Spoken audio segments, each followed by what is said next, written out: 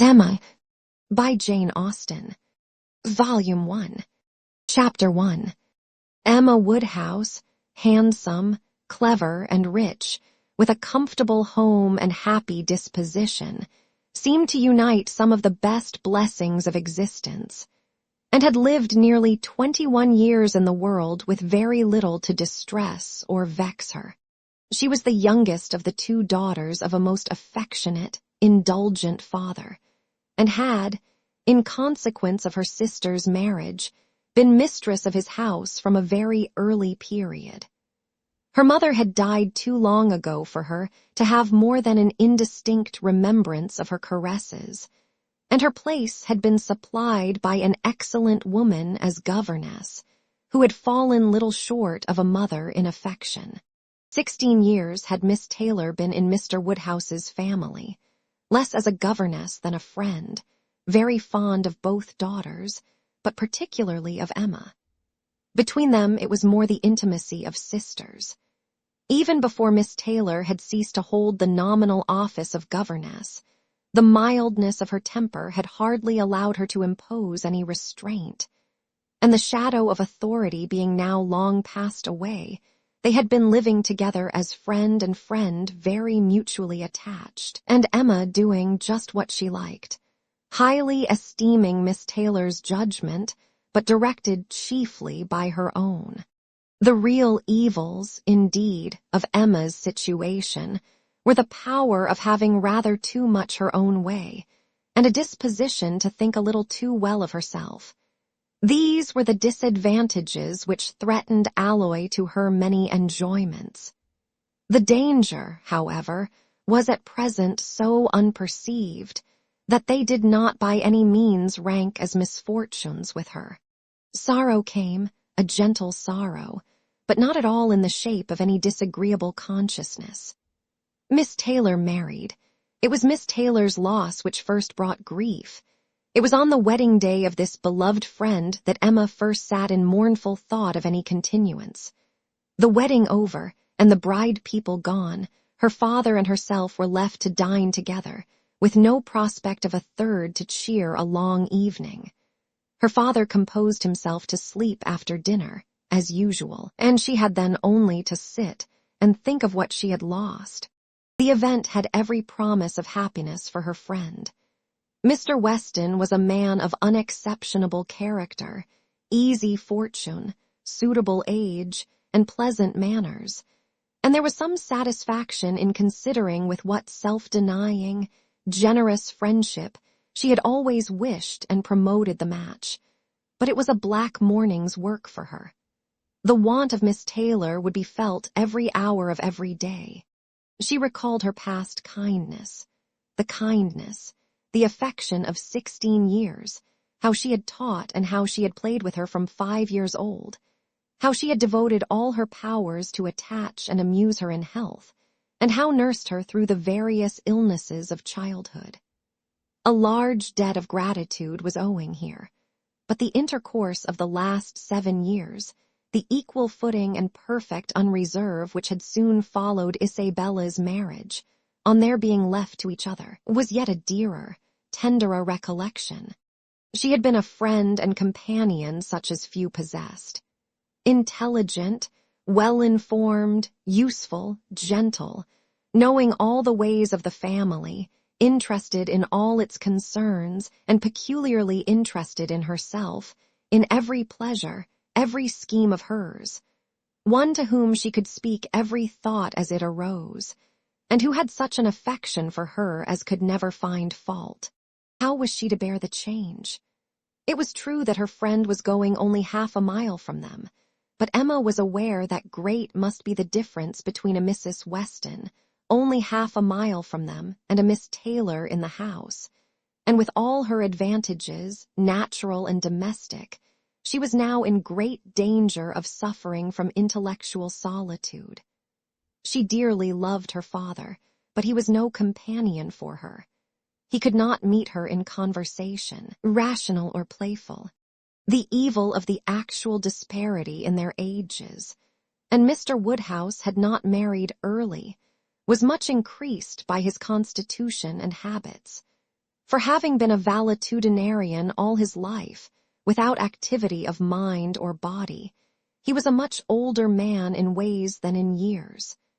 And though everywhere beloved for the friendliness of his heart and his amiable temper, his talents could not have recommended him at any time.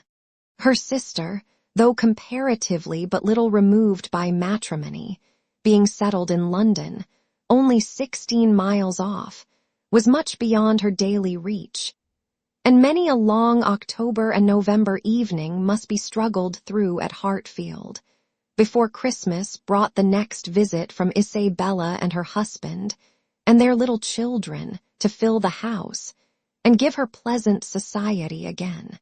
Highbury, the large and populous village, almost amounting to a town, to which Hartfield, in spite of its separate lawn and shrubberies and name, did really belong, afforded her no equals. The Woodhouses were first in consequence there. All looked up to them. She had many acquaintance in the place, for her father was universally civil, but not one among them who could be accepted in lieu of Miss Taylor for even half a day.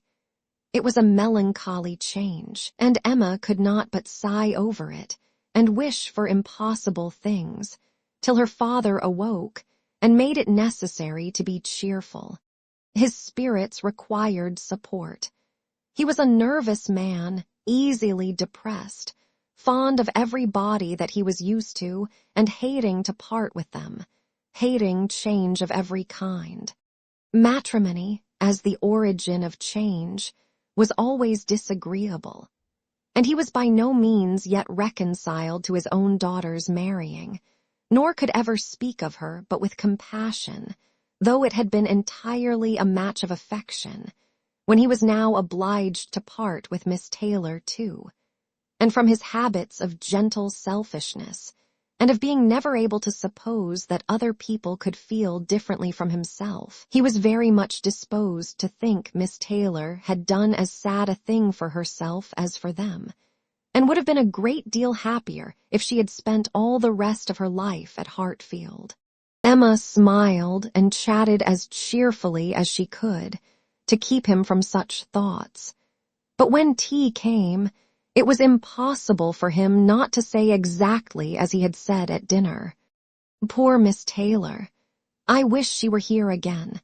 What a pity it is that Mr. Weston ever thought of her. I cannot agree with you, Papa. You know I cannot. Mr. Weston is such a good-humored, pleasant, excellent man that he thoroughly deserves a good wife.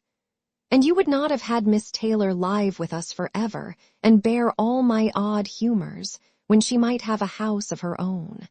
A house of her own. But where is the advantage of a house of her own? This is 3 times as large. And you have never any odd humors, my dear. How often we shall be going to see them, and they coming to see us. We shall be always meeting. We must begin. We must go and pay wedding visit very soon. My dear, how am I to get so far? Randall's is such a distance. I could not walk half so far. No, Papa, nobody thought of your walking.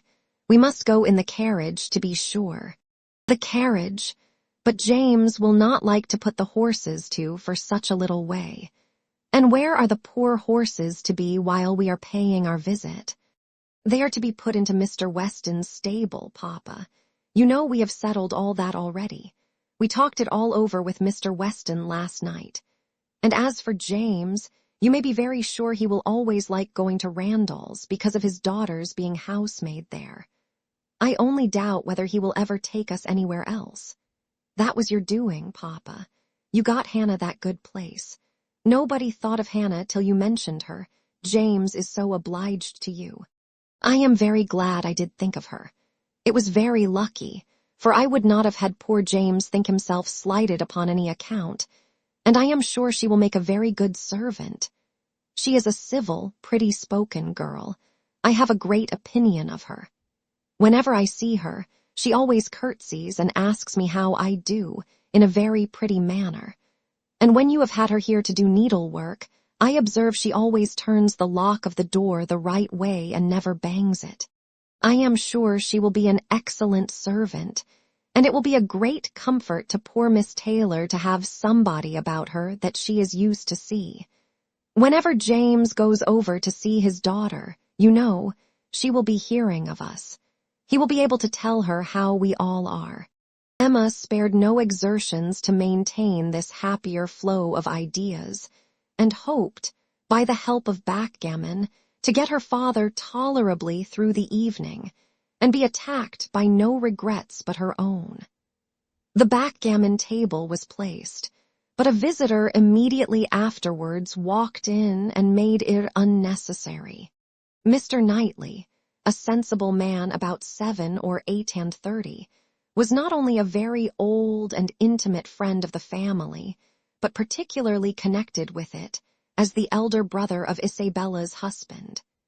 He lived about a mile from Highbury, was a frequent visitor, and always welcome, and at this time more welcome than usual, as coming directly from their mutual connections in London. He had returned to a late dinner, after some days' absence, and now walked up to Hartfield to say that all were well in Brunswick Square. It was a happy circumstance, and animated Mr. Woodhouse for some time.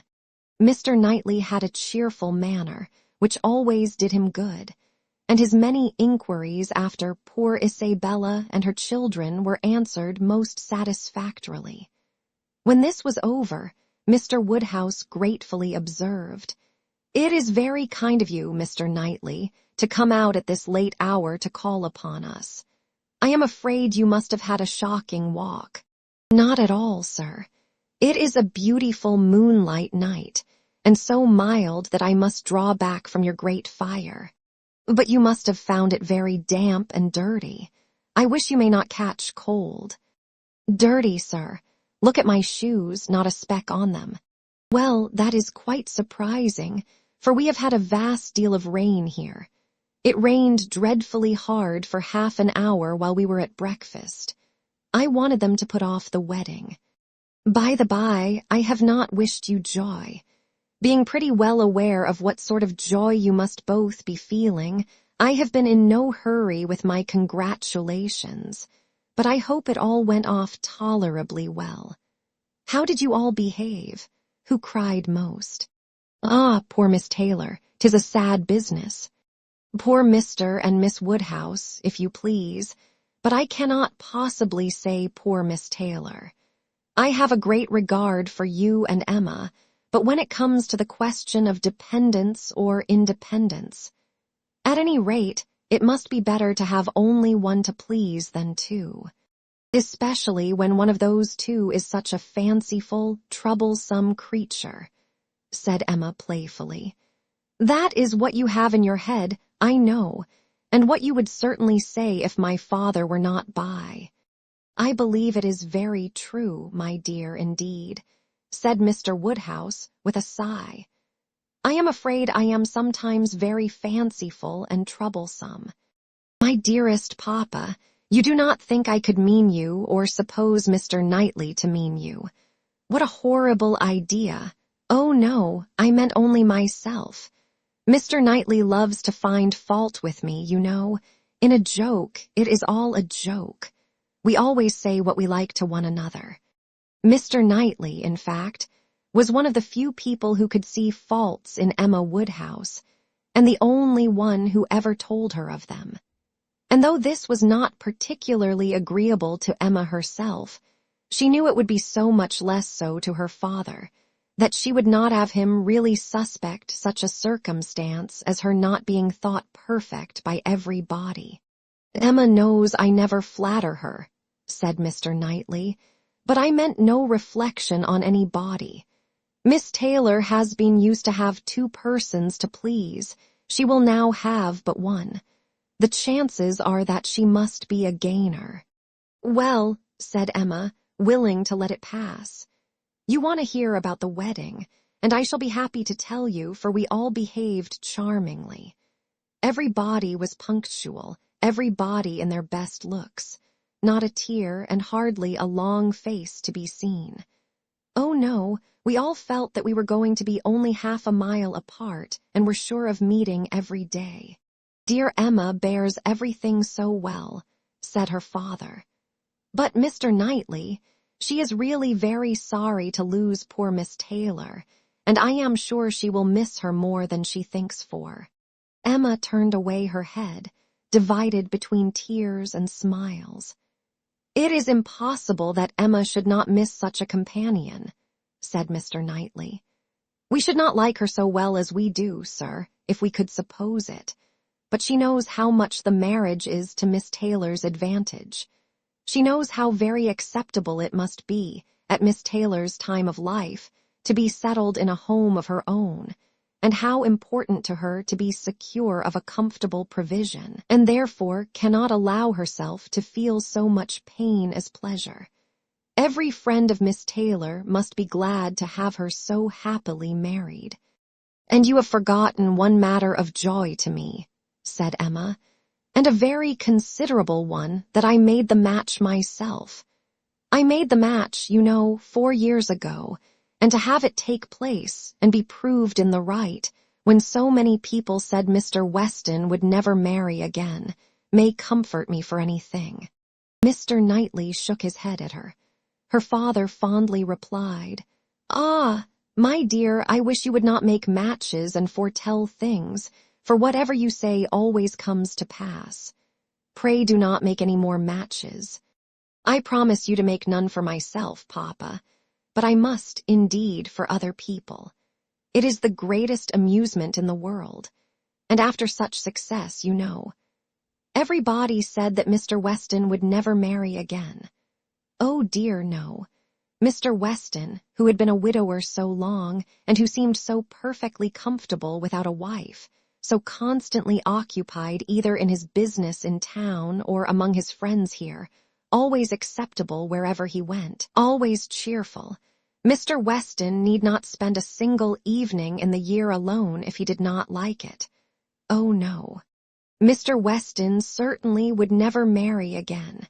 Some people even talked of a promise to his wife on her deathbed, and others of the son and the uncle not letting him. All manner of solemn nonsense was talked on the subject, but I believed none of it. Ever since the day, about 4 years ago, that Miss Taylor and I met with him in Broadway Lane, when, because it began to drizzle, he darted away with so much gallantry, and borrowed 2 umbrellas for us from Farmer Mitchell's, I made up my mind on the subject. I planned the match from that hour, and when such success has blessed me in this instance, dear Papa, you cannot think that I shall leave off matchmaking. "I do not understand what you mean by success," said Mr. Knightley. "Success supposes endeavor. Your time has been properly and delicately spent if you have been endeavoring for the last 4 years to bring about this marriage. A worthy employment for a young lady's mind. But if, which I rather imagine, your making the match, as you call it, means only your planning it, you're saying to yourself one idle day, I think it would be a very good thing for Miss Taylor if Mr. Weston were to marry her, and saying it again to yourself every now and then afterwards, why do you talk of success? Where is your merit? What are you proud of? You made a lucky guess, and that is all that can be said. And have you never known the pleasure and triumph of a lucky guess? I pity you. I thought you cleverer, for depend upon it, a lucky guess is never merely luck. There is always some talent in it. And as to my poor word success, which you quarrel with, I do not know that I am so entirely without any claim to it. You have drawn 2 pretty pictures, but I think there may be a third, a something between the do-nothing and the do-all. If I had not promoted Mr. Weston's visits here, and given many little encouragements, and smoothed many little matters, it might not have come to anything after all. I think you must know Hartfield enough to comprehend that. A straightforward, open-hearted man like Weston, and a rational, unaffected woman like Miss Taylor, may be safely left to manage their own concerns. You are more likely to have done harm to yourself than good to them by interference. Emma never thinks of herself if she can do good to others, rejoined Mr. Woodhouse, understanding but in part. But, my dear, pray do not make any more matches. They are silly things, and break up one's family circle grievously. Only one more, Papa, only for Mr. Elton. Poor Mr. Elton. You like Mr. Elton, Papa. I must look about for a wife for him. There is nobody in Highbury who deserves him, and he has been here a whole year and has fitted up his house so comfortably that it would be a shame to have him single any longer. And I thought when he was joining their hands today, he looked so very much as if he would like to have the same kind office done for him. I think very well of Mr. Elton, and this is the only way I have of doing him a service. Mr. Elton is a very pretty young man, to be sure, and a very good young man, and I have a great regard for him. But if you want to show him any attention, my dear, ask him to come and dine with us some day. That will be a much better thing. I dare say Mr. Knightley will be so kind as to meet him. With a great deal of pleasure, sir, at any time, said Mr. Knightley, laughing, and I agree with you entirely that it will be a much better thing. Invite him to dinner, Emma, and help him to the best of the fish and the chicken, but leave him to choose his own wife. Depend upon it, a man of 6 or 27 can take care of himself. Chapter 2. Mr. Weston was a native of Highbury, and born of a respectable family, which for the last 2 or 3 generations had been rising into gentility and property. He had received a good education, but on succeeding early in life to a small independence, had become indisposed for any of the more homely pursuits in which his brothers were engaged, and had satisfied an active, cheerful mind and social temper by entering into the militia of his county, then embodied. Captain Weston was a general favorite, and when the chances of his military life had introduced him to Miss Churchill, of a great Yorkshire family, and Miss Churchill fell in love with him, nobody was surprised, except her brother and his wife, who had never seen him, and who were full of pride and importance, which the connection would offend. Miss Churchill, however, being of age, and with the full command of her fortune, though her fortune bore no proportion to the family estate, was not to be dissuaded from the marriage, and it took place, to the infinite mortification of Mr. and Mrs. Churchill, who threw her off with due decorum. It was an unsuitable connection, and did not produce much happiness. Mrs. Weston ought to have found more in it, for she had a husband whose warm heart and sweet temper made him think everything due to her in return for the great goodness of being in love with him. But though she had one sort of spirit, she had not the best. She had resolution enough to pursue her own will in spite of her brother, but not enough to refrain from unreasonable regrets at that brother's unreasonable anger, nor from missing the luxuries of her former home. They lived beyond their income, but still it was nothing in comparison of Enscombe. She did not cease to love her husband, but she wanted at once to be the wife of Captain Weston and Miss Churchill of Enscombe. Captain Weston, who had been considered, especially by the Churchills, as making such an amazing match, was proved to have much the worst of the bargain. For when his wife died, after a 3 years' marriage, he was rather a poorer man than at first, and with a child to maintain. From the expense of the child, however, he was soon relieved. The boy had, with the additional softening claim of a lingering illness of his mother's, been the means of a sort of reconciliation. And Mr. and Mrs. Churchill, having no children of their own, nor any other young creature of equal kindred to care for, offered to take the whole charge of the little Frank soon after her decease. Some scruples and some reluctance the widower father may be supposed to have felt, but as they were overcome by other considerations, The child was given up to the care and the wealth of the Churchills, and he had only his own comfort to seek and his own situation to improve as he could. A complete change of life became desirable. He quitted the militia and engaged in trade, having brothers already established in a good way in London, which afforded him a favorable opening. It was a concern which brought just employment enough. He had still a small house in Highbury, where most of his leisure days were spent, and between useful occupation and the pleasures of society, the next 18 or 20 years of his life passed cheerfully away. He had, by that time, realized an easy competence, enough to secure the purchase of a little estate adjoining Highbury, which he had always longed for, enough to marry a woman as portionless even as Miss Taylor, and to live according to the wishes of his own friendly and social disposition. It was now some time since Miss Taylor had begun to influence his schemes, but as it was not the tyrannic influence of youth on youth, it had not shaken his determination of never settling till he could purchase Randalls, and the sale of Randalls was long looked forward to. But he had gone steadily on, with these objects in view, till they were accomplished.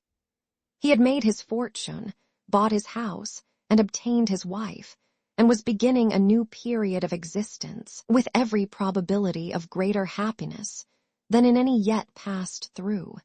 He had never been an unhappy man. His own temper had secured him from that, even in his first marriage. But his second must show him how delightful a well-judging and truly amiable woman could be, and must give him the pleasantest proof of its being a great deal better to choose than to be chosen, to excite gratitude than to feel it. He had only himself to please in his choice. His fortune was his own, for as to Frank, it was more than being tacitly brought up as his uncle's heir. It had become so avowed an adoption as to have him assume the name of Churchill on coming of age. It was most unlikely, therefore, that he should ever want his father's assistance. His father had no apprehension of it.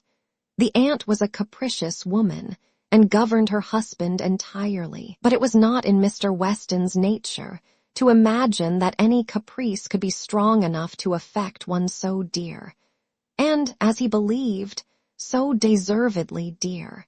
He saw his son every year in London, and was proud of him, and his fond report of him as a very fine young man had made Highbury feel a sort of pride in him too. He was looked on as sufficiently belonging to the place to make his merits and prospects a kind of common concern. Mr. Frank Churchill was one of the boasts of Highbury, and a lively curiosity to see him prevailed, though the compliment was so little returned that he had never been there in his life. His coming to visit his father had been often talked of, but never achieved. Now, upon his father's marriage, it was very generally proposed, as a most proper attention, that the visit should take place. There was not a dissentient voice on the subject, either when Mrs. Perry drank tea with Mrs. and Miss Bates, or when Mrs. and Miss Bates returned the visit. Now was the time for Mr. Frank Churchill to come among them, and the hope strengthened when it was understood that he had written to his new mother on the occasion. For a few days, every morning visit in Highbury included some mention of the handsome letter Mrs. Weston had received. "I suppose you have heard of the handsome letter Mr. Frank Churchill has written to Mrs. Weston. I understand it was a very handsome letter indeed. Mr. Woodhouse told me of it.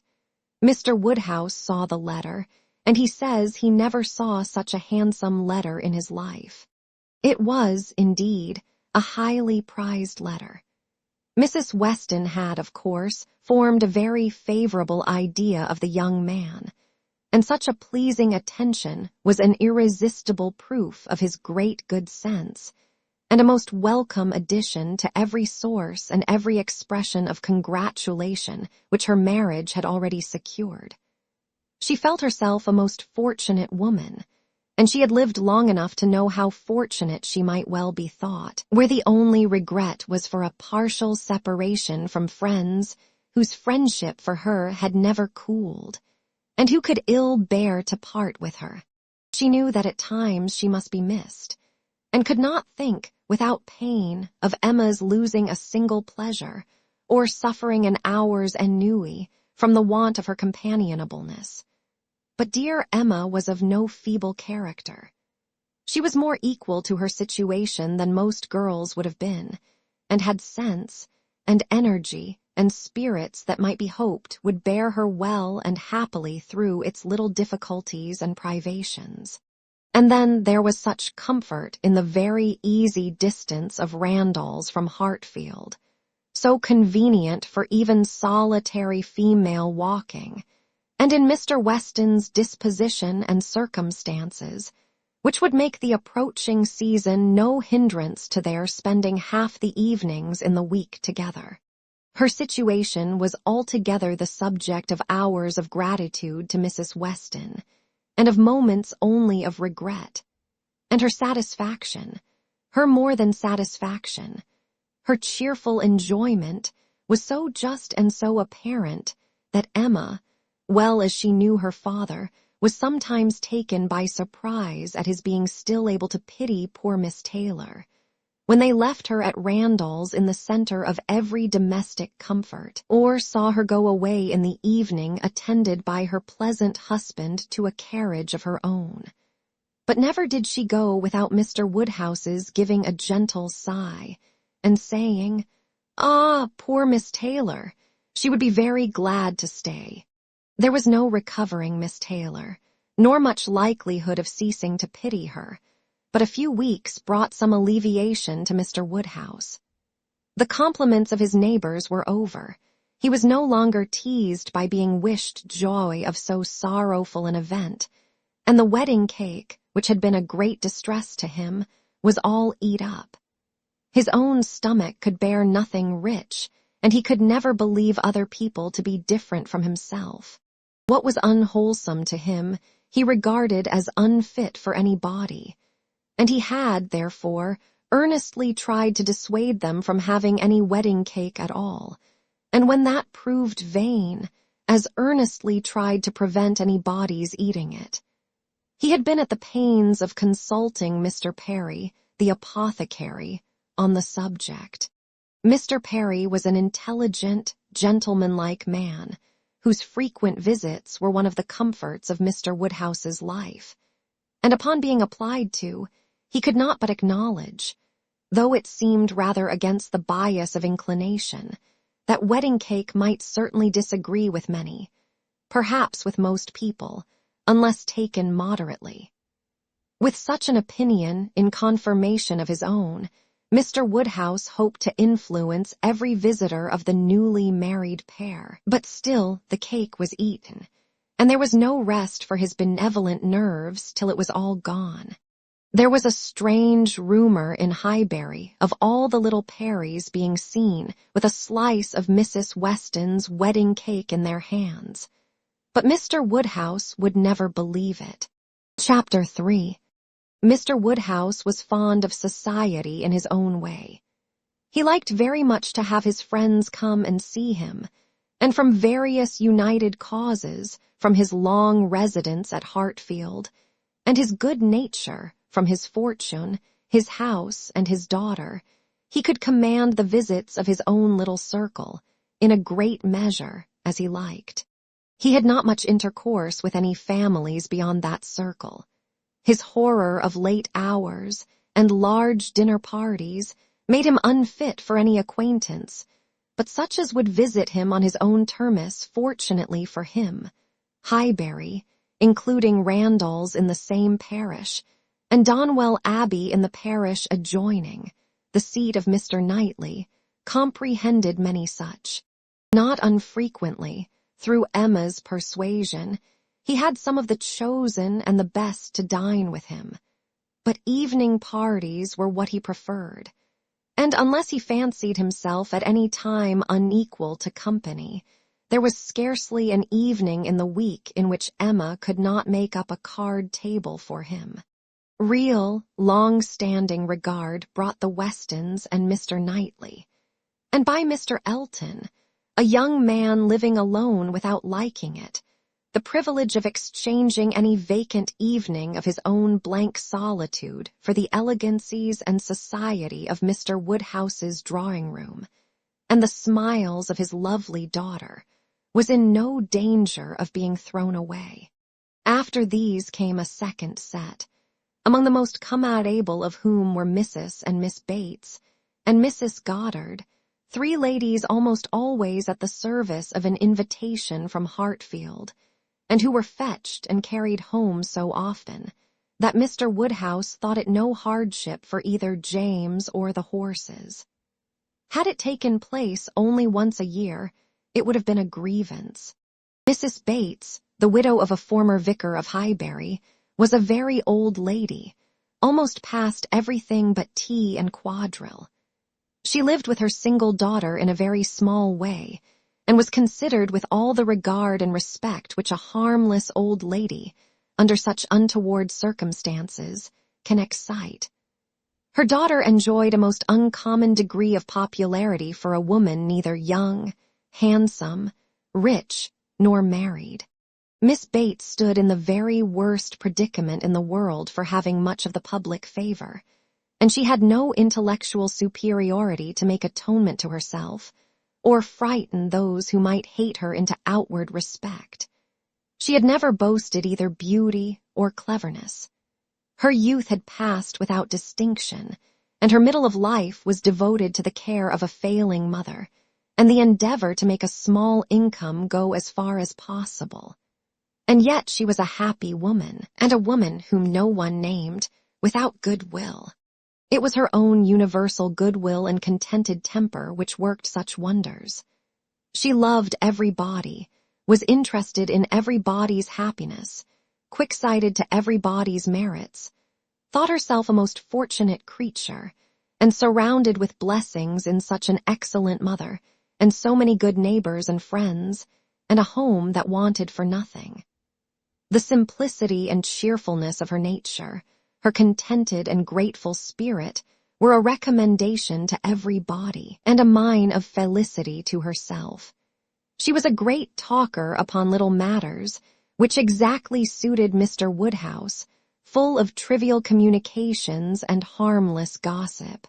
Mrs. Goddard was the mistress of a school, not of a seminary, or an establishment, or anything which professed, in long sentences of refined nonsense, to combine liberal acquirements with elegant morality, upon new principles and new systems, and where young ladies for enormous pay might be screwed out of health and into vanity, but a real, honest, old-fashioned boarding school, where a reasonable quantity of accomplishments were sold at a reasonable price, and where girls might be sent to be out of the way, and scramble themselves into a little education, without any danger of coming back prodigies. Mrs. Goddard's school was in high repute, and very deservedly, for Highbury was reckoned a particularly healthy spot. She had an ample house and garden, gave the children plenty of wholesome food, let them run about a great deal in the summer, and in winter dressed their chilblains with her own hands. It was no wonder that a train of 20 young couple now walked after her to church.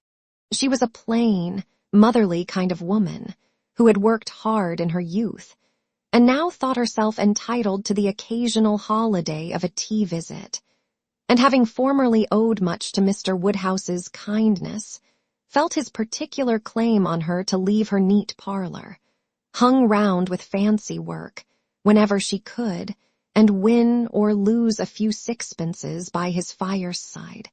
These were the ladies whom Emma found herself very frequently able to collect, and happy was she, for her father's sake, in the power, though, as far as she was herself concerned, it was no remedy for the absence of Mrs. Weston. She was delighted to see her father look comfortable, and very much pleased with herself for contriving things so well. But the quiet prosings of 3 such women made her feel that every evening so spent was indeed one of the long evenings she had fearfully anticipated. As she sat one morning, looking forward to exactly such a close of the present day, a note was brought from Mrs. Goddard, requesting, in most respectful terms, to be allowed to bring Miss Smith with her. A most welcome request. For Miss Smith was a girl of 17, whom Emma knew very well by sight, and had long felt an interest in, on account of her beauty. A very gracious invitation was returned, and the evening no longer dreaded by the fair mistress of the mansion. Harriet Smith was the natural daughter of somebody. Somebody had placed her, several years back, at Mrs. Goddard's school, and somebody had lately raised her from the condition of scholar to that of parlor boarder. This was all that was generally known of her history. She had no visible friends but what had been acquired at Highbury, and was now just returned from a long visit in the country to some young ladies who had been at school there with her. She was a very pretty girl, and her beauty happened to be of a sort which Emma particularly admired. She was short, plump, and fair, with a fine bloom, blue eyes, light hair, regular features, and a look of great sweetness. And before the end of the evening, Emma was as much pleased with her manners as her person, and quite determined to continue the acquaintance. She was not struck by anything remarkably clever in Miss Smith's conversation, but she found her altogether very engaging, not inconveniently shy, not unwilling to talk, and yet so far from pushing, showing so proper and becoming a deference, seeming so pleasantly grateful for being admitted to Hartfield, and so artlessly impressed by the appearance of everything in so superior a style to what she had been used to, that she must have good sense, and deserve encouragement. Encouragement should be given. Those soft blue eyes, and all those natural graces, should not be wasted on the inferior society of Highbury and its connections. The acquaintance she had already formed were unworthy of her. The friends from whom she had just parted, though very good sort of people, must be doing her harm. They were a family of the name of Martin, whom Emma well knew by character, as renting a large farm of Mr. Knightley, and residing in the parish of Donwell. Very creditably, she believed. She knew Mr. Knightley thought highly of them, but they must be coarse and unpolished, and very unfit to be the intimates of a girl who wanted only a little more knowledge and elegance to be quite perfect. She would notice her, she would improve her, she would detach her from her bad acquaintance, and introduce her into good society. She would form her opinions and her manners. It would be an interesting, and certainly a very kind undertaking, highly becoming her own situation in life, her leisure and powers. She was so busy in admiring those soft blue eyes, in talking and listening, and forming all these schemes in the in-betweens, that the evening flew away at a very unusual rate. And the supper table, which always closed such parties, and for which she had been used to sit and watch the due time, was all set out and ready, and moved forwards to the fire before she was aware, with an alacrity beyond the common impulse of a spirit which yet was never indifferent to the credit of doing everything well and attentively, with the real goodwill of a mind delighted with its own ideas. Did she then do all the honors of the meal, and help and recommend the minced chicken and scalloped oysters, with an urgency which she knew would be acceptable to the early hours and civil scruples of their guests. Upon such occasions, poor Mr. Woodhouse's feelings were in sad warfare. He loved to have the cloth laid, because it had been the fashion of his youth, but his conviction of suppers being very unwholesome made him rather sorry to see anything put on it. And while his hospitality would have welcomed his visitors to everything, His care for their health made him grieve that they would eat. Such another small basin of thin gruel as his own was all that he could, with thorough self-approbation, recommend. Though he might constrain himself, while the ladies were comfortably clearing the nicer things, to say, "Mrs. Bates, let me propose your venturing on one of these eggs. An egg boiled very soft is not unwholesome. Searle understands boiling an egg better than anybody. I would not recommend an egg boiled by anybody else. But you need not be afraid, they are very small, you see. One of our small eggs will not hurt you. Miss Bates, let Emma help you to a little bit of tart, a very little bit.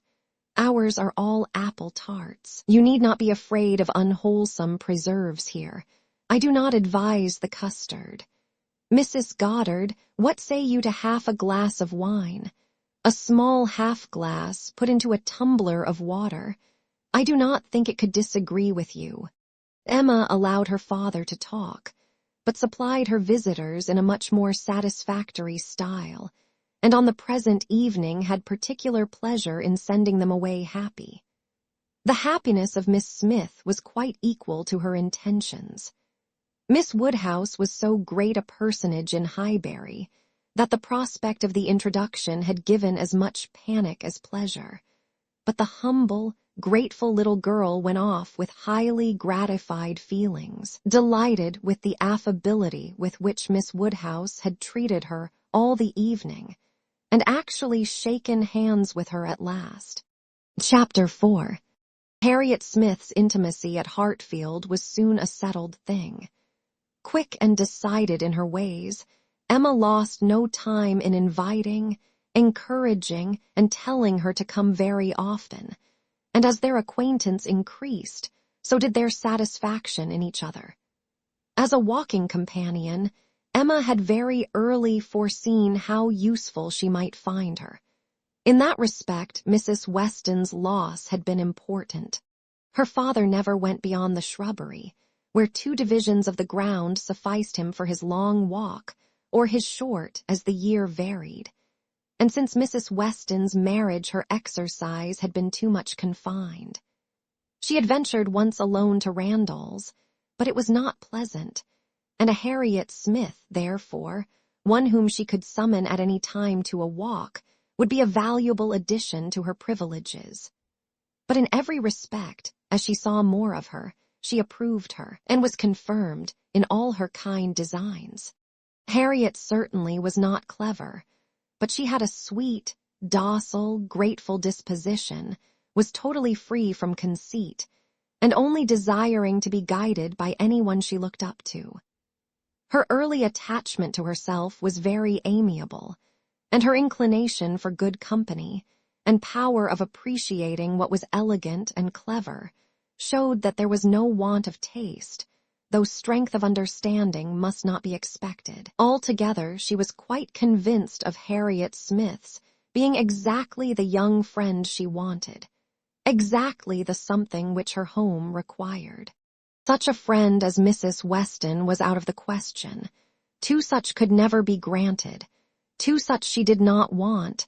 It was quite a different sort of thing, a sentiment distinct and independent. Mrs. Weston was the object of a regard which had its basis in gratitude and esteem. Harriet would be loved as one to whom she could be useful. For Mrs. Weston there was nothing to be done, for Harriet everything. Her first attempts at usefulness were in an endeavor to find out who were the parents, but Harriet could not tell. She was ready to tell everything in her power, but on this subject questions were vain. Emma was obliged to fancy what she liked, but she could never believe that in the same situation she should not have discovered the truth. Harriet had no penetration. She had been satisfied to hear and believe just what Mrs. Goddard chose to tell her, and looked no farther. Mrs. Goddard, and the teachers, and the girls and the affairs of the school in general, formed naturally a great part of the conversation, and but for her acquaintance with the Martins of Abbey Mill Farm, it must have been the whole. But the Martins occupied her thoughts a good deal, She had spent 2 very happy months with them, and now loved to talk of the pleasures of her visit and describe the many comforts and wonders of the place. Emma encouraged her talkativeness, amused by such a picture of another set of beings, and enjoying the youthful simplicity which could speak with so much exultation of Mrs. Martin's having 2 parlors, 2 very good parlors indeed, one of them quite as large as Mrs. Goddard's drawing-room, and of her having an upper maid who had lived 25 years with her, and of their having 8 cows, 2 of them Alderneys, and 1 a little Welsh cow, a very pretty little Welsh cow indeed, and of Mrs. Martin's saying, as she was so fond of it, it should be called her cow, and of their having a very handsome summer house in their garden, where some day next year they were all to drink tea. A very handsome summer house, large enough to hold 12 people.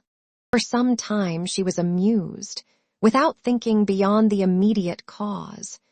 But as she came to understand the family better, other feelings arose. She had taken up a wrong idea, fancying it was a mother and daughter, a son and son's wife, who all lived together.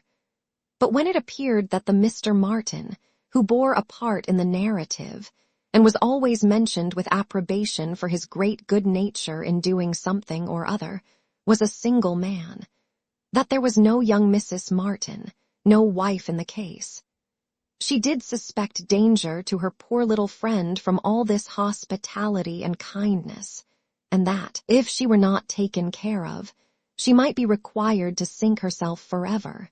With this inspiriting notion, her questions increased in number and meaning, and she particularly led Harriet to talk more of Mr. Martin, and there was evidently no dislike to it. Harriet was very ready to speak of the share he had had in their moonlight walks and merry evening games, and dwelt a good deal upon his being so very good-humored and obliging. He had gone 3 miles round one day in order to bring her some walnuts, because she had said how fond she was of them, and in everything else he was so very obliging. He had his shepherd's son into the parlor one night on purpose to sing to her. She was very fond of singing. He could sing a little himself. She believed he was very clever and understood everything. He had a very fine flock, and while she was with them, he had been bid more for his wool than any body in the country. She believed every body spoke well of him. His mother and sisters were very fond of him. Mrs. Martin had told her one day, and there was a blush as she said it, that it was impossible for any body to be a better son, and therefore she was sure, whenever he married, he would make a good husband. Not that she wanted him to marry. She was in no hurry at all. "Well done, Mrs. Martin," thought Emma. "You know what you are about." And when she had come away, Mrs. Martin was so very kind as to send Mrs. Goddard a beautiful goose, the finest goose Mrs. Goddard had ever seen. Mrs. Goddard had dressed it on a Sunday, and asked all the 3 teachers, Miss Nash and Miss Prince and Miss Richardson, to sup with her. Mr. Martin, I suppose, is not a man of information beyond the line of his own business. He does not read. Oh, yes. That is, no, I do not know, but I believe he has read a good deal, but not what you would think anything of. He reads the agricultural reports and some other books that lay in one of the window seats, but he reads all them to himself. But sometimes of an evening, before we went to cards, he would read something aloud out of the elegant extracts, very entertaining. And I know he has read The Vicar of Wakefield. He never read The Romance of the Forest, nor The Children of the Abbey.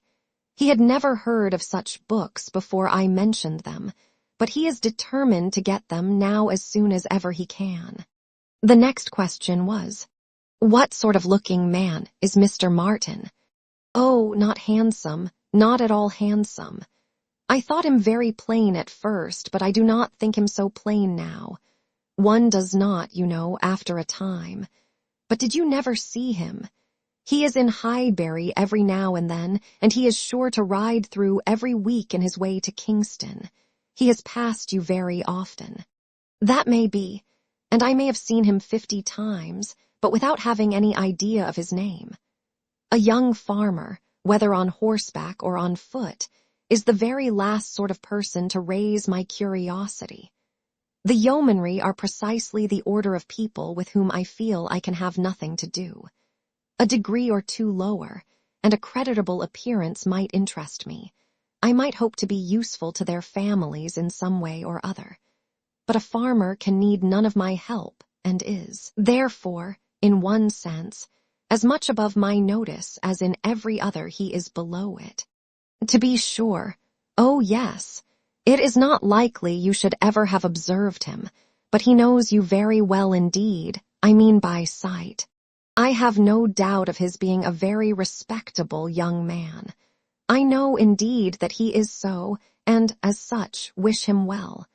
What do you imagine his age to be? He was 24, the 8th of last June, and my birthday is the 23rd, just a fortnight and a day's difference, which is very odd. Only 24. That is too young to settle. His mother is perfectly right not to be in a hurry. They seem very comfortable as they are, and if she were to take any pains to marry him, she would probably repent it. 6 years hence, if he could meet with a good sort of young woman in the same rank as his own, with a little money, it might be very desirable. 6 years hence, dear Miss Woodhouse, he would be 30 years old. Well, and that is as early as most men can afford to marry, who are not born to an independence. Mr. Martin, I imagine, has his fortune entirely to make, cannot be at all beforehand with the world. Whatever money he might come into when his father died, whatever his share of the family property, it is, I dare say, all afloat, all employed in his stock, and so forth. And though, with diligence and good luck, he may be rich in time, it is next to impossible that he should have realized anything yet. To be sure, so it is, but they live very comfortably. They have no indoors man, else they do not want for anything, and Mrs. Martin talks of taking a boy another year. I wish you may not get into a scrape, Harriet, whenever he does marry. I mean, as to being acquainted with his wife, for though his sisters, from a superior education, are not to be altogether objected to, it does not follow that he might marry anybody at all fit for you to notice. The misfortune of your birth ought to make you particularly careful as to your associates. There can be no doubt of your being a gentleman's daughter, and you must support your claim to that station by everything within your own power, or there will be plenty of people who would take pleasure in degrading you. Yes, to be sure, I suppose there are. But while I visit at Hartfield, and you are so kind to me, Miss Woodhouse, I am not afraid of what any body can do. You understand the force of influence pretty well, Harriet, but I would have you so firmly established in good society as to be independent even of Hartfield and Miss Woodhouse. I want to see you permanently well connected, and to that end it will be advisable to have as few odd acquaintance as may be. And therefore, I say that if you should still be in this country when Mr. Martin marries, I wish you may not be drawn in by your intimacy with the sisters to be acquainted with the wife, who will probably be some mere farmer's daughter, without education. To be sure, yes, not that I think Mr. Martin would ever marry anybody but what had had some education, and been very well brought up. However, I do not mean to set up my opinion against yours, and I am sure I shall not wish for the acquaintance of his wife. I shall always have a great regard for the Miss Martins, especially Elizabeth, and should be very sorry to give them up, for they are quite as well educated as me. But if he marries a very ignorant, vulgar woman, certainly I had better not visit her, if I can help it. Emma watched her through the fluctuations of this speech, and saw no alarming symptoms of love. The young man had been the first admirer, but she trusted there was no other hold, and that there would be no serious difficulty on Harriet's side to oppose any friendly arrangement of her own. They met Mr. Martin the very next day, as they were walking on the Donwell Road. He was on foot, and after looking very respectfully at her, looked with most unfeigned satisfaction at her companion. Emma was not sorry to have such an opportunity of survey, and walking a few yards forward, while they talked together, soon made her quick eye sufficiently acquainted with Mr. Robert Martin. His appearance was very neat, and he looked like a sensible young man, but his person had no other advantage. And when he came to be contrasted with gentlemen, she thought he must lose all the ground he had gained in Harriet's inclination. Harriet was not insensible of manner. She had voluntarily noticed her father's gentleness with admiration as well as wonder. Mr. Martin looked as if he did not know what manner was. They remained but a few minutes together, as Miss Woodhouse must not be kept waiting, and Harriet then came running to her with a smiling face, and in a flutter of spirits, which Miss Woodhouse hoped very soon to compose. Only think of our happening to meet him. How very odd. It was quite a chance, he said, that he had not gone round by Randall's. He did not think we ever walked this road. He thought we walked towards Randall's most days. He has not been able to get the romance of the forest yet. He was so busy the last time he was at Kingston that he quite forgot it, but he goes again tomorrow. So very odd we should happen to meet. Well, Miss Woodhouse, is he like what you expected? What do you think of him? Do you think him so very plain? He is very plain, undoubtedly, remarkably plain. But that is nothing compared with his entire want of gentility. I had no right to expect much, and I did not expect much. But I had no idea that he could be so very clownish, so totally without air.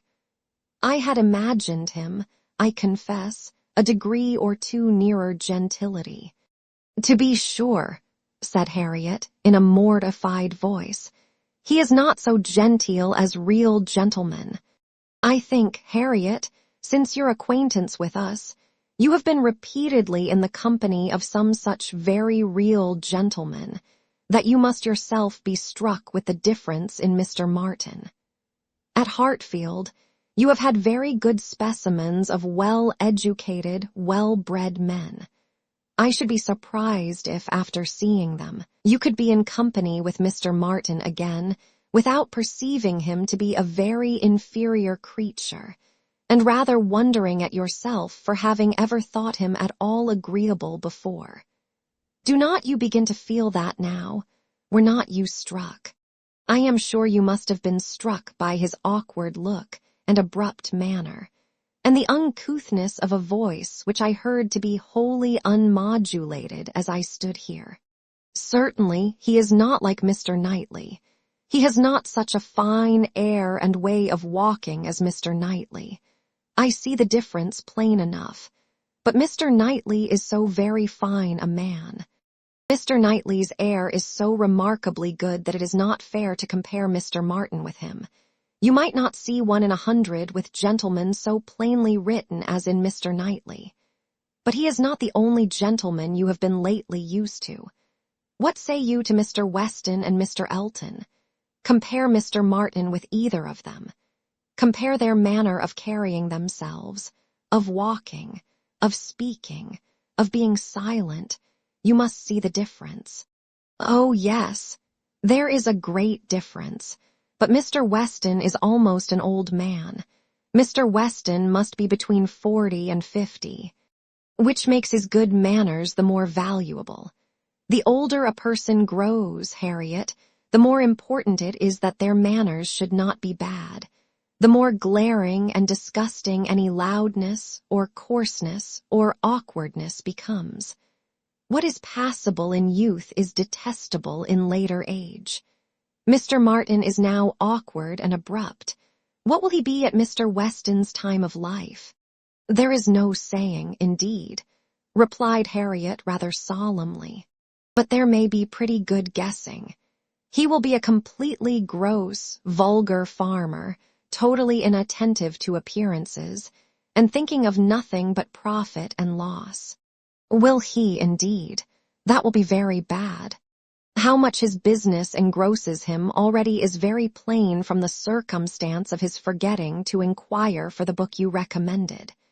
He was a great deal too full of the market to think of anything else, which is just as it should be for a thriving man. What has he to do with books?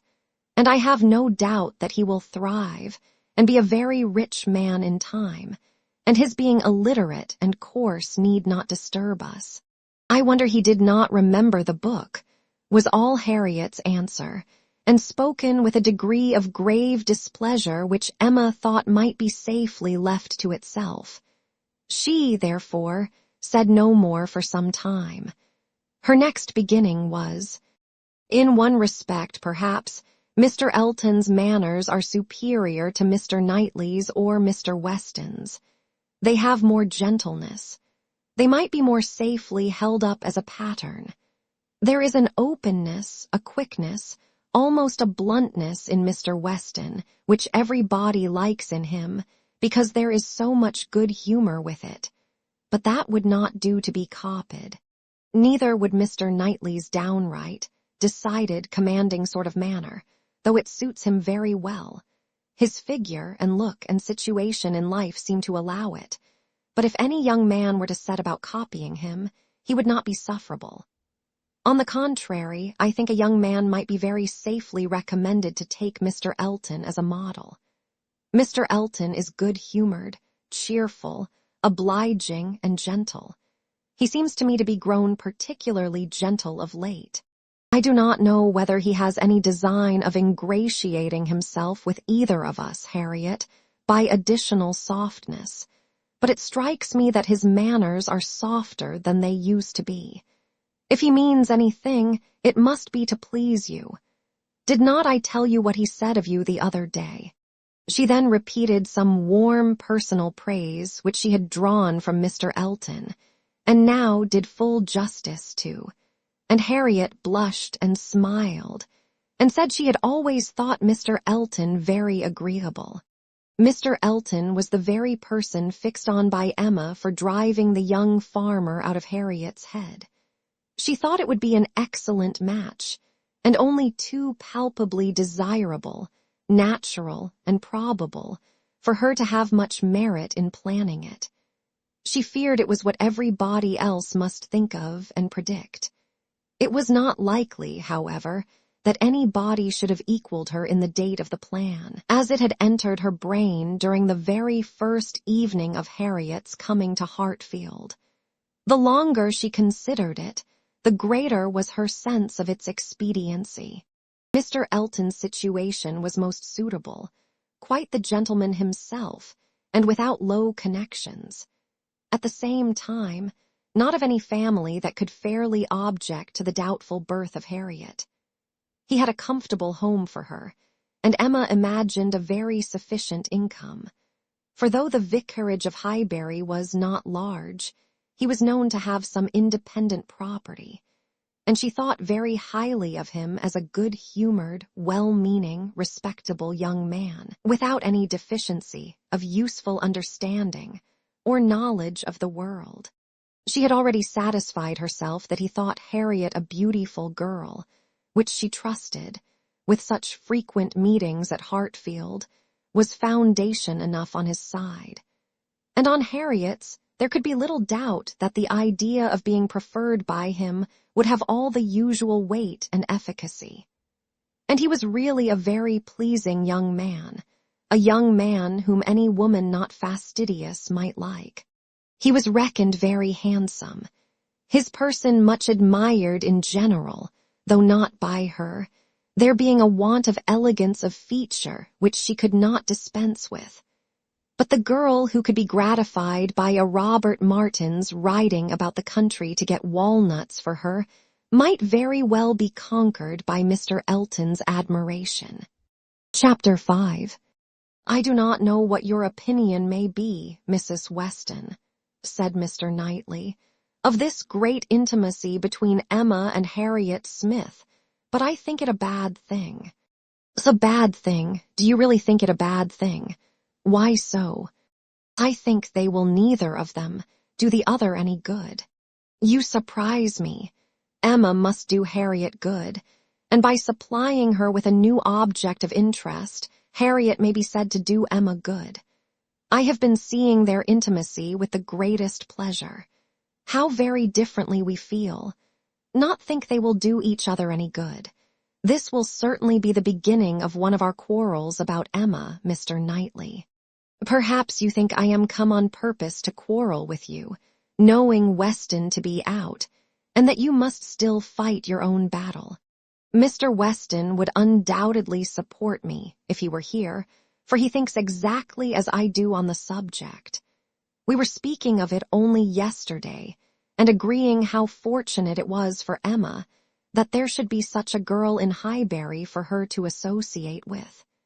Mr. Knightley, I shall not allow you to be a fair judge in this case.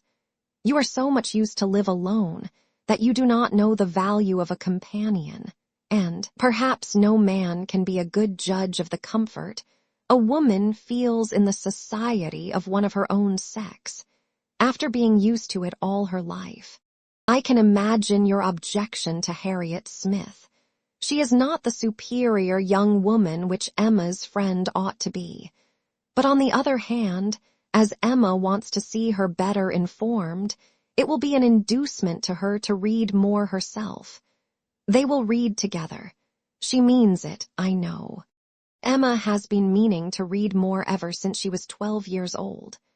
I have seen a great many lists of her drawing up at various times of books that she meant to read regularly through, and very good lists they were, very well chosen and very neatly arranged, sometimes alphabetically and sometimes by some other rule.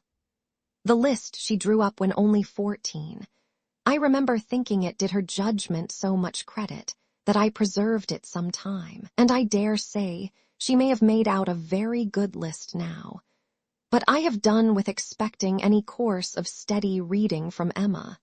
She will never submit to anything requiring industry and patience, and a subjection of the fancy to the understanding. Where Miss Taylor failed to stimulate, I may safely affirm that Harriet Smith will do nothing.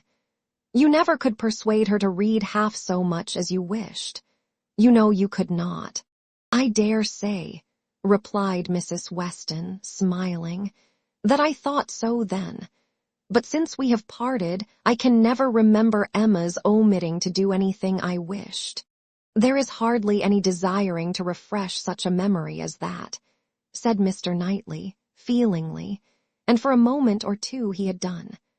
But I, he soon added, who have had no such charm thrown over my senses, must still see, hear, and remember.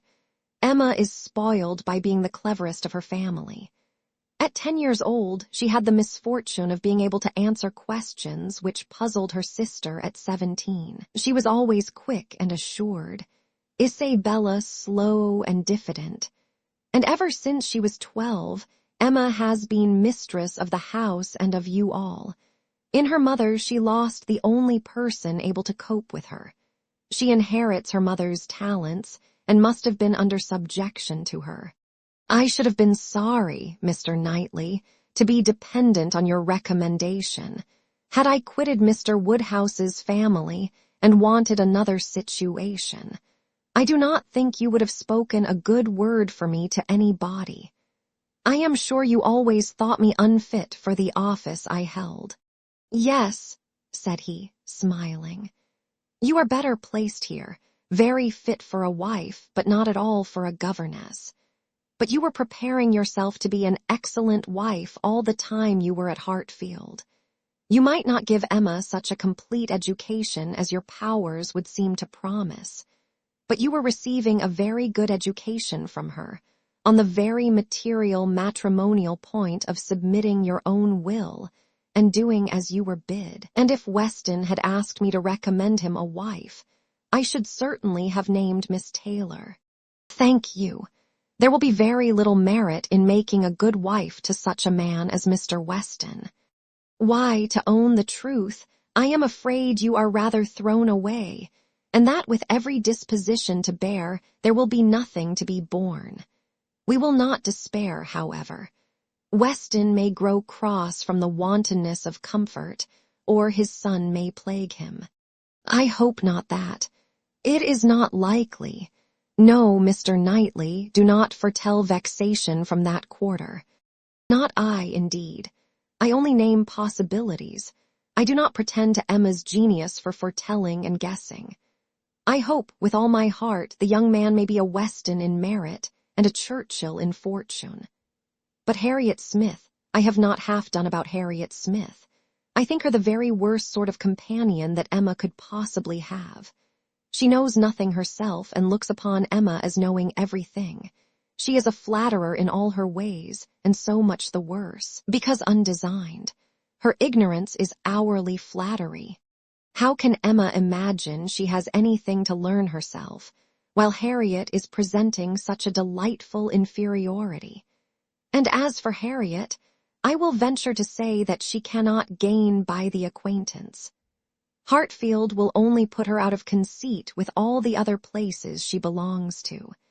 She will grow just refined enough to be uncomfortable with those among whom birth and circumstances have placed her home. I am much mistaken if Emma's doctrines give any strength of mind, or tend at all to make a girl adapt herself rationally to the varieties of her situation in life. They only give a little polish. I either depend more upon Emma's good sense than you do, or am more anxious for her present comfort, for I cannot lament the acquaintance. How well she looked last night! Oh, you would rather talk of her person than her mind, would you? Very well. I shall not attempt to deny Emma's being pretty. Pretty, say beautiful rather. Can you imagine anything nearer perfect beauty than Emma altogether, face and figure? I do not know what I could imagine, but I confess that I have seldom seen a face or figure more pleasing to me than hers. But I am a partial old friend. Such an eye, the true hazel eye and so brilliant, regular features, open countenance with a complexion. Oh, what a bloom of full health and such a pretty height and size, such a firm and upright figure. There is health, not merely in her bloom, but in her air, her head, her glance. One hears sometimes of a child being the picture of health. Now, Emma always gives me the idea of being the complete picture of grown-up health. She is loveliness itself. Mr. Knightley, is not she? I have not a fault to find with her person, he replied. I think her all you describe. I love to look at her, and I will add this praise that I do not think her personally vain. Considering how very handsome she is, she appears to be little occupied with it. Her vanity lies another way. Mrs. Weston, I am not to be talked out of my dislike of Harriet Smith, or my dread of its doing them both harm. And I, Mr. Knightley, am equally stout in my confidence of its not doing them any harm. With all dear Emma's little faults, she is an excellent creature. Where shall we see a better daughter, or a kinder sister, or a truer friend? No, no, she has qualities which may be trusted. She will never lead anyone really wrong. She will make no lasting blunder. Where Emma errs once, she is in the right 100 times. Very well, I will not plague you any more. Emma shall be an angel, and I will keep my spleen to myself till Christmas brings John and Isabella. John loves Emma with a reasonable and therefore not a blind affection, and Isabella always thinks as he does, except when he is not quite frightened enough about the children. I am sure of having their opinions with me. I know that you all love her really too well to be unjust or unkind. But excuse me, Mr. Knightley, if I take the liberty. I consider myself, you know, as having somewhat of the privilege of speech that Emma's mother might have had, the liberty of hinting that I do not think any possible good can arise from Harriet Smith's intimacy, being made a matter of much discussion among you. Pray excuse me, but supposing any little inconvenience may be apprehended from the intimacy, it cannot be expected that Emma, accountable to nobody but her father, who perfectly approves the acquaintance, should put an end to it, so long as it is a source of pleasure to herself. It has been so many years my province to give advice that you cannot be surprised, Mr. Knightley, at this little remains of office. Not at all, cried he. I am much obliged to you for it. It is very good advice, and it shall have a better fate than your advice has often found, for it shall be attended to. Mrs. John Knightley is easily alarmed, and might be made unhappy about her sister. Be satisfied, said he. I will not raise any outcry. I will keep my ill humor to myself. I have a very sincere interest in Emma. Isabella does not seem more my sister, has never excited a greater interest, perhaps hardly so great. There is an anxiety, a curiosity in what one feels for Emma. I wonder what will become of her. So do I, said Mrs. Weston gently, very much. She always declares she will never marry, which of course means just nothing at all.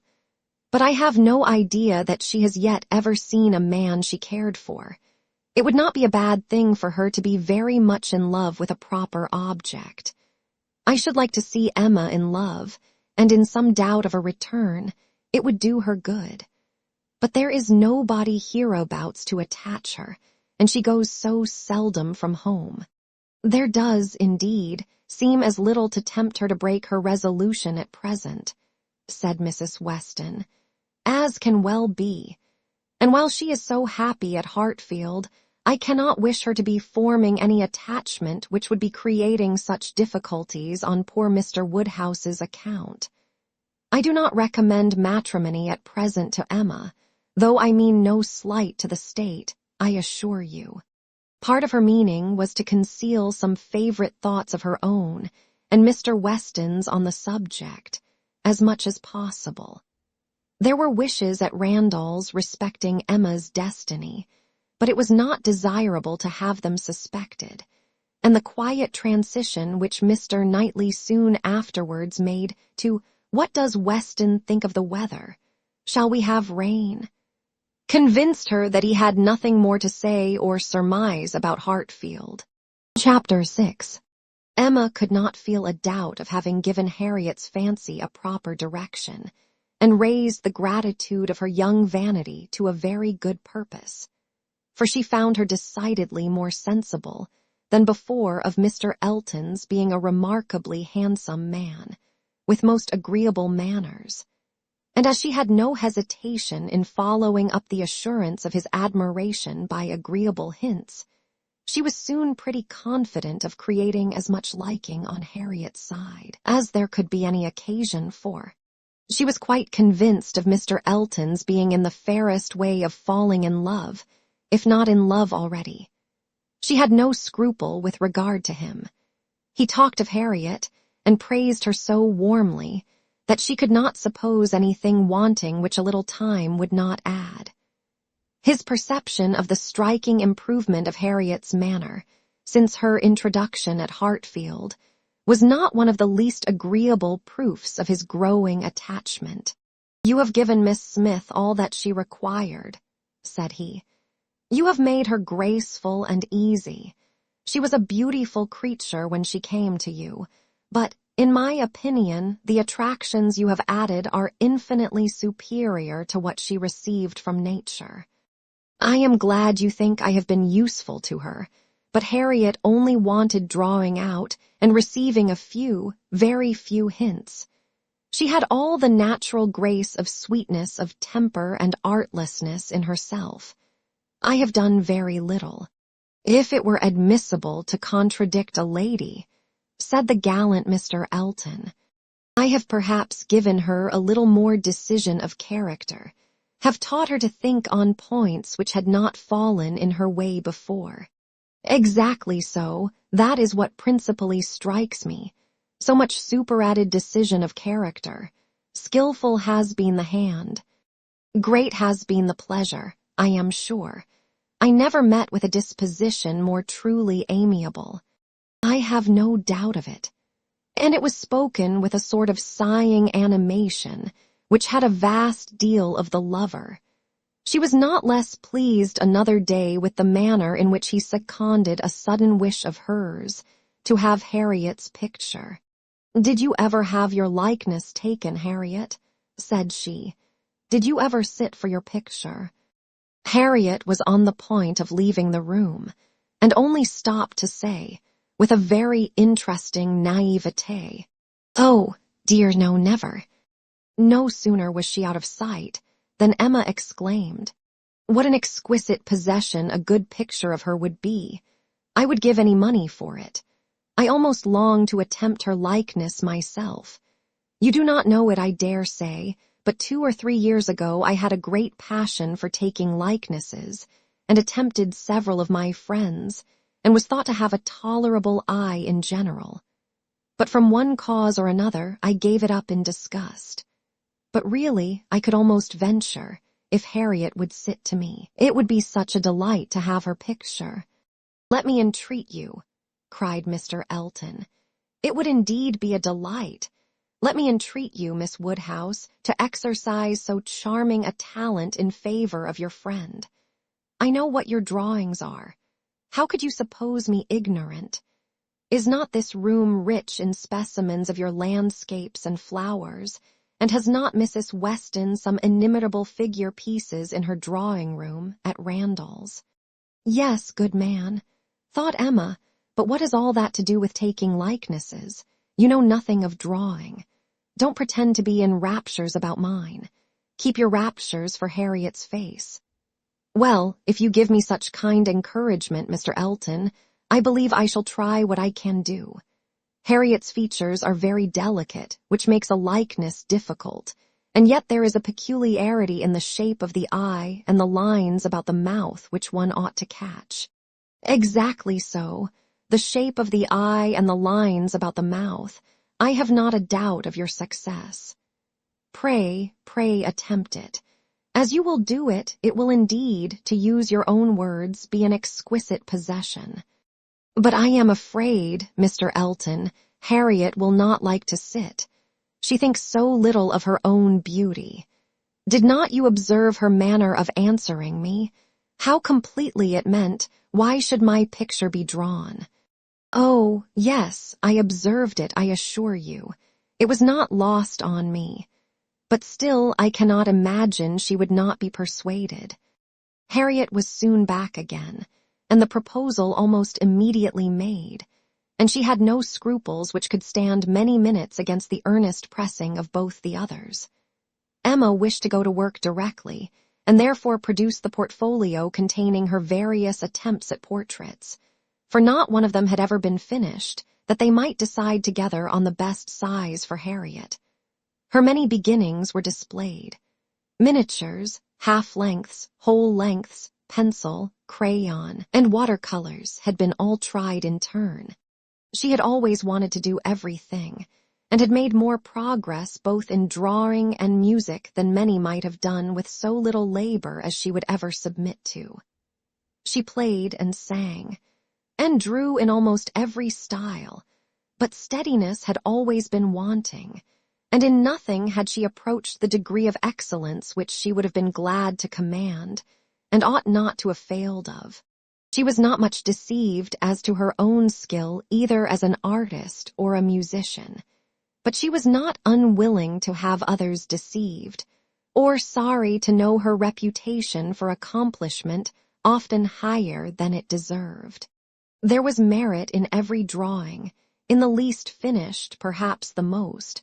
Her style was spirited, but had there been much less, or had there been 10 times more, the delight and admiration of her 2 companions would have been the same.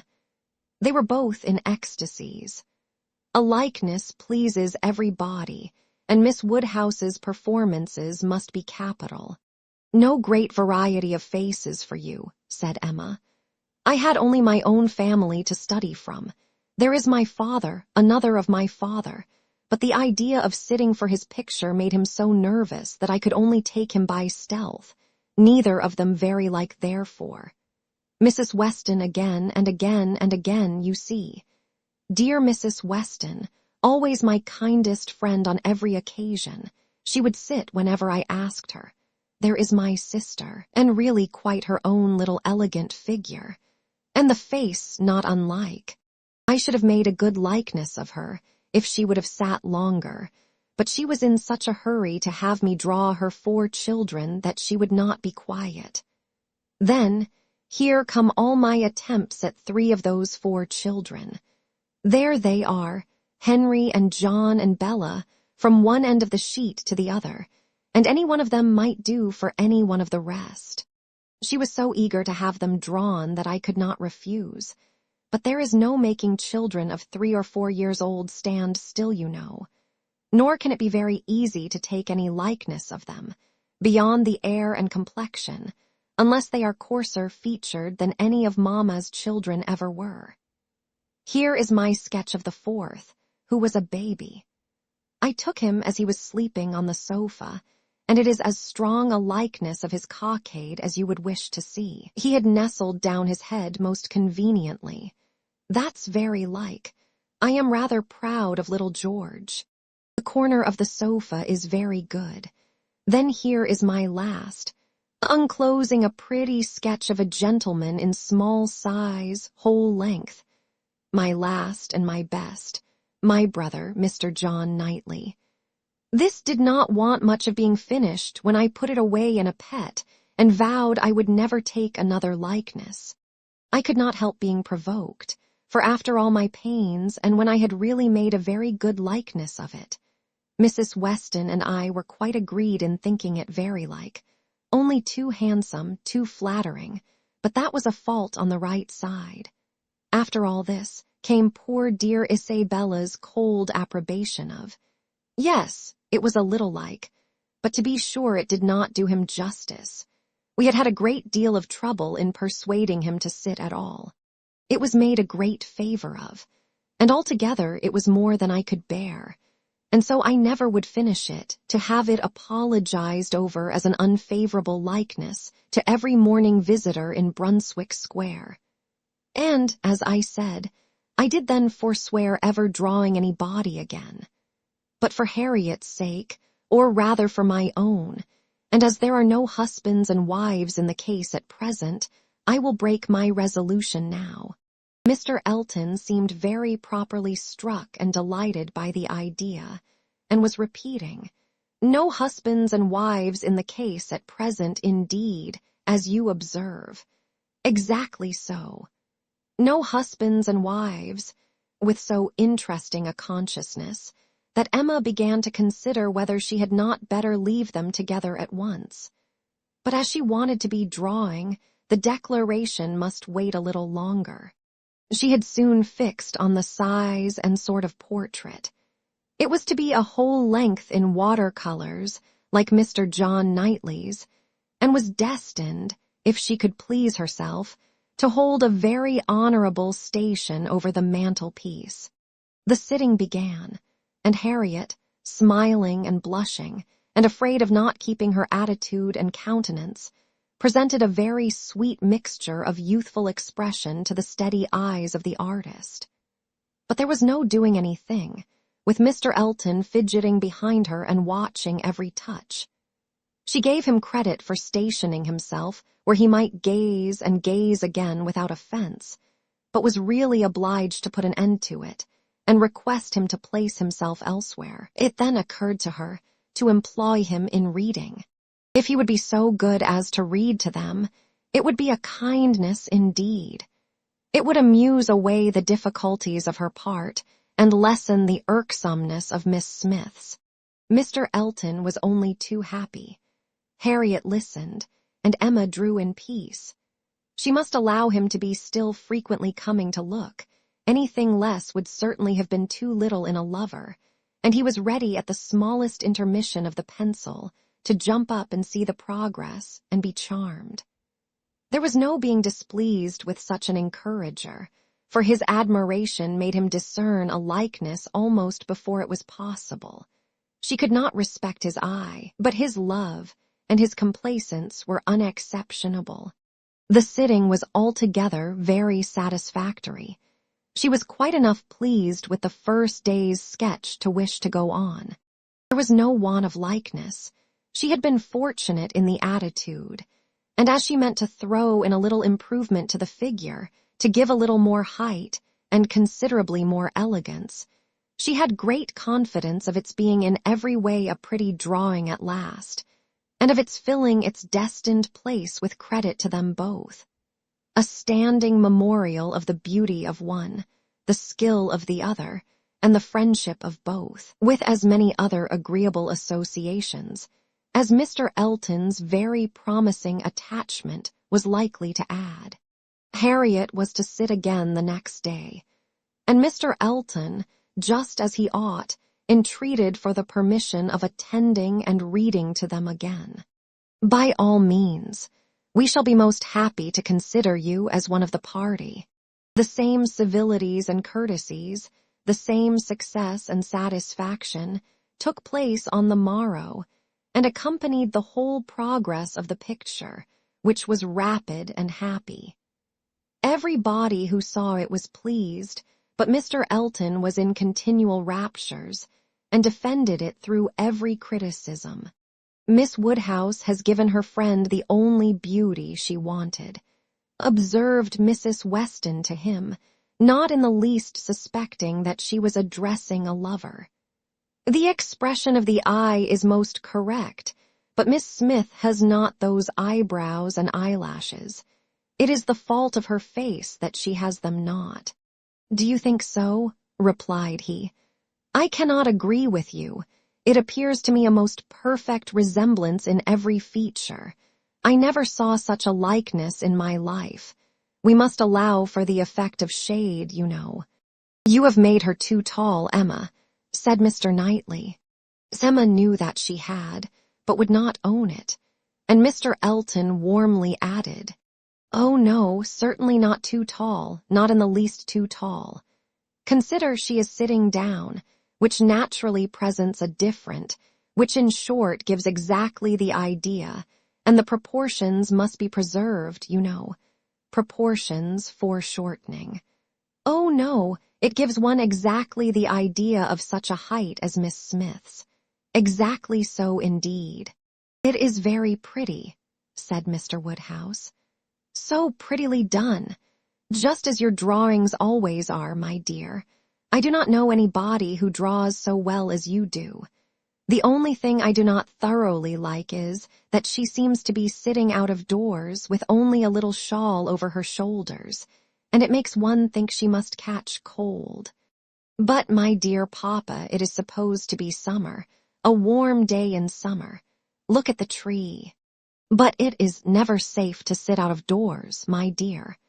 "You, sir, may say anything," cried Mr. Elton, "but I must confess that I regard it as a most happy thought, the placing of Miss Smith out of doors, and the tree is touched with such inimitable spirit. Any other situation would have been much less in character. The naivete of Miss Smith's manners, and altogether, oh, it is most admirable. I cannot keep my eyes from it. I never saw such a likeness." The next thing wanted was to get the picture framed, and here were a few difficulties. It must be done directly. It must be done in London. The order must go through the hands of some intelligent person whose taste could be depended on. And Isabella, the usual doer of all commissions, must not be applied to, because it was December, and Mr. Woodhouse could not bear the idea of her stirring out of her house in the fogs of December. But no sooner was the distress known to Mr. Elton than it was removed. His gallantry was always on the alert. Might he be trusted with the commission, what infinite pleasure should he have in executing it? He could ride to London at any time. It was impossible to say how much he should be gratified by being employed on such an errand. He was too good. She could not endure the thought. She would not give him such a troublesome office for the world, brought on the desired repetition of entreaties and assurances, and a very few minutes settled the business. Mr. Elton was to take the drawing to London, choose the frame, and give the directions, and Emma thought she could so pack it as to ensure its safety without much incommoding him, while he seemed mostly fearful of not being incommoded enough. "What a precious deposit," said he with a tender sigh as he received it. "This man is almost too gallant to be in love," thought Emma. "I should say so, but that I suppose there may be 100 different ways of being in love. He is an excellent young man and will suit Harriet exactly. It will be an exactly so, as he says himself. But he does sigh and languish and study for compliments rather more than I could endure as a principal. I come in for a pretty good share as a second, but it is his gratitude on Harriet's account." Chapter 7. The very day of Mr. Elton's going to London produced a fresh occasion for Emma's services towards her friend. Harriet had been at Hartfield, as usual, soon after breakfast, and after a time had gone home to return again to dinner. She returned, and sooner than had been talked of, and with an agitated, hurried look, announcing something extraordinary to have happened which she was longing to tell. Half a minute brought it all out. She had heard, as soon as she got back to Mrs. Goddard's, that Mr. Martin had been there an hour before, and finding she was not at home, nor particularly expected, had left a little parcel for her from one of his sisters, and gone away. And on opening this parcel, she had actually found, besides the 2 songs which she had lent Elizabeth to copy, a letter to herself. And this letter was from him, from Mr. Martin, and contained a direct proposal of marriage. Who could have thought it? She was so surprised she did not know what to do. Yes, quite a proposal of marriage, and a very good letter, at least she thought so. And he wrote as if he really loved her very much, but she did not know, and so she was come as fast as she could to ask Miss Woodhouse what she should do. Emma was half ashamed of her friend for seeming so pleased and so doubtful. "Upon my word," she cried, "the young man is determined not to lose anything for want of asking. He will connect himself well if he can." "Will you read the letter?" cried Harriet. "Pray do, I'd rather you would." Emma was not sorry to be pressed. She read and was surprised. The style of the letter was much above her expectation. There were not merely no grammatical errors, but as a composition it would not have disgraced a gentleman. The language, though plain, was strong and unaffected, and the sentiments it conveyed very much to the credit of the writer. It was short, but expressed good sense, warm attachment, liberality, propriety, even delicacy of feeling. She paused over it, while Harriet stood anxiously watching for her opinion with a well, and was at last forced to add, "Is it a good letter, or is it too short?" "Yes, indeed, a very good letter," replied Emma rather slowly. "So good a letter, Harriet, that everything considered, I think one of his sisters must have helped him. I can hardly imagine the young man whom I saw talking with you the other day could express himself so well if left quite to his own powers, and yet it is not the style of a woman. No, certainly, it is too strong and concise, not diffuse enough for a woman. No doubt he is a sensible man, and I suppose may have a natural talent for, thinks strongly and clearly, and when he takes a pen in hand, his thoughts naturally find proper words. It is so with some men. Yes, I understand the sort of mind. Vigorous, decided, with sentiments to a certain point, not coarse. A better written letter, Harriet, returning it, than I had expected." "Well," said the still waiting Harriet, "well, and what shall I do?" "What shall you do? In what respect? Do you mean with regard to this letter?" "Yes. But what are you in doubt of? You must answer it, of course, and speedily." Yes, but what shall I say? Dear Miss Woodhouse, do advise me. Oh, no, no. The letter had much better be all your own. You will express yourself very properly, I am sure. There is no danger of your not being intelligible, which is the first thing. Your meaning must be unequivocal, no doubts or demurs, and such expressions of gratitude and concern for the pain you are inflicting as propriety requires will present themselves unbidden to your mind, I am persuaded. You need not be prompted to write with the appearance of sorrow for his disappointment. You think I ought to refuse him then, said Harriet, looking down. Ought to refuse him? My dear Harriet, what do you mean? Are you in any doubt as to that? I thought, but I beg your pardon, perhaps I have been under a mistake. I certainly have been misunderstanding you if you feel in doubt as to the purport of your answer. I had imagined you were consulting me only as to the wording of it. Harriet was silent. With a little reserve of manner, Emma continued. You mean to return a favorable answer, I collect. No, I do not. That is, I do not mean. What shall I do? What would you advise me to do? Pray, dear Miss Woodhouse, tell me what I ought to do. I shall not give you any advice, Harriet. I will have nothing to do with it. This is a point which you must settle with your feelings. I had no notion that he liked me so very much, said Harriet, contemplating the letter. For a little while Emma persevered in her silence, but beginning to apprehend the bewitching flattery of that letter might be too powerful, she thought it best to say, I lay it down as a general rule, Harriet, that if a woman doubts as to whether she should accept a man or not, she certainly ought to refuse him. If she can hesitate as to yes, she ought to say no directly. It is not a state to be safely entered into with doubtful feelings, with half a heart. I thought it my duty as a friend and older than yourself to say thus much to you. But do not imagine that I want to influence you. Oh, no, I am sure you are a great deal too kind to. But if you would just advise me what I had best do. No, no, I do not mean that. As you say, one's mind ought to be quite made up. One should not be hesitating. It is a very serious thing. It will be safer to say no, perhaps. Do you think I had better say no? Not for the world, said Emma, smiling graciously. Would I advise you either way?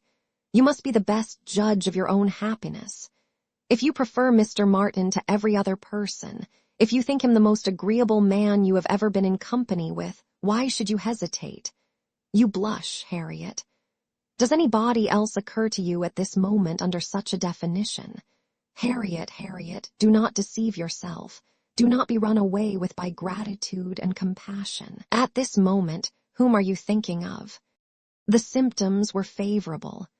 Instead of answering, Harriet turned away confused and stood thoughtfully by the fire, and though the letter was still in her hand, it was now mechanically twisted about without regard. Emma waited the result with impatience, but not without strong hopes. At last, with some hesitation, Harriet said, Miss Woodhouse, as you will not give me your opinion, I must do as well as I can by myself, and I have now quite determined, and really almost made up my mind, to refuse Mr. Martin. Do you think I am right?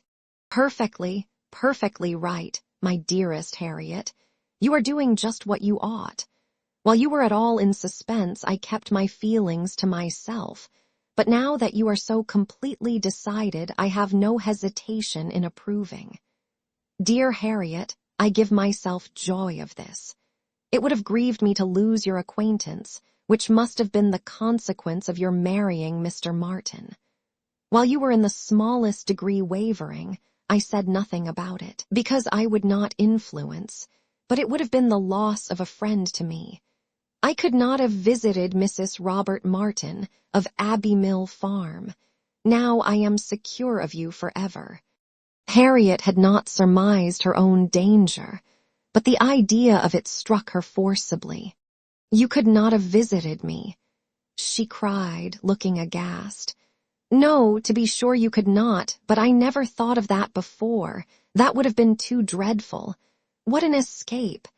Dear Miss Woodhouse, I would not give up the pleasure and honor of being intimate with you for anything in the world." "Indeed, Harriet, it would have been a severe pang to lose you, but it must have been. You would have thrown yourself out of all good society. I must have given you up. Dear me, how should I ever have borne it? It would have killed me never to come to Hartfield any more. Dear affectionate creature, you banished to Abbey Mill Farm. You confined to the society of the illiterate and vulgar all your life. I wonder how the young man could have the assurance to ask it. He must have a pretty good opinion of himself." "I do not think he is conceited either in general," said Harriet, her conscience opposing such censure. "At least, he is very good-natured, and I shall always feel much obliged to him and have a great regard for. But that is quite a different thing from. And you know, though he may like me, it does not follow that I should.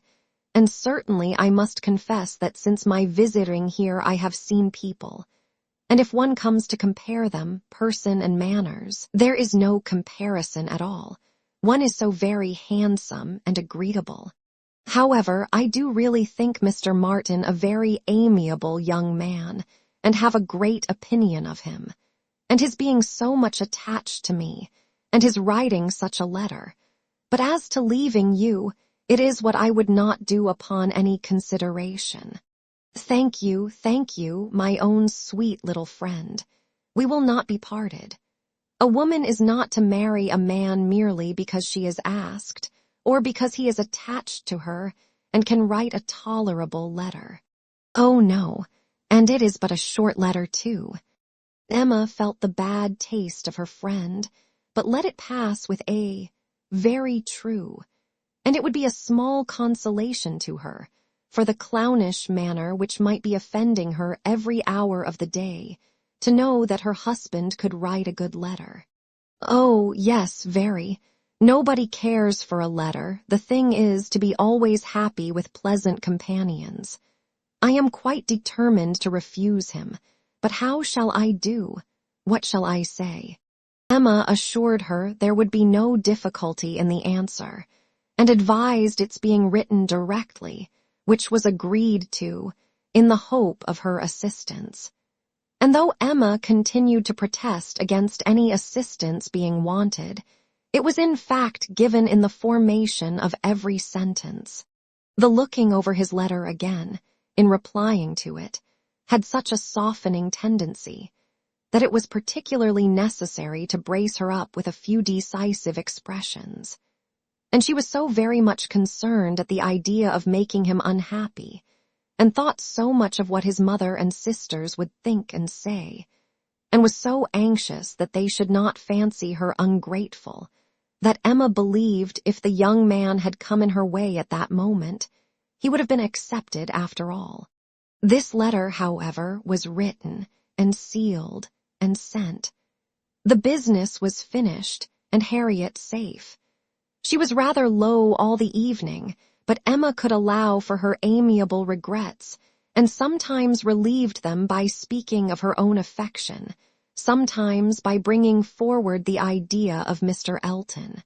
"I shall never be invited to Abbey Mill again," was said in rather a sorrowful tone.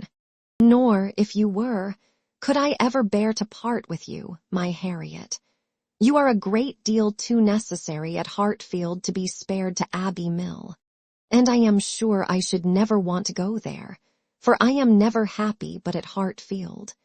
Some time afterwards it was, "I think Mrs. Goddard would be very much surprised if she knew what had happened. I am sure Miss Nash would, for Miss Nash thinks her own sister very well married, and it is only a linen draper. One should be sorry to see greater pride or refinement in the teacher of a school, Harriet. I dare say Miss Nash would envy you such an opportunity as this of being married. Even this conquest would appear valuable in her eyes. As to anything superior for you, I suppose she is quite in the dark. The attentions of a certain person can hardly be among the tittle-tattle of Highbury yet. Hitherto I fancy you and I are the only people to whom his looks and manners have explained themselves. Harriet blushed and smiled, and said something about wondering that people should like her so much. The idea of Mr. Elton was certainly cheering, but still, after a time, she was tender-hearted again towards the rejected Mr. Martin. "Now he has got my letter," said she softly. "I wonder what they are all doing, whether his sisters know. If he is unhappy, they will be unhappy too. I hope he will not mind it so very much. Let us think of those among our absent friends who are more cheerfully employed," cried Emma. "At this moment, perhaps, Mr. Elton is showing your picture to his mother and sisters, telling how much more beautiful is the original, and after being asked for it 5 or 6 times, allowing them to hear your name, your own dear name. My picture, but he has left my picture in Bond Street. Has he so? Then I know nothing of Mr. Elton. No, my dear little modest Harriet, depend upon it the picture will not be in Bond Street till just before he mounts his horse tomorrow. It is his companion all this evening, his solace, his delight. It opens his designs to his family, it introduces you among them, it diffuses through the party those pleasantest feelings of our nature, eager curiosity and warm prepossession. How cheerful, how animated, how suspicious, how busy their imaginations all are." Harriet smiled again, and her smiles grew stronger. Chapter 8. Harriet slept at Hartfield that night. For some weeks past, she had been spending more than half her time there, and gradually getting to have a bedroom appropriated to herself. And Emma judged it best in every respect, safest and kindest, to keep her with them as much as possible just at present. She was obliged to go the next morning for an hour or 2 to Mrs. Goddard's, but it was then to be settled that she should return to Hartfield to make a regular visit of some days. While she was gone, Mr. Knightley called, and sat some time with Mr. Woodhouse and Emma, till Mr. Woodhouse, who had previously made up his mind to walk out, was persuaded by his daughter not to defer it, and was induced by the entreaties of both, though against the scruples of his own civility, to leave Mr. Knightley for that purpose. Mr. Knightley, who had nothing of ceremony about him, was offering by his short, decided answers an amusing contrast to the protracted apologies and civil hesitations of the other. "Well, I believe, if you will excuse me, Mr. Knightley, if you will not consider me as doing a very rude thing, I shall take Emma's advice and go out for a quarter of an hour. As the sun is out, I believe I had better take my 3 turns while I can. I treat you without ceremony, Mr. Knightley. We invalids think we are privileged people. My dear sir, do not make a stranger of me. I leave an excellent substitute in my daughter. Emma will be happy to entertain you, and therefore I think I will beg your excuse and take my 3 turns, my winter walk. You cannot do better, sir. I would ask for the pleasure of your company, Mr. Knightley, but I am a very slow walker, and my pace would be tedious to you. And besides, you have another long walk before you to Donwell Abbey." "Thank you, sir, thank you. I am going this moment myself, and I think the sooner you go the better. I will fetch your greatcoat and open the garden door for you." Mr. Woodhouse at last was off, but Mr. Knightley, instead of being immediately off likewise, sat down again, seemingly inclined for more chat. He began speaking of Harriet, and speaking of her with more voluntary praise than Emma had ever heard before. "I cannot rate her beauty as you do," said he, "but she is a pretty little creature, and I am inclined to think very well of her disposition. Her character depends upon those she is with, but in good hands she will turn out a valuable woman. I am glad you think so, and the good hands, I hope, may not be wanting. Come, said he, you are anxious for a compliment, so I will tell you that you have improved her. You have cured her of her schoolgirl's giggle. She really does you credit. Thank you. I should be mortified indeed if I did not believe I had been of some use. But it is not everybody who will bestow praise where they may. You do not often overpower me with it. You are expecting her again, you say this morning. Almost every moment. She has been gone longer already than she intended. Something has happened to delay her, some visitors perhaps. Highbury gossips, tiresome wretches. Harriet may not consider everybody tiresome that you would. Emma knew this was too true for contradiction, and therefore said nothing. He presently added with a smile, I do not pretend to fix on times or places, but I must tell you that I have good reason to believe your little friend will soon hear of something to her advantage. Indeed, how so? Of what sort? A very serious sort, I assure you, still smiling. Very serious. I can think of but one thing, who is in love with her, who makes you their confidant.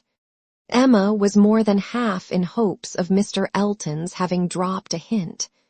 Mr. Knightley was a sort of general friend and adviser, and she knew Mr. Elton looked up to him.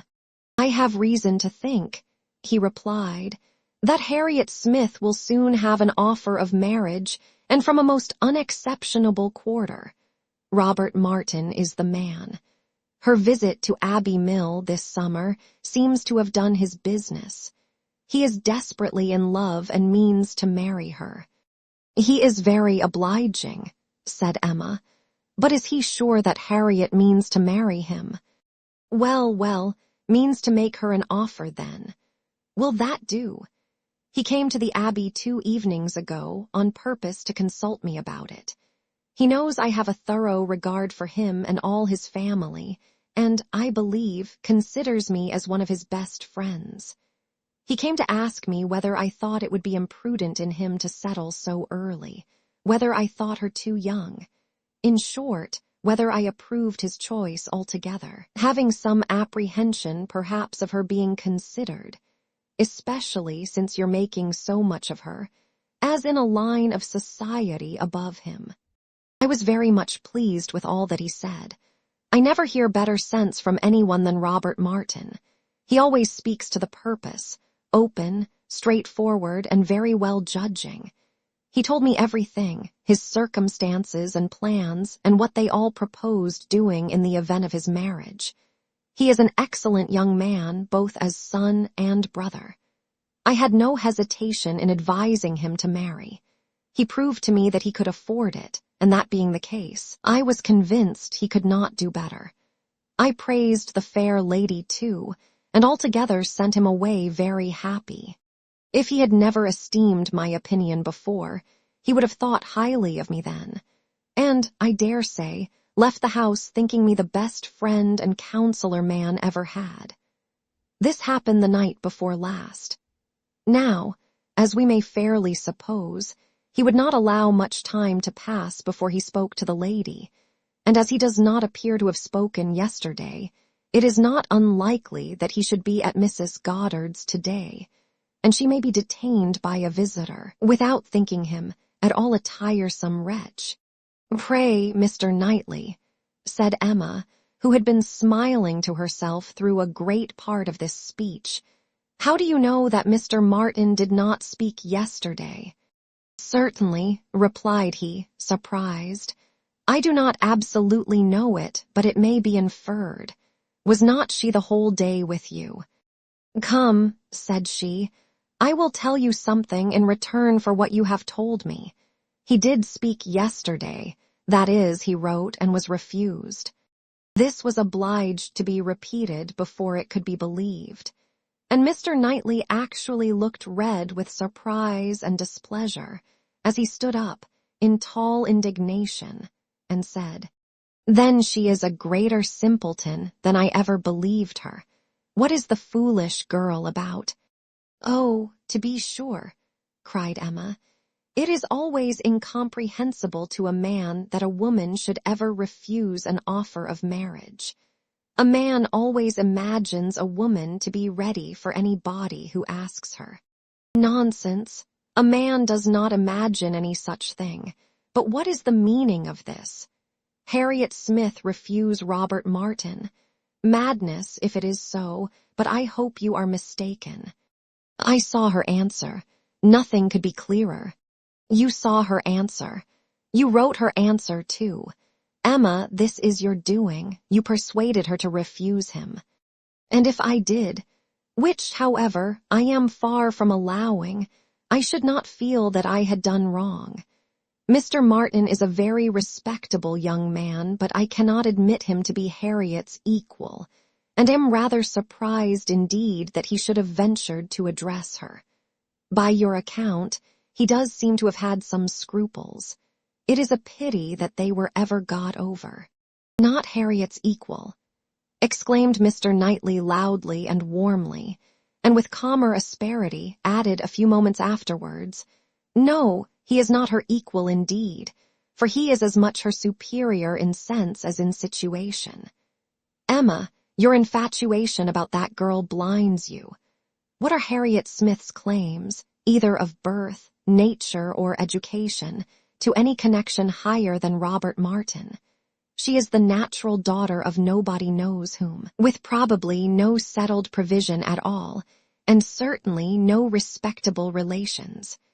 She is known only as parlor boarder at a common school. She is not a sensible girl, nor a girl of any information. She has been taught nothing useful, and is too young and too simple to have acquired anything herself. At her age she can have no experience, and with her little wit is not very likely ever to have any that can avail her. She is pretty, and she is good-tempered, and that is all.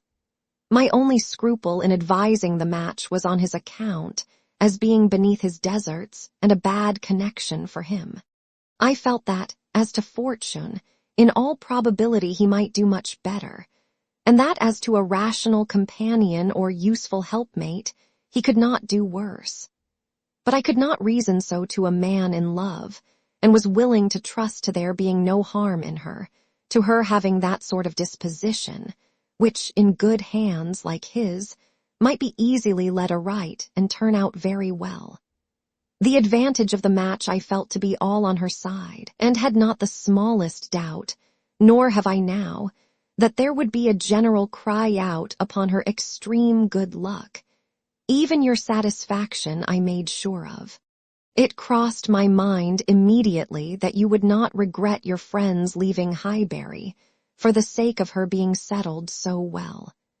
I remember saying to myself, even Emma, with all her partiality for Harriet, will think this a good match. I cannot help wondering at your knowing so little of Emma as to say any such thing. What? Think a farmer, and with all his sense and all his merit Mr. Martin is nothing more. A good match for my intimate friend. Not regret her leaving Highbury for the sake of marrying a man whom I could never admit as an acquaintance of my own. I wonder you should think it possible for me to have such feelings. I assure you mine are very different. I must think your statement by no means fair. You are not just to Harriet's claimants, they would be estimated very differently by others as well as myself. Mr. Martin may be the richest of the two, but he is undoubtedly her inferior as to rank in society. The sphere in which she moves is much above his. It would be a degradation to illegitimacy and ignorance, to be married to a respectable, intelligent gentleman farmer.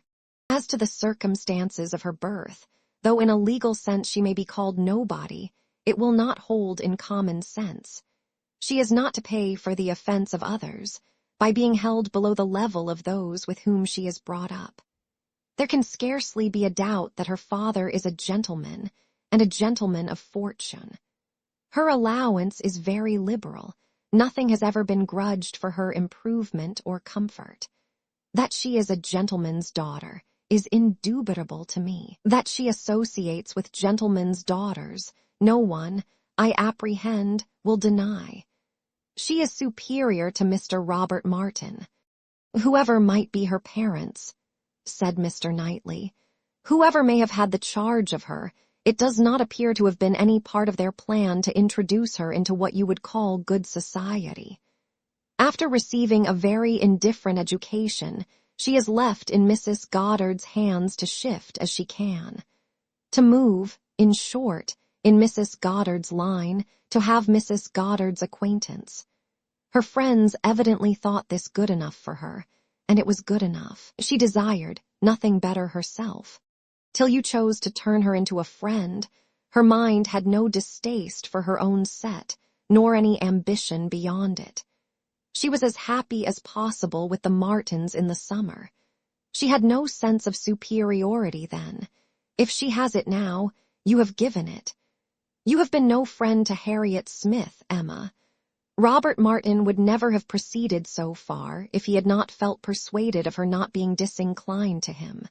I know him well. He has too much real feeling to address any woman on the haphazard of selfish passion. And as to conceit, he is the farthest from it of any man I know. Depend upon it, he had encouragement. It was most convenient to Emma not to make a direct reply to this assertion. She chose rather to take up her own line of the subject again. You are a very warm friend to Mr. Martin, but, as I said before, are unjust to Harriet. Harriet's claims to marry well are not so contemptible as you represent them. She is not a clever girl, but she has better sense than you are aware of, and does not deserve to have her understanding spoken of so slightingly. Waiving that point, however, and supposing her to be, as you describe her, only pretty and good-natured, let me tell you that in the degree she possesses them, they are not trivial recommendations to the world in general. For she is, in fact, a beautiful girl, and must be thought so by 99 people out of 100. Until it appears that men are much more philosophic on the subject of beauty than they are generally supposed, till they do fall in love with well-informed minds instead of handsome faces. A girl, with such loveliness as Harriet, has a certainty of being admired and sought after, of having the power of choosing from among many, consequently a claim to be nice. Her good nature, too, is not so very slight a claim, comprehending, as it does, real, thorough sweetness of temper and manner, a very humble opinion of herself, and a great readiness to be pleased with other people. I am very much mistaken if your sex in general would not think such beauty, and such temper, the highest claims a woman could possess. Upon my word, Emma, to hear you abusing the reason you have, is almost enough to make me think so too. Better be without sense than misapply it as you do. To be sure, cried she playfully, I know that is the feeling of you all. I know that such a girl as Harriet is exactly what every man delights in, what at once bewitches his senses and satisfies his judgment. Oh, Harriet may pick and choose. Were you yourself ever to marry, she is the very woman for you. And is she, at 17, just entering into life, just beginning to be known, to be wondered at because she does not accept the first offer she receives? No, pray let her have time to look about her. I have always thought it a very foolish intimacy, said Mr. Knightley presently, though I have kept my thoughts to myself, but I now perceive that it will be a very unfortunate one for Harriet. You will puff her up with such ideas of her own beauty, and of what she has a claim to, that, in a little while, nobody within her reach will be good enough for her. Vanity working on a weak head produces every sort of mischief. Nothing so easy as for a young lady to raise her expectations too high. Miss Harriet Smith may not find offers of marriage flow in so fast, though she is a very pretty girl. Men of sense, whatever you may choose to say, do not want silly wives. Men of family would not be very fond of connecting themselves with a girl of such obscurity, and most prudent men would be afraid of the inconvenience and disgrace they might be involved in when the mystery of her parentage came to be revealed. Let her marry Robert Martin, and she is safe, respectable, and happy forever. But if you encourage her to expect to marry greatly, and teach her to be satisfied with nothing less than a man of consequence and large fortune, she may be a parlor boarder at Mrs. Goddard's all the rest of her life. Or, at least, for Harriet Smith is a girl who will marry somebody or other, till she grow desperate, and is glad to catch at the old riding-master's son. We think so very differently on this point, Mr. Knightley, that there can be no use in canvassing it. We shall only be making each other more angry. But as to my letting her marry Robert Martin, it is impossible. She has refused him, and so decidedly, I think, as must prevent any second application. She must abide by the evil of having refused him, whatever it may be. And as to the refusal itself, I will not pretend to say that I might not influence her a little. But I assure you there was very little for me, or for anybody to do. His appearance is so much against him, and his manner so bad, that if she ever were disposed to favor him, she is not now. I can imagine that before she had seen anybody superior, she might tolerate him. He was the brother of her friends, and he took pains to please her, and altogether, having seen nobody better, that must have been his great assistant, she might not, while she was at Abbey Mill, find him disagreeable. But the case is altered now. She knows now what gentlemen are, and nothing but a gentleman in education and manner has any chance with Harriet. Nonsense, arrant nonsense, as ever was talked, cried Mr. Knightley. Robert Martin's manners have sense, sincerity, and good humor to recommend them, and his mind has more true gentility than Harriet Smith could understand. Emma made no answer, and tried to look cheerfully unconcerned, but was really feeling uncomfortable and wanting him very much to be gone. She did not repent what she had done. She still thought herself a better judge of such a point of female right and refinement than he could be.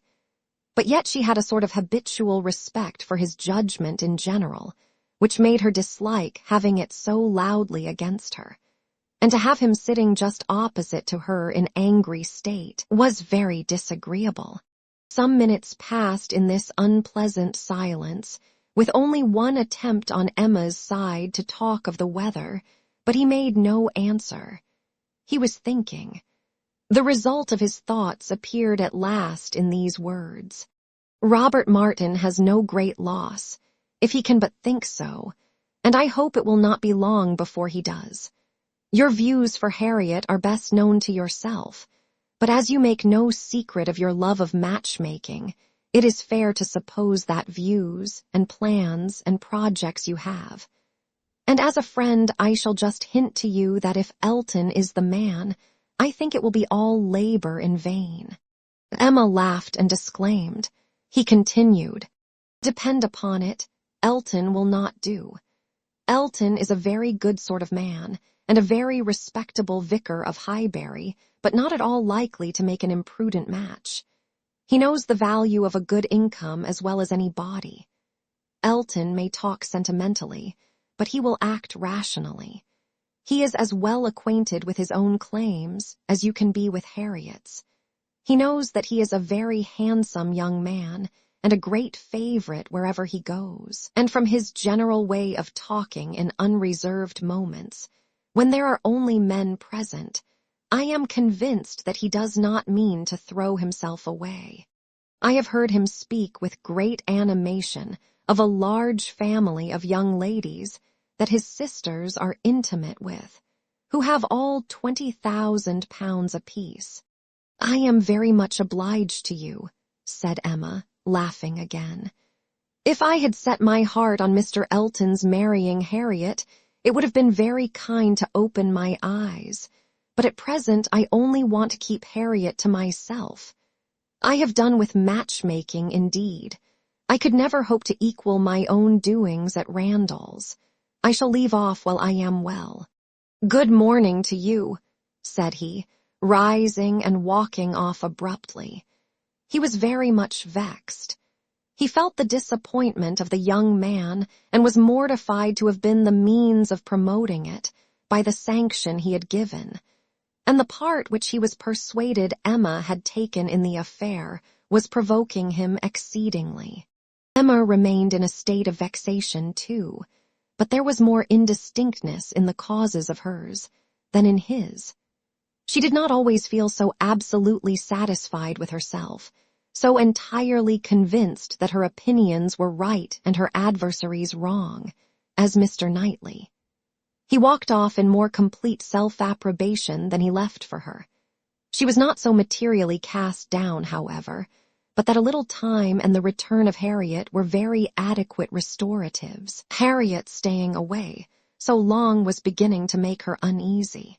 The possibility of the young man's coming to Mrs. Goddard's that morning, and meeting with Harriet and pleading his own cause, gave alarming ideas. The dread of such a failure after all became the prominent uneasiness.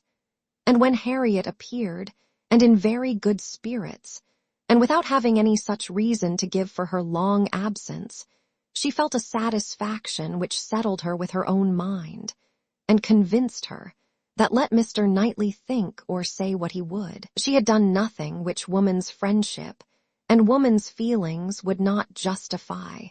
He had frightened her a little about Mr. Elton, but when she considered that Mr. Knightley could not have observed him as she had done, neither with the interest nor, she must be allowed to tell herself, in spite of Mr. Knightley's pretensions, with the skill of such an observer on such a question as herself, that he had spoken it hastily and in anger, she was able to believe that he had rather said what he wished resentfully to be true than what he knew anything about. He certainly might have heard Mr. Elton speak with more unreserve than she had ever done, and Mr. Elton might not be of an imprudent, inconsiderate disposition as to money matters. He might naturally be rather attentive than otherwise to them. But then, Mr. Knightley did not make due allowance for the influence of a strong passion at war with all interested motives.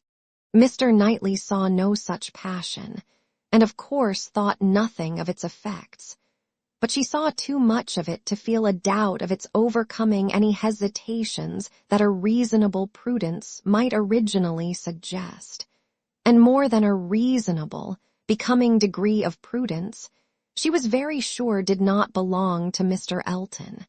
Harriet's cheerful look and manner established hers. She came back not to think of Mr. Martin, but to talk of Mr. Elton. Miss Nash had been telling her something, which she repeated immediately with great delight. Mr. Perry had been to Mrs. Goddard's to attend a sick child, and Miss Nash had seen him, and he had told Miss Nash that as he was coming back yesterday from Clayton Park, he had met Mr. Elton, and found to his great surprise that Mr. Elton was actually on his road to London, and not meaning to return till the morrow, though it was the whist club night, which he had been never known to miss before. And Mr. Perry had remonstrated with him about it, and told him how shabby it was in him, their best player, to absent himself, and tried very much to persuade him to put off his journey only one day. But it would not do. Mr. Elton had been determined to go on, and had said in a very particular way indeed that he was going on business which he would not put off for any inducement in the world, and something about a very enviable commission, and being the bearer of something exceedingly precious. Mr. Perry could not quite understand him, but he was very sure there must be a lady in the case, and he told him so. And Mr. Elton only looked very conscious and smiling, and rode off in great spirits. Miss Nash had told her all this, and had talked a great deal more about Mr. Elton, and said, looking so very significantly at her, that she did not pretend to understand what his business might be, but she only knew that any woman whom Mr. Elton could prefer, she should think the luckiest woman in the world. For beyond a doubt, Mr. Elton had not his equal for beauty or agreeableness. Chapter 9. Mr. Knightley might quarrel with her, but Emma could not quarrel with herself. He was so much displeased that it was longer than usual before he came to Hartfield again, and when they did meet, his grave looks showed that she was not forgiven. She was sorry, but could not repent. On the contrary, her plans and proceedings were more and more justified and endeared to her by the general appearances of the next few days. The picture, elegantly framed, came safely to hand soon after Mr. Elton's return, and being hung over the mantelpiece of the common sitting-room, he got up to look at it, and sighed out his half-sentences of admiration just as he ought. And as for Harriet's feelings, they were visibly forming themselves into as strong and steady an attachment as her youth and sort of mind admitted. Emma was soon perfectly satisfied of Mr. Martin's being no otherwise remembered than as he furnished a contrast with Mr. Elton, of the utmost advantage to the latter. Her views of improving her little friend's mind by a great deal of useful reading and conversation had never yet led to more than a few first chapters, and the intention of going on tomorrow. It was much easier to chat than to study, much pleasanter to let her imagination range and work at Harriet's fortune, than to be laboring to enlarge her comprehension or exercise it on sober facts. And the only literary pursuit which engaged Harriet at present, the only mental provision she was making for the evening of life, was the collecting and transcribing all the riddles of every sort that she could meet with, into a thin quarto of hot-pressed paper made up by her friend and ornamented with ciphers and trophies. In this age of literature, such collections on a very grand scale are not uncommon. Miss Nash, head teacher at Mrs. Goddard's, had written out at least 300, and Harriet, who had taken the first hint of it from her, hoped, with Miss Woodhouse's help, to get a great many more. Emma assisted with her invention, memory, and taste, and as Harriet wrote a very pretty hand, it was likely to be an arrangement of the first order, in form as well as quantity. Mr. Woodhouse was almost as much interested in the business as the girls, and tried very often to recollect something worth their putting in. So many clever riddles as there used to be when he was young, he wondered he could not remember them, but he hoped he should in time. And it always ended in Kitty, a fair but frozen maid. His good friend Perry, too, whom he had spoken to on the subject, did not at present recollect anything of the riddle kind. But he had desired Perry to be upon the watch, and as he went about so much, something, he thought, might come from that quarter. It was by no means his daughter's wish that the intellects of Highbury in general should be put under requisition. Mr. Elton was the only one whose assistance she asked. He was invited to contribute any really good enigmas, charades, or conundrums that he might recollect, and she had the pleasure of seeing him most intently at work with his recollections, and at the same time, as she could perceive, most earnestly careful that nothing ungallant, nothing that did not breathe a compliment to the sex, should pass his lips. They owed to him their 2 or 3 politest puzzles, and the joy and exultation with which at last he recalled, and rather sentimentally recited, that well-known charade. My first doth affliction denote, which my second is destined to feel, and my whole is the best antidote, that affliction to soften and heal, made her quite sorry to acknowledge that they had transcribed it some pages ago already. "Why will not you write one yourself for us, Mr. Elton?" said she. That is the only security for its freshness, and nothing could be easier to you. Oh no, he had never written, hardly ever, anything of the kind in his life. The stupidest fellow, he was afraid not even Miss Woodhouse. He stopped a moment, or Miss Smith could inspire him. The very next day, however, produced some proof of inspiration.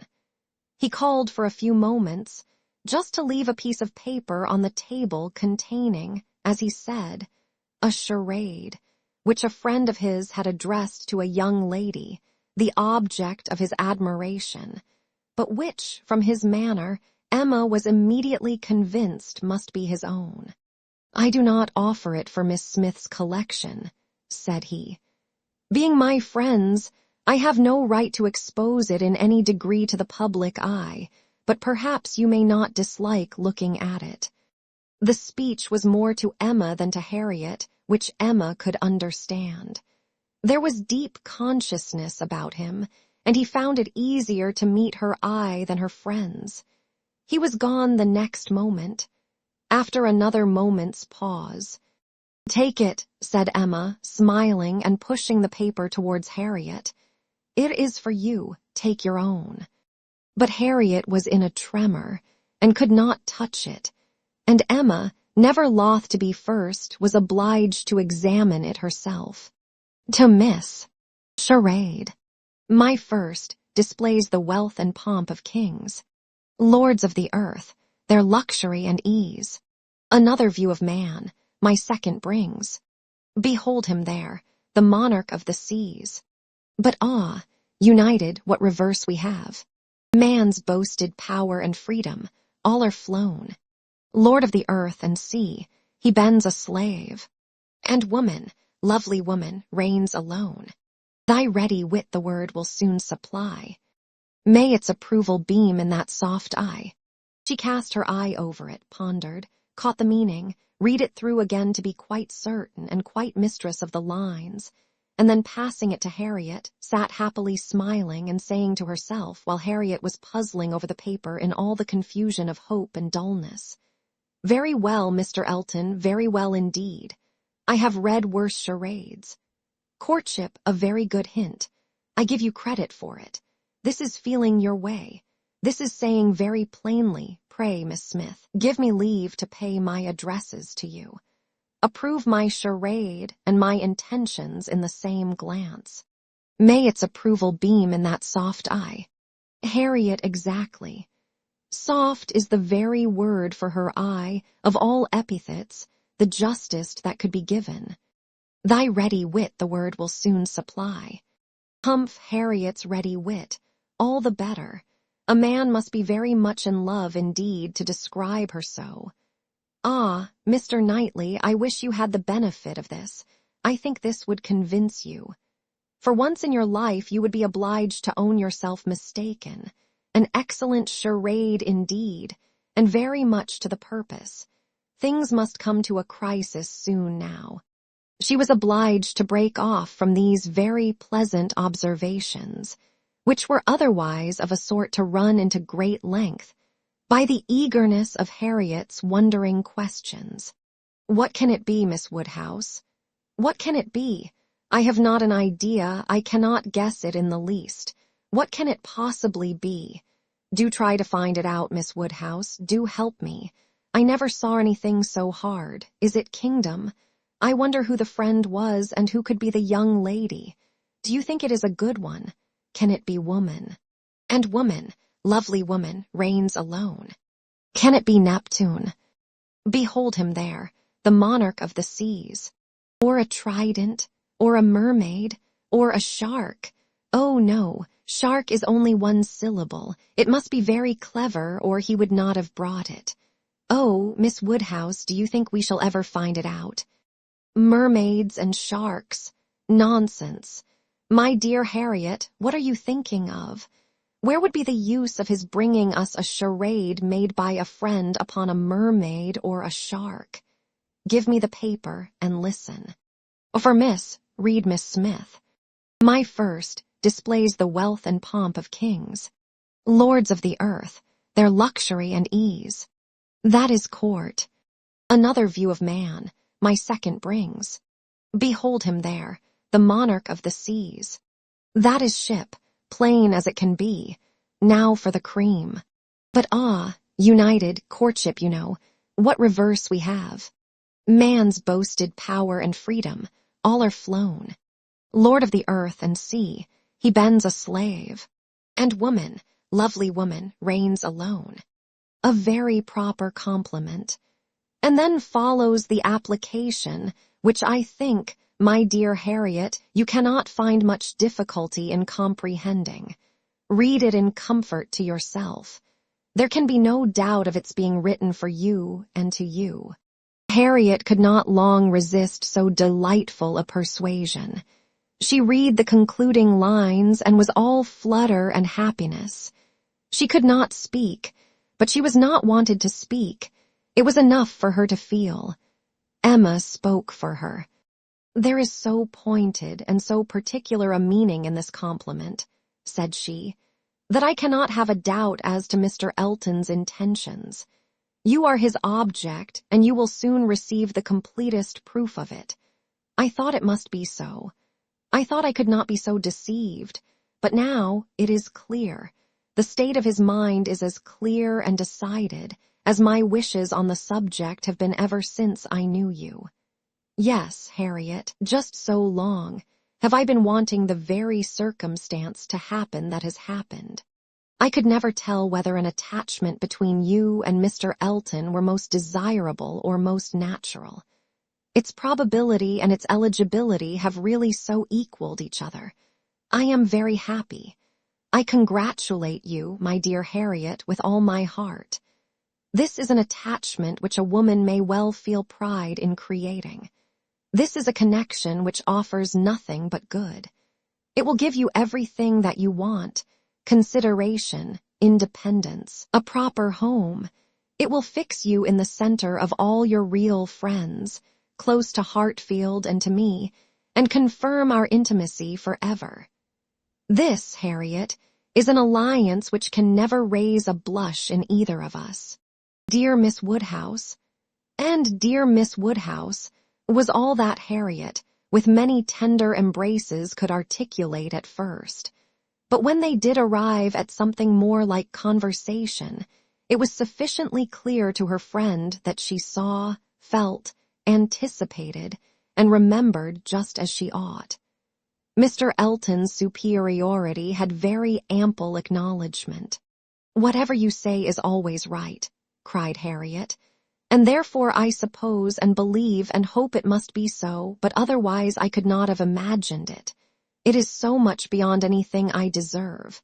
Mr. Elton, who might marry any body, there cannot be two opinions about him. He is so very superior. Only think of those sweet verses to Miss. Dear me, how clever. Could it really be meant for me? I cannot make a question or listen to a question about that. It is a certainty. Receive it on my judgment. It is a sort of prologue to the play, a motto to the chapter, and will be soon followed by matter-of-fact prose. It is a sort of thing which nobody could have expected. I am sure, a month ago I had no more idea myself. The strangest things do take place. When Miss Smiths and Mr. Eltons get acquainted, they do indeed, and really it is strange. It is out of the common course that what is so evidently, so palpably desirable, what courts the prearrangement of other people, should so immediately shape itself into the proper form. You and Mr. Elton are by situation called together. You belong to one another by every circumstance of your respective homes. Your marrying will be equal to the match at Randall's. There does seem to be a something in the air of Hartfield which gives love exactly the right direction and sends it into the very channel where it ought to flow. The course of true love never did run smooth. A Hartfield edition of Shakespeare would have a long note on that passage. That Mr. Elton should really be in love with me, of all people who did not know him, to speak to him at Michaelmas, and he, the very handsomest man that ever was, and a man that everybody looks up to, quite like Mr. Knightley. His company so sought after that everybody says he need not eat a single meal by himself if he does not choose it, that he has more invitations than there are days in the week. And so excellent in the church. Miss Nash has put down all the texts he has ever preached from since he came to Highbury. Dear me, when I look back to the first time I saw him, how little did I think? The two abbots and I ran into the front room and peeped through the blind when we heard he was going by, and Miss Nash came and scolded us away and stayed to look through herself. However, she called me back presently and let me look too, which was very good-natured. And how beautiful we thought he looked. He was arm in arm with Mr. Cole. This is an alliance which, whatever your friends may be, must be agreeable to them, provided at least they have common sense. And we are not to be addressing our conduct to fools. If they are anxious to see you happily married, here is a man whose amiable character gives every assurance of it. If they wish to have you settled in the same country and circle which they have chosen to place you in, here it will be accomplished. And if their only object is that you should, in the common phrase, be well married, here is the comfortable fortune, the respectable establishment, the rise in the world which must satisfy them. Yes, very true. How nicely you talk. I love to hear you. You understand everything. You and Mr. Elton are one as clever as the other. This charade. If I had studied a 12 a month, I could never have made anything like it. I thought he meant to try his skill, by his manner of declining it yesterday. I do think it is, without exception, the best charade I ever read. I never read one more to the purpose, certainly. It is as long again as almost all we have had before. I do not consider its length as particularly in its favor. Such things in general cannot be too short. Harriet was too intent on the lines to hear. The most satisfactory comparisons were rising in her mind. It is one thing, said she, presently, her cheeks in a glow, to have very good sense in a common way, like everybody else, and if there is anything to say, to sit down and write a letter, and say just what you must in a short way. And another, to write verses and charades like this. Emma could not have desired a more spirited rejection of Mr. Martin's prose. Such sweet lines, continued Harriet, these two last. But how shall I ever be able to return the paper or say I have found it out? Oh, Miss Woodhouse, what can we do about that? Leave it to me. You do nothing. He will be here this evening, I dare say, and then I will give it him back, and some nonsense or other will pass between us, and you shall not be committed. Your soft eyes shall choose their own time for beaming. Trust to me. Oh, Miss Woodhouse, what a pity that I must not write this beautiful charade into my book. I am sure I have not got one half so good. Leave out the two last lines, and there is no reason why you should not write it into your book. Oh, but those two lines are the best of all, granted. For private enjoyment, and for private enjoyment keep them. They are not at all the less written, you know, because you divide them. The couplet does not cease to be, nor does its meaning change. But take it away, and all appropriation ceases, and a very pretty gallant charade remains, fit for any collection. Depend upon it, he would not like to have his charade slighted, much better than his passion. A poet in love must be encouraged in both capacities, or neither. Give me the book, I will write it down, and then there can be no possible reflection on you. Harriet submitted, though her mind could hardly separate the parts, so as to feel quite sure that her friend were not writing down a declaration of love. It seemed too precious an offering for any degree of publicity. I shall never let that book go out of my own hands, said she.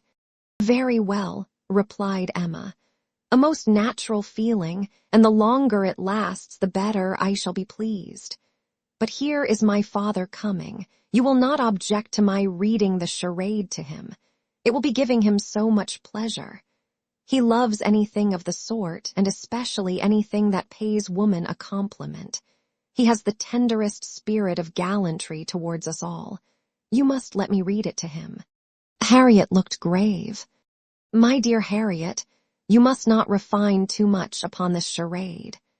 You will betray your feelings improperly if you are too conscious and too quick, and appear to affix more meaning, or even quite all the meaning which may be affixed to it. Do not be overpowered by such a little tribute of admiration.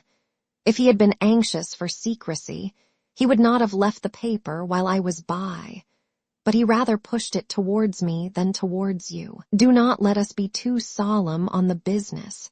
He has encouragement enough to proceed, without our sighing out our souls over this charade.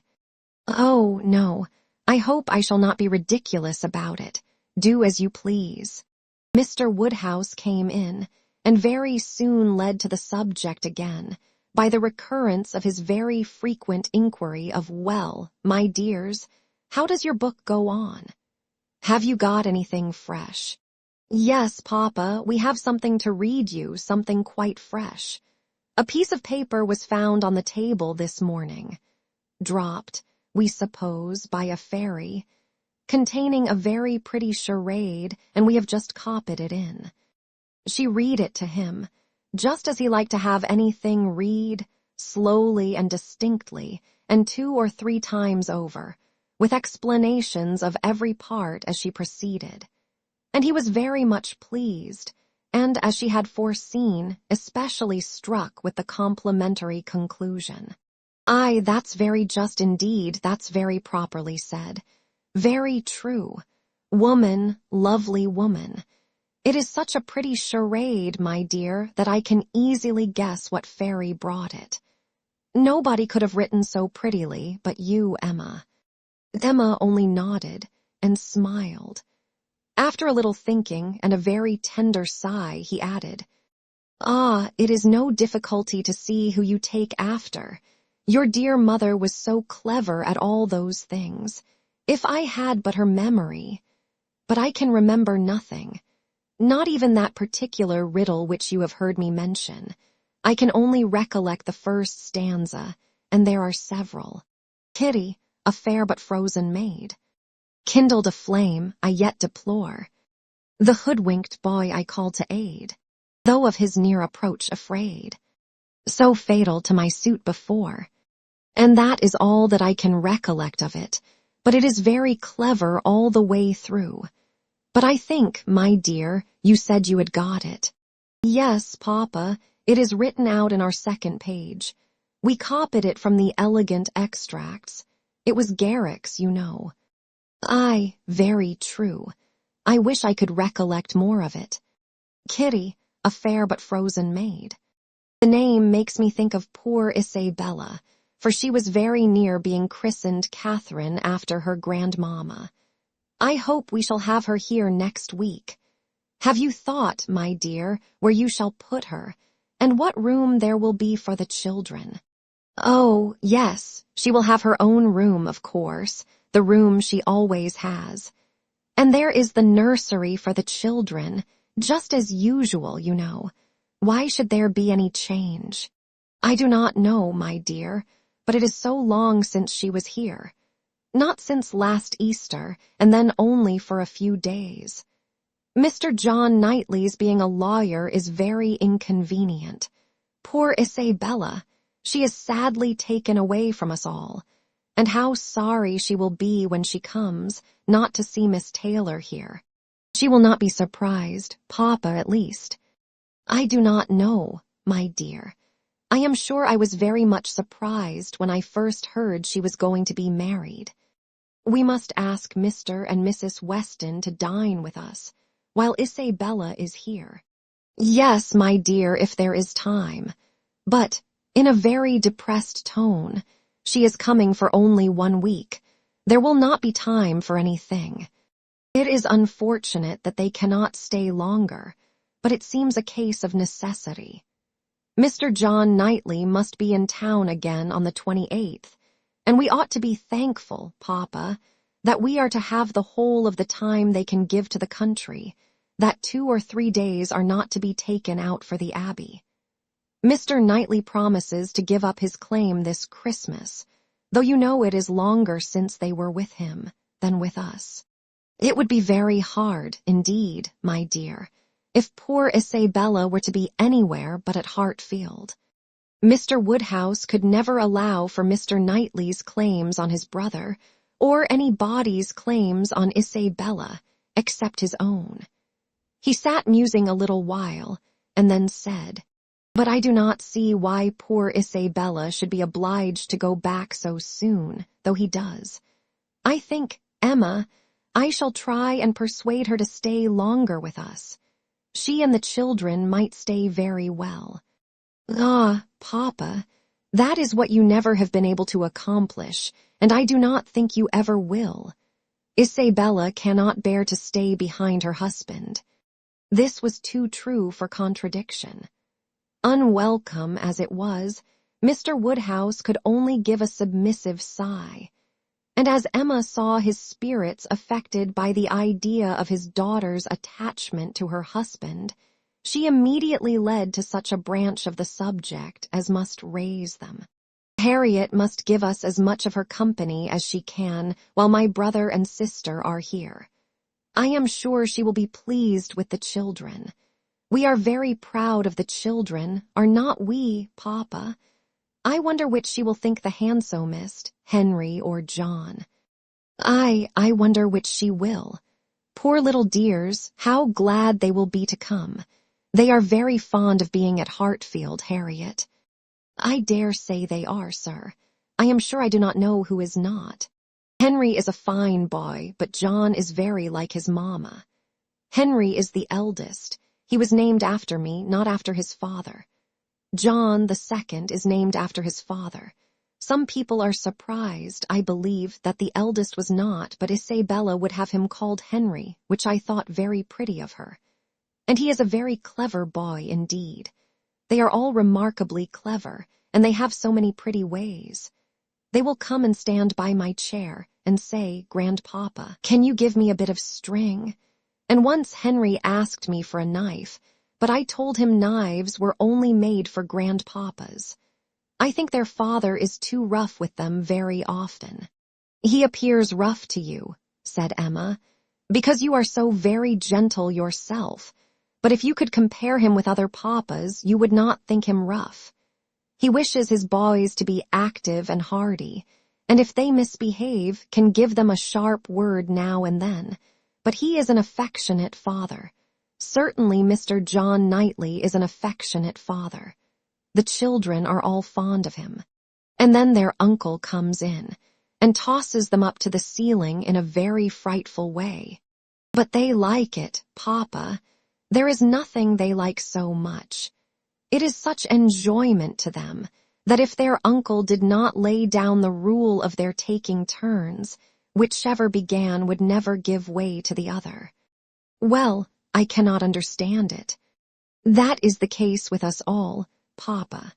One half of the world cannot understand the pleasures of the other."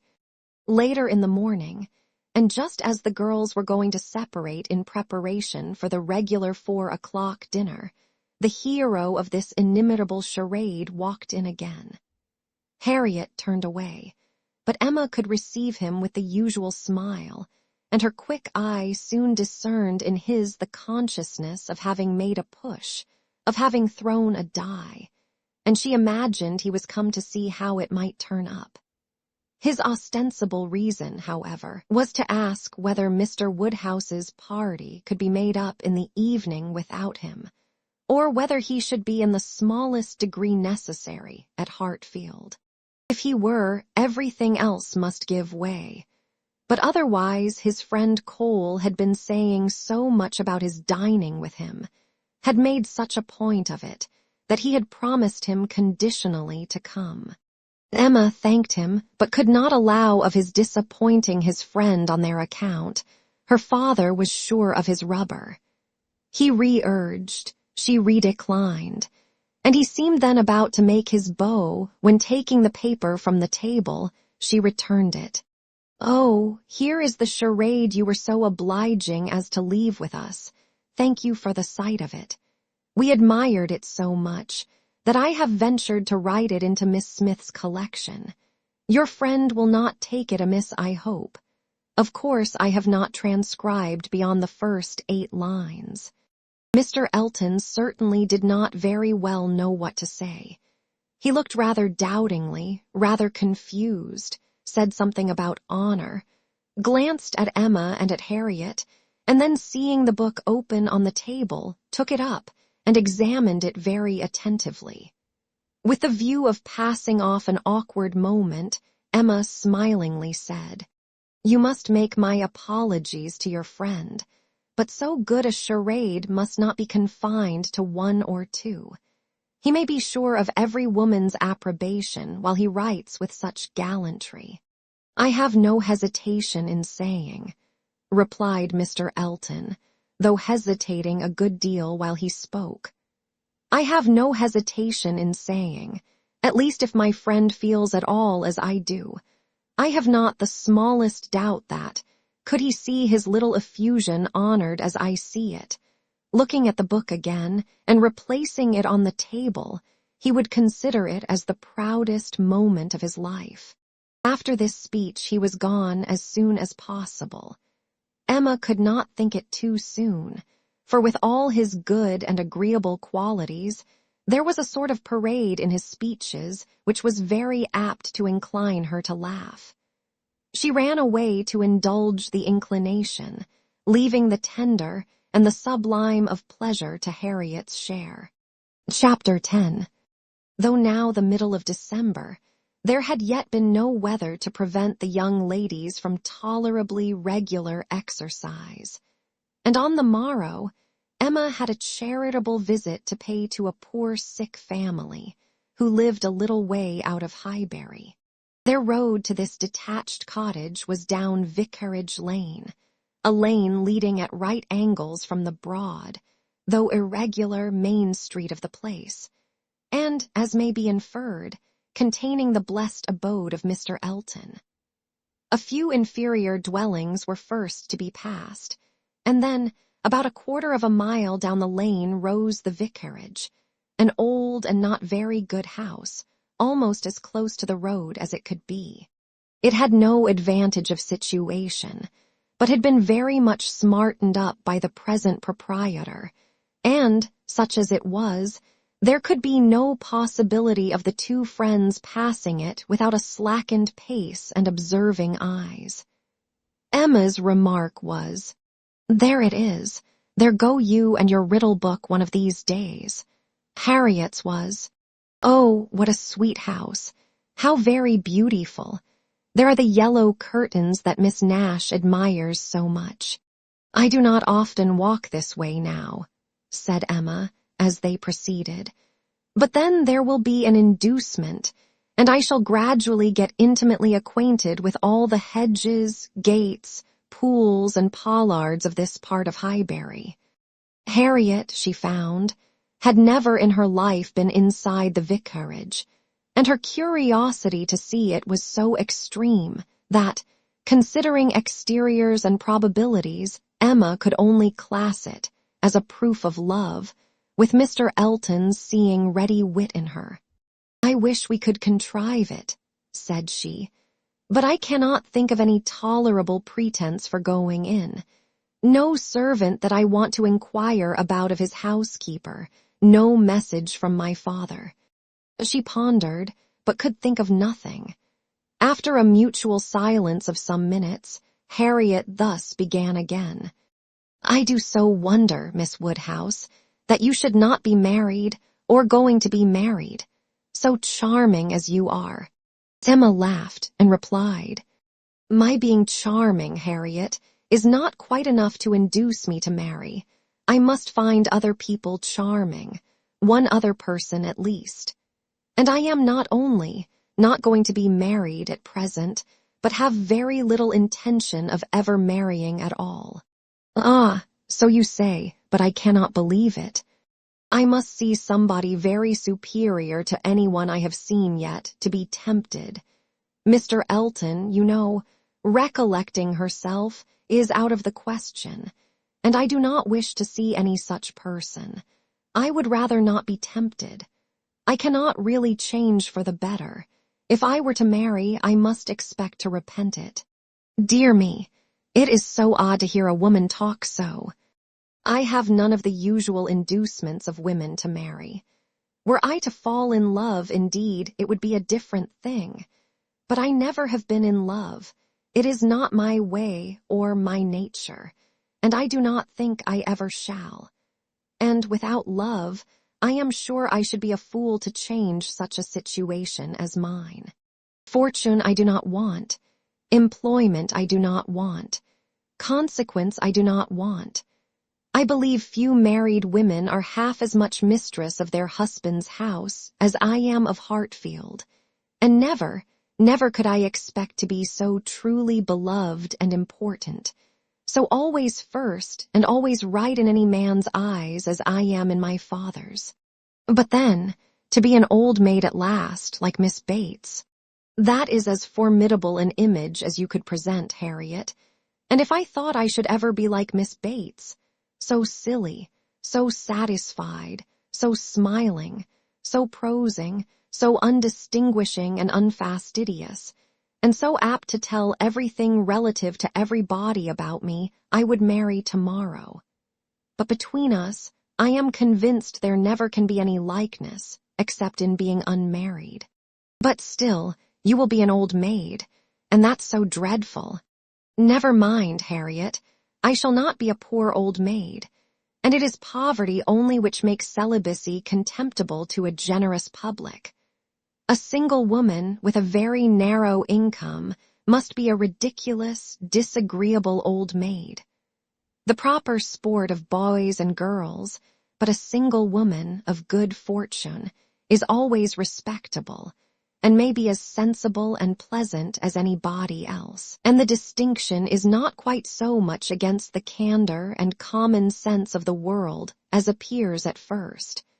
For a very narrow income has a tendency to contract the mind and sour the temper. Those who can barely live, and who live perforce in a very small, and generally very inferior, society, may well be illiberal and cross. This does not apply, however, to Miss Bates. She is only too good-natured and too silly to suit me. But in general, she is very much to the taste of every body, though single and though poor. Poverty certainly has not contracted her mind. I really believe if she had only a shilling in the world, she would be very likely to give away sixpence of it, and nobody is afraid of her. That is a great charm. Dear me, but what shall you do? How shall you employ yourself when you grow old? If I know myself, Harriet, mine is an active, busy mind, with a great many independent resources, and I do not perceive why I should be more in want of employment at 40 or 50 than 21. Woman's usual occupations of hand and mind will be as open to me then as they are now, or with no important variation. If I draw less, I shall read more. If I give up music, I shall take to carpet work. And as for objects of interest, objects for the affections, which is in truth the great point of inferiority, the want of which is really the great evil to be avoided in not marrying, I shall be very well off, with all the children of a sister I love so much, to care about. There will be enough of them, in all probability, to supply every sort of sensation that declining life can need.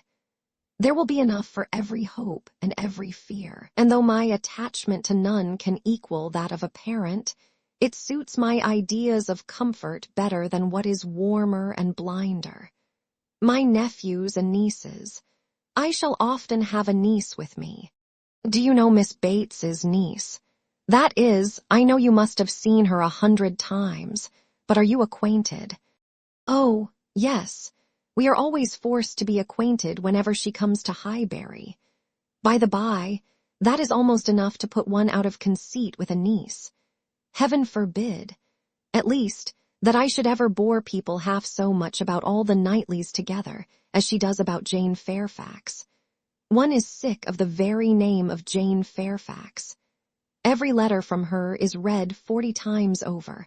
Her compliments to all friends go round and round again. And if she does but send her aunt the pattern of a stomacher, or knit a pair of garters for her grandmother, one hears of nothing else for a month. I wish Jane Fairfax very well, but she tires me to death. They were now approaching the cottage, and all idle topics were superseded.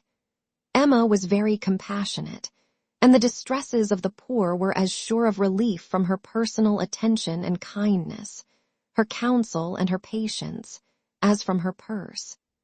She understood their ways, could allow for their ignorance and their temptations, had no romantic expectations of extraordinary virtue from those for whom education had done so little, entered into their troubles with ready sympathy, and always gave her assistance with as much intelligence as good will.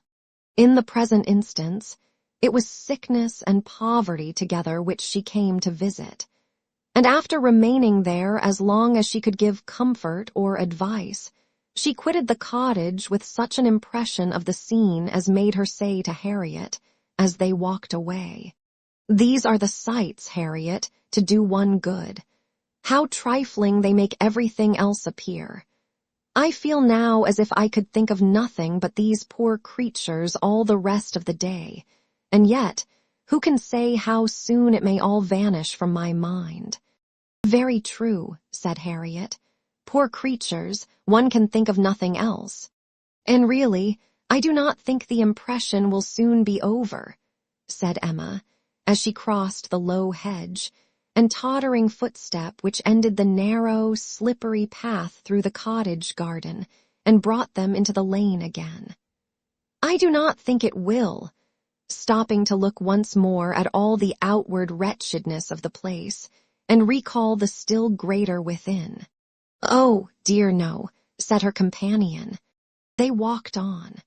The lane made a slight bend, and when that bend was passed, Mr. Elton was immediately in sight, and so near as to give Emma time only to say farther, "Ah, Harriet, here comes a very sudden trial of our stability and good thoughts. Well," smiling, "I hope it may be allowed that if compassion has produced exertion and relief to the sufferers, it has done all that is truly important. If we feel for the wretched enough to do all we can for them, the rest is empty sympathy, only distressing to ourselves." Harriet could just answer, "Oh, dear, yes," before the gentleman joined them. The wants and sufferings of the poor family, however, were the first subject on meeting.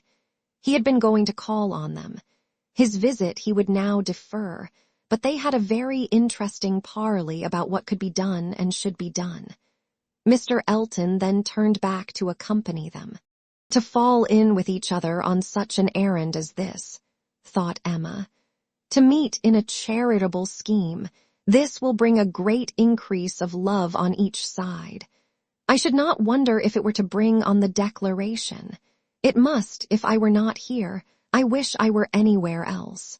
Anxious to separate herself from them as far as she could, she soon afterwards took possession of a narrow footpath, a little raised on one side of the lane, leaving them together in the main road.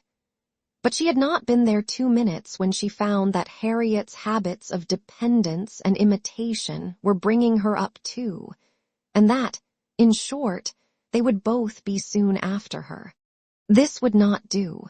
She immediately stopped, under pretense of having some alteration to make in the lacing of her half-boot, and stooping down in complete occupation of the footpath, begged them to have the goodness to walk on, and she would follow in half a minute. They did as they were desired, and by the time she judged it reasonable to have done with her boot, she had the comfort of farther delay in her power, being overtaken by a child from the cottage, setting out, according to orders, with her pitcher, to fetch broth from Hartfield. To walk by the side of this child and talk to and question her was the most natural thing in the world, or would have been the most natural, had she been acting just then without design. And by this means the others were still able to keep ahead without any obligation of waiting for her.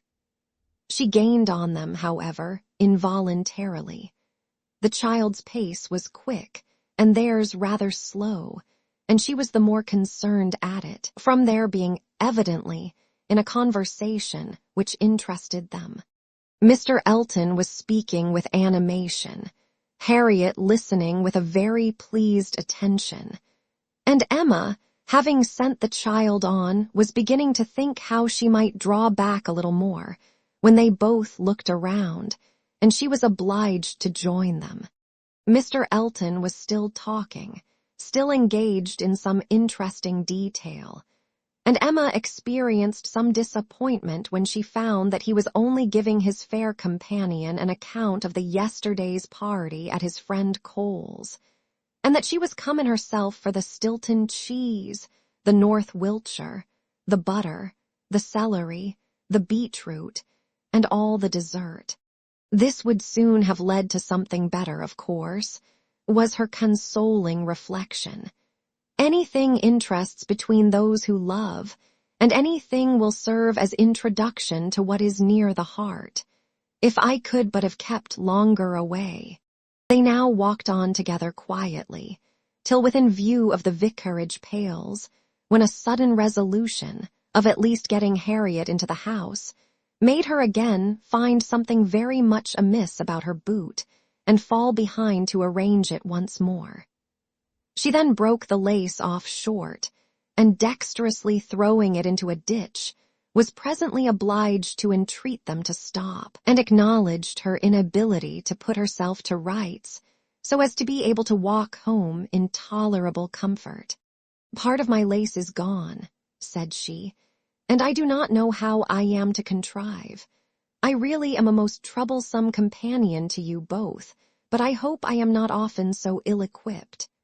Mr. Elton, I must beg leave to stop at your house, and ask your housekeeper for a bit of riband or string, or anything just to keep my boot on." Mr. Elton looked all happiness at this proposition, and nothing could exceed his alertness and attention in conducting them into his house, and endeavoring to make everything appear to advantage. The room they were taken into was the one he chiefly occupied, and looking forwards. Behind it was another with which it immediately communicated. The door between them was open, and Emma passed into it with the housekeeper to receive her assistance in the most comfortable manner. She was obliged to leave the door ajar as she found it, but she fully intended that Mr. Elton should close it. It was not closed, however, it still remained ajar, but by engaging the housekeeper in incessant conversation, she hoped to make it practicable for him to choose his own subject in the adjoining room. For 10 minutes she could hear nothing but herself. It could be protracted no longer. She was then obliged to be finished and make her appearance. The lovers were standing together at one of the windows. It had a most favorable aspect, and for half a minute Emma felt the glory of having schemed successfully. But it would not do. He had not come to the point. He had been most agreeable, most delightful. He had told Harriet that he had seen them go by and had purposely followed them. Other little gallantries and allusions had been dropped, but nothing serious. Cautious, very cautious, thought Emma. He advances inch by inch, and will hazard nothing till he believes himself secure. Still, however, though everything had not been accomplished by her ingenious device, she could not but flatter herself that it had been the occasion of much present enjoyment to both, and must be leading them forward to the great event. Chapter 11. Mr. Elton must now be left to himself. It was no longer in Emma's power to superintend his happiness or quicken his measures. The coming of her sister's family was so very near at hand, that first in anticipation, and then in reality, It became henceforth her prime object of interest. And during the 10 days of their stay at Hartfield, it was not to be expected. She did not herself expect that anything beyond occasional, fortuitous assistance could be afforded by her to the lovers. They might advance rapidly if they would, however. They must advance somehow or other whether they would or no. She hardly wished to have more leisure for them. There are people who the more you do for them, the less they will do for themselves. Mr. and Mrs. John Knightley, from having been longer than usual absent from Sarai, were exciting, of course, rather more than the usual interest. Till this year, every long vacation since their marriage had been divided between Hartfield and Donwell Abbey.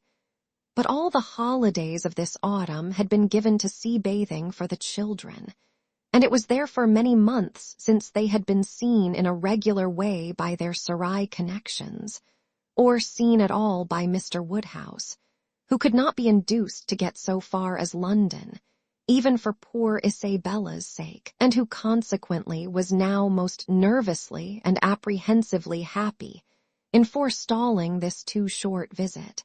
He thought much of the evils of the journey for her, and not a little of the fatigues of his own horses and coachmen who were to bring some of the party the last half of the way. But his alarms were needless, the 16 miles being happily accomplished, and Mr. and Mrs. John Knightley, their 5 children, and a competent number of nursery maids, all reaching Hartfield in safety.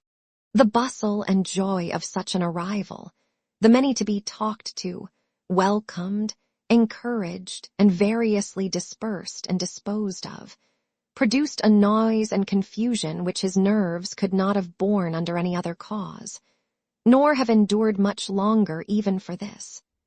But the ways of Hartfield and the feelings of her father were so respected by Mrs. John Knightley, that in spite of maternal solicitude for the immediate enjoyment of her little ones, and for their having instantly all the liberty and attendance, all the eating and drinking, and sleeping and playing, which they could possibly wish for, without the smallest delay, the children were never allowed to be long a disturbance to him, either in themselves or in any restless attendance on them. Mrs. John Knightley was a pretty, elegant little woman, of gentle, quiet manners, and a disposition remarkably amiable and affectionate, wrapped up in her family, a devoted wife, a doting mother, and so tenderly attached to her father and sister that, but for these higher ties, a warmer love might have seemed impossible. She could never see a fault in any of them. She was not a woman of strong understanding or any quickness, and with this resemblance of her father, she inherited also much of his constitution, was delicate in her own health, over-careful of that of her children, had many fears and many nerves, and was as fond of her own Mr. Wingfield in town as her father could be of Mr. Perry. They were alike, too, in a general benevolence of temper, and a strong habit of regard for every old acquaintance. Mr. John Knightley was a tall, gentlemanlike, and very clever man, rising in his profession, domestic, and respectable in his private character, but with reserved manners which prevented his being generally pleasing, and capable of being sometimes out of humor. He was not an ill-tempered man, not so often unreasonably cross as to deserve such a reproach, but his temper was not his great perfection, and indeed, with such a worshipping wife, it was hardly possible that any natural defects in it should not be increased. The extreme sweetness of her temper must hurt his. He had all the clearness and quickness of mind which she wanted, and he could sometimes act an ungracious, or say a severe thing. He was not a great favorite with his fair sister-in-law. Nothing wrong in him escaped her. She was quick in feeling the little injuries to Isabella, which Isabella never felt herself. Perhaps she might have passed over more had his manners been flattering to Isabella's sister, but they were only those of a calmly kind brother and friend, without praise and without blindness. But hardly any degree of personal compliment could have made her regardless of that greatest fault of all in her eyes, which he sometimes fell into, the want of respectful forbearance towards her father.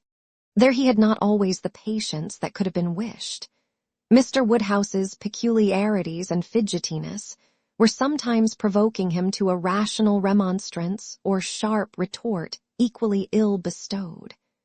It did not often happen, for Mr. John Knightley had really a great regard for his father-in-law, and generally a strong sense of what was due to him. But it was too often for Emma's charity, especially as there was all the pain of apprehension frequently to be endured, though the offense came not. The beginning, however, of every visit displayed none but the properest feelings, and this being of necessity so short might be hoped to pass away in unsullied cordiality. They had not been long seated and composed when Mr. Woodhouse, with a melancholy shake of the head and a sigh, called his daughter's attention to the sad change at Hartfield since she had been there last. "Ah, my dear," said he, "poor Miss Taylor, it is a grievous business." "Oh, yes, sir," cried she with ready sympathy, "how you must miss her, and dear Emma, too. What a dreadful loss to you both. I have been so grieved for you. I could not imagine how you could possibly do without her. It is a sad change indeed, but I hope she is pretty well, sir." "Pretty well, my dear. I hope pretty well. I do not know but that the place agrees with her tolerably." Mr. John Knightley here asked Emma quietly whether there were any doubts of the heir of Randalls. "Oh, no, none in the least. I never saw Mrs. Weston better in my life, never looking so well. Papa is only speaking his own regret." "Very much to the honor of both," was the handsome reply. "And do you see her, sir, tolerably often?" asked Isabella in the plaintive tone which just suited her father. Mr. Woodhouse hesitated. "Not near so often, my dear, as I could wish." "Oh, Papa, we have missed seeing them but one entire day since they married. Either in the morning or evening of every day, excepting one, have we seen either Mr. Weston or Mrs. Weston, and generally both, either at Randalls or here, and as you may suppose, Isabella, most frequently here. They are very, very kind in their visits. Mr. Weston is really as kind as herself. Papa, if you speak in that melancholy way, you will be giving Isabella a false idea of us all. Everybody must be aware that Miss Taylor must be missed, but everybody ought also to be assured that Mr. and Mrs. Weston do really prevent our missing her by any means to the extent we ourselves anticipated, which is the exact truth." "Just as it should be," said Mr. John Knightley, "and just as I hoped it was from your letters. Her wish of showing you attention could not be doubted, and his being a disengaged and social man makes it all easy. I have been always telling you, my love, that I had no idea of the change being so very material to Hartfield as you apprehended, and now you have Emma's account, I hope you will be satisfied." "Why, to be sure," said Mr. Woodhouse. "Yes, certainly, I cannot deny that Mrs. Weston, poor Mrs. Weston, does come and see us pretty often, but then she is always obliged to go away again. It would be very hard upon Mr. Weston if she did not, Papa. You quite forget poor Mr. Weston." "I think, indeed," said John Knightley pleasantly, "that Mr. Weston has some little claim. You and I, Emma, will venture to take the part of the poor husband. I, being a husband, and you not being a wife, the claims of the man may very likely strike us with equal force. As for Isabella, She has been married long enough to see the convenience of putting all the Mr. Westons aside as much as she can. "Me, my love," cried his wife, hearing and understanding only in part. "Are you talking about me? I am sure nobody ought to be, or can be, a greater advocate for matrimony than I am, and if it had not been for the misery of her leaving Hartfield, I should never have thought of Miss Taylor but as the most fortunate woman in the world. And as to slighting Mr. Weston, that excellent Mr. Weston, I think there is nothing he does not deserve. I believe he is one of the very best-tempered men that ever existed. Excepting yourself and your brother, I do not know his equal for temper. I shall never forget his flying Henry's kite for him that very windy day last Easter, and ever since his particular kindness last September 12-a-month in writing that note, at 12 o'clock at night, on purpose to assure me that there was no scarlet fever at Cobham, I have been convinced there could not be a more feeling heart, nor a better man in existence. If any body can deserve him, it must be Miss Taylor. Where is the young man?" said John Knightley. "Has he been here on this occasion, or has he not?" "He has not been here yet," replied Emma. "There was a strong expectation of his coming soon after the marriage, but it ended in nothing, and I have not heard him mentioned lately. But you should tell them of the letter, my dear," said her father. "He wrote a letter to poor Mrs. Weston to congratulate her, and a very proper, handsome letter it was. She showed it to me. I thought it very well done of him indeed. Whether it was his own idea, you know, one cannot tell. He is but young, and his uncle, perhaps. My dear papa, he is 23. You forget how time passes. 23. Is he indeed? Well, I could not have thought it, and he was but 2 years old when he lost his poor mother. Well, time does fly indeed. And my memory is very bad. However, it was an exceeding good, pretty letter, and gave Mr. and Mrs. Weston a great deal of pleasure. I remember it was written from Weymouth and dated Sept. 28th, and began, 'My dear madam,' but I forget how it went on, and it was signed F. C. Weston Churchill. I remember that perfectly. How very pleasing and proper of him," cried the good-hearted Mrs. John Knightley. "I have no doubt of his being a most amiable young man, but how sad it is that he should not live at home with his father. There is something so shocking in a child's being taken away from his parents and natural home.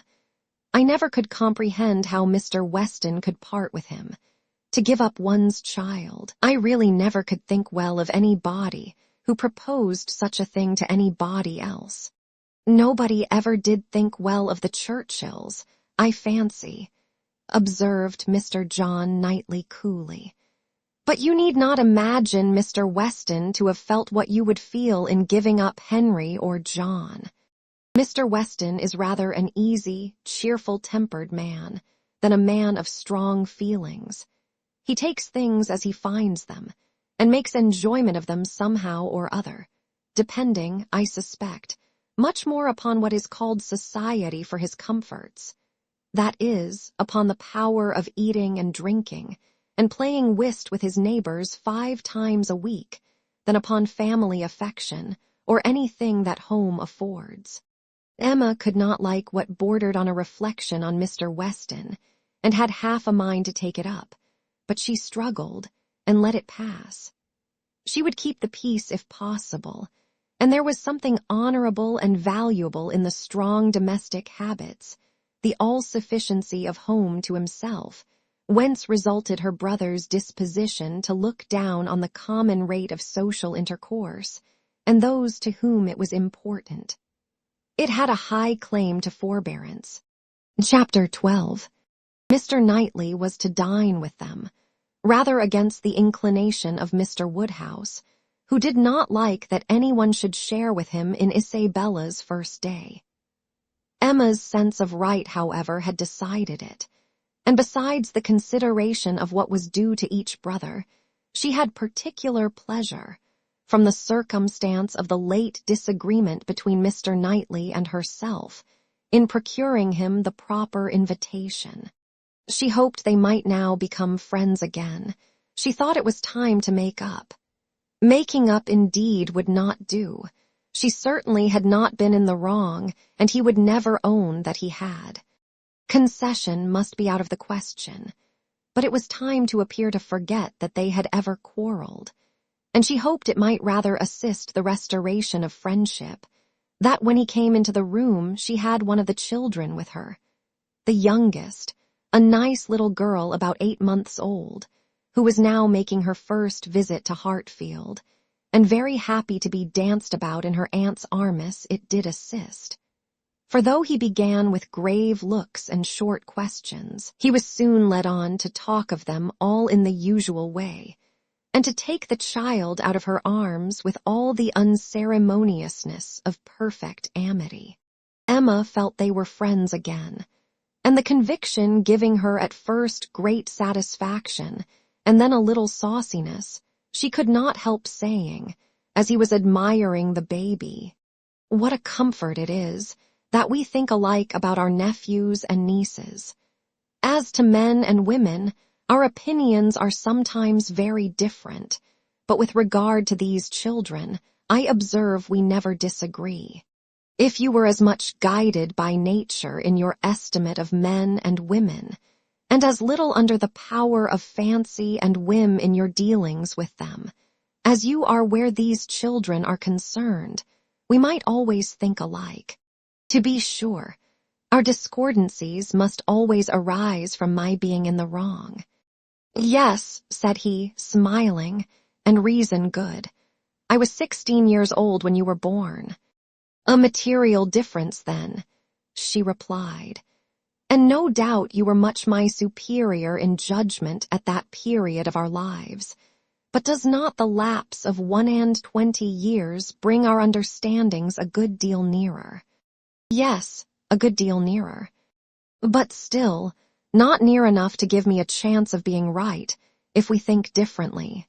I have still the advantage of you by 16 years' experience, and by not being a pretty young woman and a spoiled child. Come, my dear Emma, let us be friends, and say no more about it. Tell your aunt, little Emma, that she ought to set you a better example than to be renewing old grievances, and that if she were not wrong before, she is now." "That's true," she cried. "Very true. Little Emma, grow up a better woman than your aunt, be infinitely cleverer and not half so conceited. Now, Mr. Knightley, a word or two more, and I have done. As far as good intentions went, we were both right, and I must say that no effects on my side of the argument have yet proved wrong. I only want to know that Mr. Martin is not very, very bitterly disappointed." "A man cannot be more so," was his short, full answer. "Ah, indeed I am very sorry. Come, shake hands with me." This had just taken place, and with great cordiality, when John Knightley made his appearance. "And how d'ye do, George?" "And, John, how are you?" Succeeded in the true English style, burying under a calmness that seemed all but indifference the real attachment which would have led either of them, if requisite, to do everything for the good of the other. The evening was quiet and conversable, as Mr. Woodhouse declined cards entirely for the sake of comfortable talk with his dear Isabella, and the little party made two natural divisions. On one side he and his daughter, on the other the two Mr. Knightleys, their subjects totally distinct or very rarely mixing, and Emma only occasionally joining in one or the other. The brothers talked of their own concerns and pursuits, but principally of those of the elder, whose temper was by much the most communicative, and who was always the greater talker. As a magistrate, he had generally some point of law to consult John about, or, at least, some curious anecdote to give.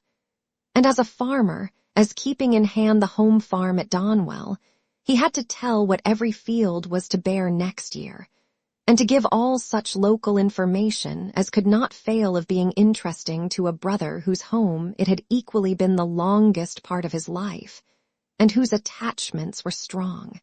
The plan of a drain, the change of a fence, the felling of a tree, and the destination of every acre for wheat, turnips, or spring corn, was entered into with as much equality of interest by John as his cooler manners rendered possible. And if his willing brother ever left him anything to inquire about, his inquiries even approached a tone of eagerness. While they were thus comfortably occupied, Mr. Woodhouse was enjoying a full flow of happy regrets and fearful affection with his daughter. "My poor dear Isabella," said he, fondly taking her hand, and interrupting for a few moments her busy labors for some one of her 5 children. "How long it is, how terribly long since you were here, and how tired you must be after your journey. You must go to bed early, my dear, and I recommend a little gruel to you before you go. You and I will have a nice basin of gruel together. My dear Emma, suppose we all have a little gruel." Emma could not suppose any such thing, knowing as she did that both the Mr. Knightleys were as unpersuadable on that article as herself, and 2 basins only were ordered. After a little more discourse in praise of gruel, with some wondering at its not being taken every evening by everybody, he proceeded to say, with an air of grave reflection, "It was an awkward business, my dear, your spending the autumn at Southend instead of coming here. I never had much opinion of the sea air. Mr. Wingfield most strenuously recommended it, sir, or we should not have gone. He recommended it for all the children, but particularly for the weakness in little Bella's throat, both sea air and bathing. Ah, my dear, but Perry had many doubts about the sea doing her any good. And as to myself, I have been long perfectly convinced, though perhaps I never told you so before, that the sea is very rarely of use to any body. I am sure it almost killed me once." "Come, come," cried Emma, feeling this to be an unsafe subject. "I must beg you not to talk of the sea. It makes me envious and miserable. I who have never seen it. Southend is prohibited, if you please. My dear Isabella, I have not heard you make one inquiry about Mr. Perry yet, and he never forgets you." "Oh, good Mr. Perry, how is he, sir?" "Why, pretty well, but not quite well. Poor Perry is bilious, and he has not time to take care of himself. He tells me he has not time to take care of himself, which is very sad, but he is always wanted all round the country. I suppose there is not a man in such practice anywhere, but then there is not so clever a man anywhere. And Mrs. Perry and the children, how are they? Do the children grow? I have a great regard for Mr. Perry. I hope he will be calling soon. He will be so pleased to see my little ones. I hope he will be here tomorrow, for I have a question or 2 to ask him about myself of some consequence. And, my dear, whenever he comes, you had better let him look at little Bella's throat. Oh, my dear sir, her throat is so much better that I have hardly any uneasiness about it.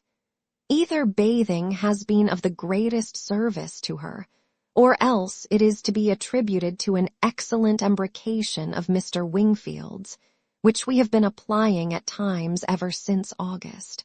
It is not very likely, my dear, that bathing should have been of use to her, and if I had known you were wanting an embrocation, I would have spoken too. You seem to me to have forgotten Mrs. and Miss Bates, said Emma. I have not heard one inquiry after them. Oh, the good Bateses, I am quite ashamed of myself, but you mention them in most of your letters. I hope they are quite well. Good old Mrs. Bates, I will call upon her tomorrow and take my children. They are always so pleased to see my children. And that excellent Miss Bates, such thorough worthy people. How are they, sir? Why, pretty well, my dear, upon the whole. But poor Mrs. Bates had a bad cold about a month ago. How sorry I am. But colds were never so prevalent as they have been this autumn. Mr. Wingfield told me that he has never known them more general or heavy, except when it has been quite an influenza. That has been a good deal the case, my dear, but not to the degree you mention. Perry says that colds have been very general, but not so heavy as he has very often known them in November. Perry does not call it altogether a sickly season. No, I do not know that Mr. Wingfield considers it very sickly, except— Ah, my poor dear child, the truth is that in London it is always a sickly season. Nobody is healthy in London, nobody can be. It is a dreadful thing to have you forced to live there, so far off, and the air so bad. No, indeed, we are not at all in a bad air. Our part of London is very superior to most others. You must not confound us with London in general, my dear sir. The neighborhood of Brunswick Square is very different from almost all the rest. We are so very airy. I should be unwilling, I own, to live in any other part of the town. There is hardly any other that I could be satisfied to have my children in, but we are so remarkably airy. Mr. Wingfield thinks the vicinity of Brunswick Square decidedly the most favorable as to air. Ah, my dear, it is not like Hartfield. You make the best of it, but after you have been a week at Hartfield, you are all of you different creatures. You do not look like the same. Now I cannot say that I think you are any of you looking well at present. I am sorry to hear you say so, sir, but I assure you, excepting those little nervous headaches and palpitations which I am never entirely free from anywhere, I am quite well myself. And if the children were rather pale before they went to bed, it was only because they were a little more tired than usual from their journey and the happiness of coming. I hope you will think better of their looks tomorrow, for I assure you Mr. Wingfield told me that he did not believe he had ever sent us off altogether in such good case. I trust, at least, that you do not think Mr. Knightley looking ill, turning her eyes with affectionate anxiety towards her husband. Middling, my dear, I cannot compliment you. I think Mr. John Knightley very far from looking well. What is the matter, sir? Did you speak to me? Cried Mr. John Knightley, hearing his own name. I am sorry to find, my love, that my father does not think you looking well, but I hope it is only from being a little fatigued. I could have wished, however, as you know, that you had seen Mr. Wingfield before you left home. My dear Isabella, exclaimed he hastily, pray do not concern yourself about my looks. Be satisfied with doctoring and coddling yourself and the children, and let me look as I choose. I did not thoroughly understand what you were telling your brother, cried Emma, about your friend Mr. Graham's intending to have a bailiff from Scotland to look after his new estate. What will it answer? Will not the old prejudice be too strong? And she talked in this way so long and successfully that, when forced to give her attention again to her father and sister, she had nothing worse to hear than Isabella's kind inquiry after Jane Fairfax. And Jane Fairfax, though no great favorite with her in general, she was at that moment very happy to assist in praising. That sweet, amiable Jane Fairfax, said Mrs. John Knightley. It is so long since I have seen her, except now and then for a moment accidentally in town. What happiness it must be to her good old grandmother and excellent aunt when she comes to visit them. I always regret excessively on dear Emma's account that she cannot be more at Highbury, but now their daughter is married, I suppose Colonel and Mrs. Campbell will not be able to part with her at all. She would be such a delightful companion for Emma. Mr. Woodhouse agreed to it all, but added, Our little friend Harriet Smith, however, is just such another pretty kind of young person. You will like Harriet. Emma could not have a better companion than Harriet. I am most happy to hear it, but only Jane Fairfax one knows to be so very accomplished and superior, and exactly Emma's age. This topic was discussed very happily, and others succeeded of similar moment, and passed away with similar harmony. But the evening did not close without a little return of agitation. The gruel came and supplied a great deal to be said, much praise and many comments, undoubting decision of its wholesomeness for every constitution, and pretty severe philippics upon the many houses where it was never met with tolerably. But, unfortunately, among the failures which the daughter had to instance, the most recent, and therefore most prominent, was in her own cook at Southend, a young woman hired for the time, who never had been able to understand what she meant by a basin of nice, smooth gruel, thin, but not too thin.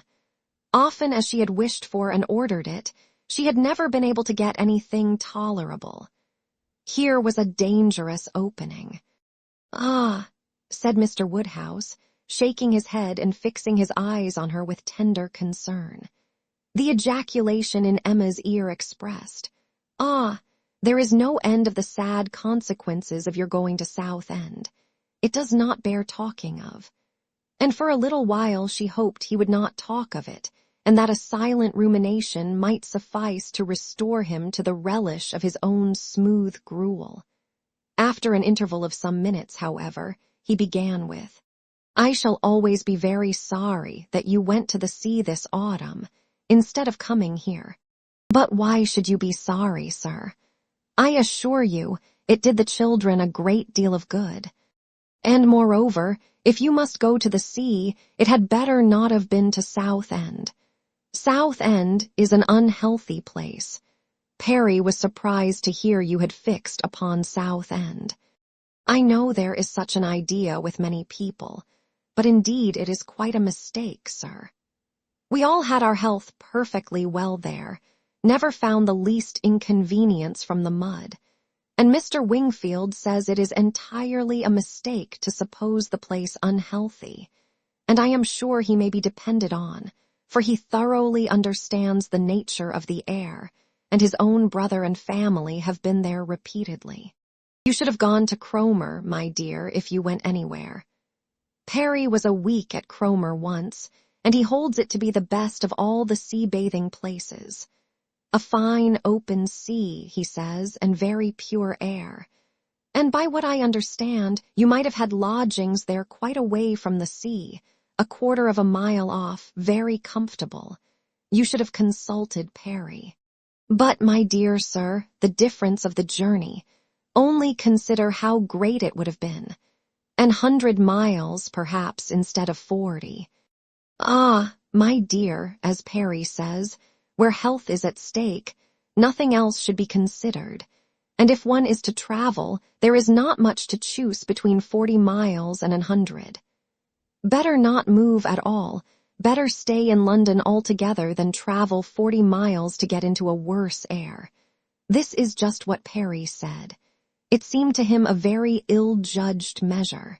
Emma's attempts to stop her father had been vain, and when he had reached such a point as this, she could not wonder at her brother-in-law's breaking out. "Mr. Perry," said he, in a voice of very strong displeasure, "would do as well to keep his opinion till it is asked for. Why does he make it any business of his to wonder at what I do? At my taking my family to one part of the coast or another, I may be allowed, I hope, the use of my judgment as well as Mr. Perry. I want his directions no more than his drugs." He paused, and growing cooler in a moment, added with only sarcastic dryness, "If Mr. Perry can tell me how to convey a wife and 5 children a distance of 130 miles, with no greater expense or inconvenience than a distance of 40, I should be as willing to prefer Cromer to Southend as he could himself." "True, true," cried Mr. Knightley, with most ready interposition. "Very true. That's a consideration indeed. But, John, as to what I was telling you of my idea of moving the path to Langham, of turning it more to the right that it may not cut through the home meadows, I cannot conceive any difficulty. I should not attempt it, if it were to be the means of inconvenience to the Highbury people, but if you call to mind exactly the present line of the path, the only way of proving it, however, will be to turn to our maps. I shall see you at the Abbey tomorrow morning, I hope, and then we will look them over, and you shall give me your opinion." Mr. Woodhouse was rather agitated by such harsh reflections on his friend Perry, to whom he had, in fact, though unconsciously, been attributing many of his own feelings and expressions.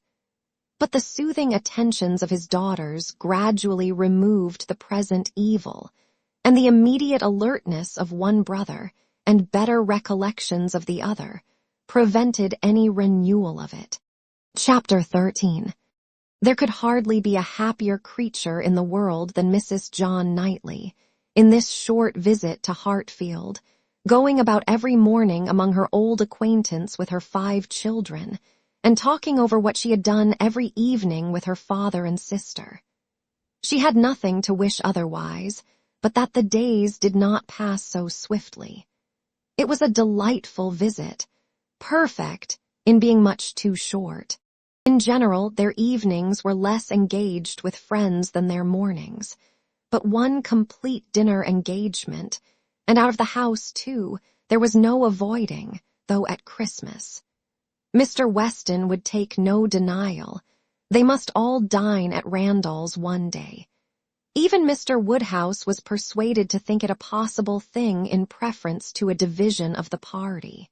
How they were all to be conveyed, he would have made a difficulty if he could, but as his son and daughter's carriage and horses were actually at Hartfield, he was not able to make more than a simple question on that head. It hardly amounted to a doubt, nor did it occupy Emma long to convince him that they might in one of the carriages find room for Harriet also.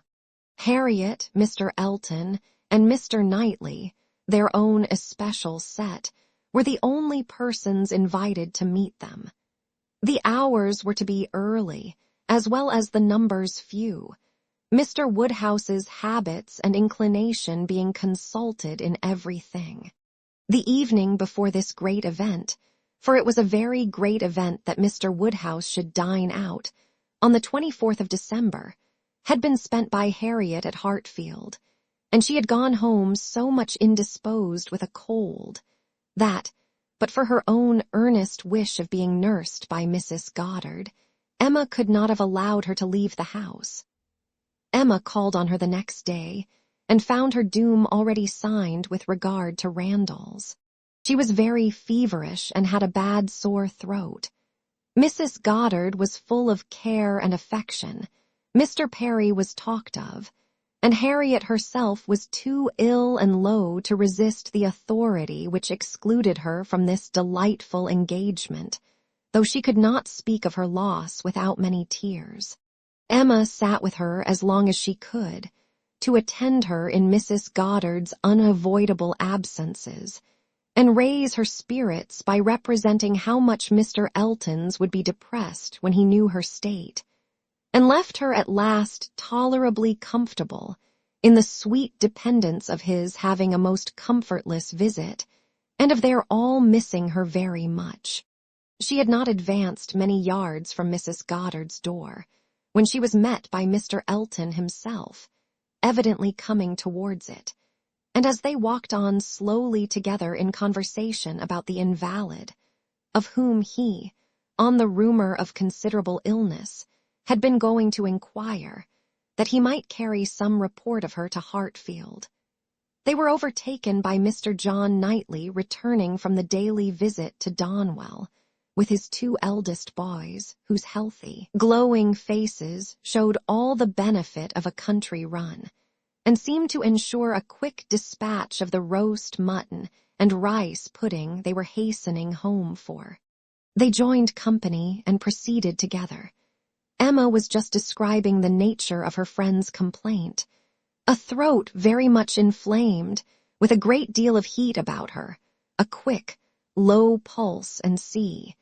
And she was sorry to find from Mrs. Goddard that Harriet was liable to very bad sore throats, and had often alarmed her with them. Mr. Elton looked all alarm on the occasion as he exclaimed, "A sore throat? I hope not infectious. I hope not of a putrid infectious sort. Has Perry seen her? Indeed, you should take care of yourself as well as of your friend. Let me entreat you to run no risks. Why does not Perry see her?" Emma, who was not really at all frightened herself, tranquilized this excess of apprehension by assurances of Mrs. Goddard's experience and care. But as there must still remain a degree of uneasiness which she could not wish to reason away, which she would rather feed and assist than not, she added soon afterwards, as if quite another subject, "It is so cold, so very cold, and looks and feels so very much like snow, that if it were to any other place or with any other party, I should really try not to go out today, and dissuade my father from venturing. But as he has made up his mind, and does not seem to feel the cold himself, I do not like to interfere, as I know it would be so great a disappointment to Mr. and Mrs. Weston. But upon my word, Mr. Elton, in your case, I should certainly excuse myself. You appear to me a little hoarse already, and when you consider what demand of voice and what fatigues tomorrow will bring, I think it would be no more than common prudence to stay at home and take care of yourself tonight." Mr. Elton looked as if he did not very well know what answer to make, which was exactly the case. For though very much gratified by the kind care of such a fair lady, and not liking to resist any advice of hers, he had not really the least inclination to give up the visit.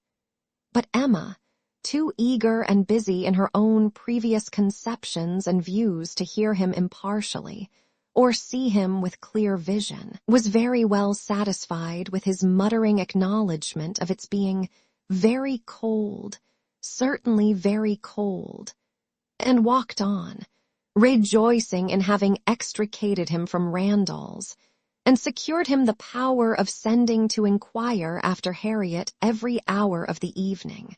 "You do quite right," said she. "We will make your apologies to Mr. and Mrs. Weston." But hardly had she so spoken, when she found her brother was civilly offering a seat in his carriage, if the weather were Mr. Elton's only objection, and Mr. Elton actually accepting the offer with much prompt satisfaction. It was a done thing. Mr. Elton was to go, and never had his broad, handsome face expressed more pleasure than at this moment. Never had his smile been stronger, nor his eyes more exulting than when he next looked at her. "Well," said she to herself, "this is most strange. After I had got him off so well, to choose to go into company and leave Harriet ill behind. Most strange indeed. But there is, I believe, in many men, especially single men, such an inclination, such a passion for dining out. A dinner engagement is so high in the class of their pleasures, their employments, their dignities, almost their duties, that anything gives way to it. And this must be the case with Mr. Elton, a most valuable, amiable, pleasing young man undoubtedly, and very much in love with Harriet. But still, he cannot refuse an invitation. He must dine out wherever he is asked. What a strange thing love is! He can see ready wit in Harriet, but will not dine alone for her. Soon afterwards, Mr. Elton quitted them, and she could not but do him the justice of feeling that there was a great deal of sentiment in his manner of naming Harriet at parting. In the tone of his voice, while assuring her that he should call at Mrs. Goddard's for news of her fair friend, the last thing before he prepared for the happiness of meeting her again, when he hoped to be able to give a better report, and he sighed and smiled himself off in a way that left the balance of approbation much in his favor. After a few minutes of entire silence between them, John Knightley began with, "I never in my life saw a man more intent on being agreeable than Mr. Elton. It is downright labor to him where ladies are concerned. With men, he can be rational and unaffected, but when he has ladies to please, every feature works." "Mr. Elton's manners are not perfect," replied Emma, "but where there is a wish to please, one ought to overlook, and one does overlook a great deal. Where a man does his best with only moderate powers, he will have the advantage over negligent superiority. There is such perfect good temper and goodwill in Mr. Elton as one cannot but value." "Yes," said Mr. John Knightley presently, with some slyness, "he seems to have a great deal of goodwill towards you." "Me?" she replied with a smile of astonishment. "Are you imagining me to be Mr. Elton's object?" "Such an imagination has crossed me, I own, Emma, and if it never occurred to you before, you may as well take it into consideration now. Mr. Elton in love with me, what an idea! I do not say it is so, but you will do well to consider whether it is so or not, and to regulate your behavior accordingly. I think your manners to him encouraging. I speak as a friend, Emma. You had better look about you and ascertain what you do and what you mean to do. I thank you, but I assure you you are quite mistaken. Mr. Elton and I are very good friends, and nothing more." And she walked on, amusing herself in the consideration of the blunders which often arise from a partial knowledge of circumstances, of the mistakes which people of high pretensions to judgment are forever falling into, and not very well pleased with her brother for imagining her blind and ignorant and in want of counsel. He said no more. Mr. Woodhouse had so completely made up his mind to the visit that in spite of the increasing coldness, he seemed to have no idea of shrinking from it, and set forward at last most punctually with his eldest daughter in his own carriage, with less apparent consciousness of the weather than either of the others, too full of the wonder of his own going, and the pleasure it was to afford at Randall's to see that it was cold, and too well wrapped up to feel it. The cold, however, was severe, and by the time the second carriage was in motion, a few flakes of snow were finding their way down, and the sky had the appearance of being so overcharged as to want only a milder air to produce a very white world in a very short time. Emma soon saw that her companion was not in the happiest humor. The preparing and the going abroad in such weather, with the sacrifice of his children after dinner, were evils, were disagreeables at least, which Mr. John Knightley did not by any means like. He anticipated nothing in the visit that could be at all worth the purchase, and the whole of their drive to the vicarage was spent by him in expressing his discontent. "A man," said he, "must have a very good opinion of himself when he asks people to leave their own fireside and encounter such a day as this for the sake of coming to see him. He must think himself a most agreeable fellow. I could not do such a thing. It is the greatest absurdity, actually snowing at this moment. The folly of not allowing people to be comfortable at home, and the folly of people's not staying comfortably at home when they can. If we were obliged to go out such an evening as this, by any call of duty or business, what a hardship we should deem it. And here are we, probably with rather thinner clothing than usual, setting forward voluntarily, without excuse, in defiance of the voice of nature, which tells man, in everything given to his view or his feelings, to stay at home himself, and keep all under shelter that he can. Here are we setting forward to spend 5 dull hours in another man's house, with nothing to say or to hear that was not said and heard yesterday, and may not be said and heard again tomorrow. Going in dismal weather, to return probably in worse. 4 horses and 4 servants taken out for nothing, but to convey 5 idle, shivering creatures into colder rooms and worse company than they might have had at home. Emma did not find herself equal to give the pleased assent, which no doubt he was in the habit of receiving, to emulate the very true my love, which must have been usually administered by his traveling companion, but she had resolution enough to refrain from making any answer at all. She could not be complying, she dreaded being quarrelsome. Her heroism reached only to silence. She allowed him to talk and arranged the glasses and wrapped herself up, without opening her lips. They arrived, the carriage turned, the step was let down, and Mr. Elton, spruce, black, and smiling, was with them instantly. Emma thought with pleasure of some change of subject. Mr. Elton was all obligation and cheerfulness. He was so very cheerful in his civilities indeed, that she began to think he must have received a different account of Harriet from what had reached her. She had sent while dressing, and the answer had been, "Much the same, not better." "My report from Mrs. Goddard's," said she presently, "was not so pleasant as I had hoped. Not better was my answer." His face lengthened immediately, and his voice was the voice of sentiment as he answered, "Oh, no, I am grieved to find.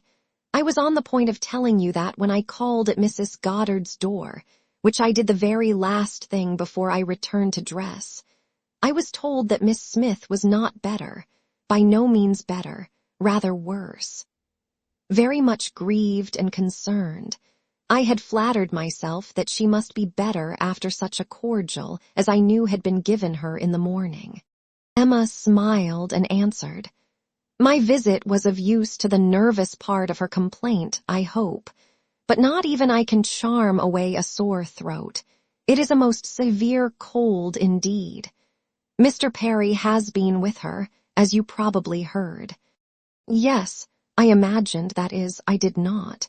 He has been used to her in these complaints, and I hope tomorrow morning will bring us both a more comfortable report. But it is impossible not to feel uneasiness. Such a sad loss to our party today. Dreadful, exactly so indeed. She will be missed every moment." This was very proper. The sigh which accompanied it was really estimable, but it should have lasted longer. Emma was rather in dismay when only half a minute afterwards he began to speak of other things, and in a voice of the greatest alacrity and enjoyment. "What an excellent device," said he. "The use of a sheepskin for carriages, how very comfortable they make it. Impossible to feel cold with such precautions. The contrivances of modern days indeed have rendered a gentleman's carriage perfectly complete. One is so fenced and guarded from the weather that not a breath of air can find its way unpermitted. Weather becomes absolutely of no consequence. It is a very cold afternoon, but in this carriage we know nothing of the matter.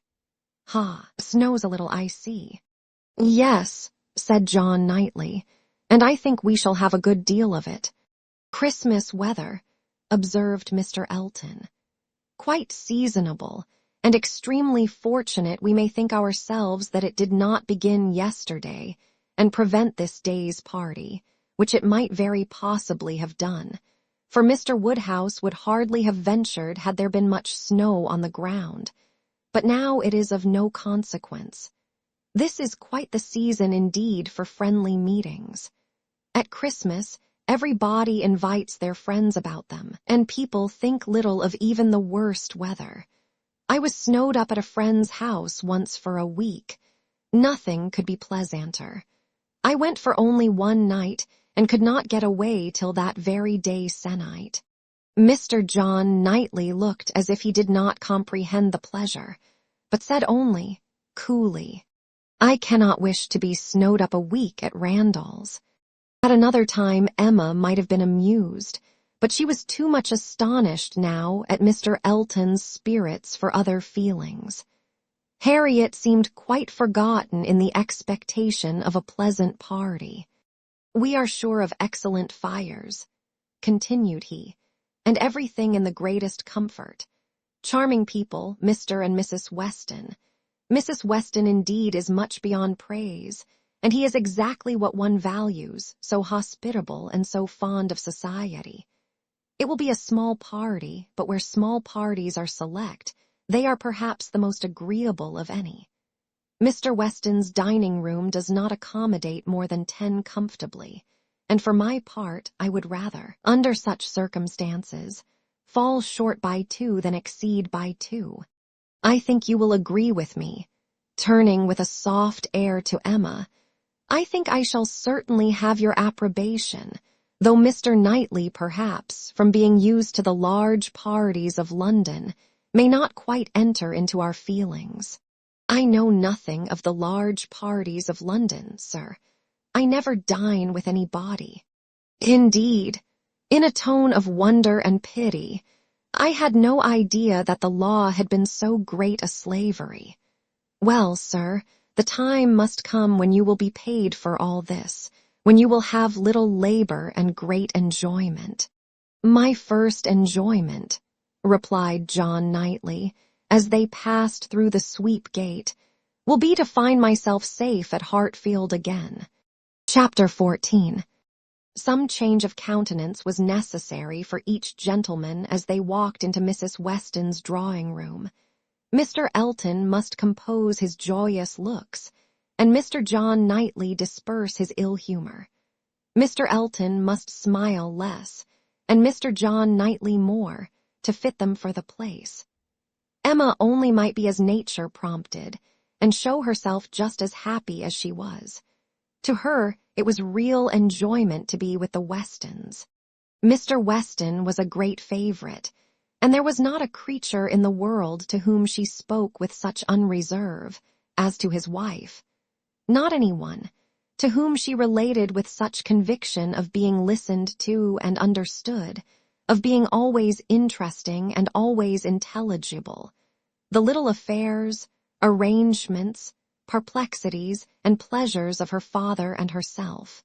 She could tell nothing of Hartfield, in which Mrs. Weston had not a lively concern, and half an hour's uninterrupted communication of all those little matters on which the daily happiness of private life depends was one of the first gratifications of each. This was a pleasure which perhaps the whole day's visit might not afford, which certainly did not belong to the present half-hour. But the very sight of Mrs. Weston, her smile, her touch, her voice was grateful to Emma, and she determined to think as little as possible of Mr. Elton's oddities, or of anything else unpleasant, and enjoy all that was enjoyable to the utmost. The misfortune of Harriet's cold had been pretty well gone through before her arrival.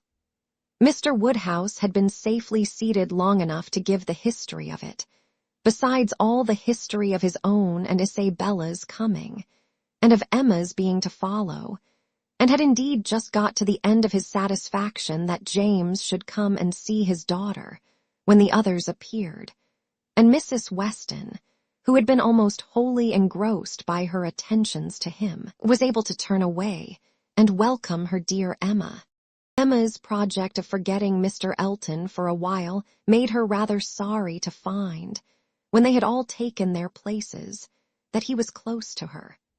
The difficulty was great of driving his strange insensibility towards Harriet from her mind, while he not only sat at her elbow, but was continually obtruding his happy countenance on her notice, and solicitously addressing her upon every occasion. Instead of forgetting him, his behavior was such that she could not avoid the internal suggestion of, "Can it really be as my brother imagined? Can it be possible for this man to be beginning to transfer his affections from Harriet to me? Absurd and insufferable. Yet he would be so anxious for her being perfectly warm, would be so interested about her father, and so delighted with Mrs. Weston, and at last would begin admiring her drawings with so much zeal and so little knowledge as seemed terribly like a would-be lover, and made it some effort with her to preserve her good manners. For her own sake she could not be rude, and for Harriet's, in the hope that all would yet turn out right, she was even positively civil. But it was an effort, especially as something was going on amongst the others in the most overpowering period of Mr. Elton's nonsense, which she particularly wished to listen to. She heard enough to know that Mr. Weston was giving some information about his son. She heard the words, "my son," and "Frank," and "my son," repeated several times over, and from a few other half-syllables very much suspected that he was announcing an early visit from his son. But before she could quiet Mr. Elton, the subject was so completely past that any reviving question from her would have been awkward.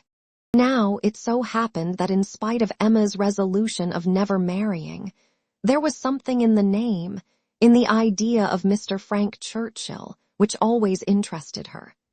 She had frequently thought, especially since his father's marriage with Miss Taylor, that if she were to marry, he was the very person to suit her in age, character, and condition. He seemed by this connection between the families quite to belong to her. She could not but suppose it to be a match that everybody who knew them must think of. That Mr. and Mrs. Weston did think of it, she was very strongly persuaded. And though not meaning to be induced by him, or by anybody else, to give up a situation which she believed more replete with good than any she could change it for, she had a great curiosity to see him, a decided intention of finding him pleasant, of being liked by him to a certain degree, and a sort of pleasure in the idea of their being coupled in their friends' imaginations. With such sensations, Mr. Elton's civilities were dreadfully ill-timed, but she had the comfort of appearing very polite while feeling very cross, and of thinking that the rest of the visit could not possibly pass without bringing forward the same information again, or the substance of it, from the open-hearted Mr. Weston. So it proved, for when happily released from Mr. Elton and seated by Mr. Weston at dinner, he made use of the very first interval in the cares of hospitality, the very first leisure from the saddle of mutton, to say to her, "We want only 2 more to be just the right number. I should like to see 2 more here, your pretty little friend, Miss Smith, and my son, and then I should say we were quite complete. I believe you did not hear me telling the others in the drawing-room that we are expecting Frank. I had a letter from him this morning, and he will be with us within a fortnight." Emma spoke with a very proper degree of pleasure, and fully assented to his proposition of Mr. Frank Churchill and Miss Smith making their party quite complete. "He has been wanting to come to us," continued Mr. Weston, "ever since September. Every letter has been full of it, but he cannot command his own time. He has those to please who must be pleased, and who, between ourselves, are sometimes to be pleased only by a good many sacrifices. But now I have no doubt of seeing him here about the 2nd week in January. What a very great pleasure it will be to you, and Mrs. Weston is so anxious to be acquainted with him that she must be almost as happy as yourself." "Yes, she would be, but that she thinks there will be another put off. She does not depend upon his coming so much as I do, but she does not know the parties so well as I do. The case, you see, is, but this is quite between ourselves. I did not mention a syllable of it in the other room. There are secrets in all families, you know. The case is that a party of friends are invited to pay a visit at Enscombe in January, and that Frank's coming depends upon their being put off. If they are not put off, he cannot stir. But I know they will, because it is a family that a certain lady, of some consequence, at Enscombe, has a particular dislike to, and though it is thought necessary to invite them once in 2 or 3 years, they always are put off when it comes to the point. I have not the smallest doubt of the issue.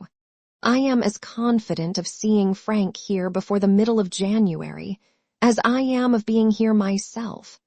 But your good friend there, nodding towards the upper end of the table, has so few vagaries herself, and has been so little used to them at Hartfield, that she cannot calculate on their effects, as I have been long in the practice of doing. I am sorry there should be anything like doubt in the case, replied Emma, but am disposed to side with you, Mr. Weston. If you think he will come, I shall think so too, for you know Enscombe.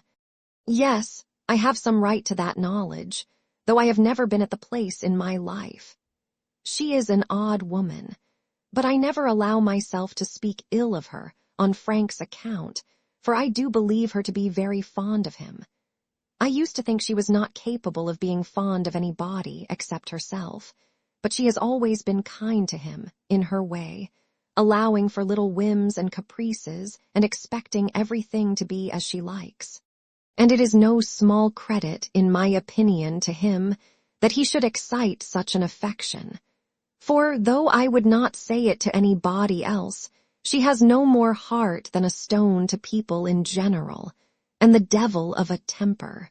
Emma liked the subject so well that she began upon it, to Mrs. Weston, very soon after their moving into the drawing-room, wishing her joy, yet observing that she knew the first meeting must be rather alarming. Mrs. Weston agreed to it, but added that she should be very glad to be secure of undergoing the anxiety of a first meeting at the time talked of. For I cannot depend upon his coming. I cannot be so sanguine as Mr. Weston. I am very much afraid that it will all end in nothing. Mr. Weston, I dare say, has been telling you exactly how the matter stands. Yes, it seems to depend upon nothing but the ill humor of Mrs. Churchill, which I imagine to be the most certain thing in the world. My Emma, replied Mrs. Weston, smiling, what is the certainty of caprice? Then turning to Isabella, who had not been attending before, you must know, my dear Mrs. Knightley, that we are by no means so sure of seeing Mr. Frank Churchill, in my opinion, as his father thinks. It depends entirely upon his aunt's spirits and pleasure, in short, upon her temper.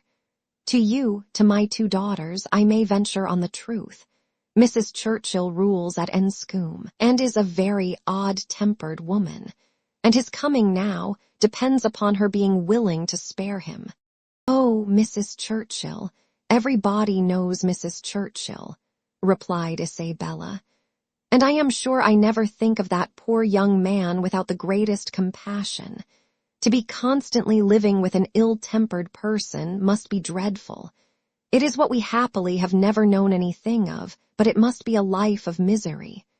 What a blessing that she never had any children. Poor little creatures, how unhappy she would have made them. Emma wished she had been alone with Mrs. Weston. She should then have heard more. Mrs. Weston would speak to her, with a degree of unreserve which she would not hazard with Isabella, and, she really believed, would scarcely try to conceal anything relative to the Churchills from her, excepting those views on the young man, of which her own imagination had already given her such instinctive knowledge. But at present there was nothing more to be said. Mr. Woodhouse very soon followed them into the drawing-room. To be sitting long after dinner was a confinement that he could not endure. Neither wine nor conversation was anything to him, and gladly did he move to those with whom he was always comfortable. While he talked to Isabella, however, Emma found an opportunity of saying, "And so you do not consider this visit from your son as by any means certain. I am sorry for it. The introduction must be unpleasant whenever it takes place, and the sooner it could be over, the better. Yes, and every delay makes one more apprehensive of other delays. Even if this family, the Braithwaites, are put off, I am still afraid that some excuse may be found for disappointing us. I cannot bear to imagine any reluctance on his side, but I am sure there is a great wish on the Churchills to keep him to themselves. There is jealousy. They are jealous even of his regard for his father. In short, I can feel no dependence on his coming, and I wish Mr. Weston were less sanguine. "He ought to come," said Emma. "If he could stay only a couple of days, he ought to come, and one can hardly conceive a young man's not having it in his power to do as much as that. A young woman, if she fall into bad hands, may be teased and kept at a distance from those she wants to be with. But one cannot comprehend a young man's being under such restraint as not to be able to spend a week with his father if he likes it. One ought to be at Enscombe and know the ways of the family before one decides upon what he can do," replied Mrs. Weston. "One ought to use the same caution, perhaps, in judging of the conduct of any one individual of any one family. But Enscombe, I believe, certainly must not be judged by general rules. She is so very unreasonable, and everything gives way to her. But she is so fond of the nephew. He is so very great a favorite.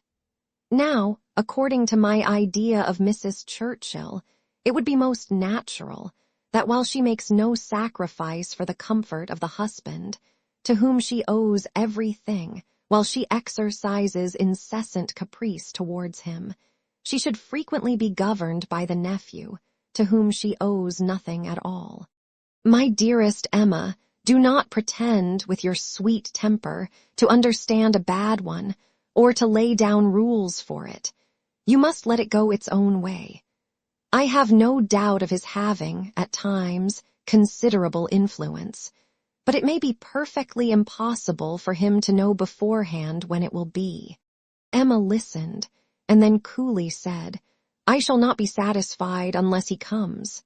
He may have a great deal of influence on some points," continued Mrs. Weston, "and on others very little.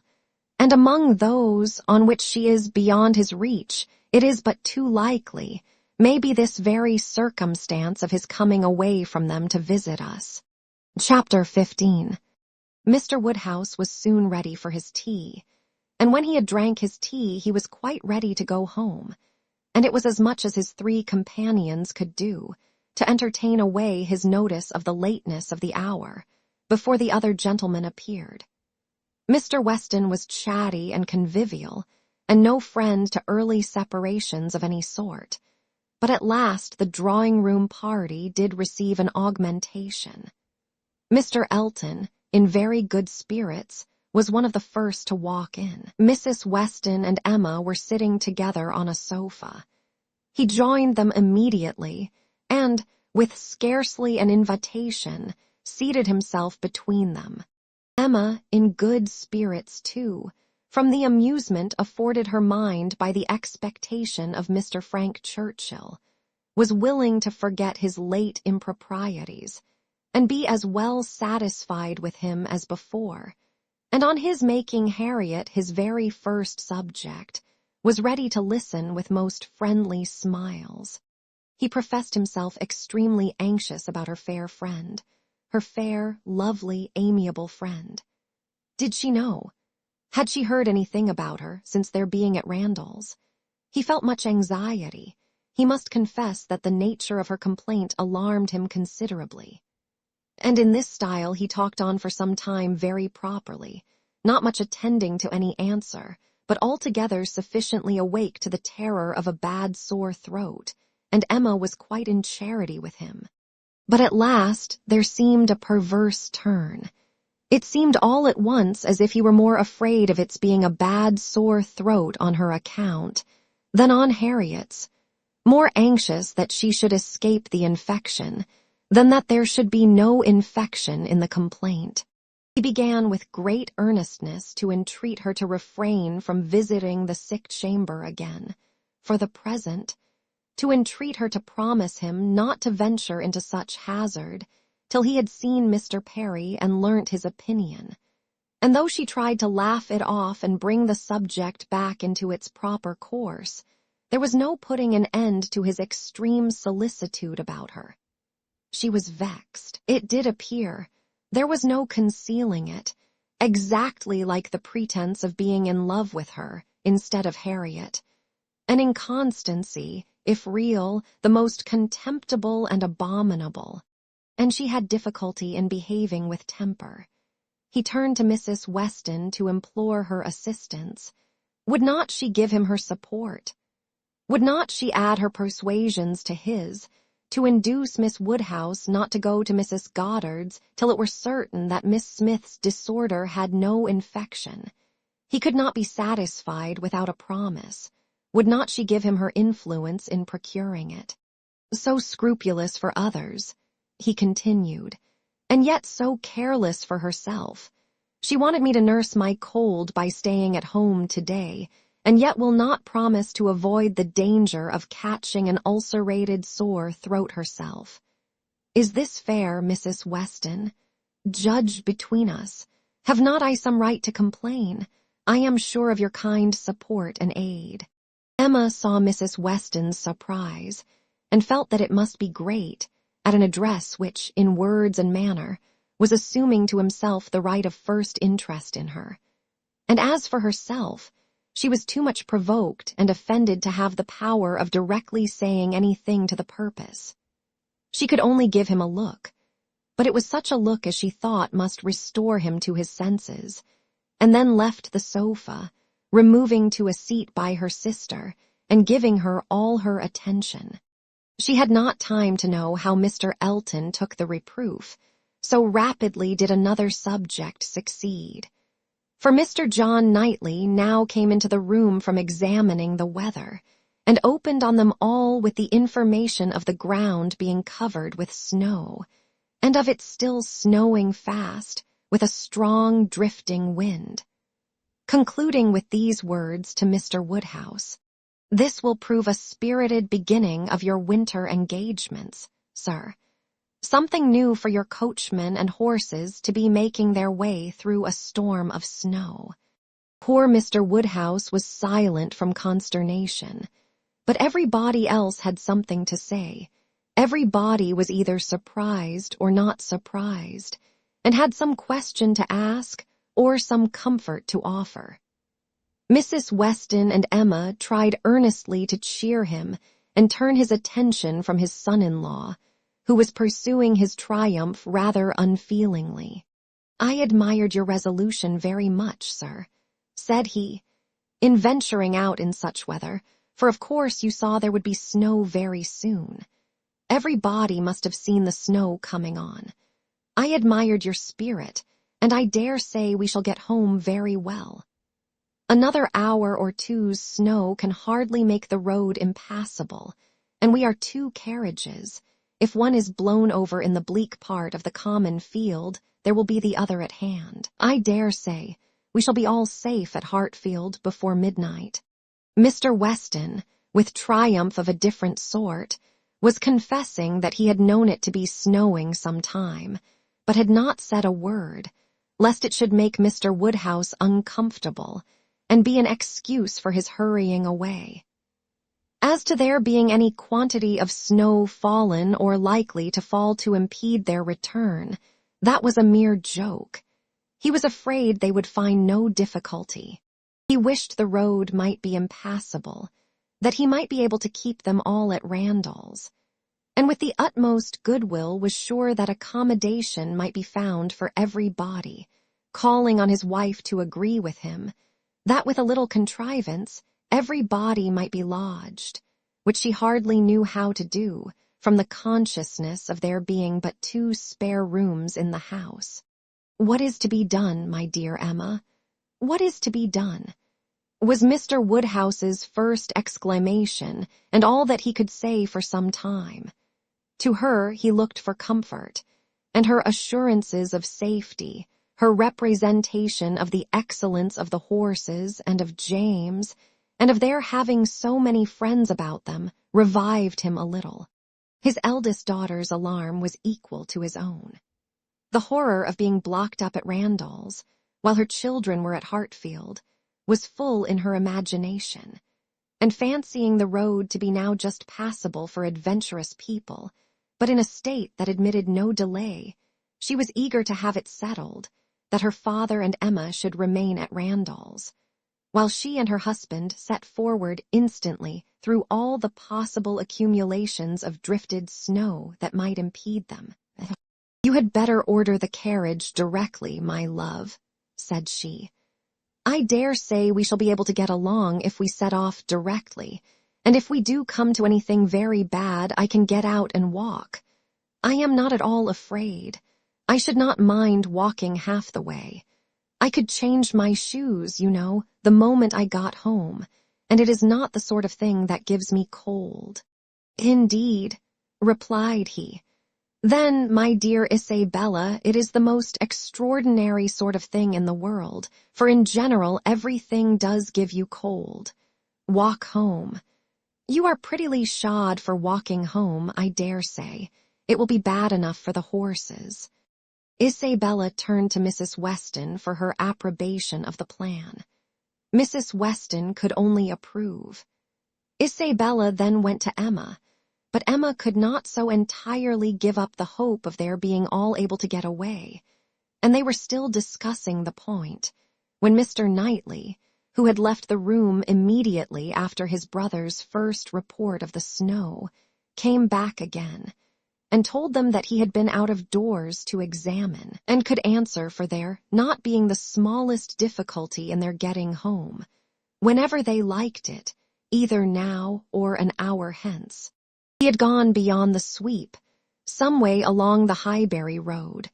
The snow was nowhere above half an inch deep, in many places hardly enough to whiten the ground. A very few flakes were falling at present, but the clouds were parting, and there was every appearance of its being soon over. He had seen the coachmen, and they both agreed with him in there being nothing to apprehend. To Isabella, the relief of such tidings was very great, and they were scarcely less acceptable to Emma on her father's account, who was immediately set as much at ease on the subject as his nervous constitution allowed. But the alarm that had been raised could not be appeased so as to admit of any comfort for him while he continued at Randall's. He was satisfied of there being no present danger in returning home, but no assurances could convince him that it was safe to stay. And while the others were variously urging and recommending, Mr. Knightley and Emma settled it in a few brief sentences. Thus, "Your father will not be easy. Why do not you go? I am ready, if the others are. Shall I ring the bell?" "Yes, do." And the bell was rung, and the carriages spoken for. A few minutes more, and Emma hoped to see one troublesome companion deposited in his own house, to get sober and cool, and the other recover his temper and happiness when this visit of hardship were over. The carriage came, and Mr. Woodhouse, always the first object on such occasions, was carefully attended to his own by Mr. Knightley and Mr. Weston. But not all that either could say could prevent some renewal of alarm at the sight of the snow which had actually fallen, and the discovery of a much darker night than he had been prepared for. He was afraid they should have a very bad drive. He was afraid poor Isabella would not like it, and there would be poor Emma in the carriage behind. He did not know what they had best do. They must keep as much together as they could. And James was talked to, and given a charge to go very slow and wait for the other carriage. Isabella stepped in after her father. John Knightley, forgetting that he did not belong to their party, stepped in after his wife very naturally. So that Emma found, on being escorted and followed into the second carriage by Mr. Elton, that the door was to be lawfully shut on them, and that they were to have a tete-a-tete drive.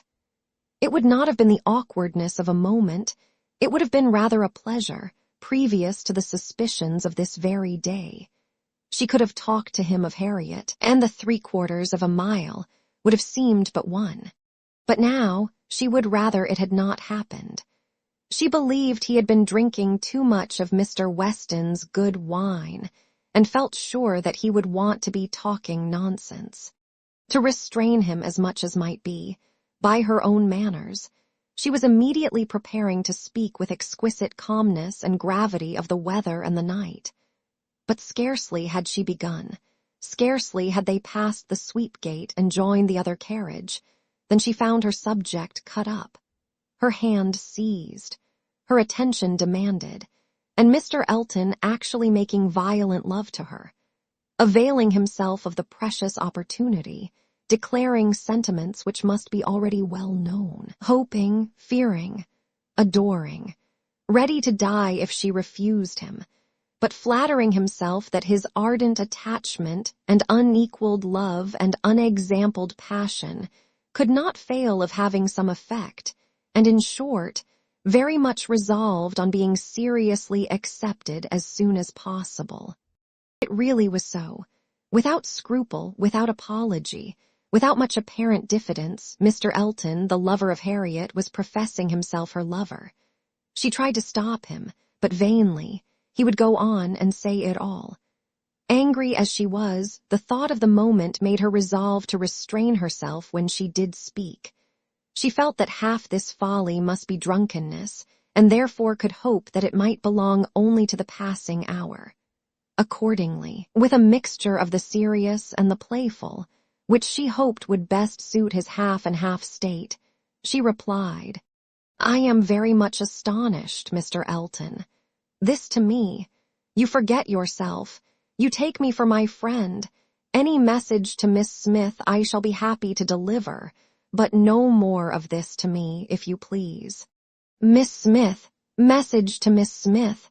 What could she possibly mean? And he repeated her words with such assurance of accent, such boastful pretense of amazement, that she could not help replying with quickness, "Mr. Elton, this is the most extraordinary conduct, and I can account for it only in one way. You are not yourself, or you could not speak either to me, or of Harriet, in such a manner. Command yourself enough to say no more, and I will endeavor to forget it." Mr. Elton had only drunk wine enough to elevate his spirits, not at all to confuse his intellects. He perfectly knew his own meaning, and having warmly protested against her suspicion as most injurious, and slightly touched upon his respect for Miss Smith as her friend, but acknowledging his wonder that Miss Smith should be mentioned at all, he resumed the subject of his own passion, and was very urgent for a favorable answer. As she thought less of his inebriety, she thought more of his inconstancy and presumption, and with fewer struggles for politeness, replied, "It is impossible for me to doubt any longer. You have made yourself too clear. Mr. Elton, my astonishment is much beyond anything I can express.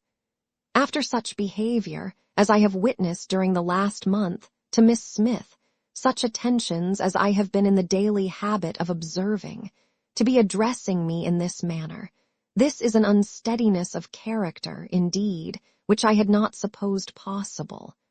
Believe me, sir, I am far, very far, from gratified in being the object of such professions." "Good heaven!" cried Mr. Elton, "what can be the meaning of this? Miss Smith, I never thought of Miss Smith in the whole course of my existence, never paid her any attentions but as your friend, never cared whether she were dead or alive but as your friend. If she has fancied otherwise, her own wishes have misled her, and I am very sorry, extremely sorry, but Miss Smith indeed. Oh, Miss Woodhouse, who can think of Miss Smith when Miss Woodhouse is near? No, upon my honor, there is no unsteadiness of character. I have thought only of you. I protest against having paid the smallest attention to anyone else. Everything that I have said or done for many weeks past has been with the sole view of marking my adoration of yourself. You cannot really, seriously doubt it. No, in an accent meant to be insinuating, I am sure you have seen and understood me." It would be impossible to say what Emma felt on hearing this, which of all her unpleasant sensations was uppermost. She was too completely overpowered to be immediately able to reply, and 2 moments of silence being ample encouragement for Mr. Elton's sanguine state of mind, he tried to take her hand again as he joyously exclaimed, "Charming Miss Woodhouse, allow me to interpret this interesting silence. It confesses that you have long understood me." "No, sir," cried Emma. "It confesses no such thing. So far from having long understood you, I have been in a most complete error with respect to your views till this moment. As to myself, I am very sorry that you should have been giving way to any feelings. Nothing could be farther from my wishes. Your attachment to my friend Harriet, your pursuit of her, pursuit, it appeared, gave me great pleasure, and I have been very earnestly wishing you success. But had I supposed that she were not your attraction to Hartfield, I should certainly have thought you judged ill in making your visits so frequent. Am I to believe that you have never sought to recommend yourself particularly to Miss Smith? That you have never thought seriously of her?" "Never, madam," cried he, affronted in his turn. "Never, I assure you. I think seriously of Miss Smith. Miss Smith is a very good sort of girl, and I should be happy to see her respectably settled. I wish her extremely well, and no doubt there are men who might not object to every body has their level. But as for myself, I am not, I think, quite so much at a loss. I need not so totally despair of an equal alliance as to be addressing myself to Miss Smith. No, madam, my visits to Hartfield have been for yourself only, and the encouragement I received." "Encouragement!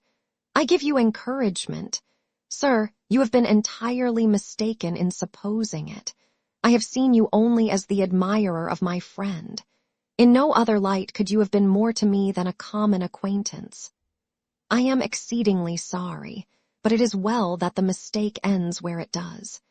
Had the same behavior continued, Miss Smith might have been led into a misconception of your views, not being aware, probably, any more than myself, of the very great inequality which you are so sensible of.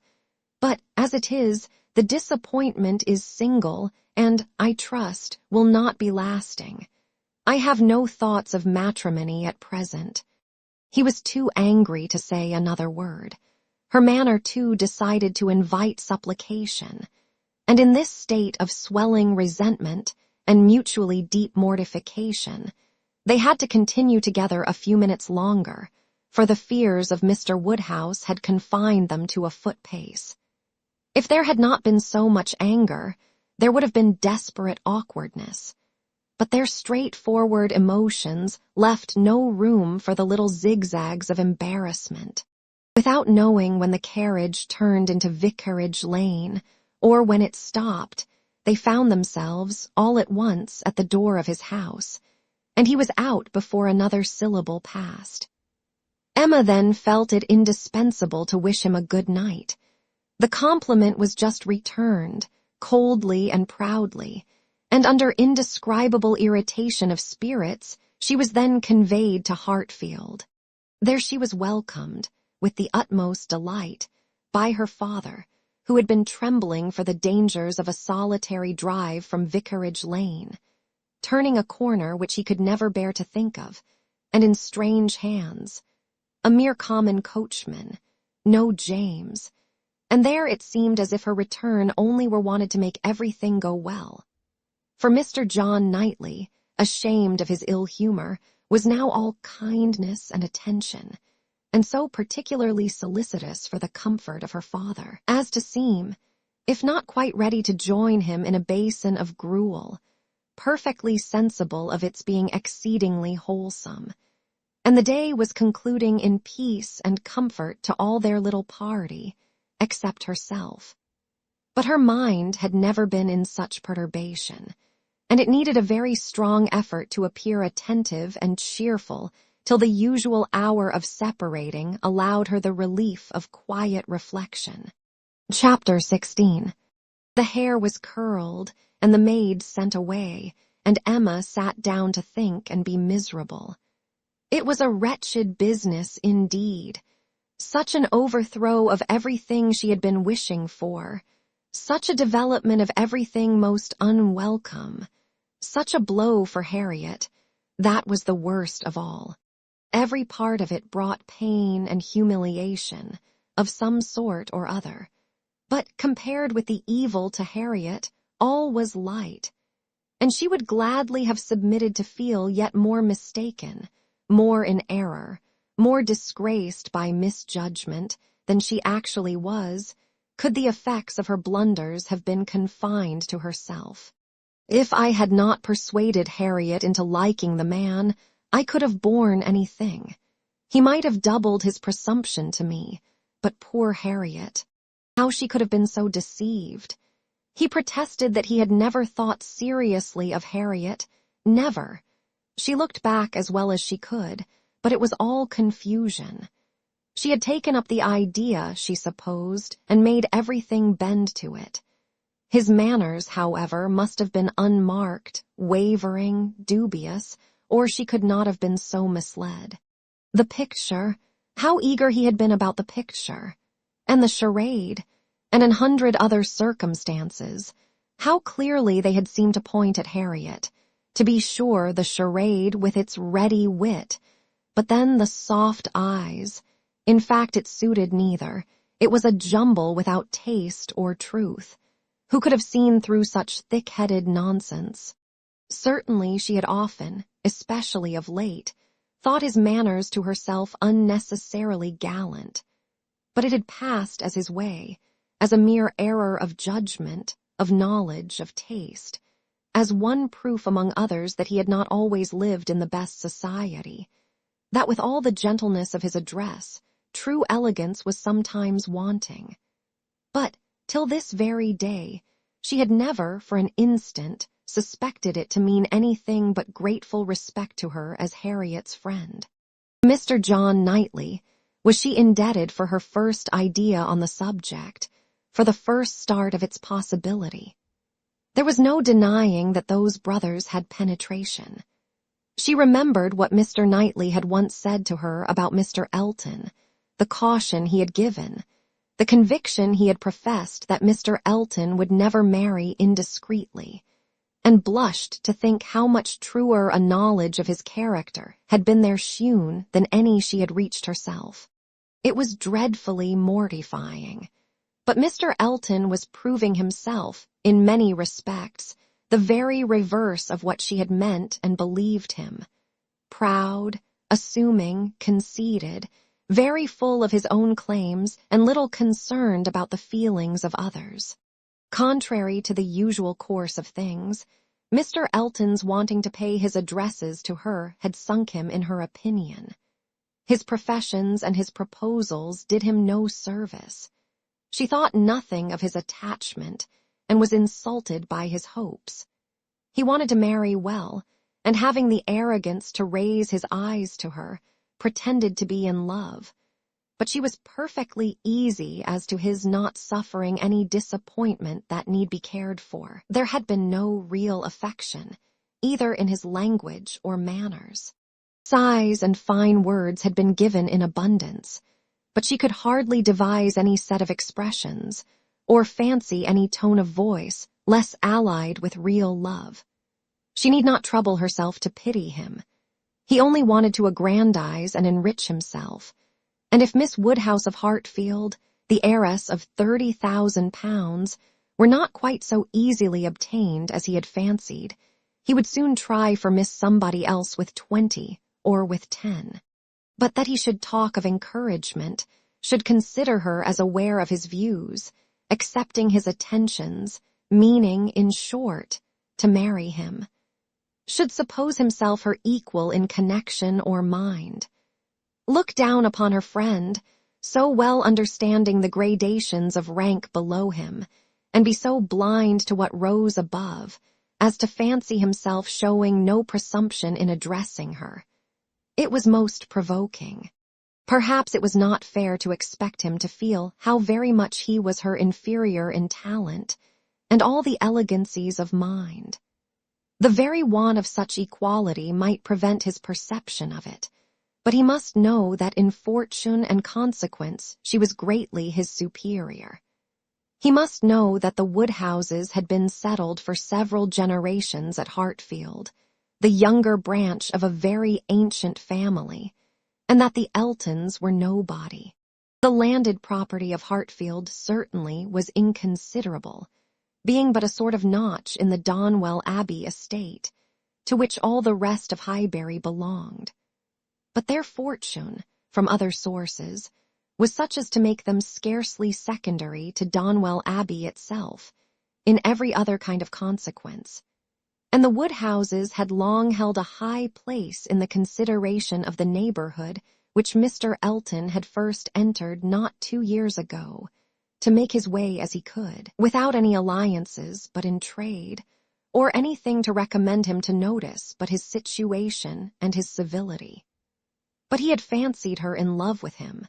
That evidently must have been his dependence, and after raving a little about the seeming incongruity of gentle manners and a conceited head, Emma was obliged in common honesty to stop and admit that her own behavior to him had been so complacent and obliging, so full of courtesy and attention, as, supposing her real motive unperceived, might warrant a man of ordinary observation and delicacy, like Mr. Elton, in fancying himself a very decided favorite. If she had so misinterpreted his feelings, she had little right to wonder that he, with self-interest to blind him, should have mistaken hers. The first error and the worst lay at her door. It was foolish, it was wrong to take so active a part in bringing any two people together. It was adventuring too far, assuming too much, making light of what ought to be serious, a trick of what ought to be simple. She was quite concerned and ashamed, and resolved to do such things no more. "Here have I," said she, "actually talked poor Harriet into being very much attached to this man.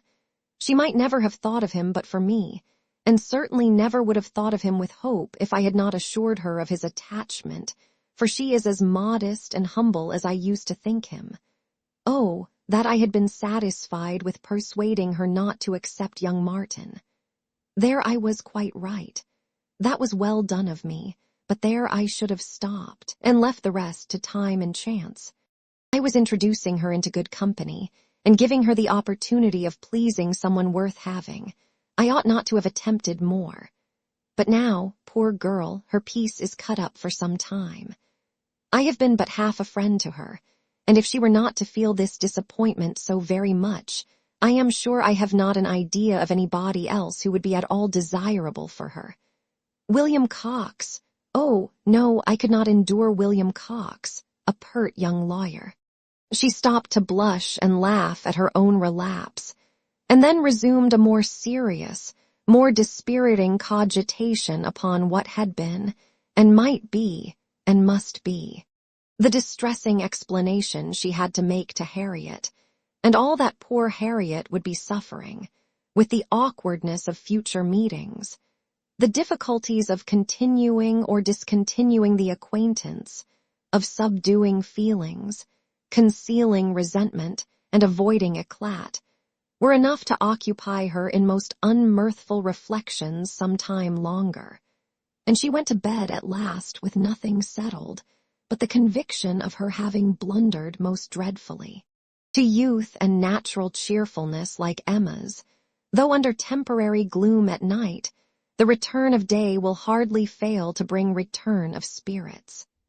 The youth and cheerfulness of morning are in happy analogy and of powerful operation, and if the distress be not poignant enough to keep the eyes unclosed, they will be sure to open to sensations of softened pain and brighter hope.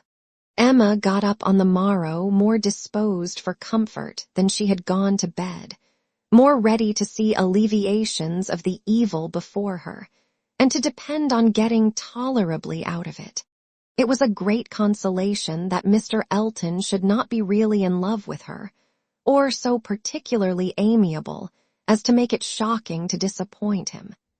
That Harriet's nature should not be of that superior sort in which the feelings are most acute and retentive, and that there could be no necessity for any body's knowing what had passed except the three principals, and especially for her father's being given a moment's uneasiness about it.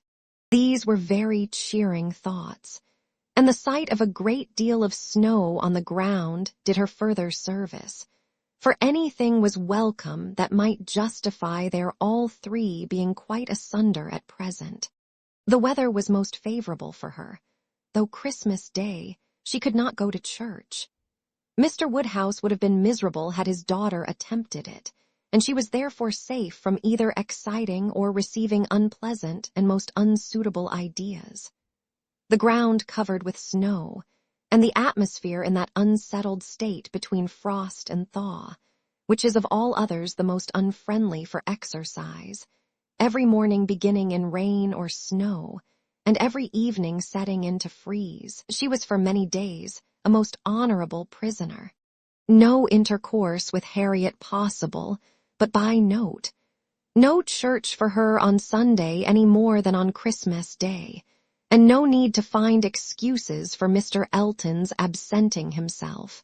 It was weather which might fairly confine everybody at home, and though she hoped and believed him to be really taking comfort in some society or other, it was very pleasant to have her father so well satisfied with his being all alone in his own house, too wise to stir out, and to hear him say to Mr. Knightley, whom no weather could keep entirely from them, "Ah, Mr. Knightley, why do not you stay at home like poor Mr. Elton?"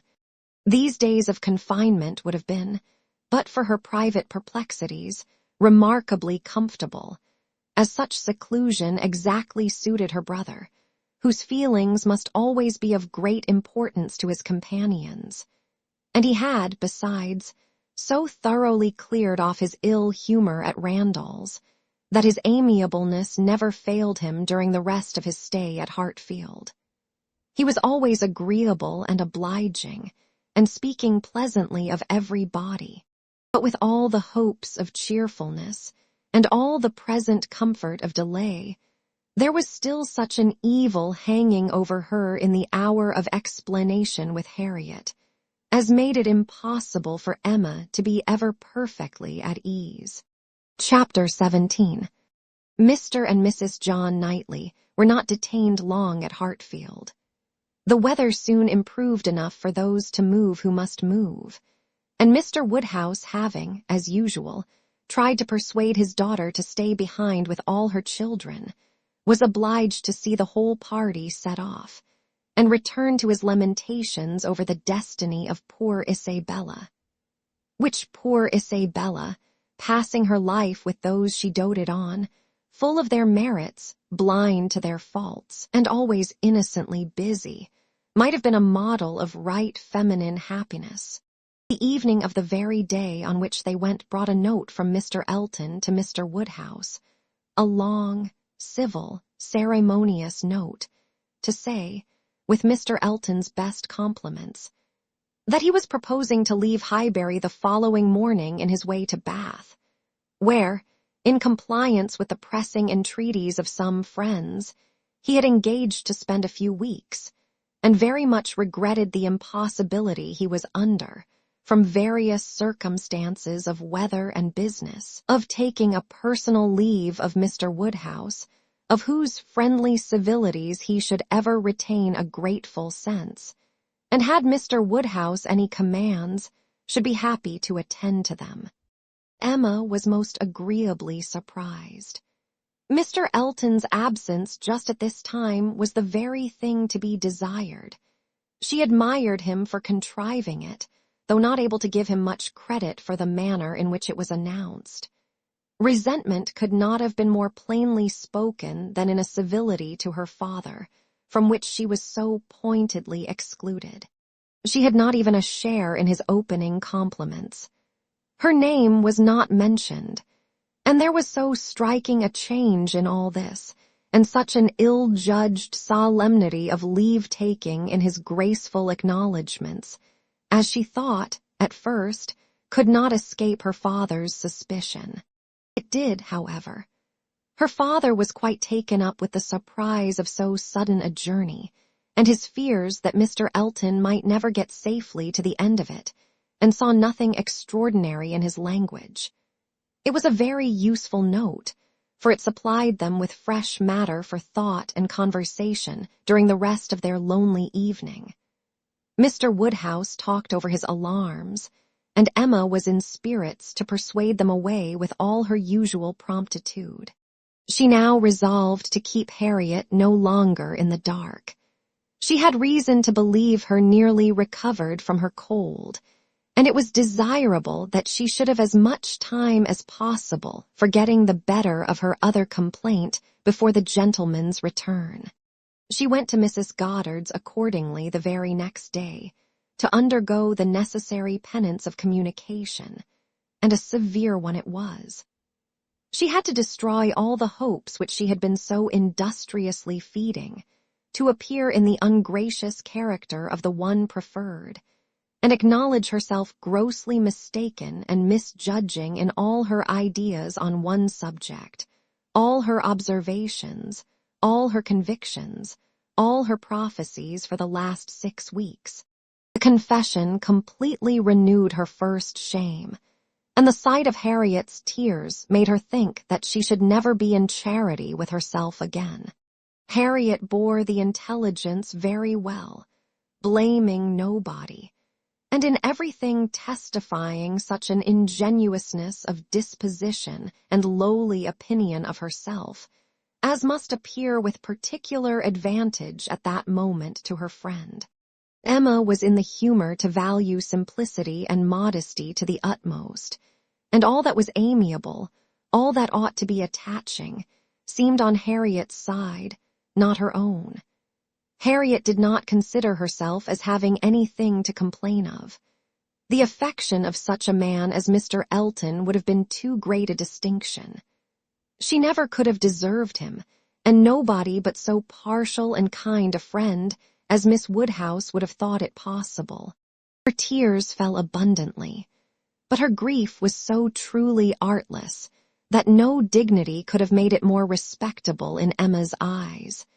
And she listened to her, and tried to console her with all her heart and understanding, really for the time convinced that Harriet was the superior creature of the two, and that to resemble her would be more for her own welfare and happiness than all that genius or intelligence could do. It was rather too late in the day to set about being simple-minded and ignorant, but she left her with every previous resolution confirmed of being humble and discreet, and repressing imagination all the rest of her life. Her second duty now, inferior only to her father's claims, was to promote Harriet's comfort, and endeavor to prove her own affection in some better method than by matchmaking. She got her to Hartfield, and showed her the most unvarying kindness, striving to occupy and amuse her, and by books and conversation, to drive Mr. Elton from her thoughts. Time, she knew, must be allowed for this being thoroughly done, and she could suppose herself but an indifferent judge of such matters in general, and very inadequate to sympathize in an attachment to Mr. Elton in particular. But it seemed to her reasonable that at Harriet's age, and with the entire extinction of all hope, such a progress might be made towards a state of composure by the time of Mr. Elton's return, as to allow them all to meet again in the common routine of acquaintance, without any danger of betraying sentiments or increasing them. Harriet did think him all perfection, and maintained the non-existence of any body equal to him in person or goodness, and did, in truth, prove herself more resolutely in love than Emma had foreseen. But yet it appeared to her so natural, so inevitable to strive against an inclination of that sort unrequited, that she could not comprehend its continuing very long in equal force. If Mr. Elton, on his return, made his own indifference as evident and indubitable as she could not doubt he would anxiously do, she could not imagine Harriet's persisting to place her happiness in the sight or the recollection of him. Their being fixed, so absolutely fixed in the same place, was bad for each, for all three. Not one of them had the power of removal or of effecting any material change of society. They must encounter each other and make the best of it. Harriet was farther unfortunate in the tone of her companions at Mrs. Goddard's, Mr. Elton being the adoration of all the teachers and great girls in the school, and it must be at Hartfield only that she could have any chance of hearing him spoken of with cooling moderation or repellent truth. Where the wound had been given, there must the cure be found if anywhere, and Emma felt that, till she saw her in the way of cure, there could be no true peace for herself. Chapter 18. Mr. Frank Churchill did not come. When the time proposed drew near, Mrs. Weston's fears were justified in the arrival of a letter of excuse. For the present, he could not be spared, to his very great mortification and regret, but still he looked forward with the hope of coming to Randalls at no distant period. Mrs. Weston was exceedingly disappointed, much more disappointed, in fact, than her husband, though her dependence on seeing the young man had been so much more sober. But a sanguine temper, though forever expecting more good than occurs, does not always pay for its hopes by any proportionate depression. It soon flies over the present failure and begins to hope again. For half an hour Mr. Weston was surprised and sorry, but then he began to perceive that Frank's coming 2 or 3 months later would be a much better plan, better time of year, better weather, and that he would be able, without any doubt, to stay considerably longer with them than if he had come sooner. These feelings rapidly restored his comfort, while Mrs. Weston, of a more apprehensive disposition, foresaw nothing but a repetition of excuses and delays, and after all her concern for what her husband was to suffer, suffered a great deal more herself. Emma was not at this time in a state of spirits to care really about Mr. Frank Churchill's not coming, except as a disappointment at Randalls. The acquaintance at present had no charm for her. She wanted, rather, to be quiet and out of temptation. But still, as it was desirable that she should appear, in general, like her usual self, she took care to express as much interest in the circumstance, and enter as warmly into Mr. and Mrs. Weston's disappointment as might naturally belong to their friendship. She was the first to announce it to Mr. Knightley, and exclaimed quite as much as was necessary, or, being acting a part, perhaps rather more, at the conduct of the Churchills in keeping him away. She then proceeded to say a good deal more than she felt, of the advantage of such an addition to their confined society in Sarai, the pleasure of looking at somebody new, the gala day to Highbury and Tyre, which the sight of him would have made, and ending with reflections on the Churchills again, found herself directly involved in a disagreement with Mr. Knightley, and to her great amusement perceived that she was taking the other side of the question from her real opinion, and making use of Mrs. Weston's arguments against herself. "The Churchills are very likely in fault," said Mr. Knightley coolly, "but I dare say he might come if he would. I do not know why you should say so. He wishes exceedingly to come, but his uncle and aunt will not spare him. I cannot believe that he has not the power of coming if he made a point of it. It is too unlikely for me to believe it without proof. How odd you are! What has Mr. Frank Churchill done to make you suppose him such an unnatural creature?" "I am not supposing him at all an unnatural creature. in suspecting that he may have learnt to be above his connections, and to care very little for anything but his own pleasure, from living with those who have always set him the example of it. It is a great deal more natural than one could wish, that a young man, brought up by those who are proud, luxurious, and selfish, should be proud, luxurious, and selfish too. If Frank Churchill had wanted to see his father, he would have contrived it between September and January. A man at his age, what is he? 3 or 24 cannot be without the means of doing as much as that. It is impossible. That's easily said and easily felt by you, who have always been your own master. You are the worst judge in the world, Mr. Knightley, of the difficulties of dependence. You do not know what it is to have tempers to manage. It is not to be conceived that a man of 3 or 24 should not have liberty of mind or limb to that amount. He cannot want money. He cannot want leisure. We know, on the contrary, that he has so much of both, that he is glad to get rid of them at the idlest haunts in the kingdom. We hear of him forever at some watering place or other. A little while ago he was at Weymouth. This proves that he can leave the Churchills. Yes, sometimes he can. And those times are whenever he thinks it worth his while, whenever there is any temptation of pleasure. It is very unfair to judge of anybody's conduct without an intimate knowledge of their situation. Nobody who has not been in the interior of a family can say what the difficulties of any individual of that family may be. We ought to be acquainted with Enscombe and with Mrs. Churchill's temper before we pretend to decide upon what her nephew can do. He may, at times, be able to do a great deal more than he can at others. There is one thing, Emma, which a man can always do if he chooses, and that is his duty, not by maneuvering and finessing, but by vigor and resolution. It is Frank Churchill's duty to pay this attention to his father. He knows it to be so, by his promises and messages, but if he wished to do it, it might be done.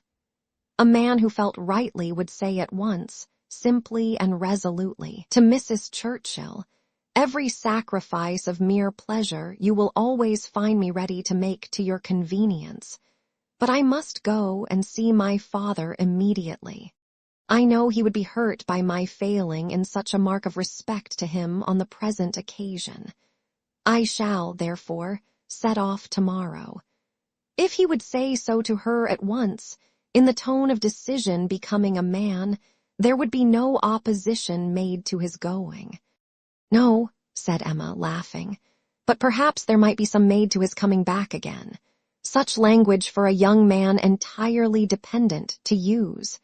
Nobody but you, Mr. Knightley, would imagine it possible. But you have not an idea of what is requisite in situations directly opposite to your own. Mr. Frank Churchill to be making such a speech as that to the uncle and aunt who have brought him up, and are to provide for him. Standing up in the middle of the room, I suppose, and speaking as loud as he could. How can you imagine such conduct practicable? Depend upon it, Emma, a sensible man would find no difficulty in it. He would feel himself in the right, and the declaration made, of course, as a man of sense would make it in a proper manner, would do him more good, raise him higher, fix his interest stronger with the people he depended on, than all that a line of shifts and expedients can ever do. Respect would be added to affection. They would feel that they could trust him, that the nephew who had done rightly by his father would do rightly by them. For they know, as well as he does, as well as all the world must know, that he ought to pay this visit to his father, and while meanly exerting their power to delay it, are in their hearts not thinking the better of him for submitting to their whimsical respect for right conduct is felt by every body. If he would act in this sort of manner, on principle, consistently, regularly, their little minds would bend to his. I rather doubt that. You are very fond of bending little minds, but where little minds belong to rich people in authority, I think they have a knack of swelling out till they are quite as unmanageable as great ones. I can imagine that if you, as you are, Mr. Knightley, were to be transported and placed all at once in Mr. Frank Churchill's situation, you would be able to say and do just what you have been recommending for him, and it might have a very good effect. The Churchills might not have a word to say in return, but then you would have no habits of early obedience and long observance to break through. To him who has, it might not be so easy to burst forth at once into perfect independence and set all their claims on his gratitude and regard at naught. He may have as strong a sense of what would be right as you can have without being so equal under particular circumstances to act up to it. Then it would not be so strong a sense.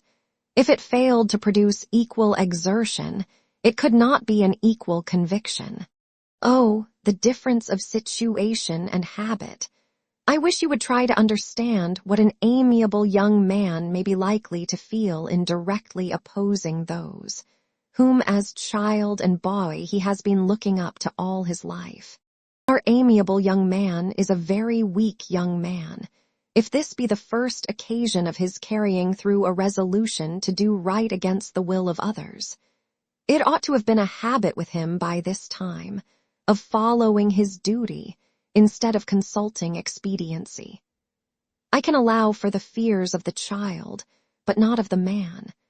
As he became rational, he ought to have roused himself and shaken off all that was unworthy in their authority. He ought to have opposed the first attempt on their side to make him slight his father. Had he begun as he ought, there would have been no difficulty now. "We shall never agree about him," cried Emma, "but that is nothing extraordinary. I have not the least idea of his being a weak young man. I feel sure that he is not. Mr. Weston would not be blind to folly, though in his own son, but he is very likely to have a more yielding, complying, mild disposition than would suit your notions of man's perfection. I dare say he has, and though it may cut him off from some advantages, it will secure him many others. Yes, all the advantages of sitting still when he ought to move, and of leading a life of mere idle pleasure, and fancying himself extremely expert in finding excuses for it. He can sit down and write a fine, flourishing letter, full of professions and falsehoods, and persuade himself that he has hit upon the very best method in the world of preserving peace at home, and preventing his father's having any right to complain. His letters disgust me. Your feelings are singular. They seem to satisfy everybody else. I suspect they do not satisfy Mrs. Weston. They hardly can satisfy a woman of her good sense and quick feelings, standing in a mother's place, but without a mother's affection to blind her. It is on her account that attention to Randalls is doubly due, and she must doubly feel the omission. Had she been a person of consequence herself, he would have come, I dare say, and it would not have signified whether he did or no. Can you think your friend behindhand in these sort of considerations? Do you suppose she does not often say all this to herself? No, Emma, your amiable young man can be amiable only in French, not in English. He may be very amiable, have very good manners, and be very agreeable, but he can have no English delicacy towards the feelings of other people, nothing really amiable about him. You seem determined to think ill of him. Me, not at all, replied Mr. Knightley, rather displeased. I do not want to think ill of him.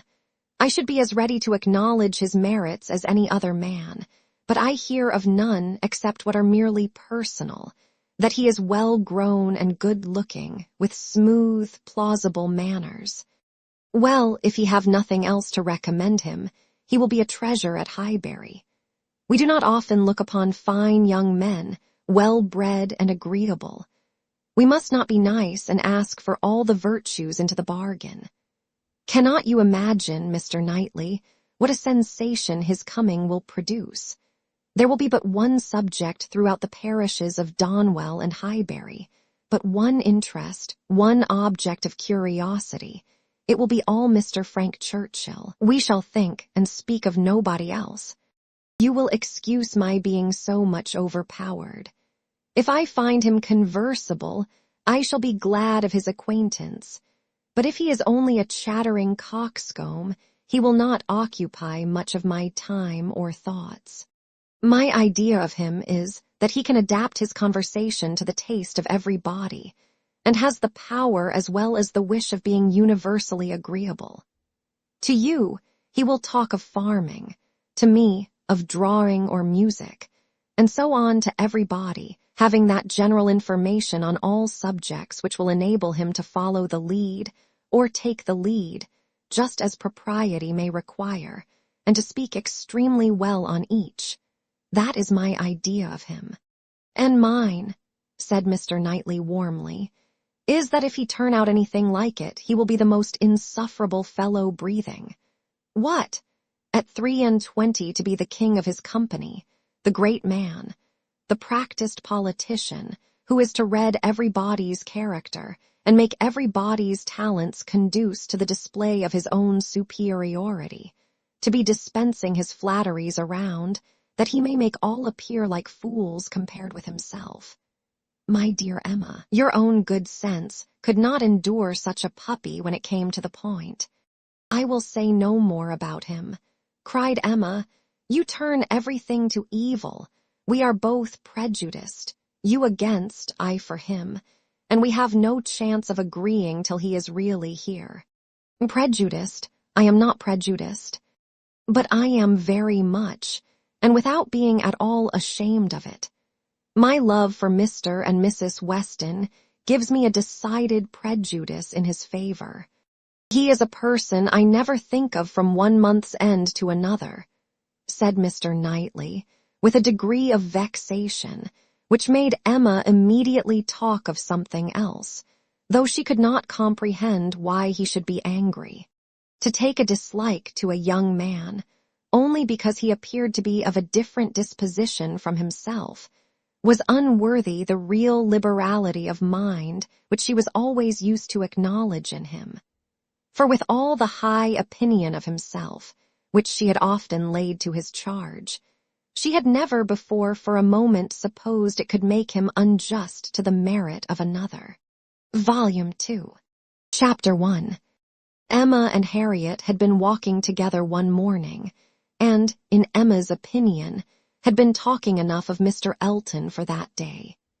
She could not think that Harriet's solace or her own sins required more, and she was therefore industriously getting rid of the subject as they returned.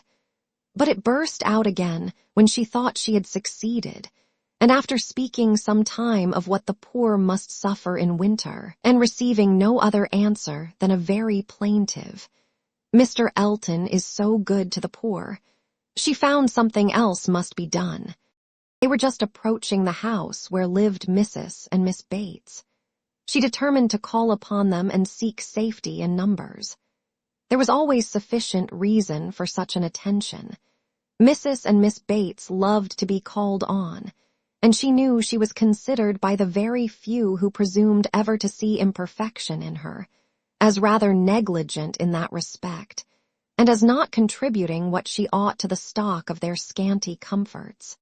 She had had many a hint from Mr. Knightley, and some from her own heart, as to her deficiency, but none were equal to counteract the persuasion of its being very disagreeable, a waste of time, tiresome women, and all the horror of being in danger of falling in with the second-rate and third-rate of Highbury, who were calling on them forever, and therefore she seldom went near them. But now she made the sudden resolution of not passing their door without going in, observing, as she proposed it to Harriet, that, as well as she could calculate, they were just now quite safe from any letter from Jane Fairfax. The house belonged to people in business. Mrs. and Miss Bates occupied the drawing-room floor, and there, in the very moderate-sized apartment which was everything to them, The visitors were most cordially and even gratefully welcomed. The quiet, neat old lady, who with her knitting was seated in the warmest corner, wanting even to give up her place to Miss Woodhouse, and her more active, talking daughter, almost ready to overpower them with care and kindness, thanks for their visit, solicitude for their shoes, anxious inquiries after Mr. Woodhouse's health, cheerful communications about her mother's, and sweet cake from the Beaufort. Mrs. Cole had just been there, just called in for 10 minutes, and had been so good as to sit an hour with them, and she had taken a piece of cake and been so kind as to say she liked it very much. And therefore, she hoped Miss Woodhouse and Miss Smith would do them the favor to eat a piece too. The mention of the Coles was sure to be followed by that of Mr. Elton. There was intimacy between them, and Mr. Cole had heard from Mr. Elton since his going away. Emma knew what was coming. They must have the letter over again and settle how long he had been gone, and how much he was engaged in company, and what a favorite he was wherever he went, and how full the master of the ceremonies ball had been. And she went through it very well, with all the interest and all the commendation that could be requisite, and always putting forward to prevent Harriet's being obliged to say a word. This she had been prepared for when she entered the house, but meant, having once talked him handsomely over, to be no farther incommoded by any troublesome topic, and to wander at large amongst all the mistresses and misses of Highbury and their card parties. She had not been prepared to have Jane Fairfax succeed Mr. Elton, but he was actually hurried off by Miss Bates. She jumped away from him at last abruptly to the Coles, to usher in a letter from her niece. "Oh, yes, Mr. Elton, I understand, certainly as to dancing. Mrs. Cole was telling me that dancing at the rooms at Bath was. Mrs. Cole was so kind as to sit some time with us, talking of Jane. For as soon as she came in, she began inquiring after her. Jane is so very great a favorite there. Whenever she is with us, Mrs. Cole does not know how to show her kindness enough, and I must say that Jane deserves it as much as anybody can." And so she began inquiring after her directly, saying, "I know you cannot have heard from Jane lately, because it is not her time for writing." And when I immediately said, "But indeed we had a letter this very morning," I do not know that I ever saw anybody more surprised. "Have you, upon your honor?" said she. "Well, that is quite unexpected. Do let me hear what she says." Emma's politeness was at hand directly, to say, with smiling interest, "Have you heard from Miss Fairfax so lately? I am extremely happy. I hope she is well." "Thank you, you are so kind," replied the happily deceived aunt, while eagerly hunting for the letter. "Oh, here it is. I was sure it could not be far off, but I had put my huswife upon it, you see, without being aware, and so it was quite hid, but I had it in my hand so very lately that I was almost sure it must be on the table. I was reading it to Mrs. Cole, and since she went away, I was reading it again to my mother, for it is such a pleasure to her, a letter from Jane, that she can never hear it often enough. So I knew it could not be far off, and here it is, only just under my huswife, and since you are so kind as to wish to hear what she says. But first of all, I really must, in justice to Jane, apologize for her writing so short a letter. Only 2 pages, you see, hardly 2, and in general she fills the whole paper and crosses half. My mother often wonders that I can make it out so well. She often says, when the letter is first opened, "Well, Hetty, now I think you will be put to it to make out all that checker work. Don't you, ma'am?" And then I tell her I am sure she would contrive to make it out herself if she had nobody to do it for her, every word of it. I am sure she would pore over it till she had made out every word. And indeed, though my mother's eyes are not so good as they were, she can see amazingly well still, thank God, with the help of spectacles. It is such a blessing. My mothers are really very good indeed. Jane often says, when she is here, I am sure, Grandmama, you must have had very strong eyes to see as you do, and so much fine work as you have done too. I only wish my eyes may last me as well. All this spoken extremely fast obliged Miss Bates to stop for breath, and Emma said something very civil about the excellence of Miss Fairfax's handwriting. You are extremely kind, replied Miss Bates, highly gratified. You who are such a judge and write so beautifully yourself. I am sure there is nobody's praise that could give us so much pleasure as Miss Woodhouse's.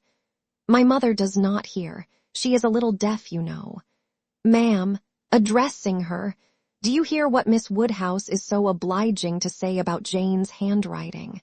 And Emma had the advantage of hearing her own silly compliment repeated twice over before the good old lady could comprehend it.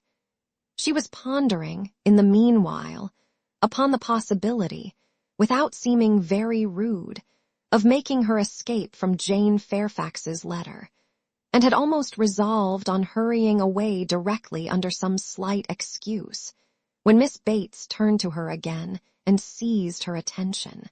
My mother's deafness is very trifling, you see, just nothing at all. By only raising my voice and saying anything 2 or 3 times over, she is sure to hear, but then she is used to my voice. But it is very remarkable that she should always hear Jane better than she does me. Jane speaks so distinct. However, she will not find her grandmama at all deafer than she was 2 years ago, which is saying a great deal at my mother's time of life. And it really is full 2 years, you know, since she was here. We never were so long without seeing her before, and as I was telling Mrs. Cole, we shall hardly know how to make enough of her now. Are you expecting Miss Fairfax here soon? Oh, yes, next week. Indeed. That must be a very great pleasure. Thank you. You are very kind. Yes, next week. Everybody is so surprised, and everybody says the same obliging things. I am sure she will be as happy to see her friends at Highbury as they can be to see her. Yes, Friday or Saturday. She cannot say which, because Colonel Campbell will be wanting the carriage himself one of those days. So very good of them to send her the whole way. But they always do, you know. Oh yes, Friday or Saturday next. That is what she writes about. That is the reason of her writing out of rule, as we call it. For, in the common course, we should not have heard from her before next Tuesday or Wednesday. Yes, so I imagined. I was afraid there could be little chance of my hearing anything of Miss Fairfax today. So obliging of you. No, we should not have heard, if it had not been for this particular circumstance of her being to come here so soon. My mother is so delighted, for she is to be 3 months with us at least. 3 months, she says so, positively, as I am going to have the pleasure of reading to you. The case is, you see, that the Campbells are going to Ireland. Mrs. Dixon has persuaded her father and mother to come over and see her directly. They had not intended to go over till the summer, but she is so impatient to see them again. For till she married last October, she was never away from them so much as a week, which must make it very strange to be in different kingdoms. I was going to say, but however different countries, and so she wrote a very urgent letter to her mother, or her father. I declare I do not know which it was, but we shall see presently in Jane's letter, wrote in Mr. Dixon's name as well as her own, to press their coming over directly, and they would give them the meeting in Dublin and take them back to their country seat, Ballycraig, a beautiful place, I fancy. Jane has heard a great deal of its beauty. From Mr. Dixon, I mean. I do not know that she ever heard about it from anybody else. But it was very natural, you know, that he should like to speak of his own place while he was paying his addresses. And as Jane used to be very often walking out with them, for Colonel and Mrs. Campbell were very particular about their daughters not walking out often with only Mr. Dickson, for which I do not at all blame them. Of course, she heard everything he might be telling Miss Campbell about his own home in Ireland, and I think she wrote us word that he had shewn them some drawings of the place, views that he had taken himself. He is a most amiable, charming young man, I believe. Jane was quite longing to go to Ireland from his account of things. At this moment, an ingenious and animating suspicion entering Emma's brain with regard to Jane Fairfax, this charming Mr. Dickson, and the not going to Ireland, she said, with the insidious design of farther discovery. You must feel it very fortunate that Miss Fairfax should be allowed to come to you at such a time. Considering the very particular friendship between her and Mrs. Dickson, you could hardly have expected her to be excused from accompanying Colonel and Mrs. Campbell. Very true indeed. The very thing that we have always been rather afraid of, for we should not have liked to have her at such a distance from us, for months together, not able to come if anything was to happen. But you see, everything turns out for the best. They want her, Mr. and Mrs. Dickson, excessively to come over with Colonel and Mrs. Campbell. Quite depend upon it. Nothing can be more kind or pressing than their joint invitation, Jane says, as you will hear presently. Mr. Dickson does not seem in the least backward in any attention. He is a most charming young man.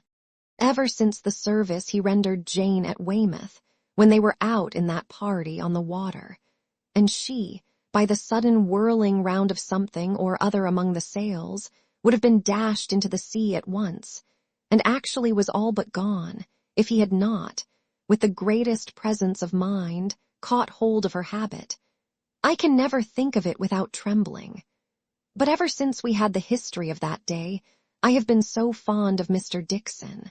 But, in spite of all her friend's urgency, and her own wish of seeing Ireland, Miss Fairfax prefers devoting the time to you and Mrs. Bates.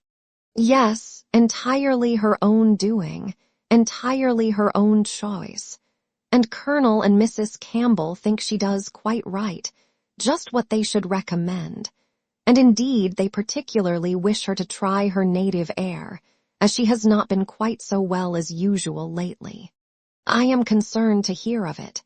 I think they judge wisely, but Mrs. Dickson must be very much disappointed. Mrs. Dickson, I understand, has no remarkable degree of personal beauty, is not, by any means, to be compared with Miss Fairfax. Oh, no, you are very obliging to say such things, but certainly not. There is no comparison between them. Miss Campbell always was absolutely plain, but extremely elegant and amiable. Yes, that of course. Jane caught a bad cold, poor thing, so long ago as the 7th of November, as I am going to read to you, and has never been well since. A long time is not it for a cold to hang upon her. She never mentioned it before because she would not alarm us. Just like her. So considerate.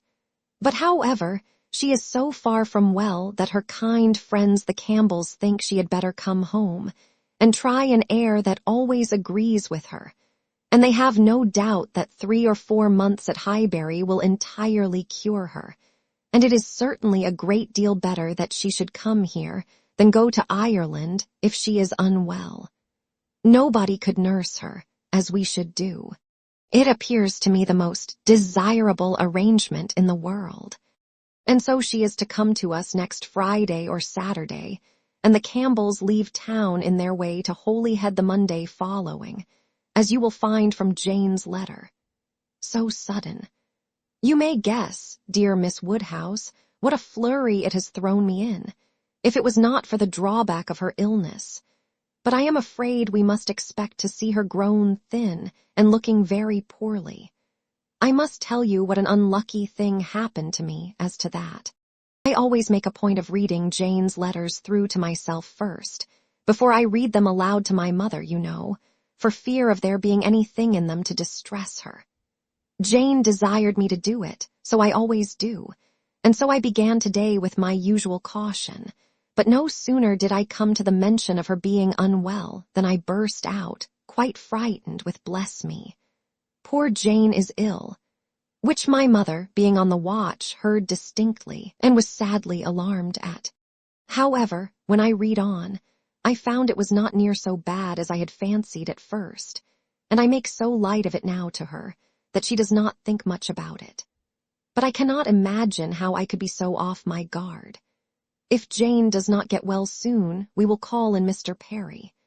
The expense shall not be thought of, and though he is so liberal and so fond of Jane that I dare say he would not mean to charge anything for attendance, we could not suffer it to be so. You know, he has a wife and family to maintain, and is not to be giving away his time.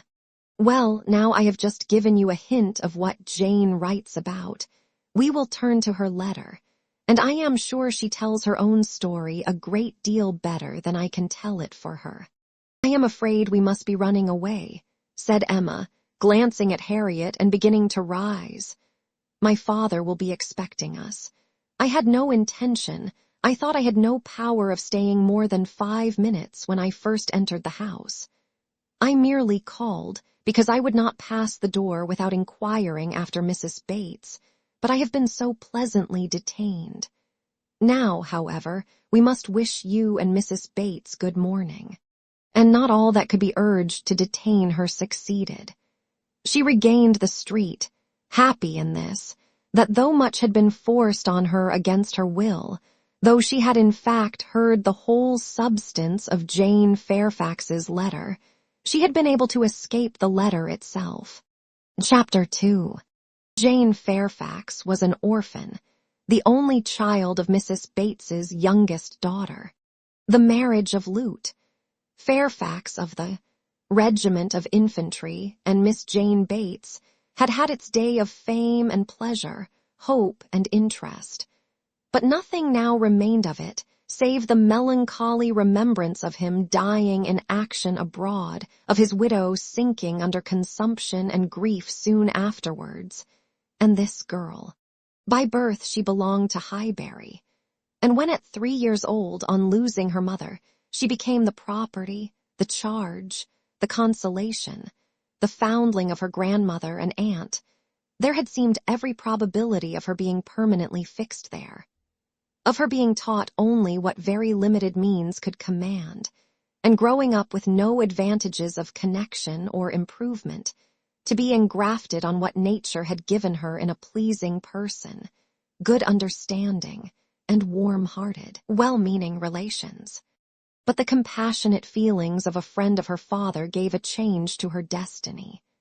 This was Colonel Campbell, who had very highly regarded Fairfax as an excellent officer and most deserving young man, and farther, had been indebted to him for such attentions during a severe camp fever as he believed had saved his life. These were claims which he did not learn to overlook, though some years passed away from the death of poor Fairfax before his own return to England put anything in his power. When he did return, he sought out the child and took notice of her. He was a married man, with only one living child, a girl about Jane's age. And Jane became their guest, paying them long visits and growing a favorite with all. And before she was 9 years old, his daughter's great fondness for her, and his own wish of being a real friend, united to produce an offer from Colonel Campbell of undertaking the whole charge of her education. It was accepted, and from that period Jane had belonged to Colonel Campbell's family, and had lived with them entirely, only visiting her grandmother from time to time. The plan was that she should be brought up for educating others, the very few £100 which she inherited from her father making independence impossible. To provide for her otherwise was out of Colonel Campbell's power, for though his income, by pay and appointments, was handsome, his fortune was moderate and must be all his daughter's. But by giving her an education, he hoped to be supplying the means of respectable subsistence hereafter. Such was Jane Fairfax's history. She had fallen into good hands, known nothing but kindness from the Campbells, and been given an excellent education. Living constantly with right-minded and well-informed people, her heart and understanding had received every advantage of discipline and culture. And Colonel Campbell's residence being in London, every lighter talent had been done full justice to by the attendance of first-rate masters. Her disposition and abilities were equally worthy of all that friendship could do, and at 18 or 19 she was, as far as such an early age can be qualified for the care of children, fully competent to the office of instruction herself. But she was too much beloved to be parted with. Neither father nor mother could promote, and the daughter could not endure it. The evil day was put off.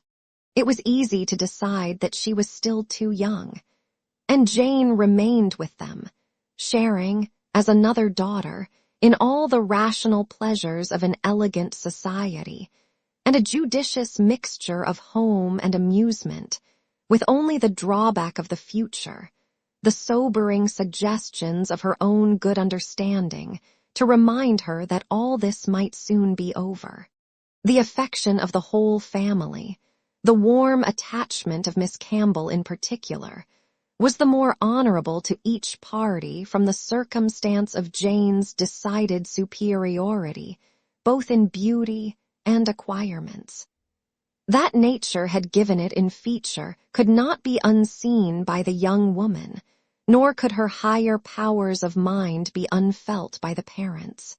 They continued together with unabated regard, however, till the marriage of Miss Campbell, who by that chance, that luck which so often defies anticipation in matrimonial affairs, giving attraction to what is moderate rather than to what is superior, engaged the affections of Mr. Dickson, a young man, rich and agreeable, almost as soon as they were acquainted, and was eligibly and happily settled, while Jane Fairfax had yet her bread to earn. This event had very lately taken place, too lately for anything to be yet attempted by her less fortunate friend towards entering on her path of duty, though she had now reached the age which her own judgment had fixed on for beginning. She had long resolved that 21 should be the period.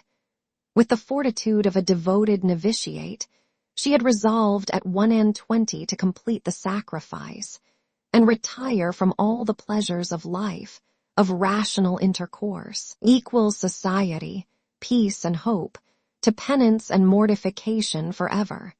The good sense of Colonel and Mrs. Campbell could not oppose such a resolution, though their feelings did. As long as they lived, no exertions would be necessary, their home might be hers forever, and for their own comfort they would have retained her wholly. But this would be selfishness. What must be at last had better be soon. Perhaps they began to feel it might have been kinder and wiser to have resisted the temptation of any delay, and spared her from a taste of such enjoyments of ease and leisure as must now be relinquished. Still, however, affection was glad to catch at any reasonable excuse for not hurrying on the wretched moment. She had never been quite well since the time of their daughter's marriage. Until she should have completely recovered her usual strength, they must forbid her engaging in duties, which, so far from being compatible with a weakened frame and varying spirits, seemed, under the most favorable circumstances, to require something more than human perfection of body and mind, to be discharged with tolerable comfort. With regard to her not accompanying them to Ireland, her account to her aunt contained nothing but truth, though there might be some truths not told. It was her own choice to give the time of their absence to Highbury, to spend, perhaps, her last months of perfect liberty with those kind relations to whom she was so very dear. And the Campbells, whatever might be their motive or motives, whether single or double or treble, gave the arrangement their ready sanction, and said that they depended more on a few months spent in her native air for the recovery of her health than on anything else. Certain it was that she was to come, and that Highbury, instead of welcoming that perfect novelty which had been so long promised it, Mr. Frank Churchill, must put up for the present with Jane Fairfax, who could bring only the freshness of a 2 years' absence. Emma was sorry to have to pay civilities to a person she did not like through 3 long months, to be always doing more than she wished and less than she ought. Why she did not like Jane Fairfax might be a difficult question to answer. Mr. Knightley had once told her it was because she saw in her the really accomplished young woman, which she wanted to be thought herself. And though the accusation had been eagerly refuted at the time, there were moments of self-examination in which her conscience could not quite acquit her.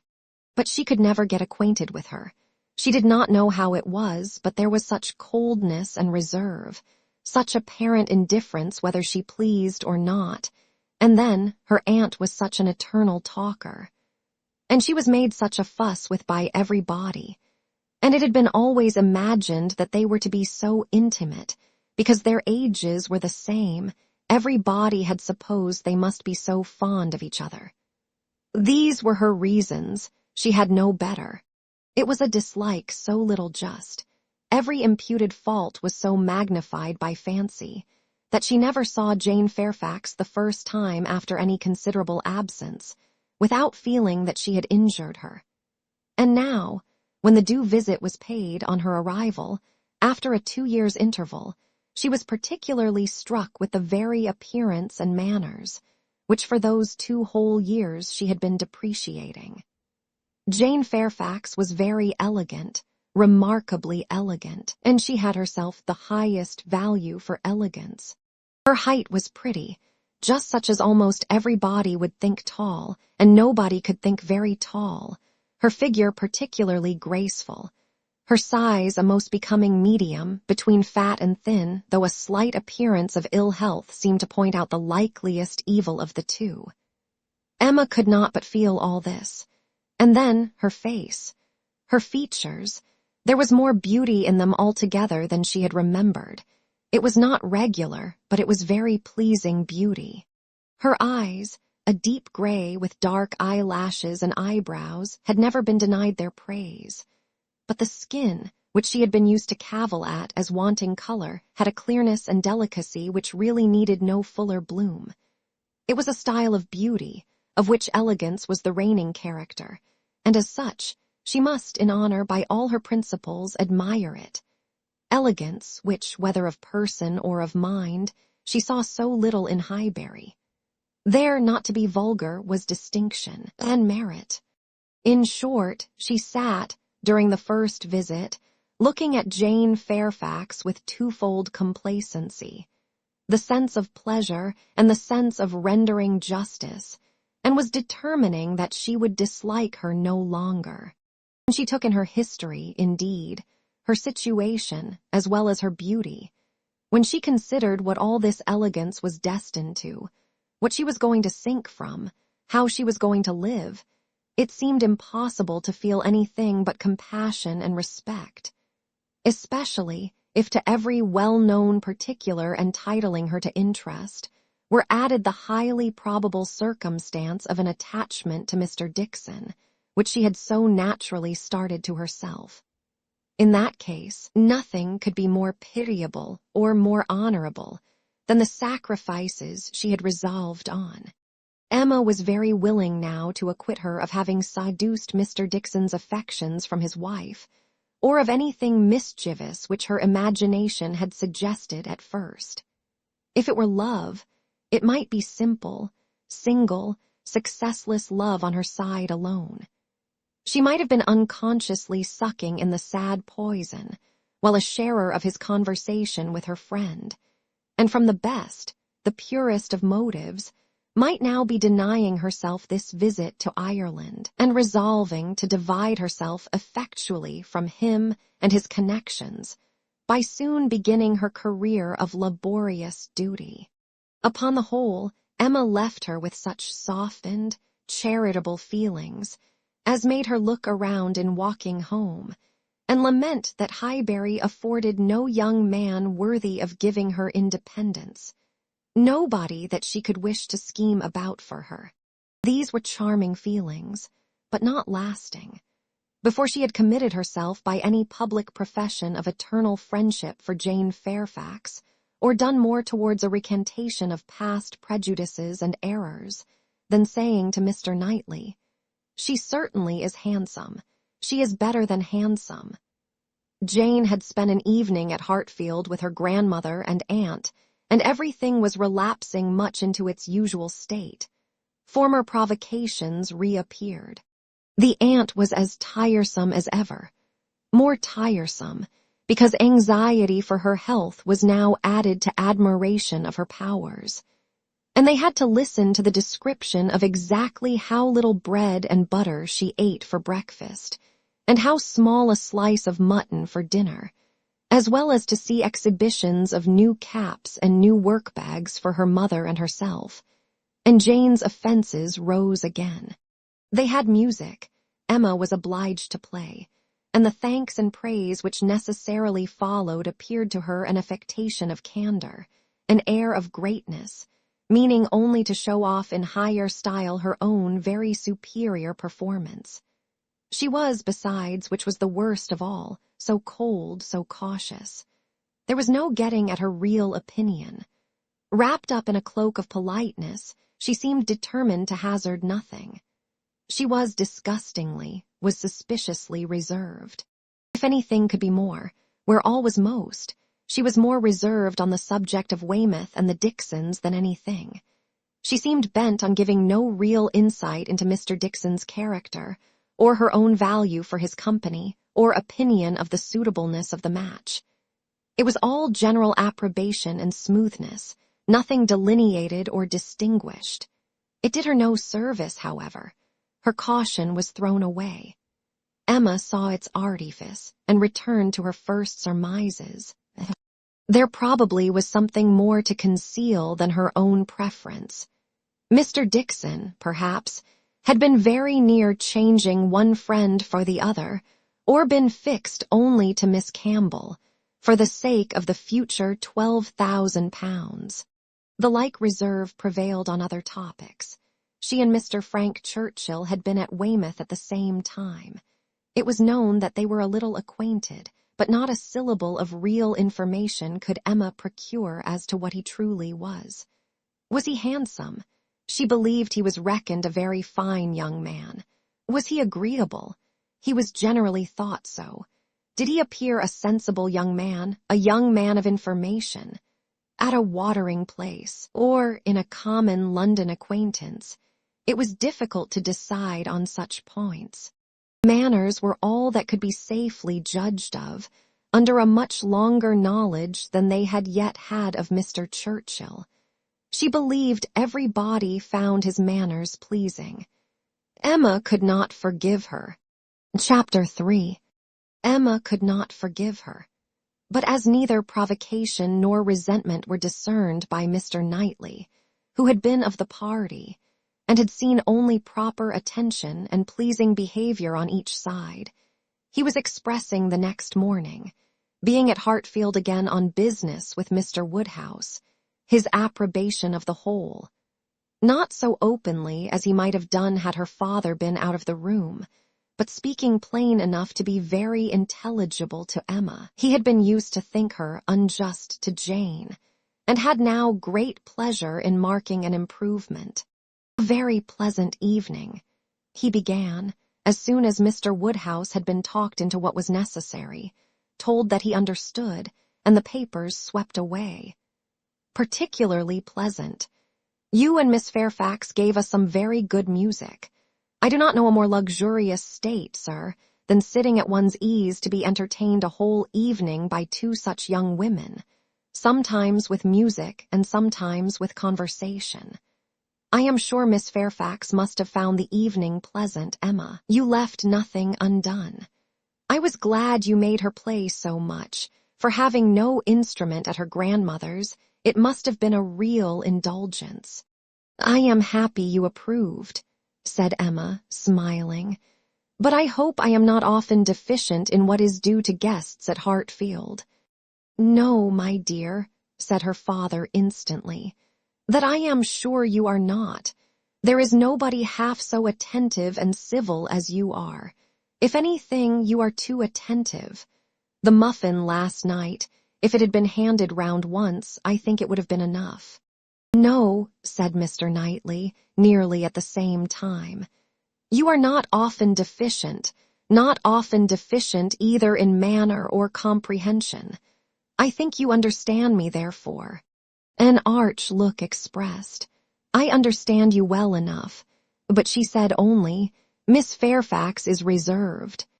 I always told you she was. A little. But you will soon overcome all that part of her reserve which ought to be overcome, all that has its foundation in diffidence. What arises from discretion must be honored. You think her diffident. I do not see it. My dear Emma, said he, moving from his chair into one close by her, you are not going to tell me, I hope, that you had not a pleasant evening. Oh, no.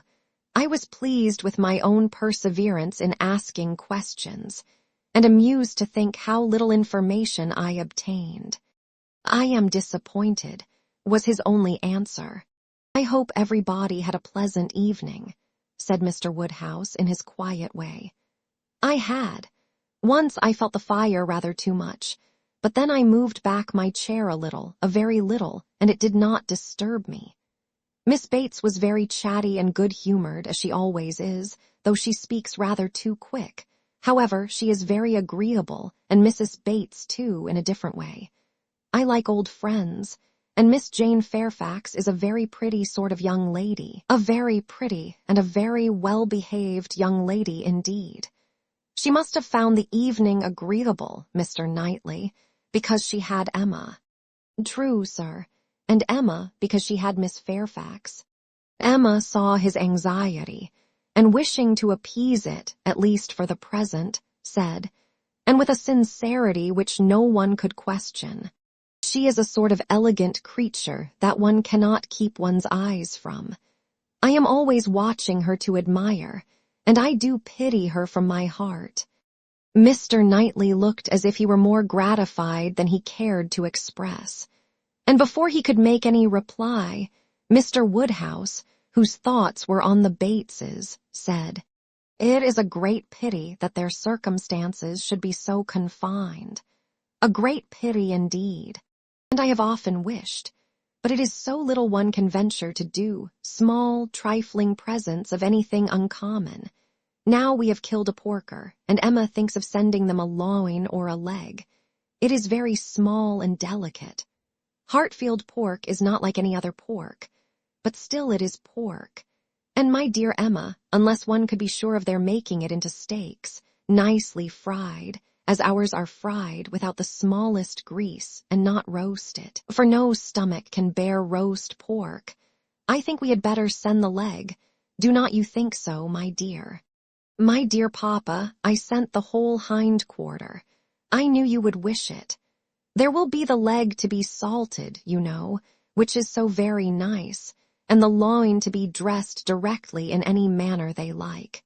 That's right, my dear, very right. I had not thought of it before, but that is the best way.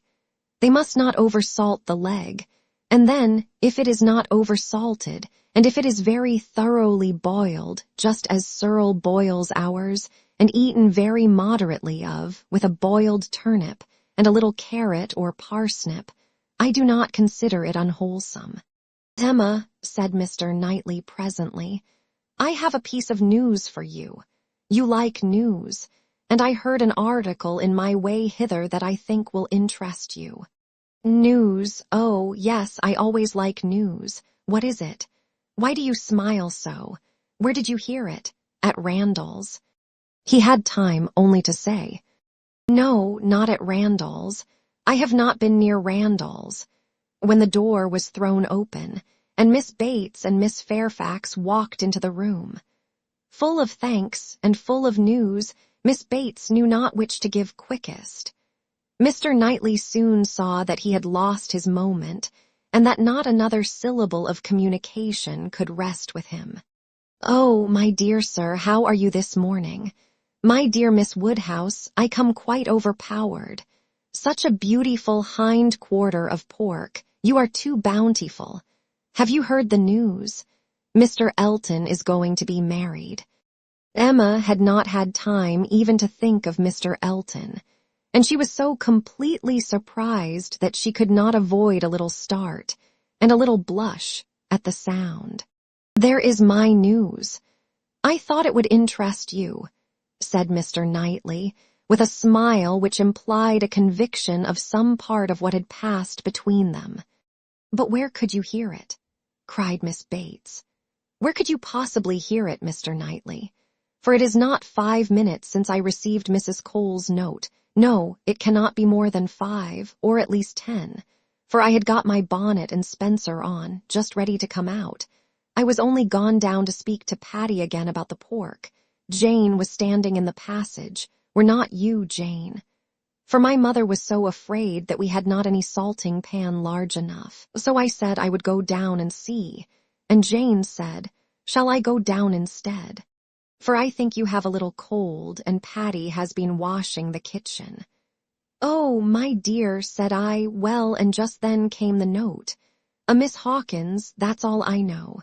A Miss Hawkins of Bath. But, Mr. Knightley, how could you possibly have heard it? For the very moment Mr. Cole told Mrs. Cole of it, she sat down and wrote to me. A Miss Hawkins. I was with Mr. Cole on business an hour and a half ago. He had just read Elton's letter as I was shewn in, and handed it to me directly. Well, that is quite. I suppose there never was a piece of news more generally interesting. My dear sir, you really are too bountiful. My mother desires her very best compliments and regards, and 1,000 thanks, and says you really quite oppress her. We consider our Hartfield pork, replied Mr. Woodhouse. Indeed, it certainly is, so very superior to all other pork, that Emma and I cannot have a greater pleasure than. Oh, my dear sir, as my mother says, our friends are only too good to us. If ever there were people who, without having great wealth themselves, had everything they could wish for, I am sure it is us. We may well say that our lot is cast in a goodly heritage. Well, Mr. Knightley, and so you actually saw the letter. Well, it was short, merely to announce, but cheerful, exulting, of course. Here was a sly glance at Emma. He had been so fortunate as to, I forget the precise words, one has no business to remember them. The information was, as you state, that he was going to be married to a Miss Hawkins. By his style, I should imagine it just settled. Mr. Elton going to be married, said Emma, as soon as she could speak. He will have everybody's wishes for his happiness. He is very young to settle, was Mr. Woodhouse's observation. He had better not be in a hurry. He seemed to me very well off as he was. We were always glad to see him at Hartfield. A new neighbor for us all, Miss Woodhouse, said Miss Bates, joyfully. My mother is so pleased. She says she cannot bear to have the poor old vicarage without a mistress. This is great news indeed. Jane, you have never seen Mr. Elton. No wonder that you have such a curiosity to see him. Jane's curiosity did not appear of that absorbing nature, as wholly to occupy her. No, I have never seen Mr. Elton, she replied, starting on this appeal. Is he a tall man? Who shall answer that question? Cried Emma. My father would say yes, Mr. Knightley no, and Miss Bates and I that he is just the happy medium. When you have been here a little longer, Miss Fairfax, You will understand that Mr. Elton is the standard of perfection in Highbury, both in person and mind. Very true, Miss Woodhouse, so she will. He is the very best young man. But my dear Jane, if you remember, I told you yesterday he was precisely the height of Mr. Perry. Miss Hawkins, I dare say an excellent young woman. His extreme attention to my mother, wanting her to sit in the vicarage pew that she might hear the better, for my mother is a little deaf, you know. It is not much, but she does not hear quite quick. Jane says that Colonel Campbell is a little deaf. He fancied bathing might be good for it, the warm bath, but she says it did him no lasting benefit. Colonel Campbell, you know, is quite our angel, and Mr. Dixon seems a very charming young man, quite worthy of him. It is such a happiness when good people get together, and they always do. Now, here will be Mr. Elton and Miss Hawkins, and there are the Coles, such very good people, and the Perrys. I suppose there never was a happier or a better couple than Mr. and Mrs. Perry. I say, sir, turning to Mr. Woodhouse, I think there are few places with such society as Highbury. I always say we are quite blessed in our neighbors. My dear sir, if there is one thing my mother loves better than another, it is pork, a roast loin of pork. As to who or what Miss Hawkins is, or how long he has been acquainted with her, said Emma, nothing, I suppose, can be known. One feels that it cannot be a very long acquaintance. He has been gone only 4 weeks. Nobody had any information to give, and after a few more wonderings, Emma said, You are silent, Miss Fairfax, but I hope you mean to take an interest in this news. You, who have been hearing and seeing so much of late on these subjects, who must have been so deep in the business on Miss Campbell's account, we shall not excuse your being indifferent about Mr. Elton and Miss Hawkins. When I have seen Mr. Elton, replied Jane, I dare say I shall be interested, but I believe it requires that with me. And as it is some months since Miss Campbell married, the impression may be a little worn off. Yes, he has been gone just 4 weeks, as you observe, Miss Woodhouse, said Miss Bates. 4 weeks yesterday. A Miss Hawkins. Well, I had always rather fancied it would be some young lady hereabouts, not that I ever, Mrs. Cole once whispered to me. But I immediately said no, Mr. Elton is a most worthy young man, but, in short, I do not think I am particularly quick at those sort of discoveries. I do not pretend to it. What is before me, I see. At the same time, nobody could wonder if Mr. Elton should have aspired. Miss Woodhouse lets me chatter on, so good-humoredly. She knows I would not offend for the world. How does Miss Smith do? She seems quite recovered now. Have you heard from Mrs. John Knightley lately?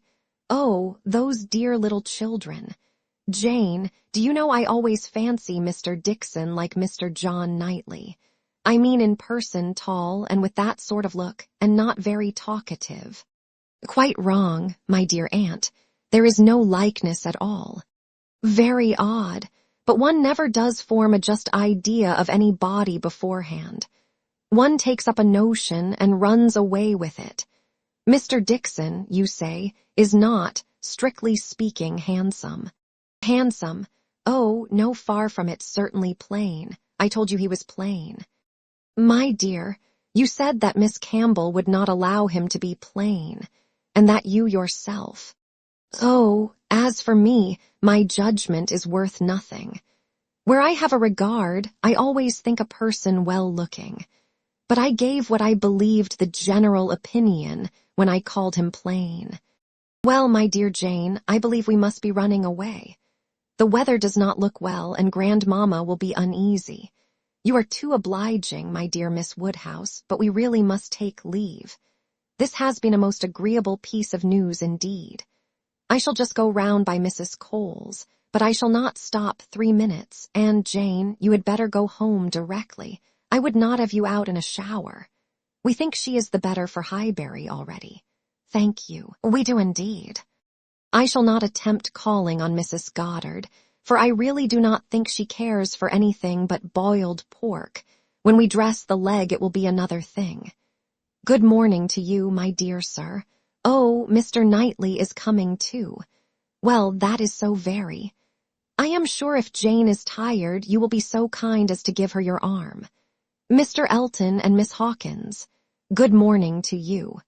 Emma, alone with her father, had half her attention wanted by him, while he lamented that young people would be in such a hurry to marry, and to marry strangers too, and the other half she could give to her own view of the subject. It was to herself an amusing and a very welcome piece of news, as proving that Mr. Elton could not have suffered long. But she was sorry for Harriet. Harriet must feel it, and all that she could hope was, by giving the first information herself, to save her from hearing it abruptly from others. It was now about the time that she was likely to call, if she were to meet Miss Bates in her way. And upon its beginning to rain, Emma was obliged to expect that the weather would be detaining her at Mrs. Goddard's, and that the intelligence would undoubtedly rush upon her without preparation. The shower was heavy but short, and it had not been over 5 minutes when in came Harriet, with just the heated, agitated look which hurrying thither with a full heart was likely to give. And the "Oh, Miss Woodhouse, what do you think has happened?" which instantly burst forth, had all the evidence of corresponding perturbation.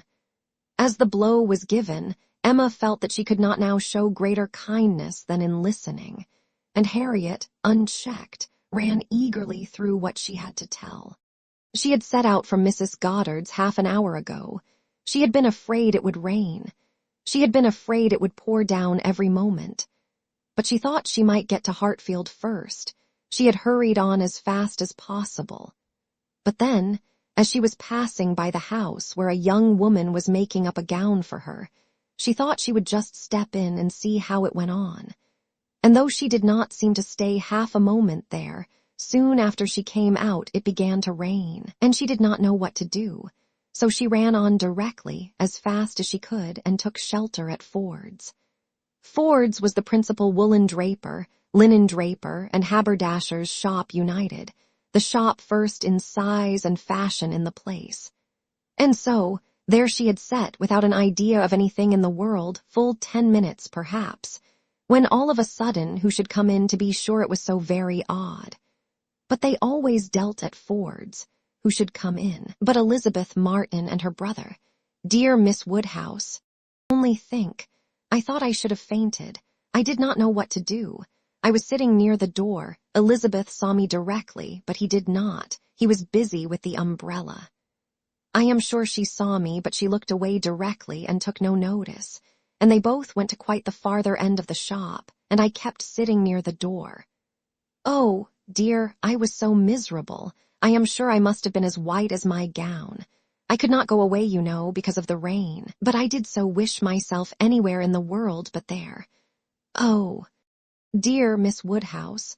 Well, at last, I fancy, he looked round and saw me, for instead of going on with her buyings, they began whispering to one another.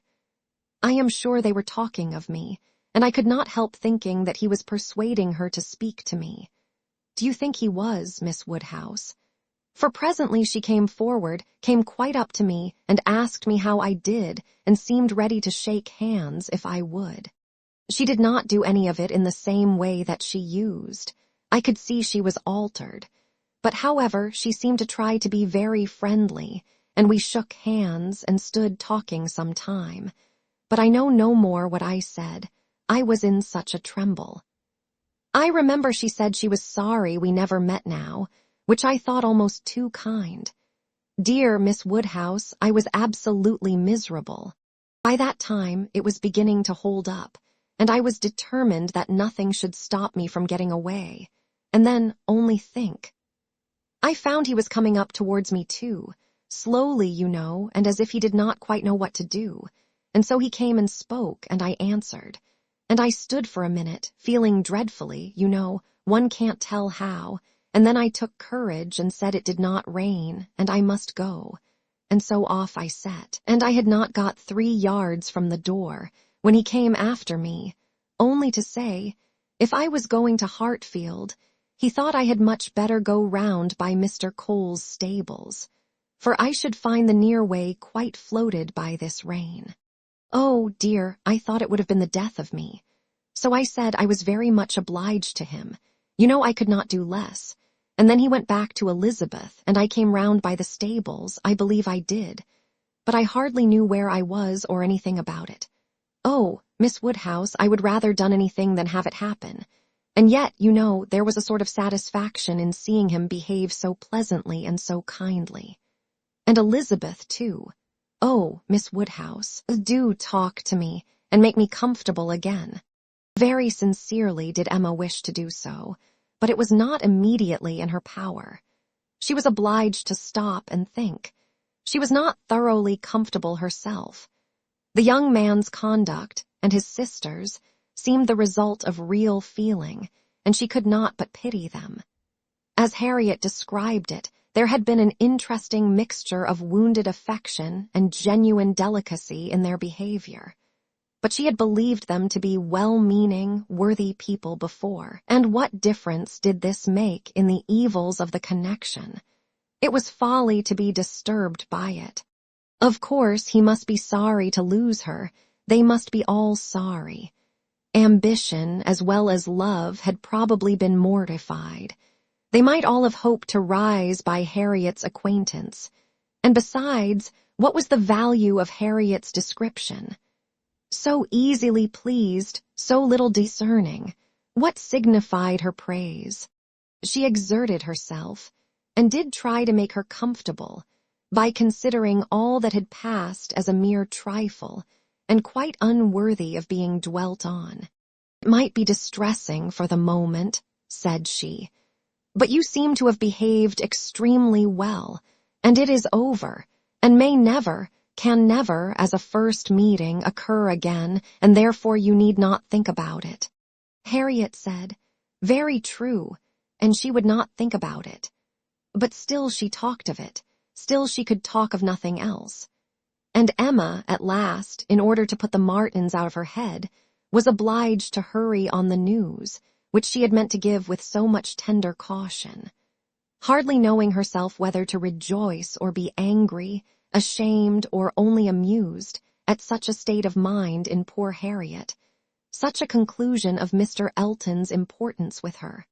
Mr. Elton's rights, however, gradually revived.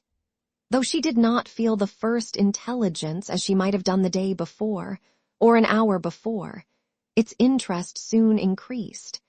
And before their first conversation was over, she had talked herself into all the sensations of curiosity, wonder and regret, pain and pleasure, as to this fortunate Miss Hawkins, which could conduce to place the Martins under proper subordination in her fancy. Emma learned to be rather glad that there had been such a meeting. It had been serviceable in deadening the first shock, without retaining any influence to alarm. As Harriet now lived, the Martins could not get at her, without seeking her, where hitherto they had wanted either the courage or the condescension to seek her. For since her refusal of the brother, the sisters never had been at Mrs. Goddard's, and a 12-month might pass without their being thrown together again, with any necessity, or even any power of speech. Chapter 4. Human nature is so well disposed towards those who are in interesting situations, that a young person, who either marries or dies, is sure of being kindly spoken of. A week had not passed since Miss Hawkins's name was first mentioned in Highbury, before she was, by some means or other, discovered to have every recommendation of person and mind, to be handsome, elegant, highly accomplished, and perfectly amiable. And when Mr. Elton himself arrived to triumph in his happy prospects, and circulate the fame of her merits, there was very little more for him to do than to tell her Christian name, and say whose music she principally played. Mr. Elton returned, a very happy man. He had gone away rejected and mortified, disappointed in a very sanguine hope, after a series of what appeared to him strong encouragement, and not only losing the right lady, but finding himself debased to the level of a very wrong one. He had gone away deeply offended. He came back engaged to another, and to another as superior, of course, to the first, as under such circumstances what is gained always is to what is lost. He came back gay and self-satisfied, eager and busy, caring nothing for Miss Woodhouse and defying Miss Smith. The charming Augusta Hawkins, in addition to all the usual advantages of perfect beauty and merit, was in possession of an independent fortune, of so many thousands as would always be called 10. A point of some dignity as well as some convenience. The story told well. He had not thrown himself away. He had gained a woman of 10, 000L, or thereabouts, and he had gained her with such delightful rapidity. The first hour of introduction had been so very soon followed by distinguishing notice. The history which he had to give Mrs. Cole of the rise and progress of the affair was so glorious, the steps so quick, from the accidental rencontre to the dinner at Mr. Green's and the party at Mrs. Brown's, smiles and blushes rising in importance, with consciousness and agitation richly scattered. The lady had been so easily impressed, so sweetly disposed, had, in short, to use a most intelligible phrase, been so very ready to have him, that vanity and prudence were equally contented.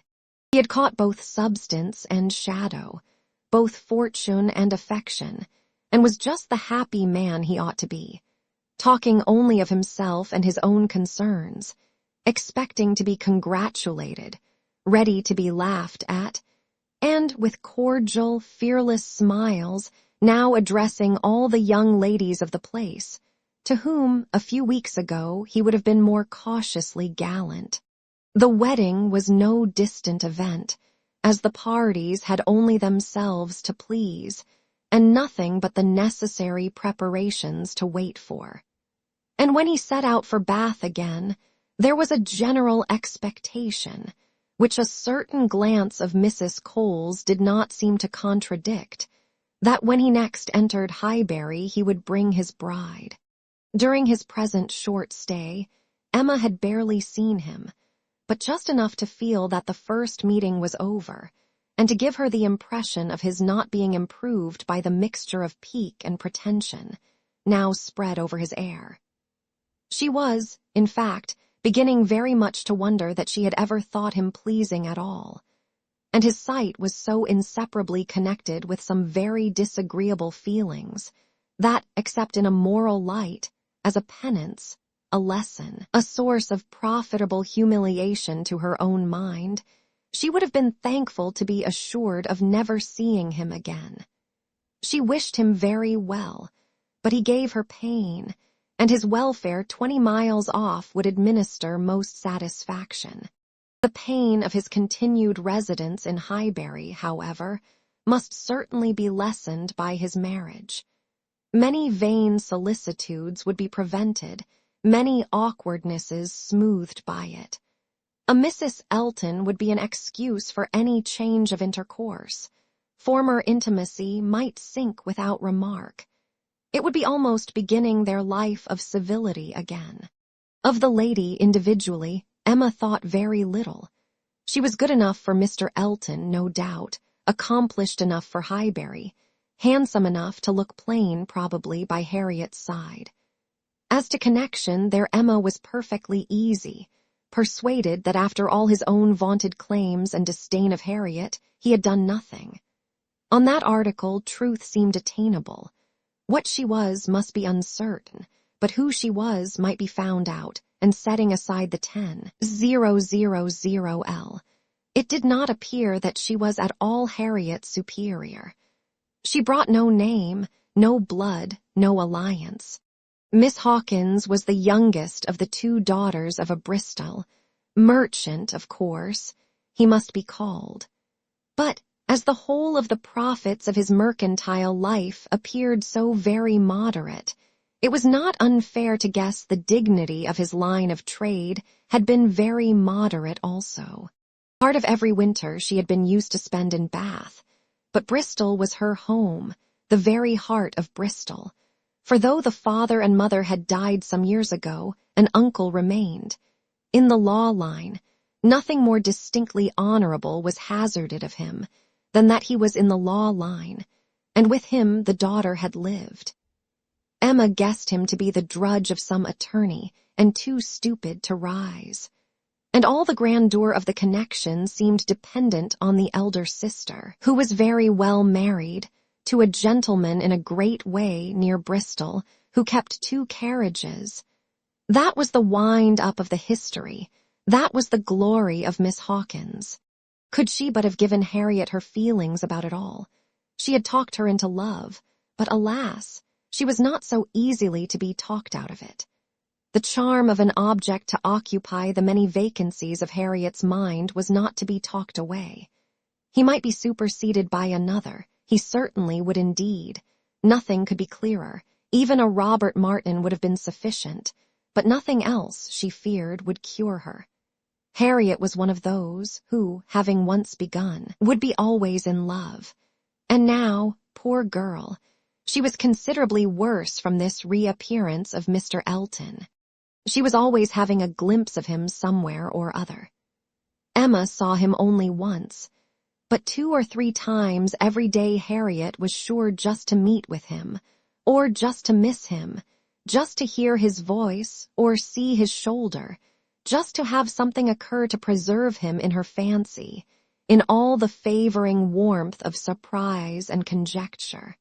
She was, moreover, perpetually hearing about him, for, excepting when at Hartfield, she was always among those who saw no fault in Mr. Elton, and found nothing so interesting as the discussion of his concerns. And every report, therefore, every guess, all that had already occurred, all that might occur in the arrangement of his affairs, comprehending income, servants, and furniture, was continually in agitation around her. Her regard was receiving strength by invariable praise of him, and her regrets kept alive, and feelings irritated by ceaseless repetitions of Miss Hawkins's happiness, and continual observation of how much he seemed attached. His air as he walked by the house, the very sitting of his hat, being all in proof of how much he was in love. Had it been allowable entertainment, had there been no pain to her friend, or reproach to herself, in the waverings of Harriet's mind, Emma would have been amused by its variations. Sometimes Mr. Elton predominated, sometimes the Martins, and each was occasionally useful as a check to the other. Mr. Elton's engagement had been the cure of the agitation of meeting Mr. Martin. The unhappiness produced by the knowledge of that engagement had been a little put aside by Elizabeth Martin's calling at Mrs. Goddard's a few days afterwards. Harriet had not been at home, but a note had been prepared and left for her, written in the very style to touch, a small mixture of reproach with a great deal of kindness. Until Mr. Elton himself appeared, she had been much occupied by it, continually pondering over what could be done in return, and wishing to do more than she dared to confess. But Mr. Elton, in person, had driven away all such cares. While he stayed, the Martins were forgotten, and on the very morning of his setting off for Bath again, Emma, to dissipate some of the distress it occasioned, judged it best for her to return Elizabeth Martin's visit. How that visit was to be acknowledged, what would be necessary, and what might be safest, had been a point of some doubtful consideration. Absolute neglect of the mother and sisters, when invited to come, would be ingratitude. It must not be, and yet the danger of a renewal of the acquaintance. After much thinking, she could determine on nothing better than Harriet's returning the visit. but in a way that, if they had understanding, should convince them that it was to be only a formal acquaintance.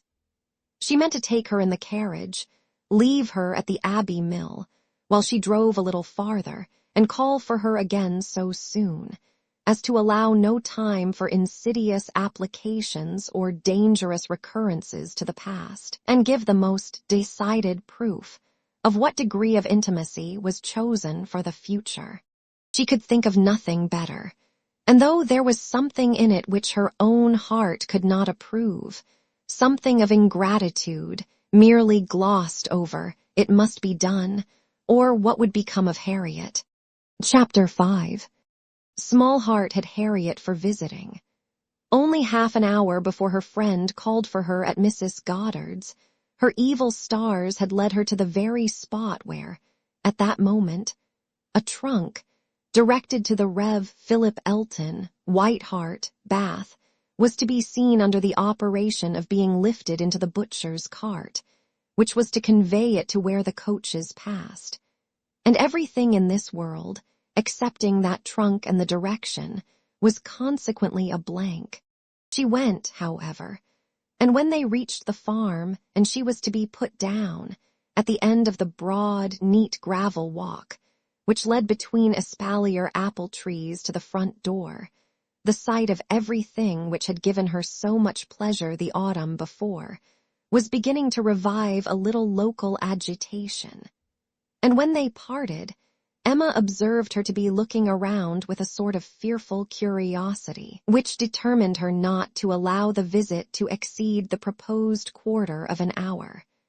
She went on herself, to give that portion of time to an old servant who was married and settled in Donwell. The quarter of an hour brought her punctually to the white gate again, and Miss Smith, receiving her summons, was with her without delay and unattended by any alarming young man. She came solitarily down the gravel walk, a Miss Martin just appearing at the door, and parting with her seemingly with ceremonious civility. Harriet could not very soon give an intelligible account.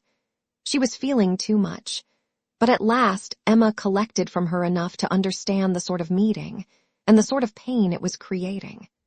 She had seen only Mrs. Martin and the two girls. They had received her doubtingly, if not coolly, and nothing beyond the merest commonplace had been talked almost all the time, till just at last, when Mrs. Martin's saying all of a sudden that she thought Miss Smith was grown, had brought on a more interesting subject and a warmer manner. In that very room she had been measured last September with her two friends. There were the penciled marks and memorandums on the wainscot by the window. He had done it. They all seemed to remember the day, the hour, the party, the occasion, to feel the same consciousness, the same regrets, to be ready to return to the same good understanding, and they were just growing again like themselves. Harriet, as Emma must suspect, as ready as the best of them to be cordial and happy when the carriage reappeared, and all was over. The style of the visit and the shortness of it were then felt to be decisive. 14 minutes to be given to those with whom she had thankfully passed 6 weeks not 6 months ago. Emma could not but picture it all and feel how justly they might resent, how naturally Harriet must suffer. It was a bad business. She would have given a great deal, or endured a great deal, to have had the Martins in a higher rank of life. They were so deserving that a little higher should have been enough, but as it was, how could she have done otherwise? Impossible. She could not repent. They must be separated, but there was a great deal of pain in the process, so much to herself at this time, that she soon felt the necessity of a little consolation, and resolved on going home by way of Randall's to procure it. Her mind was quite sick of Mr. Elton and the Martins. The refreshment of Randall's was absolutely necessary. It was a good scheme, but on driving to the door they heard that neither master nor mistress was at home. They had both been out some time. The man believed they were gone to Hartfield. "This is too bad," cried Emma as they turned away. "And now we shall just miss them, too provoking. I do not know when I have been so disappointed." And she leaned back in the corner to indulge her murmurs or to reason them away, probably a little of both, such being the commonest process of a not ill-disposed mind. Presently the carriage stopped. She looked up. It was stopped by Mr. and Mrs. Weston, who were standing to speak to her. There was instant pleasure in the sight of them, and still greater pleasure was conveyed in sound. For Mr. Weston immediately accosted her with, "How d'ye do? How d'ye do? We have been sitting with your father, glad to see him so well. Frank comes tomorrow. I had a letter this morning. We see him tomorrow by dinner time to a certainty. He is at Oxford today, and he comes for a whole fortnight. I knew it would be so. If he had come at Christmas, he could not have stayed 3 days. I was always glad he did not come at Christmas. Now we are going to have just the right weather for him, fine, dry, settled weather. We shall enjoy him completely. Everything has turned out exactly as we could wish." There was no resisting such news, no possibility of avoiding the influence of such a happy face as Mr. Weston's, confirmed as it all was by the words and the countenance of his wife, fewer and quieter, but not less to the purpose. To know that she thought his coming certain was enough to make Emma consider it so, and sincerely did she rejoice in their joy. It was a most delightful reanimation of exhausted spirits. The worn-out past was sunk in the freshness of what was coming, and in the rapidity of half a moment's thought. She hoped Mr. Elton would now be talked of no more.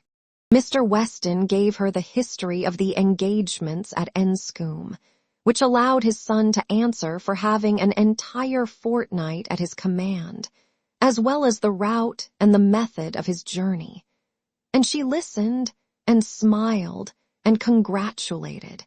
"I shall soon bring him over to Hartfield," said he at the conclusion.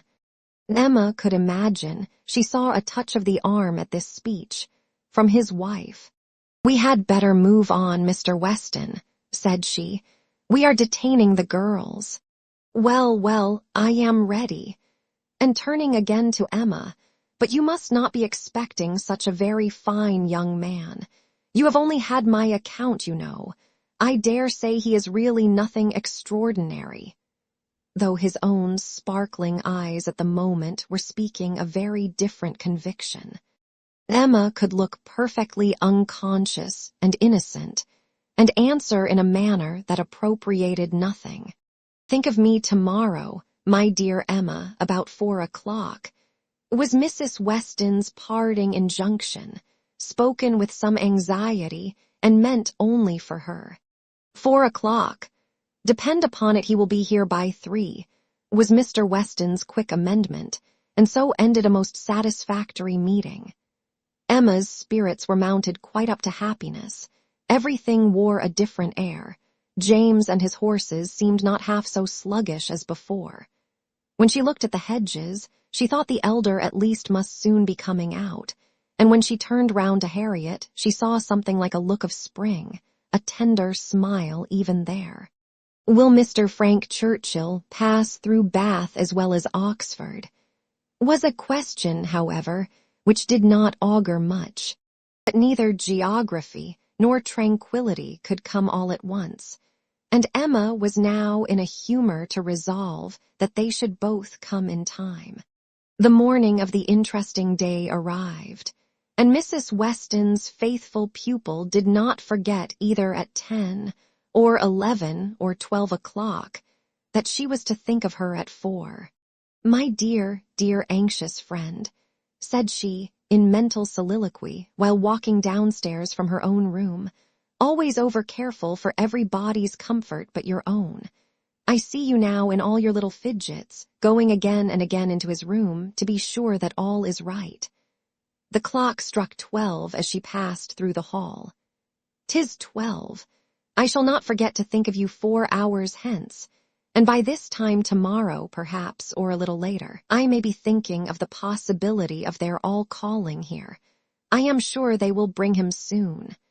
She opened the parlor door and saw two gentlemen sitting with her father, Mr. Weston and his son. They had been arrived only a few minutes, and Mr. Weston had scarcely finished his explanation of Frank's being a day before his time, and her father was yet in the midst of his very civil welcome and congratulations, when she appeared, to have her share of surprise, introduction, and pleasure. The Frank Churchill so long talked of, so high in interest, was actually before her. He was presented to her, and she did not think too much had been said in his praise. He was a very good-looking young man. Height, air, address, all were unexceptionable, and his countenance had a great deal of the spirit and liveliness of his father's. He looked quick and sensible. She felt immediately that she should like him, and there was a well-bred ease of manner and a readiness to talk, which convinced her that he came intending to be acquainted with her, and that acquainted they soon must be. He had reached Randall's the evening before. She was pleased with the eagerness to arrive which had made him alter his plan, and travel earlier, later, and quicker, that he might gain half a day. "I told you yesterday," cried Mr. Weston with exultation. "I told you all that he would be here before the time named.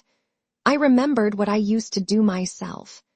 One cannot creep upon a journey. One cannot help getting on faster than one has planned, and the pleasure of coming in upon one's friends before the lookout begins is worth a great deal more than any little exertion it needs." "It is a great pleasure where one can indulge in it," said the young man, "though there are not many houses that I should presume on so far, but in coming home I felt I might do anything." The word home made his father look on him with fresh complacency. Emma was directly sure that he knew how to make himself agreeable. The conviction was strengthened by what followed. He was very much pleased with Randall's, thought it a most admirably arranged house, would hardly allow it even to be very small, admired the situation, the walk to Highbury, Highbury itself, Hartfield still more, and professed himself to have always felt the sort of interest in the country which none but one's own country gives, and the greatest curiosity to visit it. That he should never have been able to indulge so amiable a feeling before passed suspiciously through Emma's brain. But still, if it were a falsehood, it was a pleasant one, and pleasantly handled. His manner had no air of study or exaggeration. He did really look and speak as if in a state of no common enjoyment. Their subjects in general were such as belong to an opening acquaintance. On his side were the inquiries, was she a horsewoman? Pleasant rides? Pleasant walks? Had they a large neighborhood? Highbury, perhaps, afforded society enough. There were several very pretty houses in and about it. Balls, had they balls? Was it a musical society? But when satisfied on all these points, and their acquaintance proportionably advanced, he contrived to find an opportunity, while their two fathers were engaged with each other, of introducing his mother-in-law, and speaking of her with so much handsome praise, so much warm admiration, so much gratitude for the happiness she secured to his father, and her very kind reception of himself, as was an additional proof of his knowing how to please, and of his certainly thinking it worth while to try to please her. He did not advance a word of praise beyond what she knew to be thoroughly deserved by Mrs. Weston, but undoubtedly he could know very little of the matter. He understood what would be welcome. He could be sure of little else. His father's marriage, he said, had been the wisest measure. Every friend must rejoice in it, and the family from whom he had received such a blessing must be ever considered as having conferred the highest obligation on him. He got as near as he could to thanking her for Miss Taylor's merits, without seeming quite to forget that in the common course of things it was to be rather supposed that Miss Taylor had formed Miss Woodhouse's character, than Miss Woodhouse, Miss Taylor's. And at last, as if resolved to qualify his opinion completely for traveling round to its object, he wound it all up with astonishment at the youth and beauty of her person. "Elegant, agreeable manners I was prepared for," said he, "but I confess that, considering everything, I had not expected more than a very tolerably well-looking woman of a certain age. I did not know that I was to find a pretty young woman in Mrs. Weston. You cannot see too much perfection in Mrs. Weston for my feelings," said Emma. "Were you to guess her to be 18, I should listen with pleasure, but she would be ready to quarrel with you for using such words. Don't let her imagine that you have spoken of her as a pretty young woman." "I hope I should know better," he replied. "No, depend upon it, with a gallant beau, that in addressing Mrs. Weston I should understand whom I might praise without any danger of being thought extravagant in my terms." Emma wondered whether the same suspicion of what might be expected from their knowing each other, which had taken strong possession of her mind, had ever crossed his, and whether his compliments were to be considered as marks of acquiescence or proofs of defiance.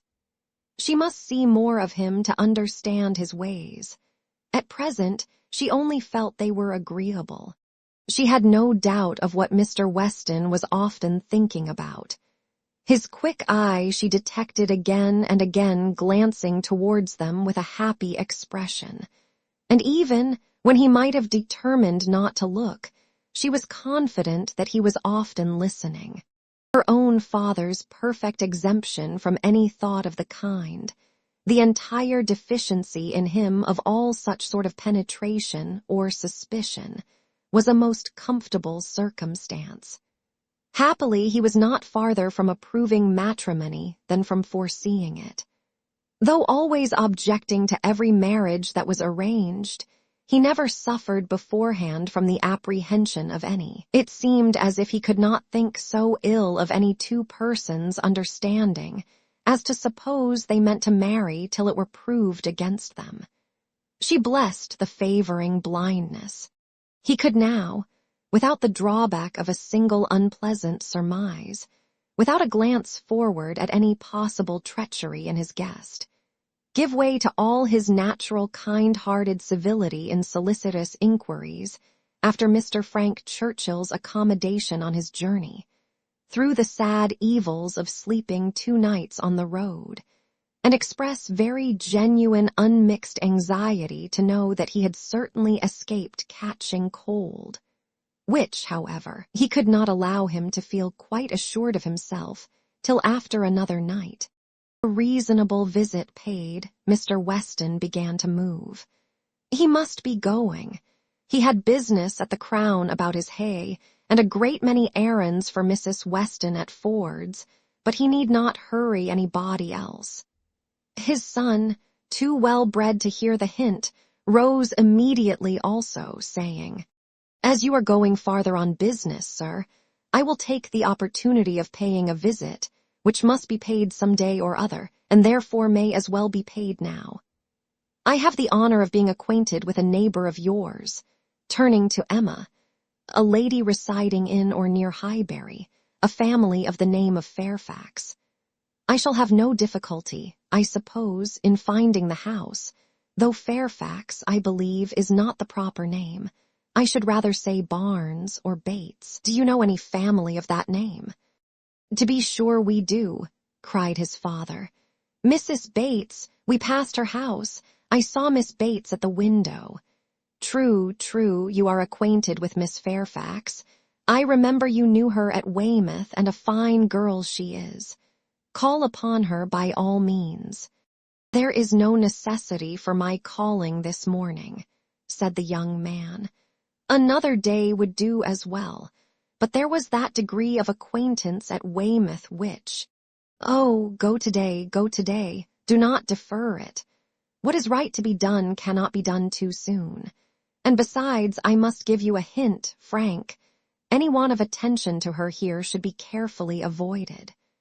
You saw her with the Campbells when she was the equal of everybody she mixed with, but here she is with a poor old grandmother who has barely enough to live on. If you do not call early, it will be a slight." The son looked convinced. "I have heard her speak of the acquaintance," said Emma. "She is a very elegant young woman." He agreed to it, but with so quiet a yes, as inclined her almost to doubt his real concurrence. And yet there must be a very distinct sort of elegance for the fashionable world, if Jane Fairfax could be thought only ordinarily gifted with it. "If you were never particularly struck by her manners before," said she, "I think you will today. You will see her to advantage, see her and hear her. No, I am afraid you will not hear her at all, for she has an aunt who never holds her tongue." "You are acquainted with Miss Jane Fairfax, sir, are you?" said Mr. Woodhouse, always the last to make his way in conversation.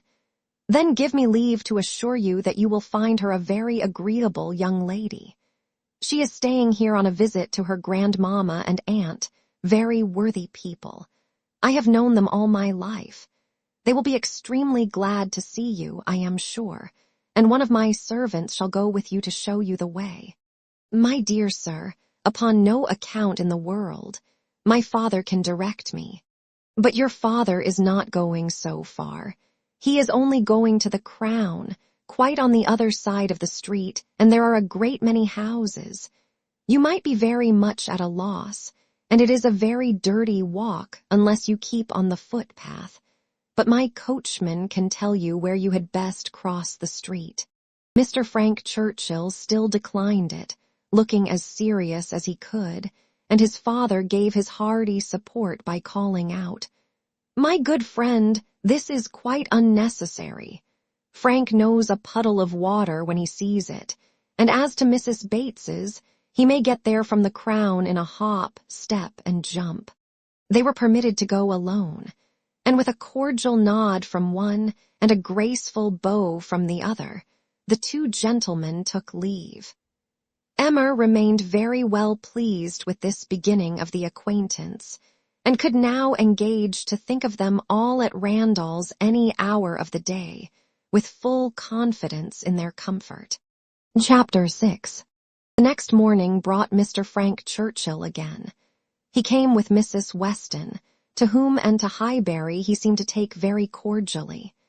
He had been sitting with her, it appeared, most companionably at home, till her usual hour of exercise, and on being desired to choose their walk, immediately fixed on Highbury.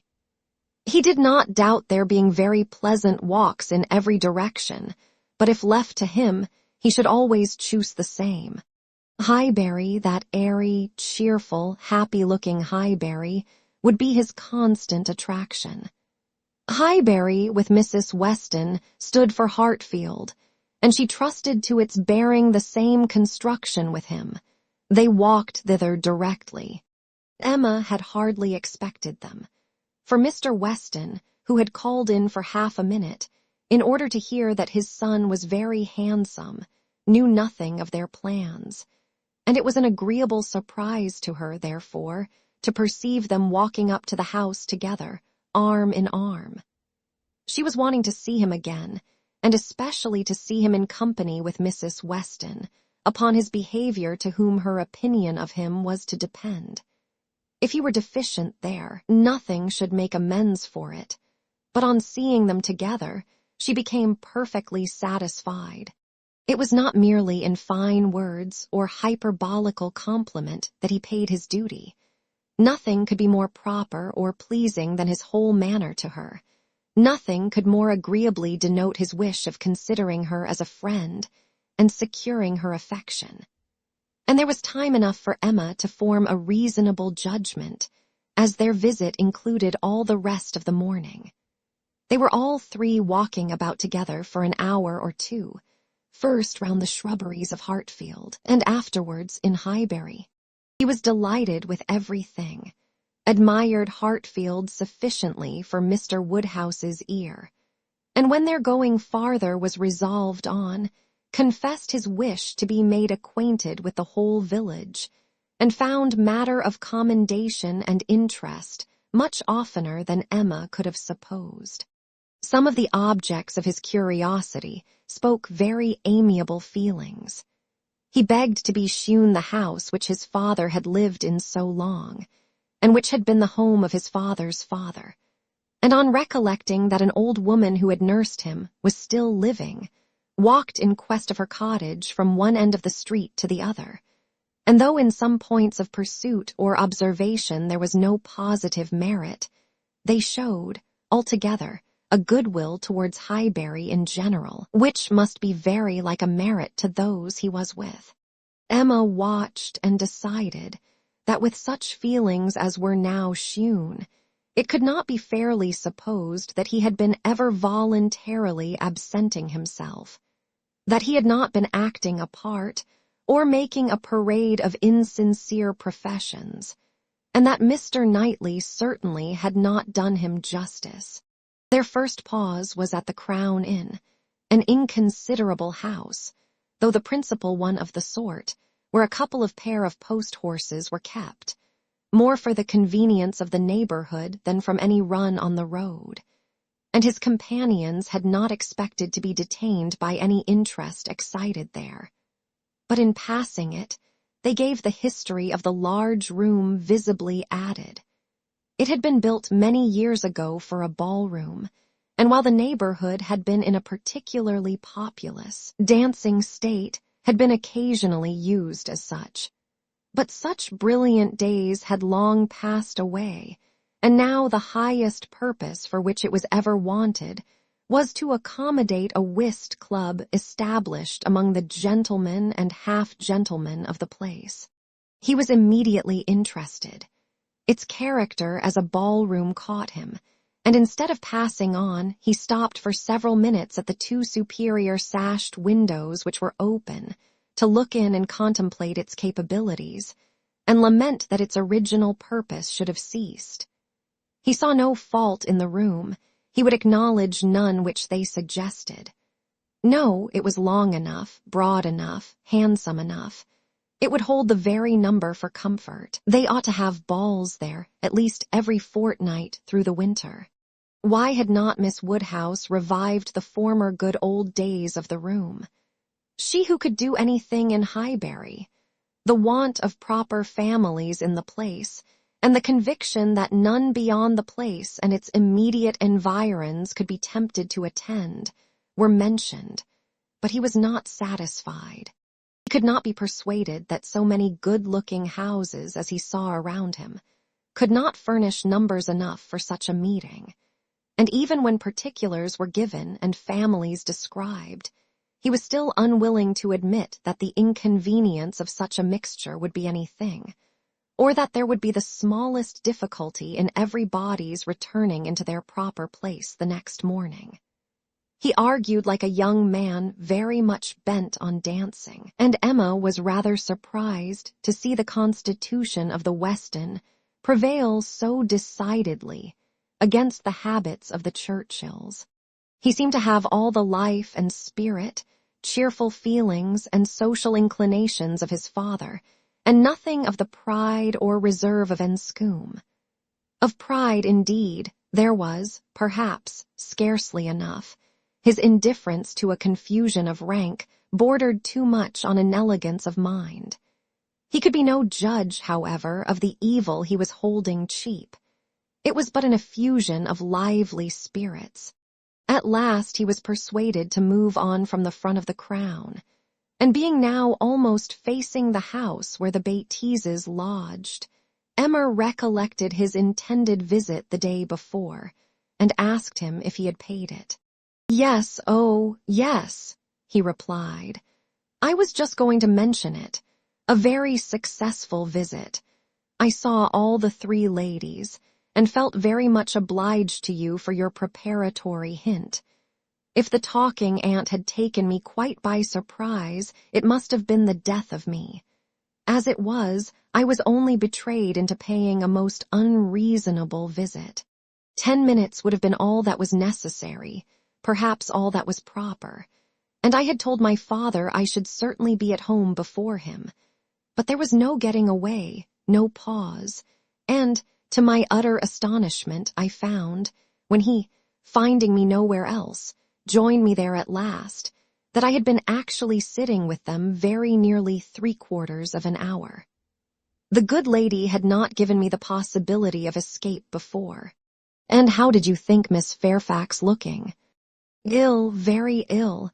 That is, if a young lady can ever be allowed to look ill. But the expression is hardly admissible, Mrs. Weston, is it? Ladies can never look ill. And seriously, Miss Fairfax is naturally so pale as almost always to give the appearance of ill health. A most deplorable want of complexion." Emma would not agree to this, and began a warm defense of Miss Fairfax's complexion. It was certainly never brilliant, but she would not allow it to have a sickly hue in general, and there was a softness and delicacy in her skin which gave peculiar elegance to the character of her face.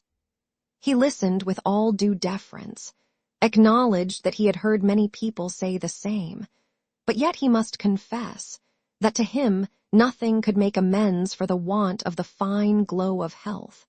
Where features were indifferent, a fine complexion gave beauty to them all, and where they were good, the effect was— Fortunately, he need not attempt to describe what the effect was. "Well," said Emma, "there is no disputing about taste. At least you admire her except her complexion." He shook his head and laughed.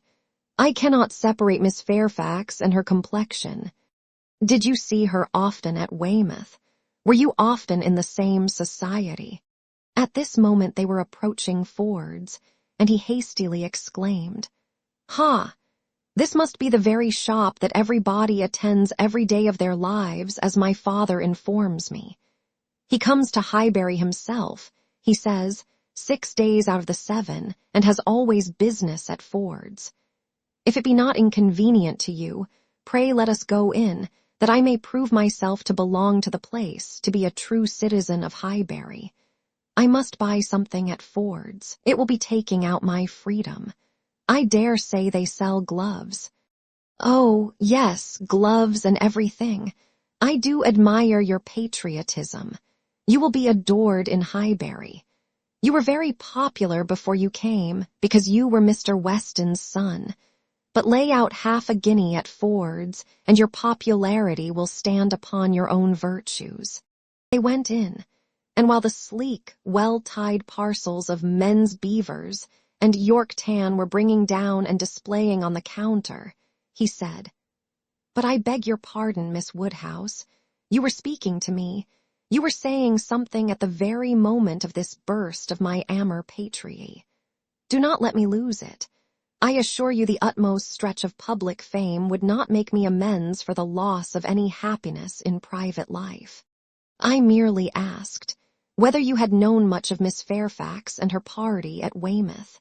And now that I understand your question, I must pronounce it to be a very unfair one. It is always the lady's right to decide on the degree of acquaintance.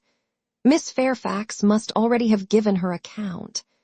I shall not commit myself by claiming more than she may choose to allow. Upon my word, you answer as discreetly as she could do herself. But her account of everything leaves so much to be guessed. She is so very reserved, so very unwilling to give the least information about any body, that I really think you may say what you like of your acquaintance with her." "May I, indeed? Then I will speak the truth, and nothing suits me so well. I met her frequently at Weymouth. I had known the Campbells a little in town, and at Weymouth we were very much in the same set. Colonel Campbell is a very agreeable man, and Mrs. Campbell a friendly, warm-hearted woman. I like them all. You know Miss Fairfax's situation in life, I conclude, what she is destined to be." "Yes," rather hesitatingly, "I believe I do." "You get upon delicate subjects, Emma," said Mrs. Weston, smiling. "Remember that I am here." Mr. Frank Churchill hardly knows what to say when you speak of Miss Fairfax's situation in life. I will move a little farther off. I certainly do forget to think of her, said Emma, as having ever been anything but my friend and my dearest friend. He looked as if he fully understood and honored such a sentiment. When the gloves were bought and they had quitted the shop again, "Did you ever hear the young lady we were speaking of play?" said Frank Churchill. "Ever hear her?" repeated Emma. "You forget how much she belongs to Highbury. I have heard her every year of our lives since we both began. She plays charmingly." "You think so, do you?" I wanted the opinion of someone who could really judge. She appeared to me to play well, that is, with considerable taste, but I know nothing of the matter myself. I am excessively fond of music, but without the smallest skill or right of judging of anybody's performance. I have been used to hear hers admired, and I remember one proof of her being thought to play well. A man, a very musical man, and in love with another woman, engaged to her, on the point of marriage, would yet never ask that other woman to sit down to the instrument, if the lady in question could sit down instead, never seemed to like to hear one if he could hear the other. That, I thought, in a man of known musical talent was some proof. "Proof indeed," said Emma, highly amused. "Mr. Dickson is very musical, is he? We shall know more about them all in half an hour from you than Miss Fairfax would have vouchsafed in half a year." Yes, Mr. Dickson and Miss Campbell were the persons, and I thought it a very strong proof. Certainly, very strong it was. To own the truth, a great deal stronger than if I had been Miss Campbell, would have been at all agreeable to me. I could not excuse a man's having more music than love, more ear than eye, a more acute sensibility to fine sounds than to my feelings. How did Miss Campbell appear to like it? It was her very particular friend, you know. Poor comfort, said Emma, laughing. One would rather have a stranger preferred than one's very particular friend. With a stranger it might not recur again, but the misery of having a very particular friend always at hand, to do everything better than one does oneself. Poor Mrs. Dickson. Well, I am glad she is gone to settle in Ireland. You are right. It was not very flattering to Miss Campbell, but she really did not seem to feel it. So much the better, or so much the worse. I do not know which. But be it sweetness or be it stupidity in her, quickness of friendship or dullness of feeling, there was one person, I think, who must have felt it, Miss Fairfax herself. She must have felt the improper and dangerous distinction. As to that, I do not. Oh, do not imagine that I expect an account of Miss Fairfax's sensations from you, or from anybody else. They are known to no human being, I guess, but herself. But if she continued to play whenever she was asked by Mr. Dickson, one may guess what one chooses. There appeared such a perfectly good understanding among them all. He began rather quickly, but checking himself, added, "However, it is impossible for me to say on what terms they really were, how it might all be behind the scenes. I can only say that there was smoothness outwardly. But you, who have known Miss Fairfax from a child, must be a better judge of her character, and of how she is likely to conduct herself in critical situations, than I can be. I have known her from a child, undoubtedly. We have been children and women together, and it is natural to suppose that we should be intimate, that we should have taken to each other whenever she visited her friends. But we never did. I hardly know how it has happened. A little, perhaps, from that wickedness on my side which was prone to take disgust towards a girl so idolized and so cried up as she always was, by her aunt and grandmother and all their set. And then, her reserve. I never could attach myself to anyone so completely reserved. It is a most repulsive quality indeed, said he. Oftentimes very convenient, no doubt, but never pleasing. There is safety in reserve, but no attraction. One cannot love a reserved person. Not till the reserve ceases towards oneself, and then the attraction may be the greater. But I must be more in want of a friend or an agreeable companion than I have yet been, to take the trouble of conquering any body's reserve to procure one. Intimacy between Miss Fairfax and me is quite out of the question. I have no reason to think ill of her, not the least, except that such extreme and perpetual cautiousness of word and manner, such a dread of giving a distinct idea about any body, is apt to suggest suspicions of there being something to conceal. He perfectly agreed with her, and after walking together so long and thinking so much alike, Emma felt herself so well acquainted with him that she could hardly believe it to be only their second meeting. He was not exactly what she had expected, less of the man of the world in some of his notions, less of the spoiled child of fortune, therefore better than she had expected. His ideas seemed more moderate, his feelings warmer. She was particularly struck by his manner of considering Mr. Elton's house, which, as well as the church, he would go and look at, and would not join them in finding much fault with. No, he could not believe it a bad house, not such a house as a man was to be pitied for having. If it were to be shared with the woman he loved, he could not think any man to be pitied for having that house. There must be ample room in it for every real comfort. The man must be a blockhead who wanted more. Mrs. Weston laughed, and said he did not know what he was talking about. Used only to a large house himself, and without ever thinking how many advantages and accommodations were attached to its size, he could be no judge of the privations inevitably belonging to a small one.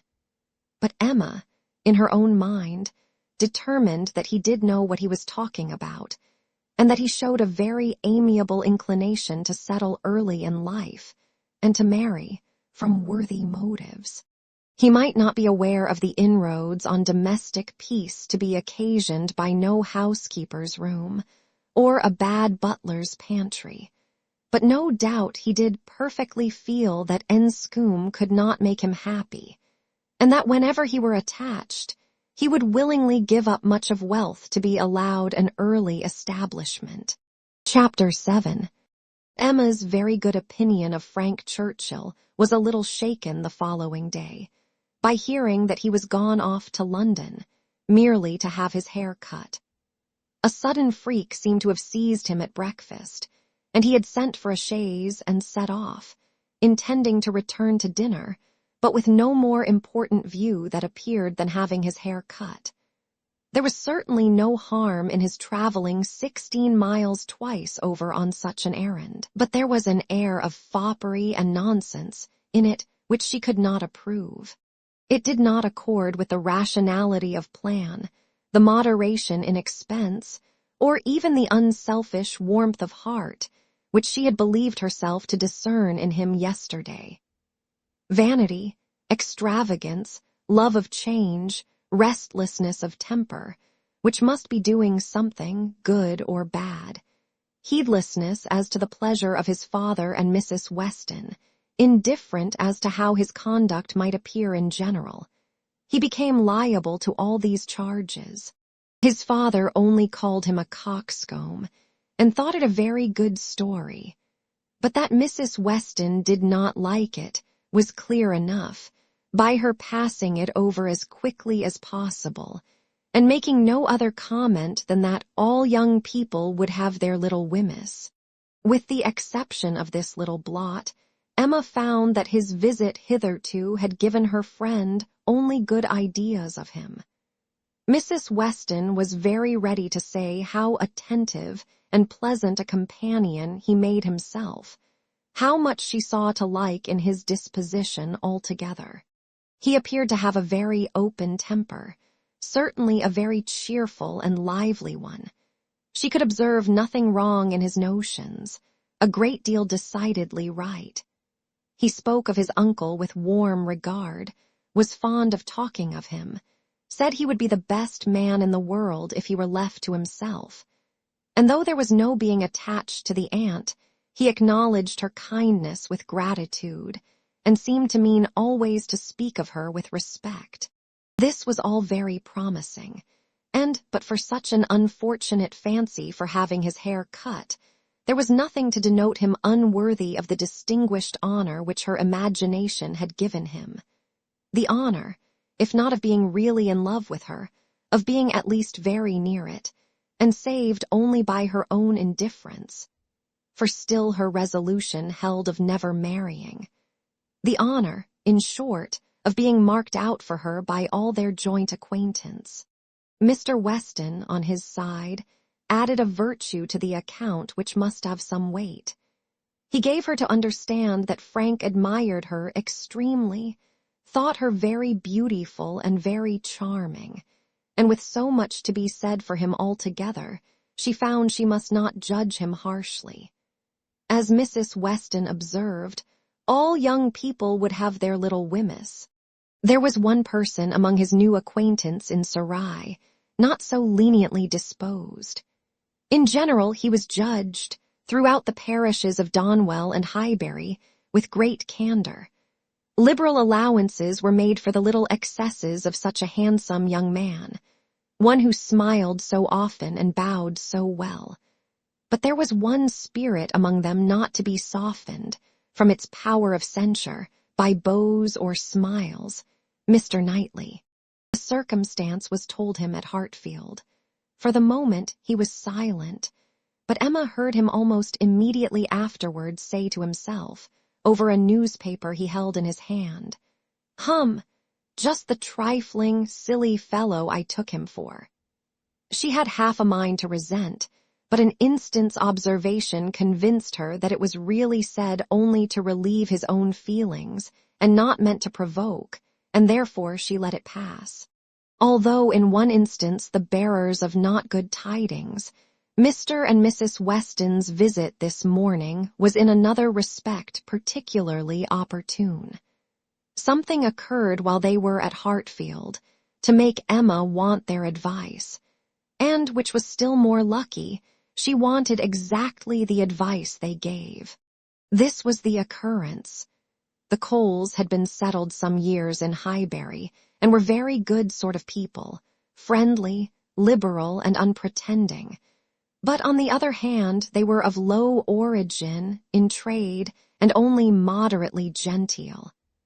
On their first coming into the country, they had lived in proportion to their income, quietly, keeping little company, and that little unexpensively. But the last year or two had brought them a considerable increase of means.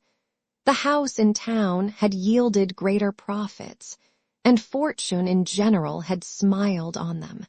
With their wealth, their views increased, their want of a larger house, their inclination for more company. They added to their house, to their number of servants, to their expenses of every sort, and by this time were, in fortune and style of living, second only to the family at Hartfield.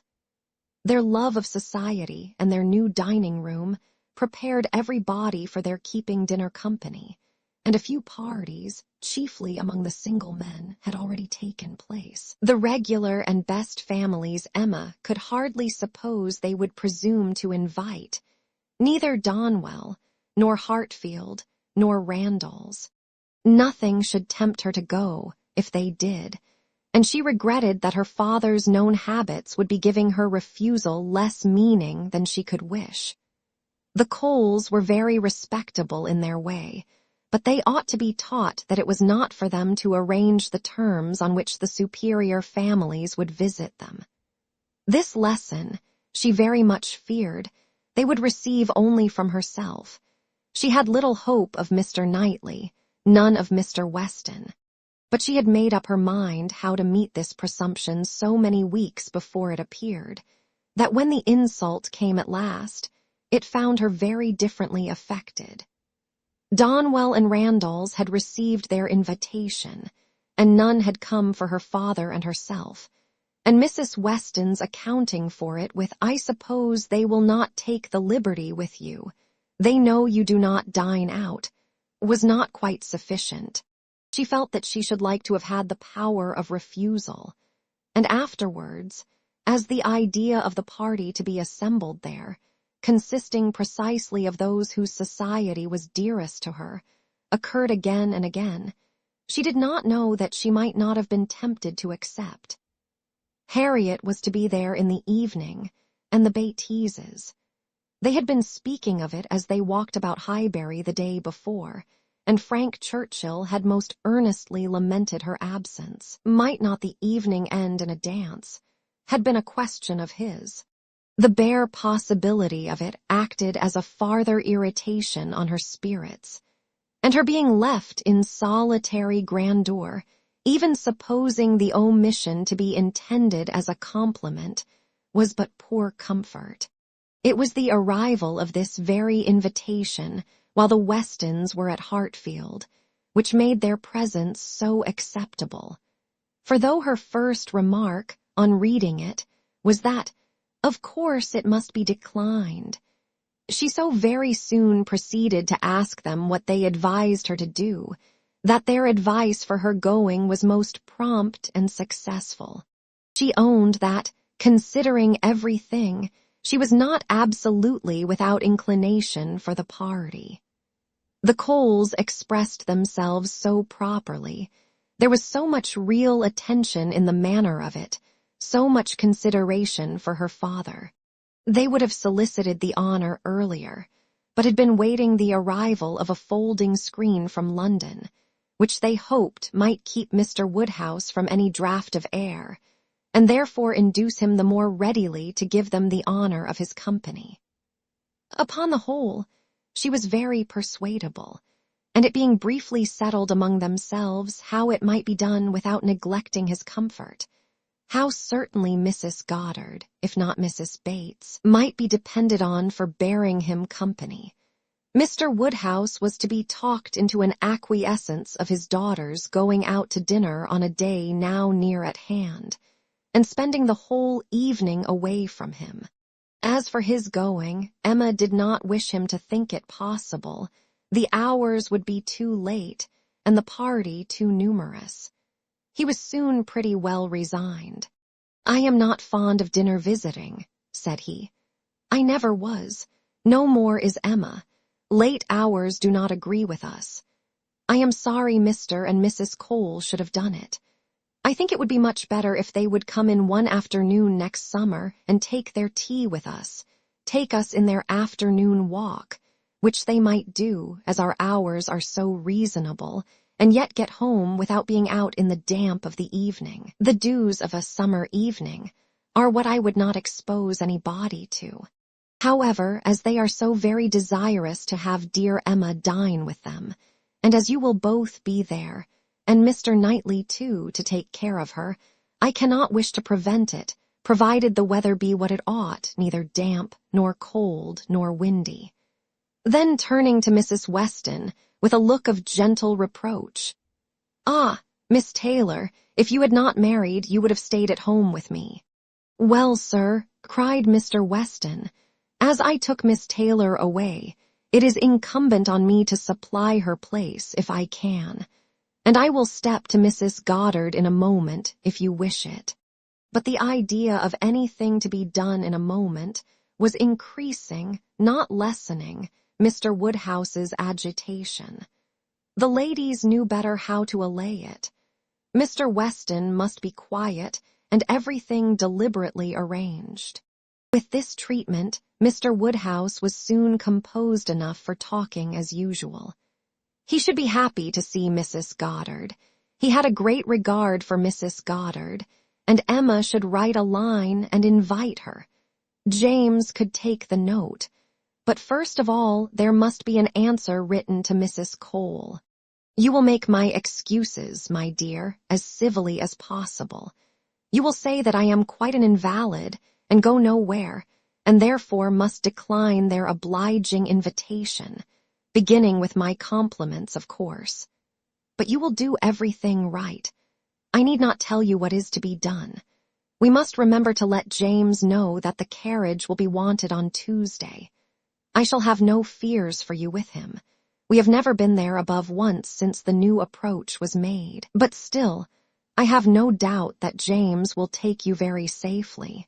And when you get there, you must tell him at what time you would have him come for you again, and you had better name an early hour.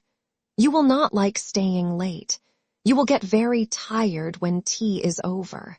But you would not wish me to come away before I am tired, Papa. Oh, no, my love, but you will soon be tired. There will be a great many people talking at once. You will not like the noise. But, my dear sir, cried Mr. Weston, if Emma comes away early, it will be breaking up the party.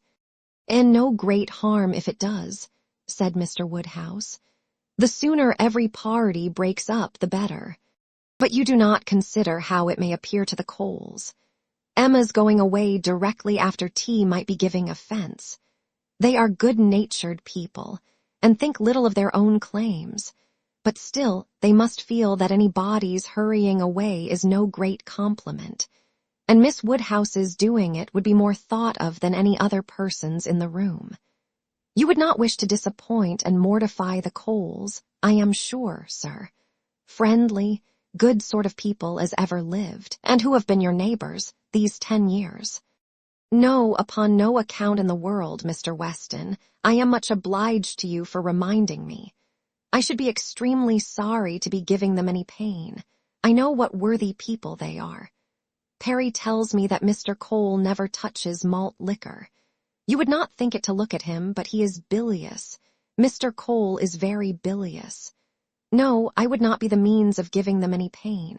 My dear Emma, we must consider this, I am sure. Rather than run the risk of hurting Mr. and Mrs. Cole, you would stay a little longer than you might wish. You will not regard being tired. You will be perfectly safe, you know, among your friends. Oh, yes, Papa. I have no fears at all for myself, and I should have no scruples of staying as late as Mrs. Weston, but on your account. I am only afraid of your sitting up for me. I am not afraid of your not being exceedingly comfortable with Mrs. Goddard. She loves piquet, you know, but when she is gone home, I am afraid you will be sitting up by yourself, instead of going to bed at your usual time, and the idea of that would entirely destroy my comfort. You must promise me not to sit up. He did, on the condition of some promises on her side, such as that, if she came home cold, she would be sure to warm herself thoroughly. If hungry, that she would take something to eat, that her own maid should sit up for her, and that Searle and the butler should see that everything were safe in the house, as usual. Chapter 8. Frank Churchill came back again, and if he kept his father's dinner waiting, it was not known at Hartfield. For Mrs. Weston was too anxious for his being a favorite with Mr. Woodhouse to betray any imperfection which could be concealed. He came back, had had his hair cut, and laughed at himself with a very good grace, but without seeming really at all ashamed of what he had done. He had no reason to wish his hair longer, to conceal any confusion of face, no reason to wish the money unspent, to improve his spirits. He was quite as undaunted and as lively as ever, and after seeing him, Emma thus moralized to herself. I do not know whether it ought to be so, but certainly silly things do cease to be silly if they are done by sensible people in an impudent way. Wickedness is always wickedness, but folly is not always folly. It depends upon the character of those who handle it. Mr. Knightley, he is not a trifling, silly young man. If he were, he would have done this differently. He would either have gloried in the achievement or been ashamed of it. There would have been either the ostentation of a coxcomb or the evasions of a mind too weak to defend its own vanities. No, I am perfectly sure that he is not trifling or silly. With Tuesday came the agreeable prospect of seeing him again, and for a longer time than hitherto, of judging of his general manners, and by inference, of the meaning of his manners towards herself. of guessing how soon it might be necessary for her to throw coldness into her air, and of fancying what the observations of all those might be, who were now seeing them together for the first time. She meant to be very happy, in spite of the scene being laid at Mr. Cole's, and without being able to forget that among the failings of Mr. Elton, even in the days of his favor, none had disturbed her more than his propensity to dine with Mr. Cole. Her father's comfort was amply secured, Mrs. Bates as well as Mrs. Goddard being able to come, and her last pleasing duty, before she left the house, was to pay her respects to them as they sat together after dinner. And while her father was fondly noticing the beauty of her dress, to make the two ladies all the amends in her power, by helping them to large slices of cake and full glasses of wine, for whatever unwilling self-denial his care of their constitution might have obliged them to practice during the meal.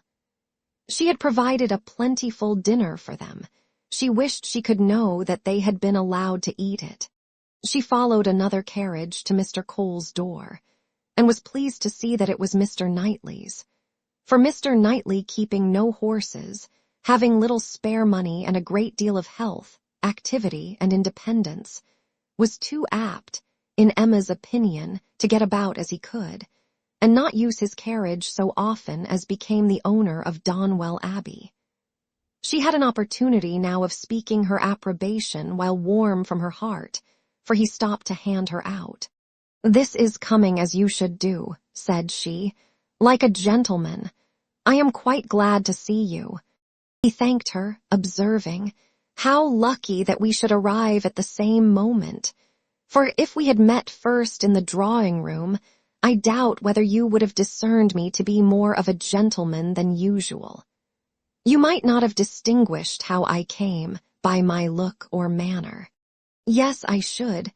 I am sure I should. There is always a look of consciousness or bustle when people come in a way which they know to be beneath them.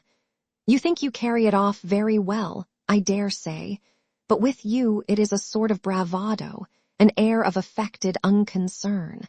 I always observe it whenever I meet you under those circumstances.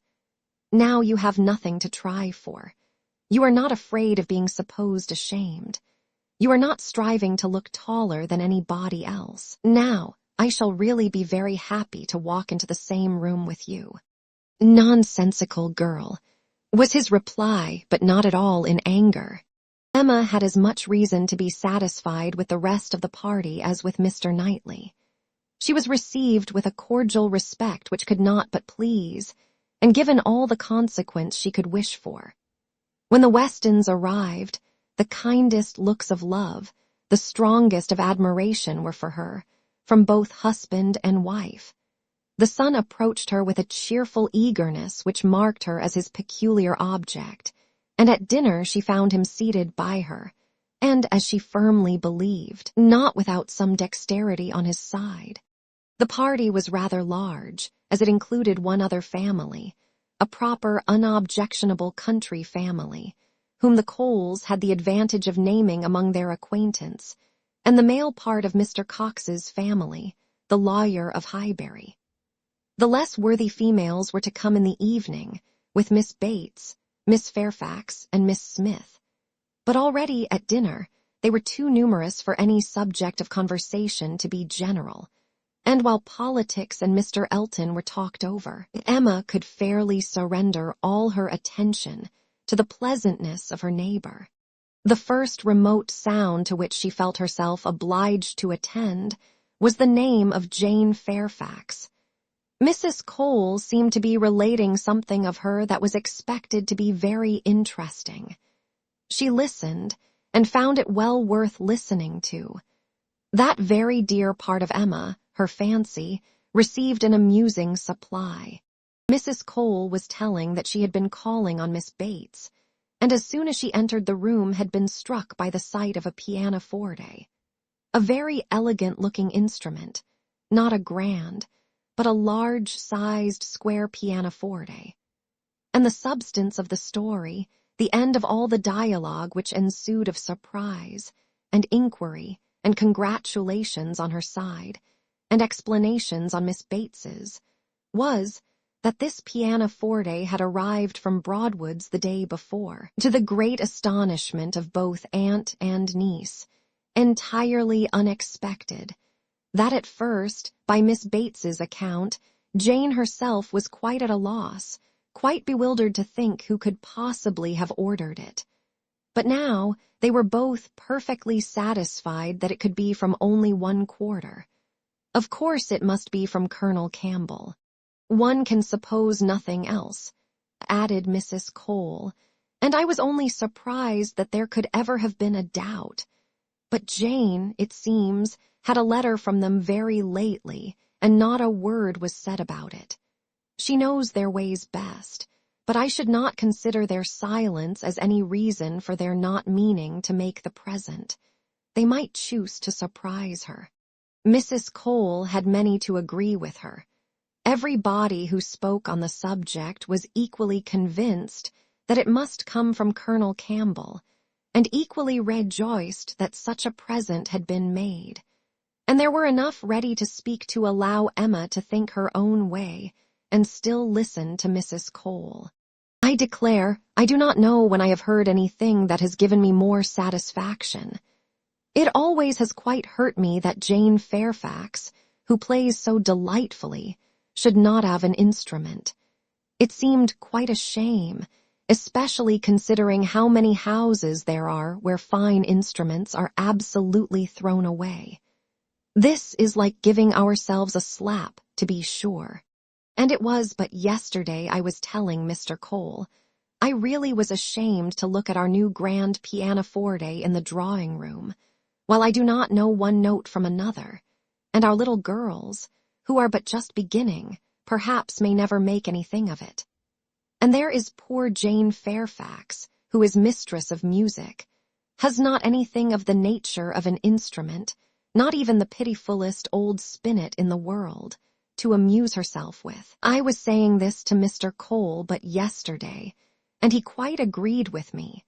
Only he is so particularly fond of music that he could not help indulging himself in the purchase, hoping that some of our good neighbors might be so obliging occasionally to put it to a better use than we can. And that really is the reason why the instrument was bought, or else I am sure we ought to be ashamed of it. We are in great hopes that Miss Woodhouse may be prevailed with to try it this evening. Miss Woodhouse made the proper acquiescence, and finding that nothing more was to be entrapped from any communication of Mrs. Cole's, turned to Frank Churchill. "Why do you smile?" said she. "Nay, why do you?"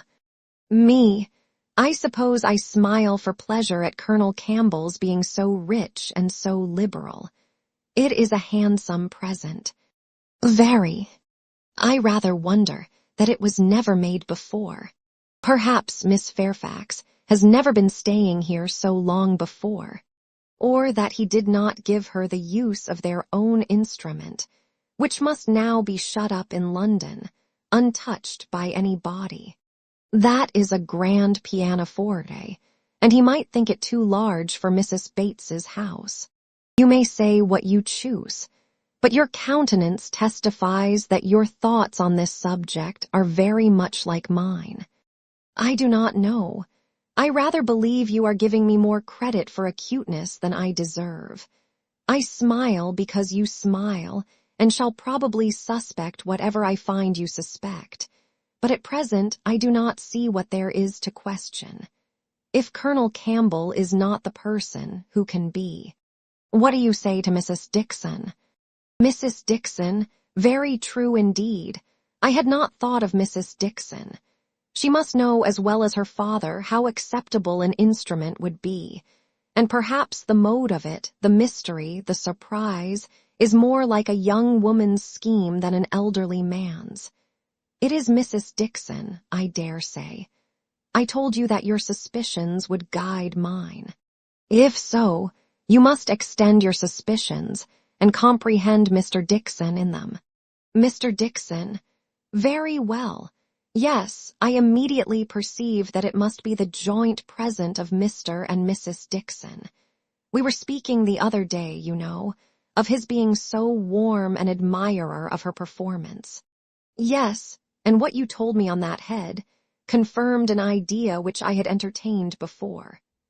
I do not mean to reflect upon the good intentions of either Mr. Dixon or Miss Fairfax, but I cannot help suspecting either that, after making his proposals to her friend, he had the misfortune to fall in love with her, or that he became conscious of a little attachment on her side. One might guess 20 things without guessing exactly the right, but I am sure there must be a particular cause for her choosing to come to Highbury, instead of going with the Campbells to Ireland. Here, she must be leading a life of privation and penance. There it would have been all enjoyment. As to the pretense of trying her native air, I look upon that as a mere excuse. In the summer it might have passed, but what can anybody's native air do for them in the months of January, February, and March?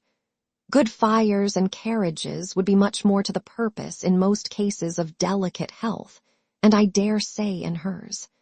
I do not require you to adopt all my suspicions, though you make so noble a profession of doing it, but I honestly tell you what they are. And, upon my word, they have an air of great probability. Mr. Dixon's preference of her music to her friends, I can answer for being very decided.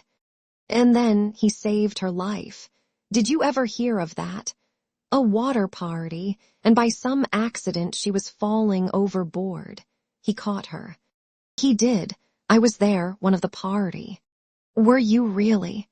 Well, but you observed nothing, of course, for it seems to be a new idea to you. If I had been there, I think I should have made some discoveries. I dare say you would. But I, simple I, saw nothing but the fact that Miss Fairfax was nearly dashed from the vessel, and that Mr. Dixon caught her. It was the work of a moment, and though the consequent shock and alarm was very great and much more durable, indeed, I believe it was half an hour before any of us were comfortable again, yet that was too general a sensation for anything of peculiar anxiety to be observable. I do not mean to say, however, that you might not have made discoveries. The conversation was here interrupted. They were called on to share in the awkwardness of a rather long interval between the courses, and obliged to be as formal and as orderly as the others. But when the table was again safely covered, when every corner dish was placed exactly right, and occupation and ease were generally restored, Emma said, "The arrival of this pianoforte is decisive with me. I wanted to know a little more, and this tells me quite enough. Depend upon it, we shall soon hear that it is a present from Mr. and Mrs. Dixon. And if the Dixons should absolutely deny all knowledge of it, we must conclude it to come from the Campbells. No, I am sure it is not from the Campbells. Miss Fairfax knows it is not from the Campbells, or they would have been guessed at first. She would not have been puzzled had she dared fix on them. I may not have convinced you, perhaps, but I am perfectly convinced myself that Mr. Dixon is a principal in the business. Indeed, you injure me if you suppose me unconvinced. Your reasonings carry my judgment along with them entirely. At first, while I supposed you satisfied that Colonel Campbell was the giver, I saw it only as paternal kindness, and thought it the most natural thing in the world. But when you mentioned Mrs. Dixon, I felt how much more probable that it should be the tribute of warm female friendship, and now I can see it in no other light than as an offering of love. There was no occasion to press the matter farther. The conviction seemed real. He looked as if he felt it. She said no more. Other subjects took their turn, and the rest of the dinner passed away. The dessert succeeded, the children came in and were talked to and admired amid the usual rate of conversation. A few clever things said, a few downright silly, but by much the larger proportion neither the one nor the other. Nothing worse than everyday remarks, dull repetitions, old news, and heavy jokes. The ladies had not been long in the drawing room before the other ladies, in their different divisions, arrived. Emma watched the entree of her own particular little friend, and if she could not exult in her dignity and grace, she could not only love the blooming sweetness and the artless manner, but could most heartily rejoice in that light, cheerful, unsentimental disposition which allowed her so many alleviations of pleasure. In the midst of the pangs of disappointed affection, there she sat, and who would have guessed how many tears she had been lately shedding? To be in company, nicely dressed herself, and seeing others nicely dressed, to sit and smile and look pretty, and say nothing, was enough for the happiness of the present hour. Jane Fairfax did look and move superior, but Emma suspected she might have been glad to change feelings with Harriet, very glad to have purchased the mortification of having loved, yes, of having loved even Mr. Elton in vain, by the surrender of all the dangerous pleasure of knowing herself beloved by the husband of her friend. In so large a party it was not necessary that Emma should approach her. She did not wish to speak of the pianoforte. She felt too much in the secret herself to think the appearance of curiosity or interest fair, and therefore purposely kept at a distance. But by the others, the subject was almost immediately introduced, and she saw the blush of consciousness with which congratulations were received, the blush of guilt which accompanied the name of my excellent friend Colonel Campbell. Mrs. Weston, kind-hearted and musical, was particularly interested by the circumstance, and Emma could not help being amused at her perseverance in dwelling on the subject, and having so much to ask and to say as to tone, touch, and pedal, totally unsuspicious of that wish of saying as little about it as possible, which she plainly read in the fair heroine's countenance. They were soon joined by some of the gentlemen, and the very first of the early was Frank Churchill. In he walked, the first and the handsomest, and after paying his compliments en passant to Miss Bates and her niece, made his way directly to the opposite side of the circle, where sat Miss Woodhouse, and till he could find a seat by her, would not sit at all. Emma divined what every body present must be thinking. She was his object, and every body must perceive it. She introduced him to her friend, Miss Smith, and at convenient moments afterwards heard what each thought of the other. He had never seen so lovely a face, and was delighted with her naivete.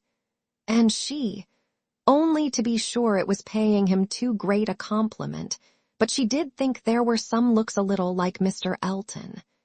Emma restrained her indignation and only turned from her in silence. Smiles of intelligence passed between her and the gentleman on first glancing towards Miss Fairfax, but it was most prudent to avoid speech. He told her that he had been impatient to leave the dining-room, hated sitting long, was always the first to move when he could, that his father, Mr. Knightley, Mr. Cox, and Mr. Cole were left very busy over parish business. That as long as he had stayed, however, it had been pleasant enough, as he had found them in general a set of gentlemanlike, sensible men, and spoke so handsomely of Highbury altogether, thought it so abundant in agreeable families, that Emma began to feel she had been used to despise the place rather too much. She questioned him as to the society in Yorkshire, the extent of the neighborhood about Enscombe, and the sort, and could make out from his answers that, as far as Enscombe was concerned, there was very little going on, that their visitings were among a range of great families, none very near, and that even when days were fixed, and invitations accepted, it was an even chance that Mrs. Churchill were not in health and spirits for going, that they made a point of visiting no fresh person, and that, though he had his separate engagements, it was not without difficulty, without considerable address at times, that he could get away or introduce an acquaintance for a night. She saw that enscombe could not satisfy, and that Highbury, taken at its best, might reasonably please a young man who had more retirement at home than he liked. His importance at enscombe was very evident.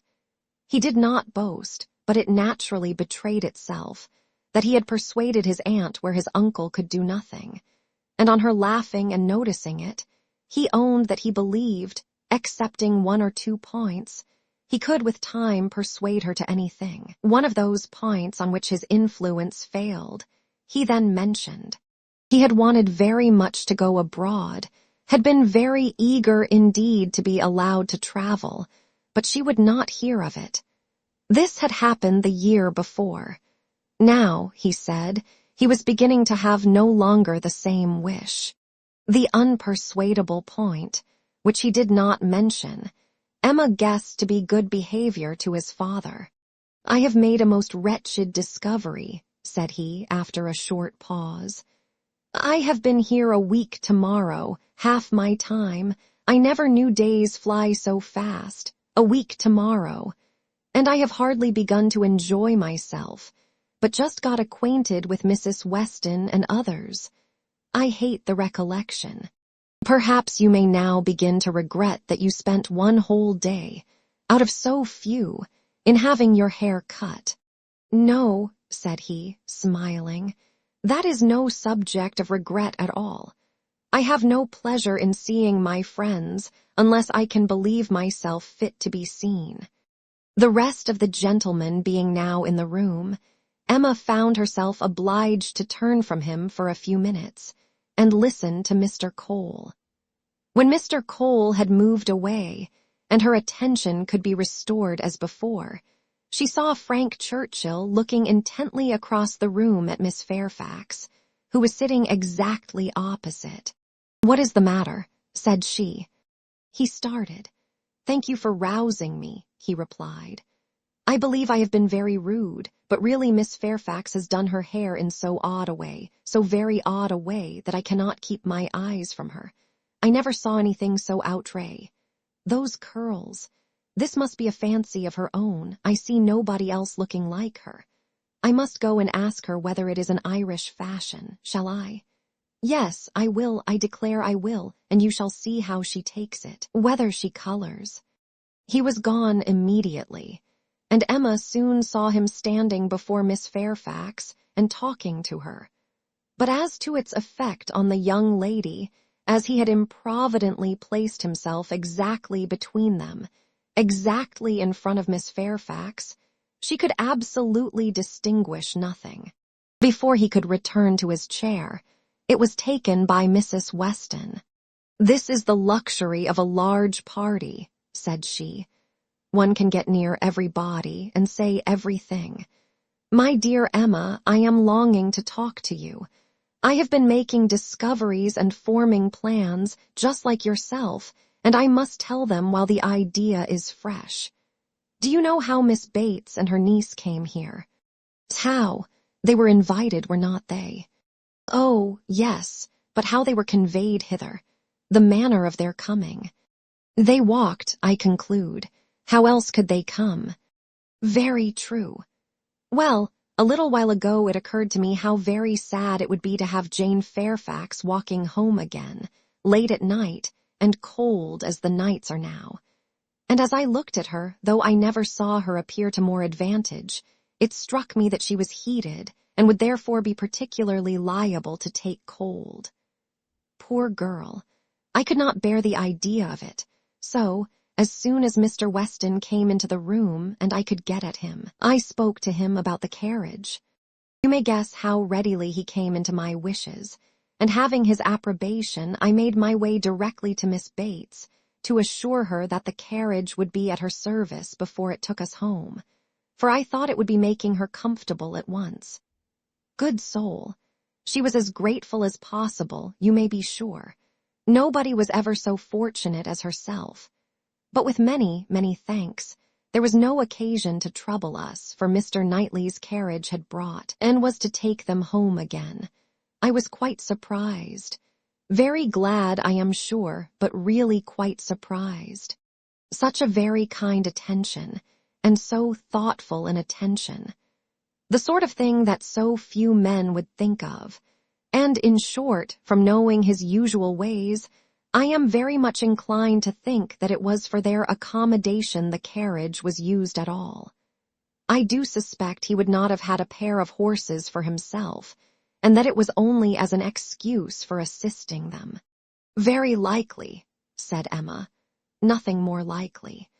I know no man more likely than Mr. Knightley to do the sort of thing, to do anything really good-natured, useful, considerate, or benevolent. He is not a gallant man, but he is a very humane one, and this, considering Jane Fairfax's ill health, would appear a case of humanity to him. And for an act of unostentatious kindness, there is nobody whom I would fix on more than on Mr. Knightley. I know he had horses today, for we arrived together, and I laughed at him about it, but he said not a word that could betray. Well, said Mrs. Weston, smiling, you give him credit for more simple, disinterested benevolence in this instance than I do. For while Miss Bates was speaking, a suspicion darted into my head, and I have never been able to get it out again. The more I think of it, the more probable it appears. In short, I have made a match between Mr. Knightley and Jane Fairfax. See the consequence of keeping you company. What do you say to it? Mr. Knightley and Jane Fairfax, exclaimed Emma. Dear Mrs. Weston, how could you think of such a thing? Mr. Knightley must not marry. You would not have little Henry cut out from Donwell. Oh, no, Henry must have Donwell. I cannot at all consent to Mr. Knightley's marrying, and I am sure it is not at all likely. I am amazed that you should think of such a thing. My dear Emma, I have told you what led me to think of it. I do not want the match. I do not want to injure dear little Henry, but the idea has been given me by circumstances, and if Mr. Knightley really wished to marry, you would not have him refrain on Henry's account, a boy of 6 years old, who knows nothing of the matter. Yes, I would. I could not bear to have Henry supplanted. Mr. Knightley marry? No, I have never had such an idea, and I cannot adopt it now. And Jane Fairfax, too, of all women. Nay, she has always been a first favorite with him, as you very well know. But the imprudence of such a match. I am not speaking of its prudence, merely its probability. I see no probability in it, unless you have any better foundation than what you mention. His good nature, his humanity, as I tell you, would be quite enough to account for the horses. He has a great regard for the Bateses, you know, independent of Jane Fairfax, and is always glad to show them attention. My dear Mrs. Weston, do not take to matchmaking. You do it very ill. Jane Fairfax, mistress of the Abbey. Oh, no, every feeling revolts. For his own sake, I would not have him do so mad a thing. Imprudent, if you please, but not mad. Excepting inequality of fortune, and perhaps a little disparity of age, I can see nothing unsuitable. But Mr. Knightley does not want to marry. I am sure he has not the least idea of it. Do not put it into his head. Why should he marry? He is as happy as possible by himself, with his farm and his sheep and his library and all the parish to manage, and he is extremely fond of his brother's children. He has no occasion to marry, either to fill up his time or his heart. My dear Emma, as long as he thinks so, it is so. But if he really loves Jane Fairfax— Nonsense! He does not care about Jane Fairfax. In the way of love, I am sure he does not. He would do any good to her or her family, but— Well, said Mrs. Weston, laughing, perhaps the greatest good he could do them would be to give Jane such a respectable home. If it would be good to her, I am sure it would be evil to himself, a very shameful and degrading connection. How would he bear to have Miss Bates belonging to him? To have her haunting the Abbey and thanking him all day long for his great kindness in marrying Jane. So very kind and obliging, but he always had been such a very kind neighbor.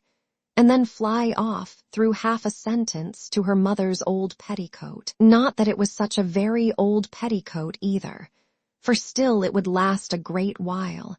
And indeed, she must thankfully say that their petticoats were all very strong.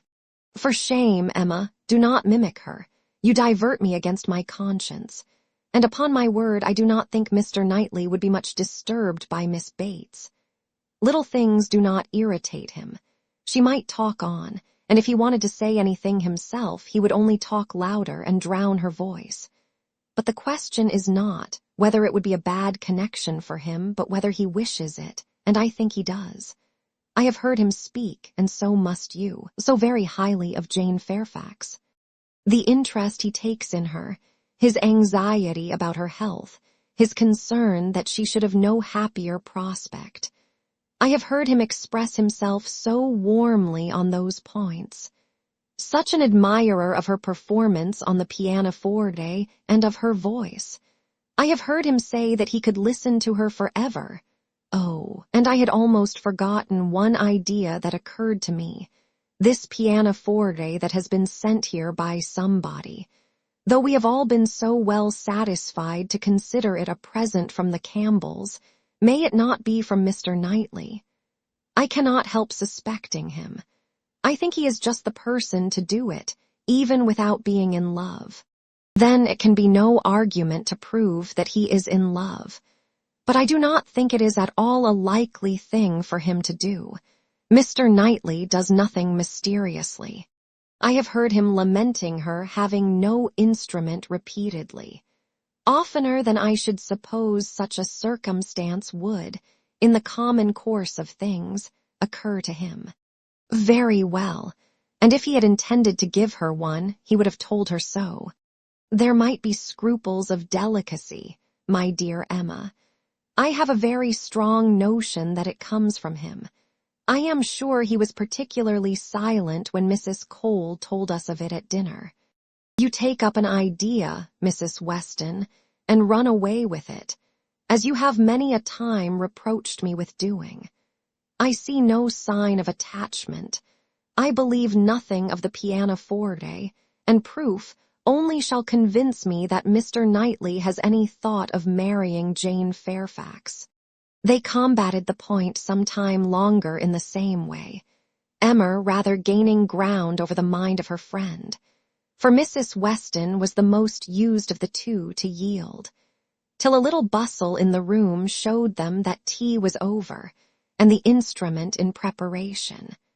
And at the same moment, Mr. Cole approaching to entreat Miss Woodhouse would do them the honor of trying it. Frank Churchill, of whom, in the eagerness of her conversation with Mrs. Weston, she had been seeing nothing, except that he had found a seat by Miss Fairfax, followed Mr. Cole, to add his very pressing entreaties.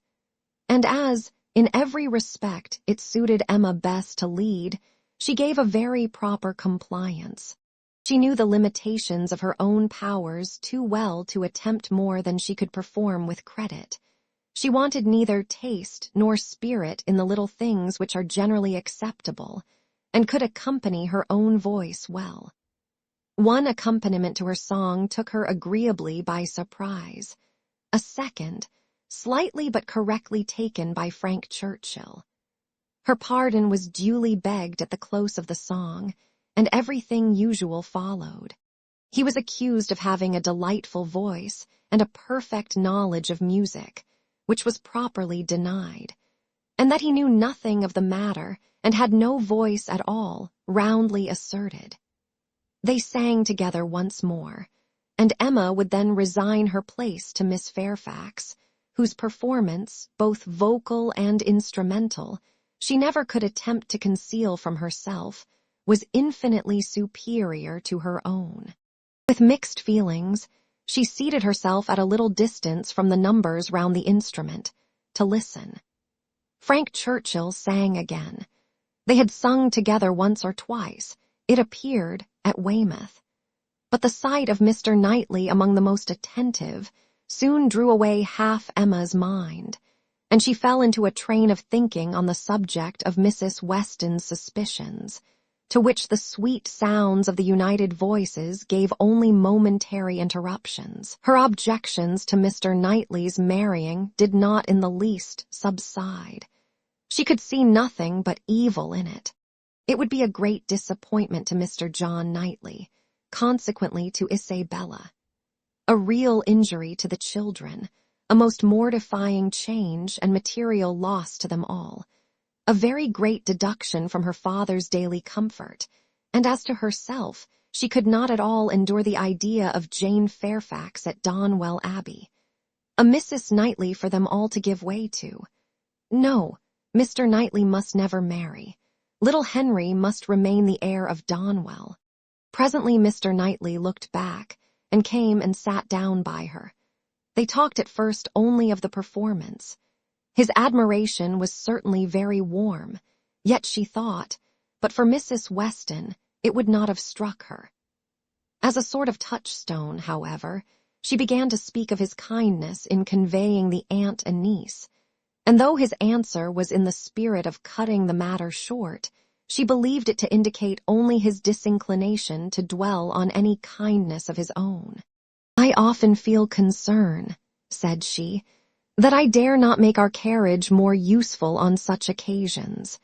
It is not that I am without the wish, but you know how impossible my father would deem it that James should put to for such a purpose." "Quite out of the question, he replied. "But you must often wish it, I am sure." And he smiled with such seeming pleasure at the conviction that she must proceed another step. "This present from the Campbells," said she, "this pianoforte is very kindly given." "Yes," he replied, and without the smallest apparent embarrassment. "But they would have done better had they given her notice of it. Surprises are foolish things. The pleasure is not enhanced, and the inconvenience is often considerable. I should have expected better judgment in Colonel Campbell." From that moment, Emma could have taken her oath that Mr. Knightley had had no concern in giving the instrument.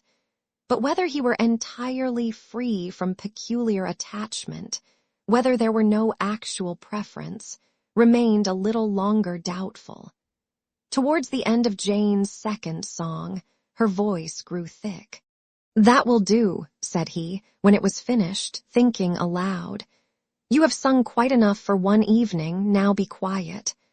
Another song, however, was soon begged for. One more. They would not fatigue Miss Fairfax on any account, and would only ask for one more. And Frank Churchill was heard to say, "I think you could manage this without effort. The first part is so very trifling. The strength of the song falls on the second." Mr. Knightley grew angry. "That fellow," said he, indignantly, "thinks of nothing but showing off his own voice. This must not be."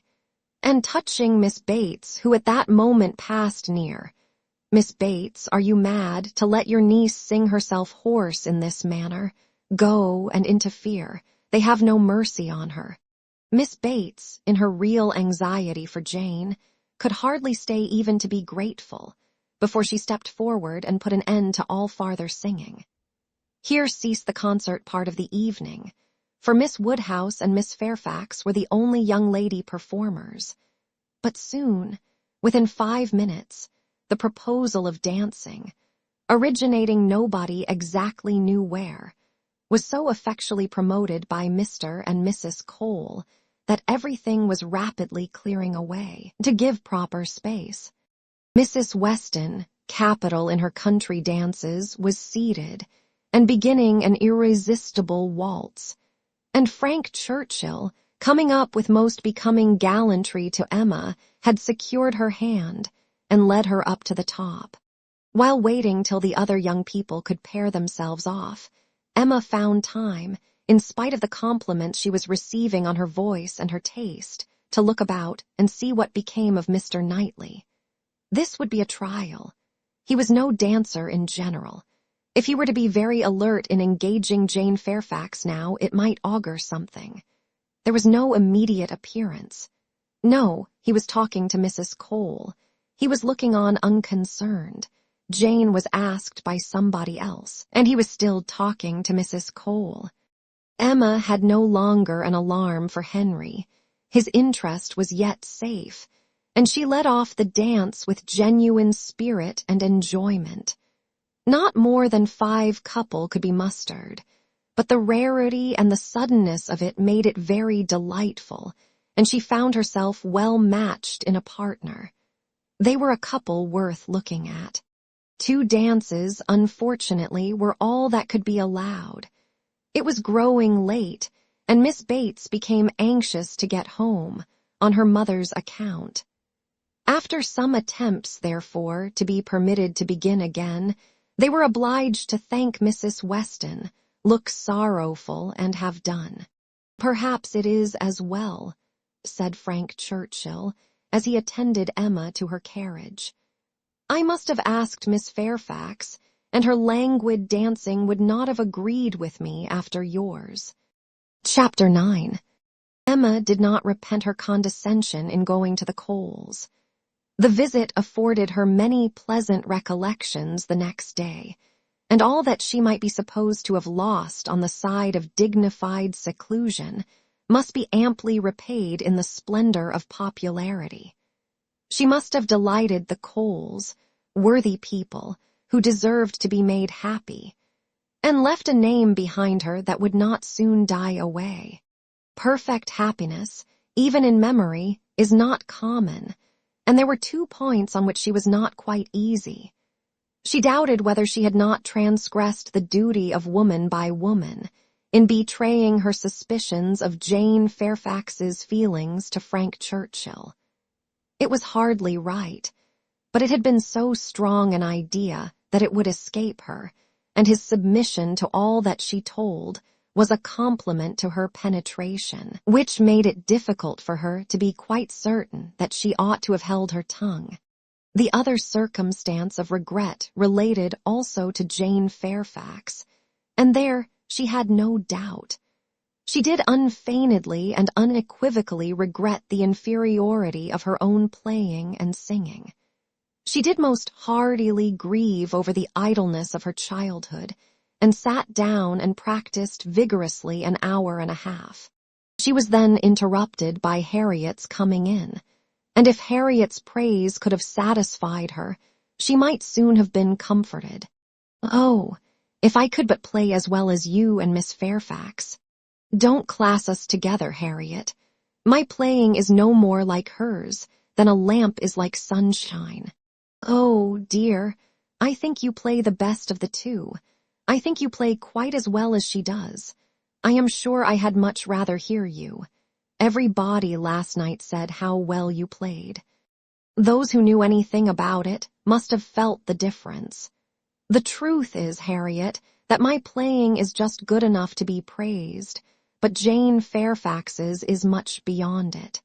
Well, I always shall think that you play quite as well as she does, or that if there is any difference nobody would ever find it out.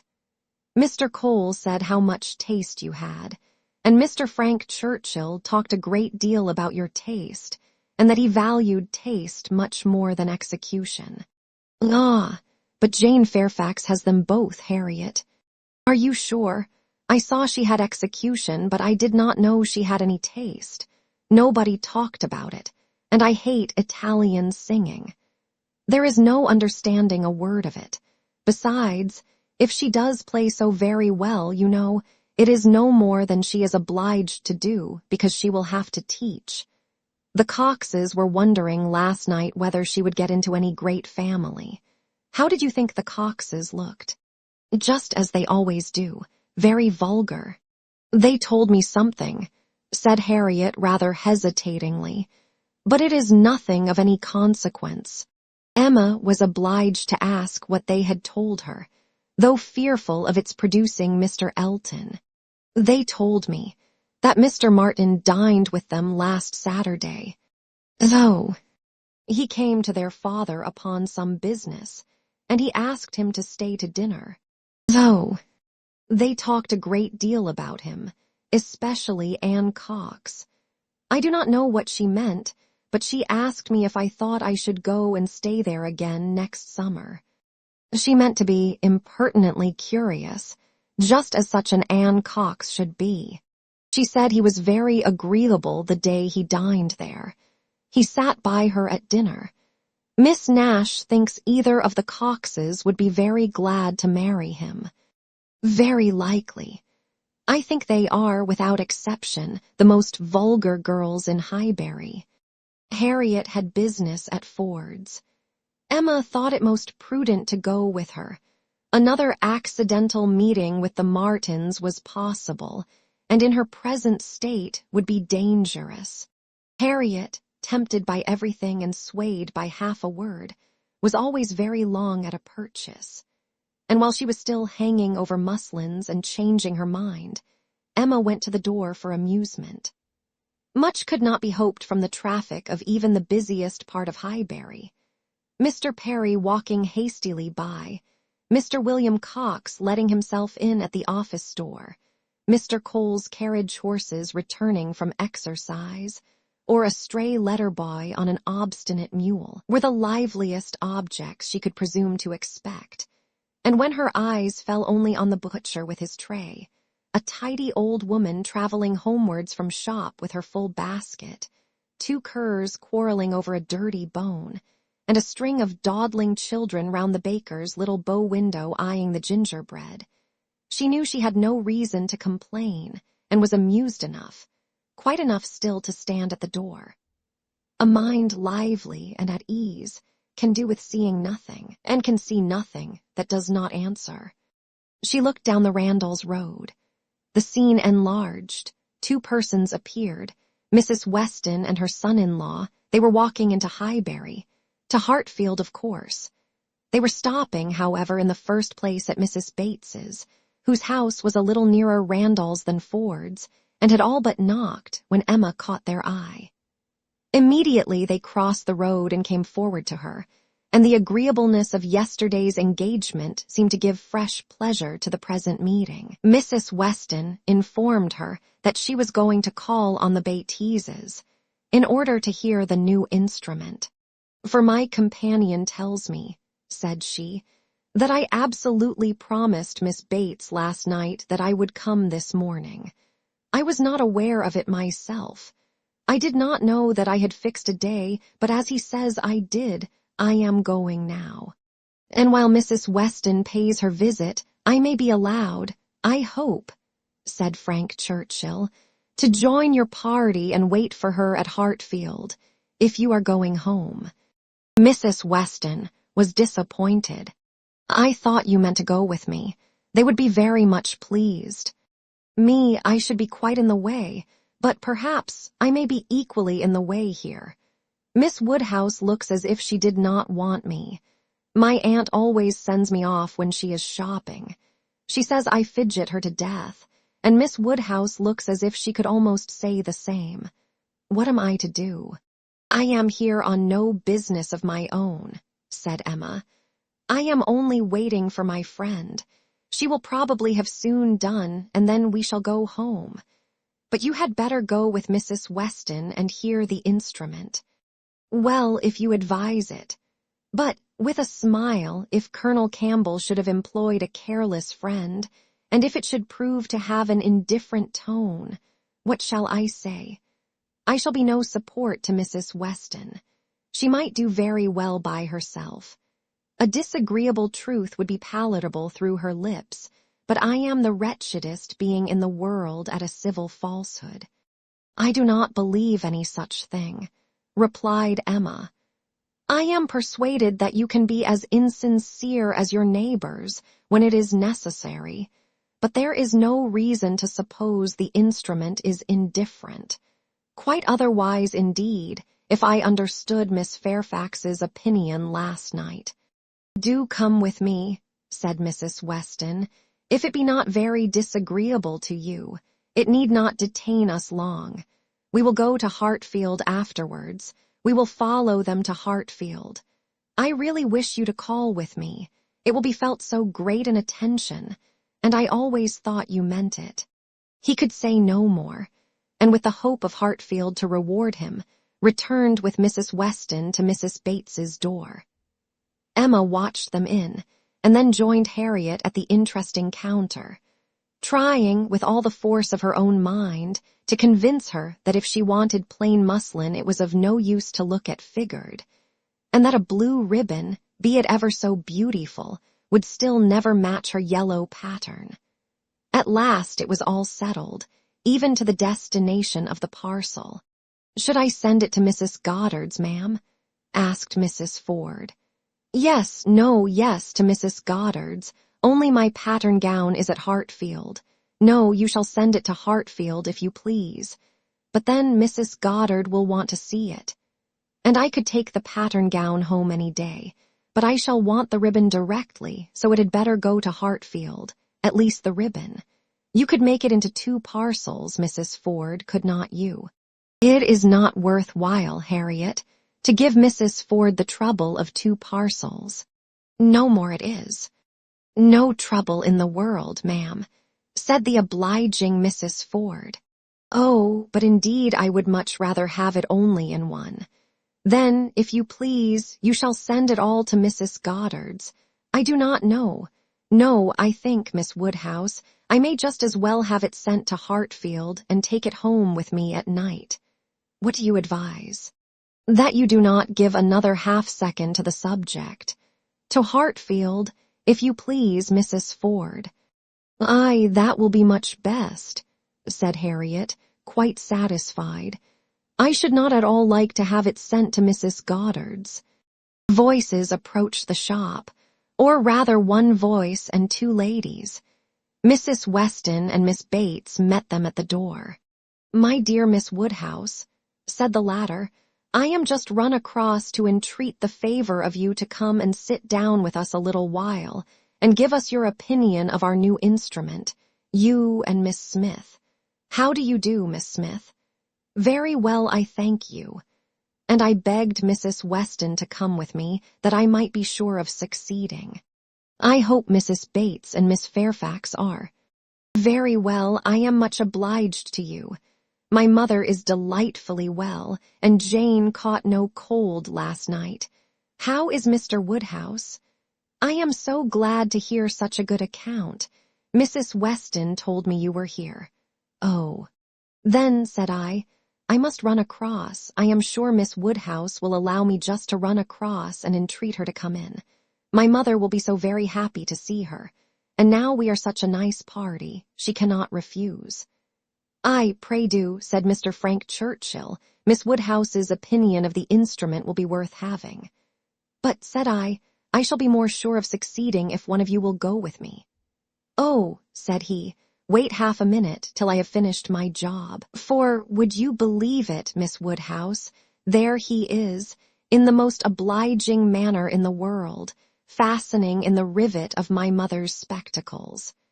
The rivet came out, you know, this morning. So very obliging, for my mother had no use of her spectacles, could not put them on. And by the by, every body ought to have 2 pair of spectacles, they should indeed. Jane said so. I meant to take them over to John Saunders the first thing I did, but something or other hindered me all the morning. First one thing, then another, there is no saying what, you know. At one time Patty came to say she thought the kitchen chimney wanted sweeping. "Oh," said I, "Patty, do not come with your bad news to me. Here is the rivet of your mistress's spectacles out." Then the baked apples came home. Mrs. Wallis sent them by her boy. They are extremely civil and obliging to us, the Wallises always.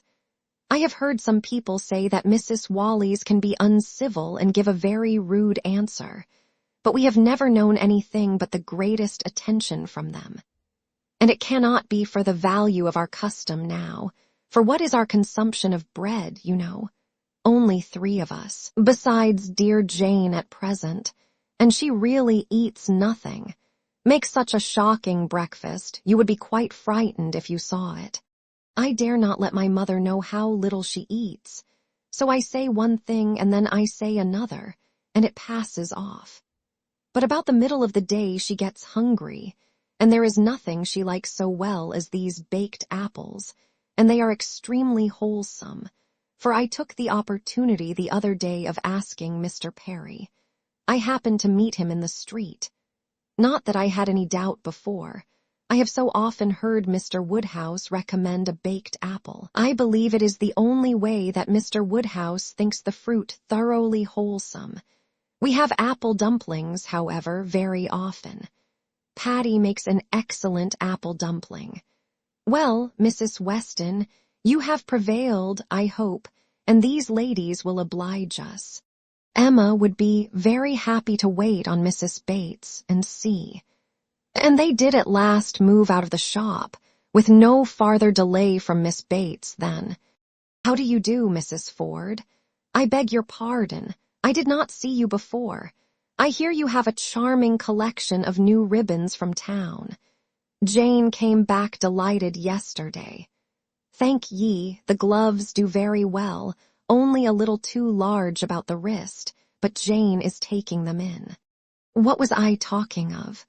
Said she, beginning again when they were all in the street.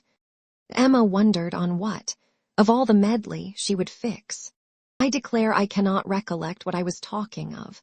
Oh, my mother's spectacles, so very obliging of Mr. Frank Churchill. Oh, said he, I do think I can fasten the rivet. I like a job of this kind excessively.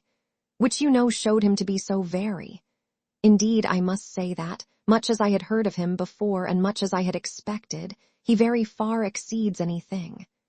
I do congratulate you, Mrs. Weston, most warmly. He seems everything the fondest parent could. Oh, said he, I can fasten the rivet. I like a job of that sort excessively. I never shall forget his manner.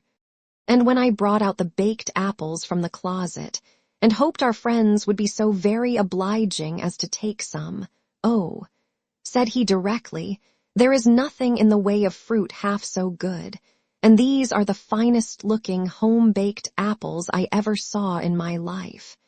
That, you know, was so very. And I am sure, by his manner, it was no compliment. Indeed, they are very delightful apples, and Mrs. Wallis does them full justice. Only we do not have them baked more than twice, and Mr. Woodhouse made us promise to have them done 3 times. But Miss Woodhouse will be so good as not to mention it. The apples themselves are the very finest sort for baking, beyond a doubt, all from Donwell, some of Mr. Knightley's most liberal supply. He sends us a sack every year, and certainly there never was such a keeping apple anywhere as one of his trees. I believe there is 2 of them. My mother says the orchard was always famous in her younger days. But I was really quite shocked the other day, for Mr. Knightley called one morning, and Jane was eating these apples, and we talked about them and said how much she enjoyed them, and he asked whether we were not got to the end of our stock.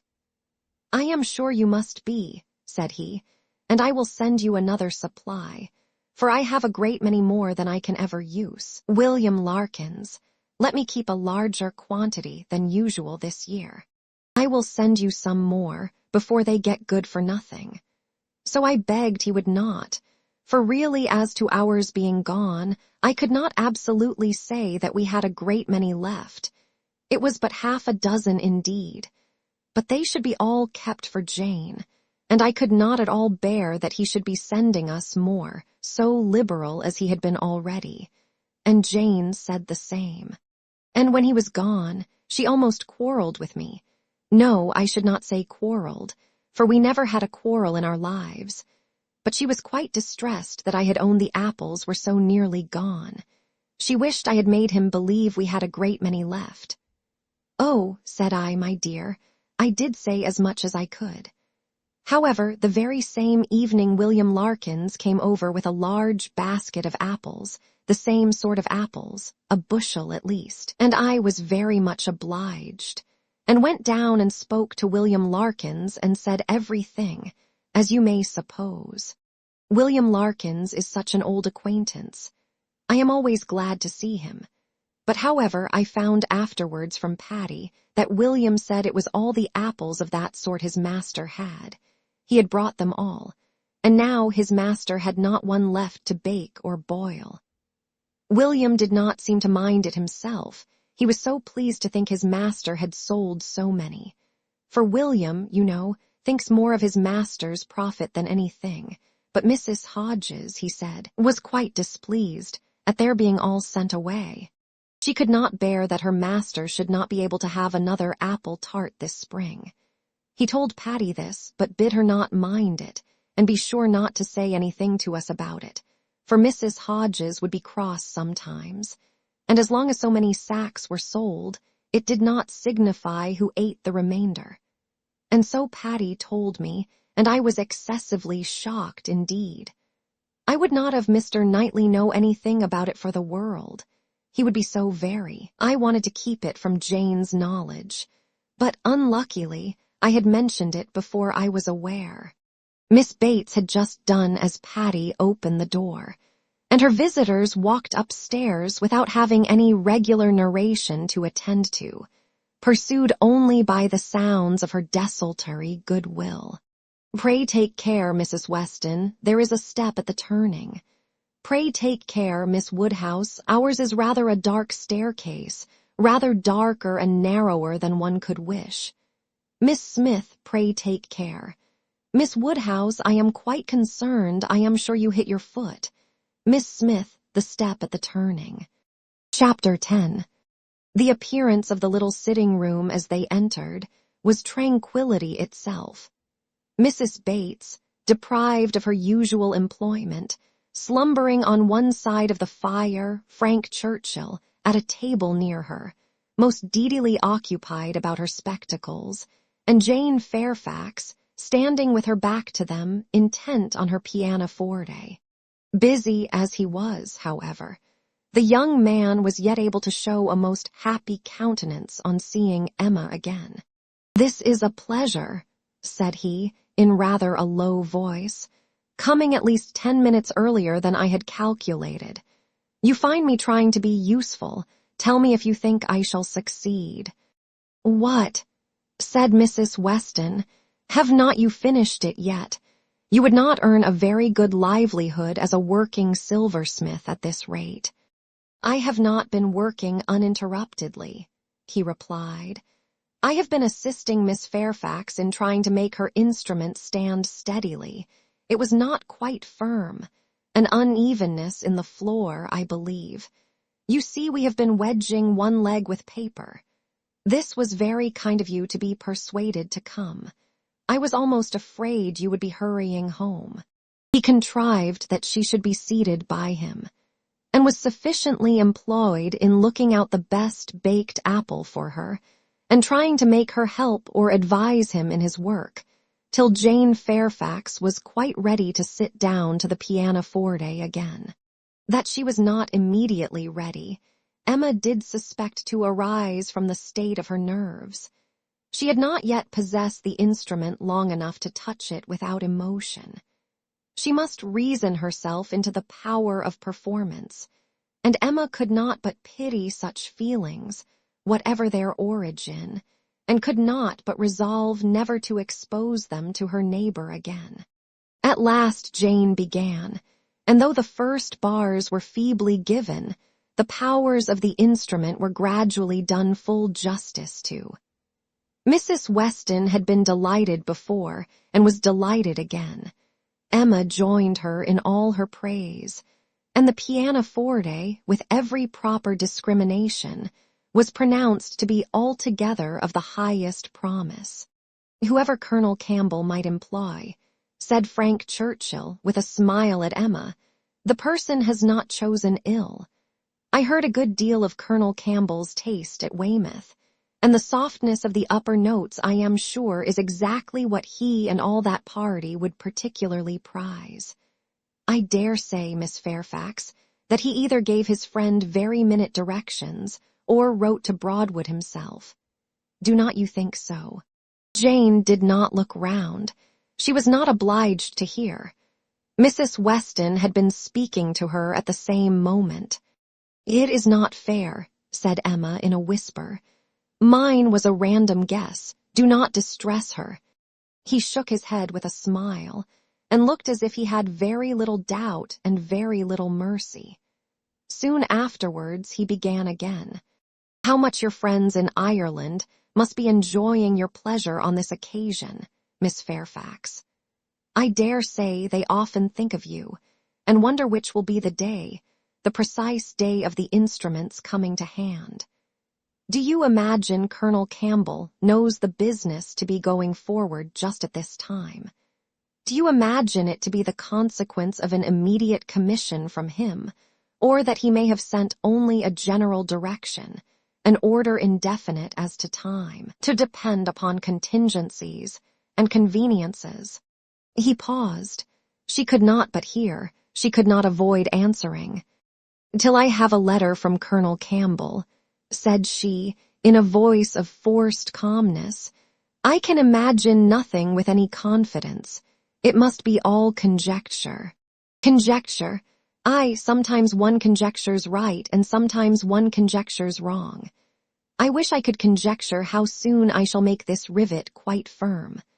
What nonsense one talks, Miss Woodhouse, when hard at work, if one talks at all. Your real workmen, I suppose, hold their tongues, but we gentlemen labourers, if we get hold of a word. Miss Fairfax said something about conjecturing. There, it is done. I have the pleasure, madam, to Mrs. Bates, of restoring your spectacles, healed for the present." He was very warmly thanked both by mother and daughter. To escape a little from the latter, he went to the pianoforte and begged Miss Fairfax, who was still sitting at it, to play something more. "If you are very kind," said he, "it will be one of the waltzes we danced last night. Let me live them over again. You did not enjoy them as I did. You appeared tired the whole time. I believe you were glad we danced no longer, but I would have given worlds, all the worlds one ever has to give, for another half-hour." She played. What felicity it is to hear a tune again which has made one happy. If I mistake not, that was danced at Weymouth. She looked up at him for a moment, colored deeply, and played something else. He took some music from a chair near the pianoforte, and turning to Emma, said, "Here is something quite new to me. Do you know it? Kramer. And here are a new set of Irish melodies that from such a quarter one might expect. This was all sent with the instrument. Very thoughtful of Colonel Campbell, was not it? He knew Miss Fairfax could have no music here. I honor that part of the attention particularly. It shows it to have been so thoroughly from the heart. Nothing hastily done, nothing incomplete. True affection only could have prompted it." Emma wished he would be less pointed, yet could not help being amused. And when on glancing her eye towards Jane Fairfax, she caught the remains of a smile, when she saw that with all the deep blush of consciousness, there had been a smile of secret delight. She had less scruple in the amusement, and much less compunction with respect to her.